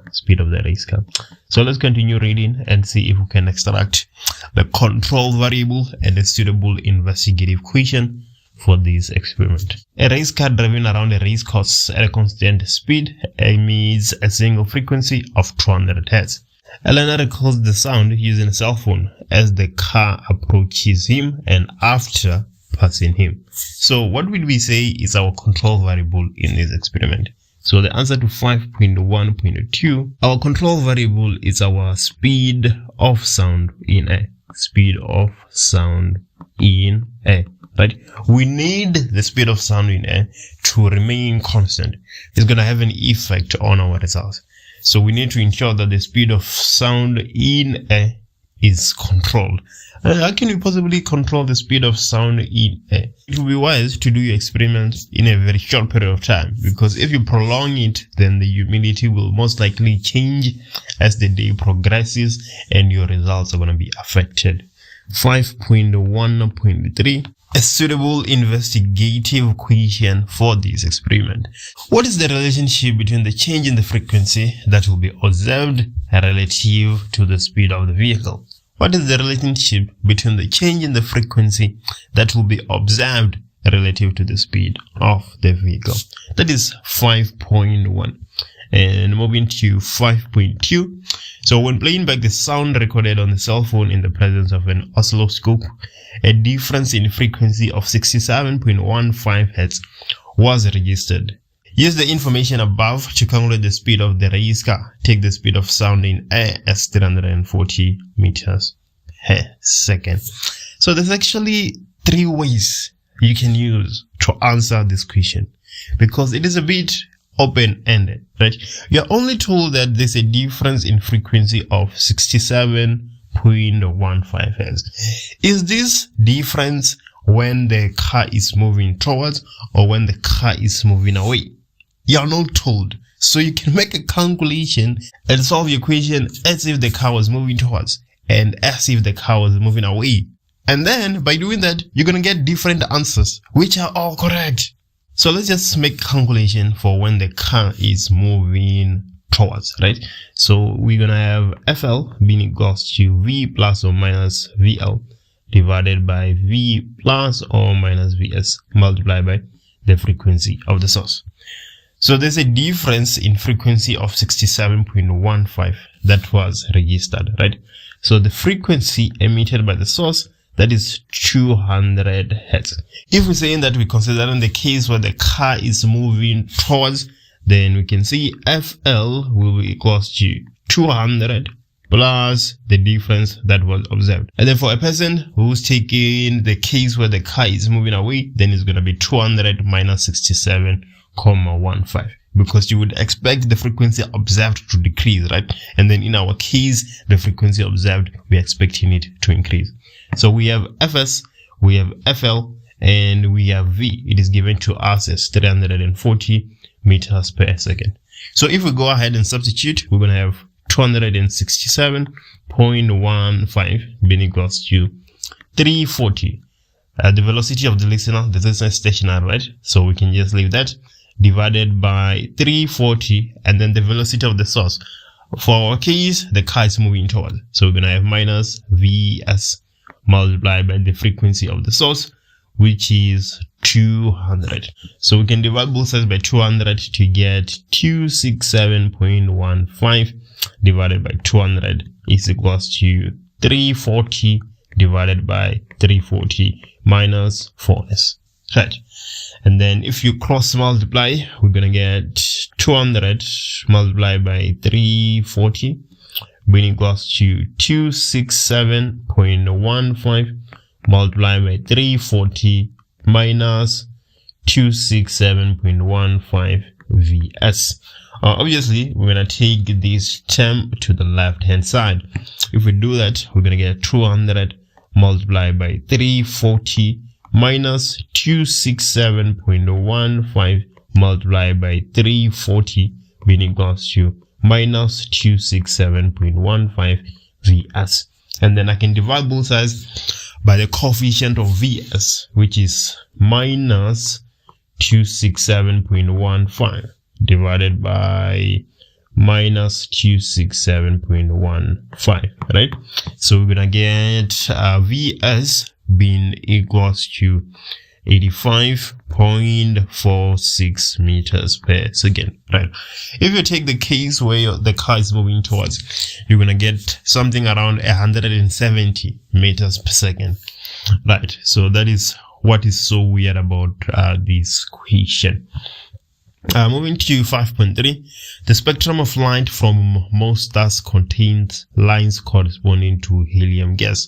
Diagram A shows the helium spectrum as observed in a laboratory. So let's look at diagram A right there, as you can see. And then for diagram B, shows the helium spectrum of light from a distant star. And then the obvious question is the distant star moving away from or towards the Earth? Explain your answer. It is moving away. It is moving away, right? So the difficult thing about this question is that you don't know what the red end is, and you don't know where the blue end is, right? But you are given the wavelength instead, so you can deduce where the red end is and the blue end is from the wavelength, because we know that in the red end we have longer wavelengths. So right here we have the red end, longer wavelength. And then here we have the blue end, a shorter wavelength, right? We have 400 here, and here we have 700, right? And then again here we have blue, and then we have red. So here on Earth, that's our spectrum. And then here in our distant star, you can see that the spectral lines have shifted towards the red end. So it is moving away because of that. Define electric field strength at a point. This definition is actually different from electric field. So what does electric field strength at a point say? It says that the electric field at a point is the electrostatic force experienced per unit positive charge placed at that point. The electrostatic force experienced per unit positive charge placed at that point. That is electric field strength at a point. Totally different from just electric field. The answer to 6.1. Now let's look at 6.2. 6.2 is saying that let's sketch the electric field pattern around spheres B and C if A was removed. So let's look at B and C only. B is negatively charged, as you can see, and C is also negatively charged. So what is going to happen to those two spheres? They are going to repel, like charges repel. So we're going to have an electric field that looks like the following. There we go. I want you to realize something. Sphere B has a magnitude of 2.64 nanocoulombs, and sphere C has a magnitude of 7.46 nanocoulombs. That is why I'm deciding to put a lot of electric field lines on sphere C compared to sphere B. Usually, examiners don't care about that, but you never know. The greater the magnitude, the more field lines you should allocate to that sphere. 6.2. Let's look at 6.3. 6.3 is saying that charge B experiences a net force of 0.004078 newtons due to charges A and C. Find the distance R between the charges B and C. Let's go ahead and do some conceptualization here. So our charge of interest is B. We have the net electrostatic force that B is experiencing due to A and C. So let's draw a free body diagram for all the forces that B is experiencing along the X, that is. So B is negatively charged, C is negatively charged. That tells us that they're going to repel, like we have deduced in 6.2. So C will be pushing B to the left. So this is F of C on B. Now let's look at B and A. B is negatively charged, A is positively charged. So A will be attracting B to the left. So again, we have F of A on B. So all our forces are pointing to the left. That is to say that the F net on B will be equals to F A on B plus F C on B. Just a friendly reminder, F is equals to K, Q1, Q2 divided by R squared. So F net is equals to, actually let me not say F net anymore, because we know what F net is. F net is 0.004078, and that should be equals to F of A on B. So we're going to substitute in this formula. That will be K. K is a constant, 9 times 10 to the power 9 multiplied by Q1. So we can take Q1 as A, which is 5.6 times 10 to the minus 9 multiplied by Q2, which is B in this instance, 2.34 times 10 to the minus 9. We're only interested on the magnitude. We don't have to put a sign in electrostatics. And then the distance between them is 6 millimeters. So we're going to have 6 divided by 1,000 squared. You divide by 1,000 when you want to convert millimeters to meters. And then plus F C on B. Right. So we're going to have 0.004078 being equals to. When you put that in your calculator, you should get 0.003276 plus FC on B. So now it's just a matter of taking this term to the left hand side, and we have F of C on B, right? If you do that, you get 0.000802 being equals to F of C on B. Instead of F of C on B, now let's go ahead and substitute. So we're going to have K again, which is 9 times 10 to the power 9 multiplied by B, the magnitude of B, which is 2.34 times 10 to the minus 9 multiplied by the magnitude of C, which is 7.46 times 10 to the minus 9. Everything divided by R squared. If we do a bit of a mathematical manipulation at this point, we're going to get R squared is equals to 9 times 10 to the power 9 multiplied by 2.34 times 10 to the minus 9 multiplied by 7.46 times 10 to the minus 9. Everything divided by 0.00802. We take square roots on both sides.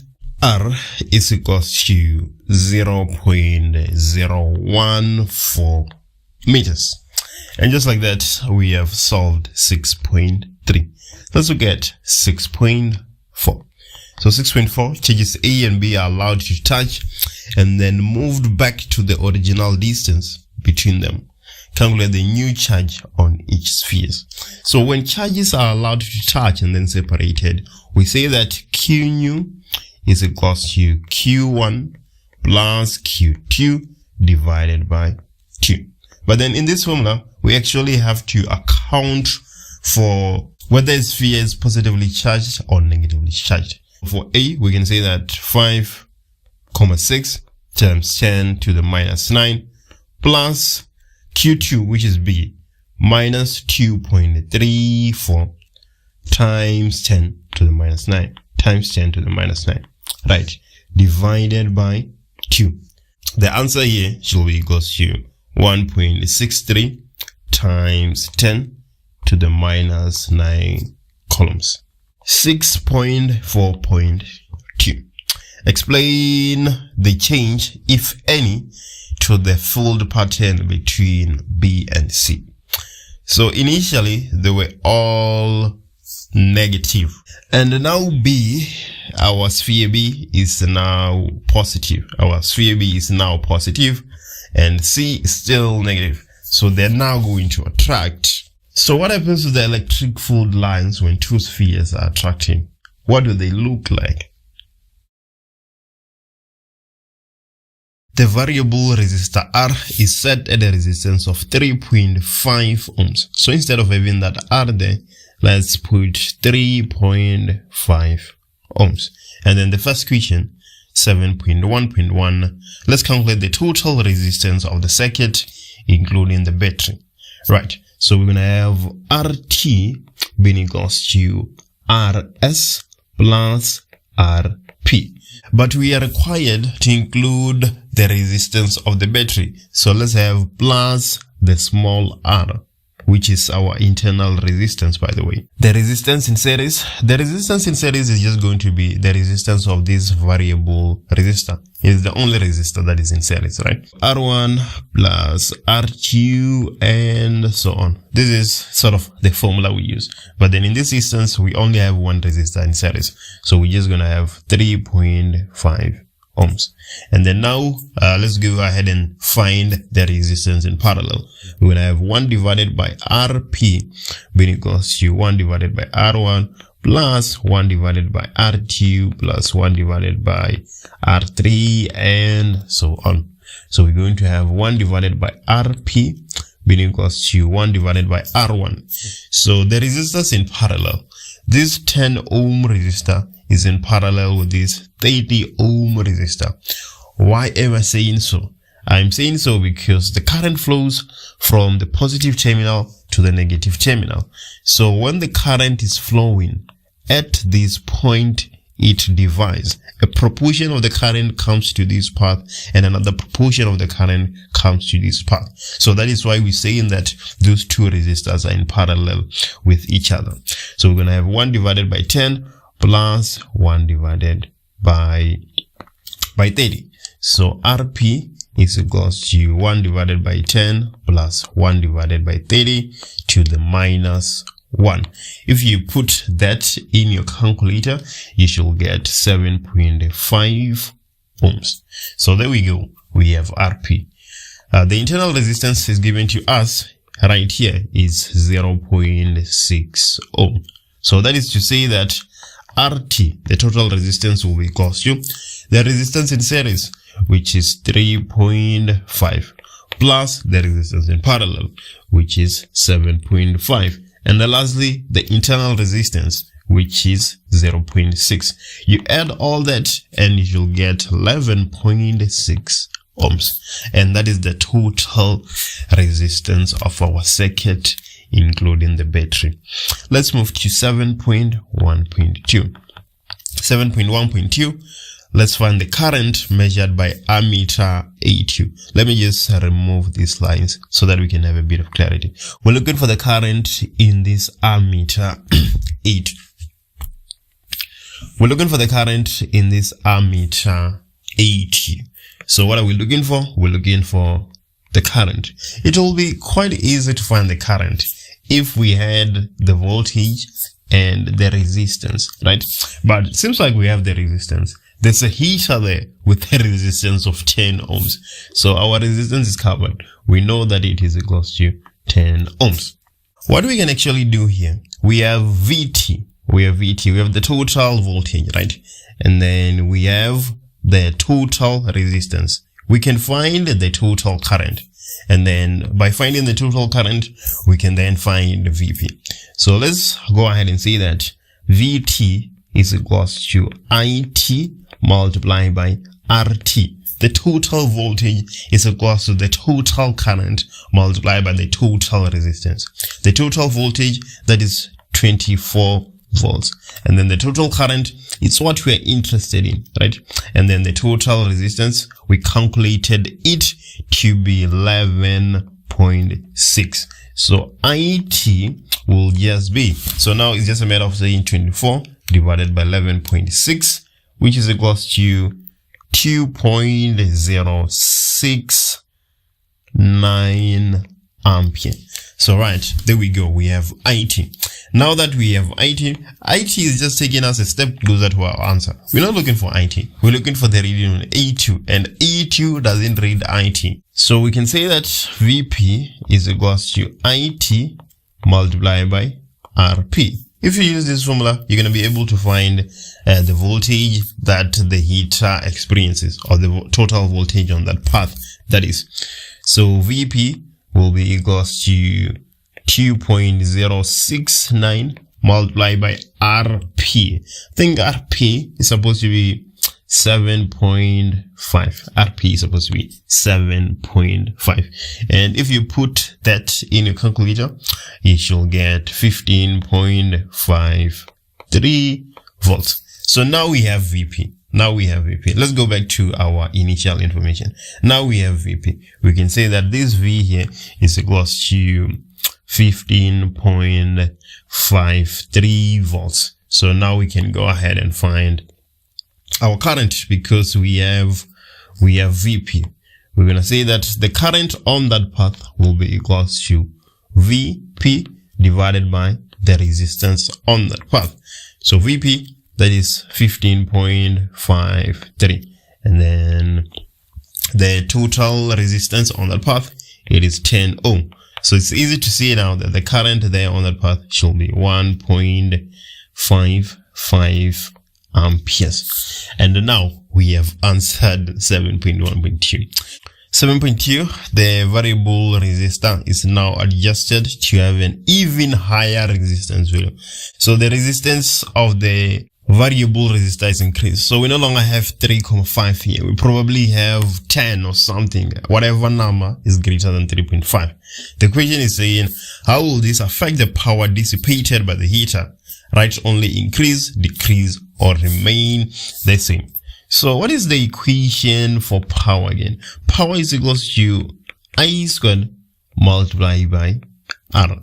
So what is going to happen when the resistance increases for the entire circuit? When the resistance increases, the current is going to go down. If the current goes down and P is directly proportional to I squared, then the power should also go down. It should decrease. So the answer to 7.2 should be decreases, as we can clearly see from our equations. Let's perform an experiment to determine the internal resistance R of a battery. They use a variable resistor as the external resistance, as shown in the diagram below. Yeah, you can see the setup there. And these are the results of the experiment. We have experiment 1, 2, 3, 4, and 5. And the first question, 8.1, is saying, let's use the information in the table above to plot a graph of potential difference versus current. Use the graph paper supplied at the end of the question paper. We need V external versus current. As you can see, we have the potential difference on the y-axis and we have the current on the x-axis. The collaboration on both axes will earn you a mark. If you include all 5 points, you get another mark. If you have a baseline of fit, you have another mark. And the last mark is for a negative gradient. Your graph needs to be sloping down. As you can see here, that when the current is increasing, the potential difference is decreasing. The question that really interests me here is 8.2.1. Let's look at 8.2.1. Use the graph to determine the following: the EMF of the battery. So the graph is coming from this information in our table, right? But before we can determine the EMF of the battery in 8.2.1 or the internal resistance in 8.2.2, we actually need an equation for that graph. It is V external versus current, right? But we know fully well that EMF is equals to V external plus V internal.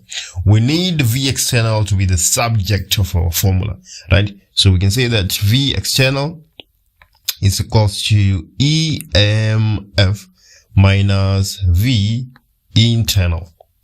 So V external will be equals to minus V internal plus EMF. But we know fully well, beyond reasonable doubt, right, that V internal is equals to I multiplied by the internal resistance. So if we substitute that in place of V internal, then we're going to have minus the current multiplied by the resistance plus EMF. So now you can see the equation we have for graph. It will be easy to determine the EMF and to determine the internal resistance. So let's start with the EMF. Obviously, you can see here from the equation that when the current is equals to 0, V external is equals to EMF. So if you come here to your graph, when the current is equals to 0, V external will be your EMF. So we can go ahead and say that EMF is equals to 1.5 volts. And 8.2.2, saying let's find the internal resistance of the battery. Use an equation to justify the method used. So which equation are we supposed to use? We have already deduced that V external is equals to I multiplied by R plus EMF. It's easy to see that V external is our Y, and then our current is X. So our gradient should be R, right? Plus EMF, which is C. To find the gradient, we actually have to calculate the gradient of the graph using the 5 experiments we have. So the gradient is equals to Y2 minus Y1 divided by X2 minus X1. So let's go and pick 2 points from the 5 data points we have. So we can take this point and this point. So this will be our second point and this will be our first point. Potential difference is our Y. So we're going to have 1,15 minus 1.5 divided by the current corresponding to 1.15 volts. That is 229. But it's not just 229. Look, we have this M here. We need to be aware of that. So it's 229 multiplied by 10 to the minus 3. And then minus the current that corresponds to 1.5 volts, which is equals to 0. Right. And then if you put that in your calculator, you're going to get minus 1.53. So our internal resistance is just equals to 1.53 ohms. And that is the answer to 8.2.2. Let's look at 8.3 real quick. A conducting wire of negligible resistance is connected between the points X and Y. Before we even continue reading, let's just go ahead and connect those 2 points so that we can see with clarity what is gonna happen to our circuit. So there we go. What does the question say? How does this affect the temperature of the battery? Write down only increase, decrease, or remain the same. Explain your answer. It is going to increase. It's going to increase. Let's talk about why that is the case. So when you connect X and Y, you no longer have external resistance. Right? Because the current is just gonna take this path. It's not gonna go to that rheostat there. It's not gonna go to our variable resistor. It's just gonna take this path. So what are we saying? We're saying that the resistance is gonna decrease. The external resistance is gonna decrease. It's actually gonna go to 0. And then when the external resistance decreases, what is gonna happen to the current? The current is going to increase. And then we know that R, our internal resistance, is constant. So if our internal resistance is constant and the current is increased, then V internal increases. And then V internal increasing is the reason why the temperature of our battery is actually going to increase. Describe the energy change that occurs in a DC motor. So for all motors, we have electrical energy to mechanical energy as our energy convention. And then for all generators, it is the other way around. We have mechanical energy to electrical energy. So since here we have a DC motor, our answer is just supposed to be electrical energy to mechanical energy. 9.2. Let's explain the term DC. DC standing for direct current is that current that keeps flowing in one direction. So current that keeps flowing in one direction. And then if the question was based on an AC motor and we would need to explain what AC means, we would say is the current that alternates, it changes direction. 9.3. In which direction will the conventional current in the coil flow? Alright, only from P to Q or from Q to P. We have a motor. For all motors, we use the left-hand rule. And then for all generators, we use the right-hand rule. For the left-hand rule to work, you need to put your thumb, your index finger, and your middle finger 90 degrees to each other. And then with your index finger, your pointing finger, you point from north to south, right?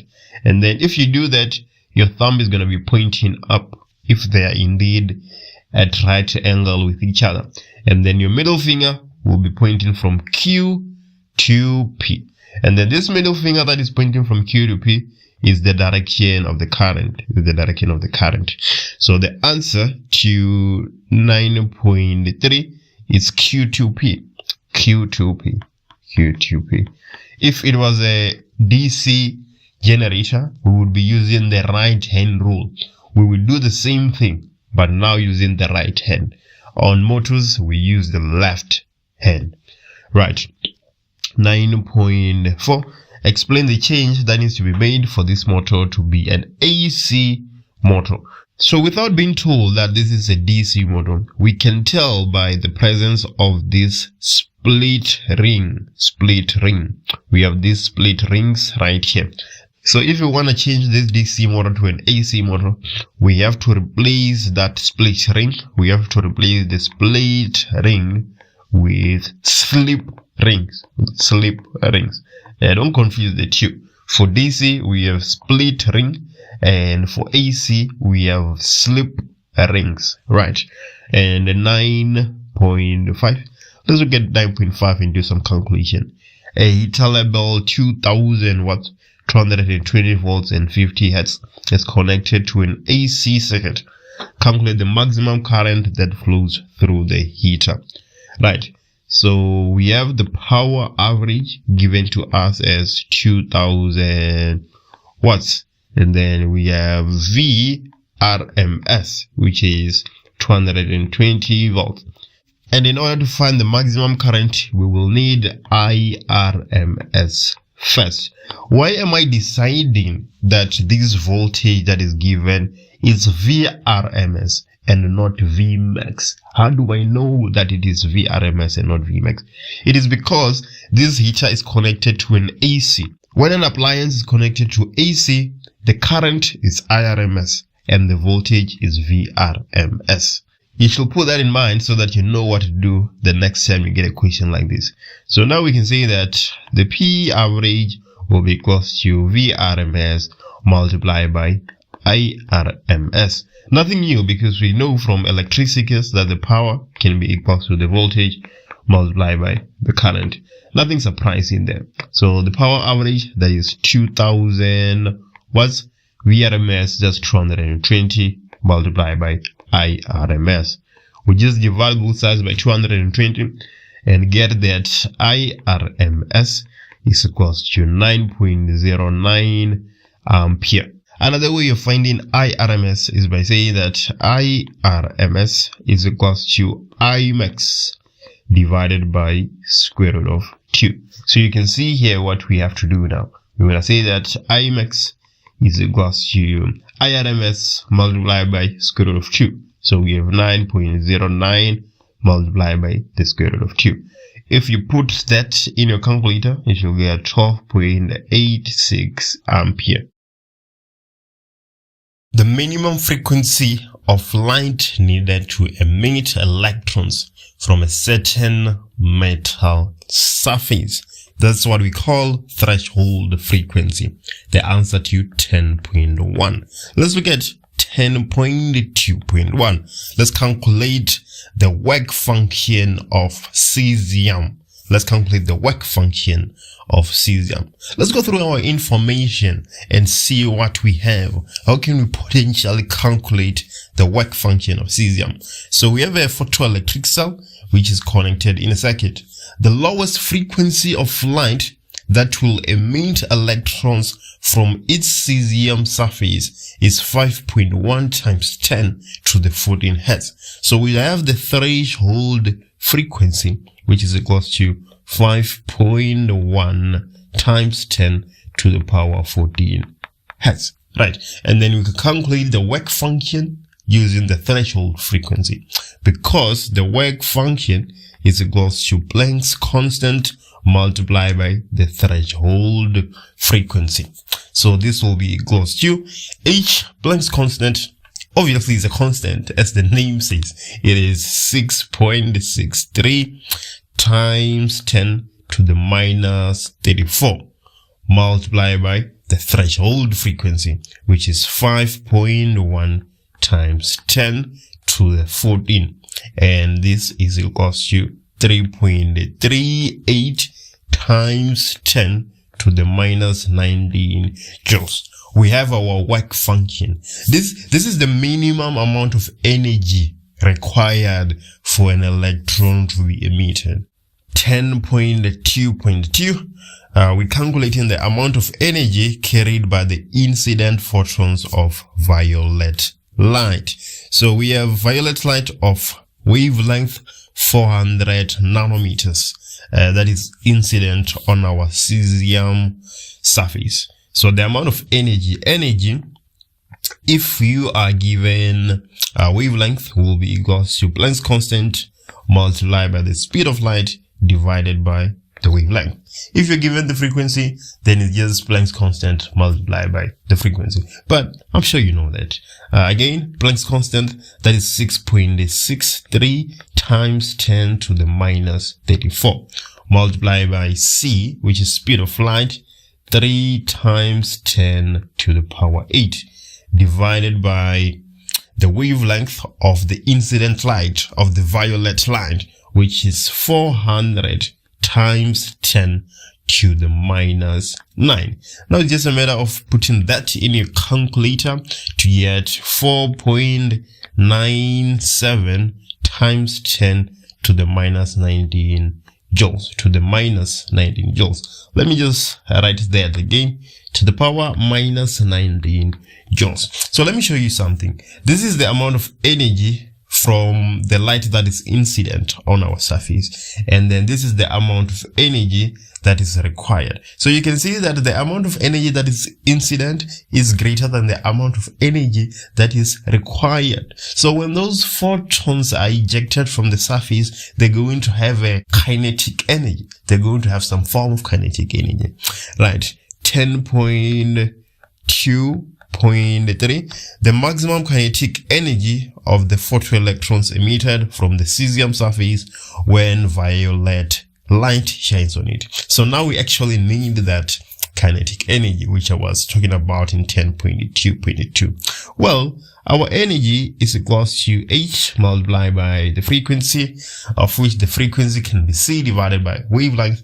But then at the same time, our energy is equals to the work function plus EK max, So what I've realized is that some examiners, if you omit these max here on your EK, you actually lose a mark. So yeah, be aware of that and not lose mark unnecessarily. So in our equation, we have the energy of the incident light, and then we have the work function of our metal surface.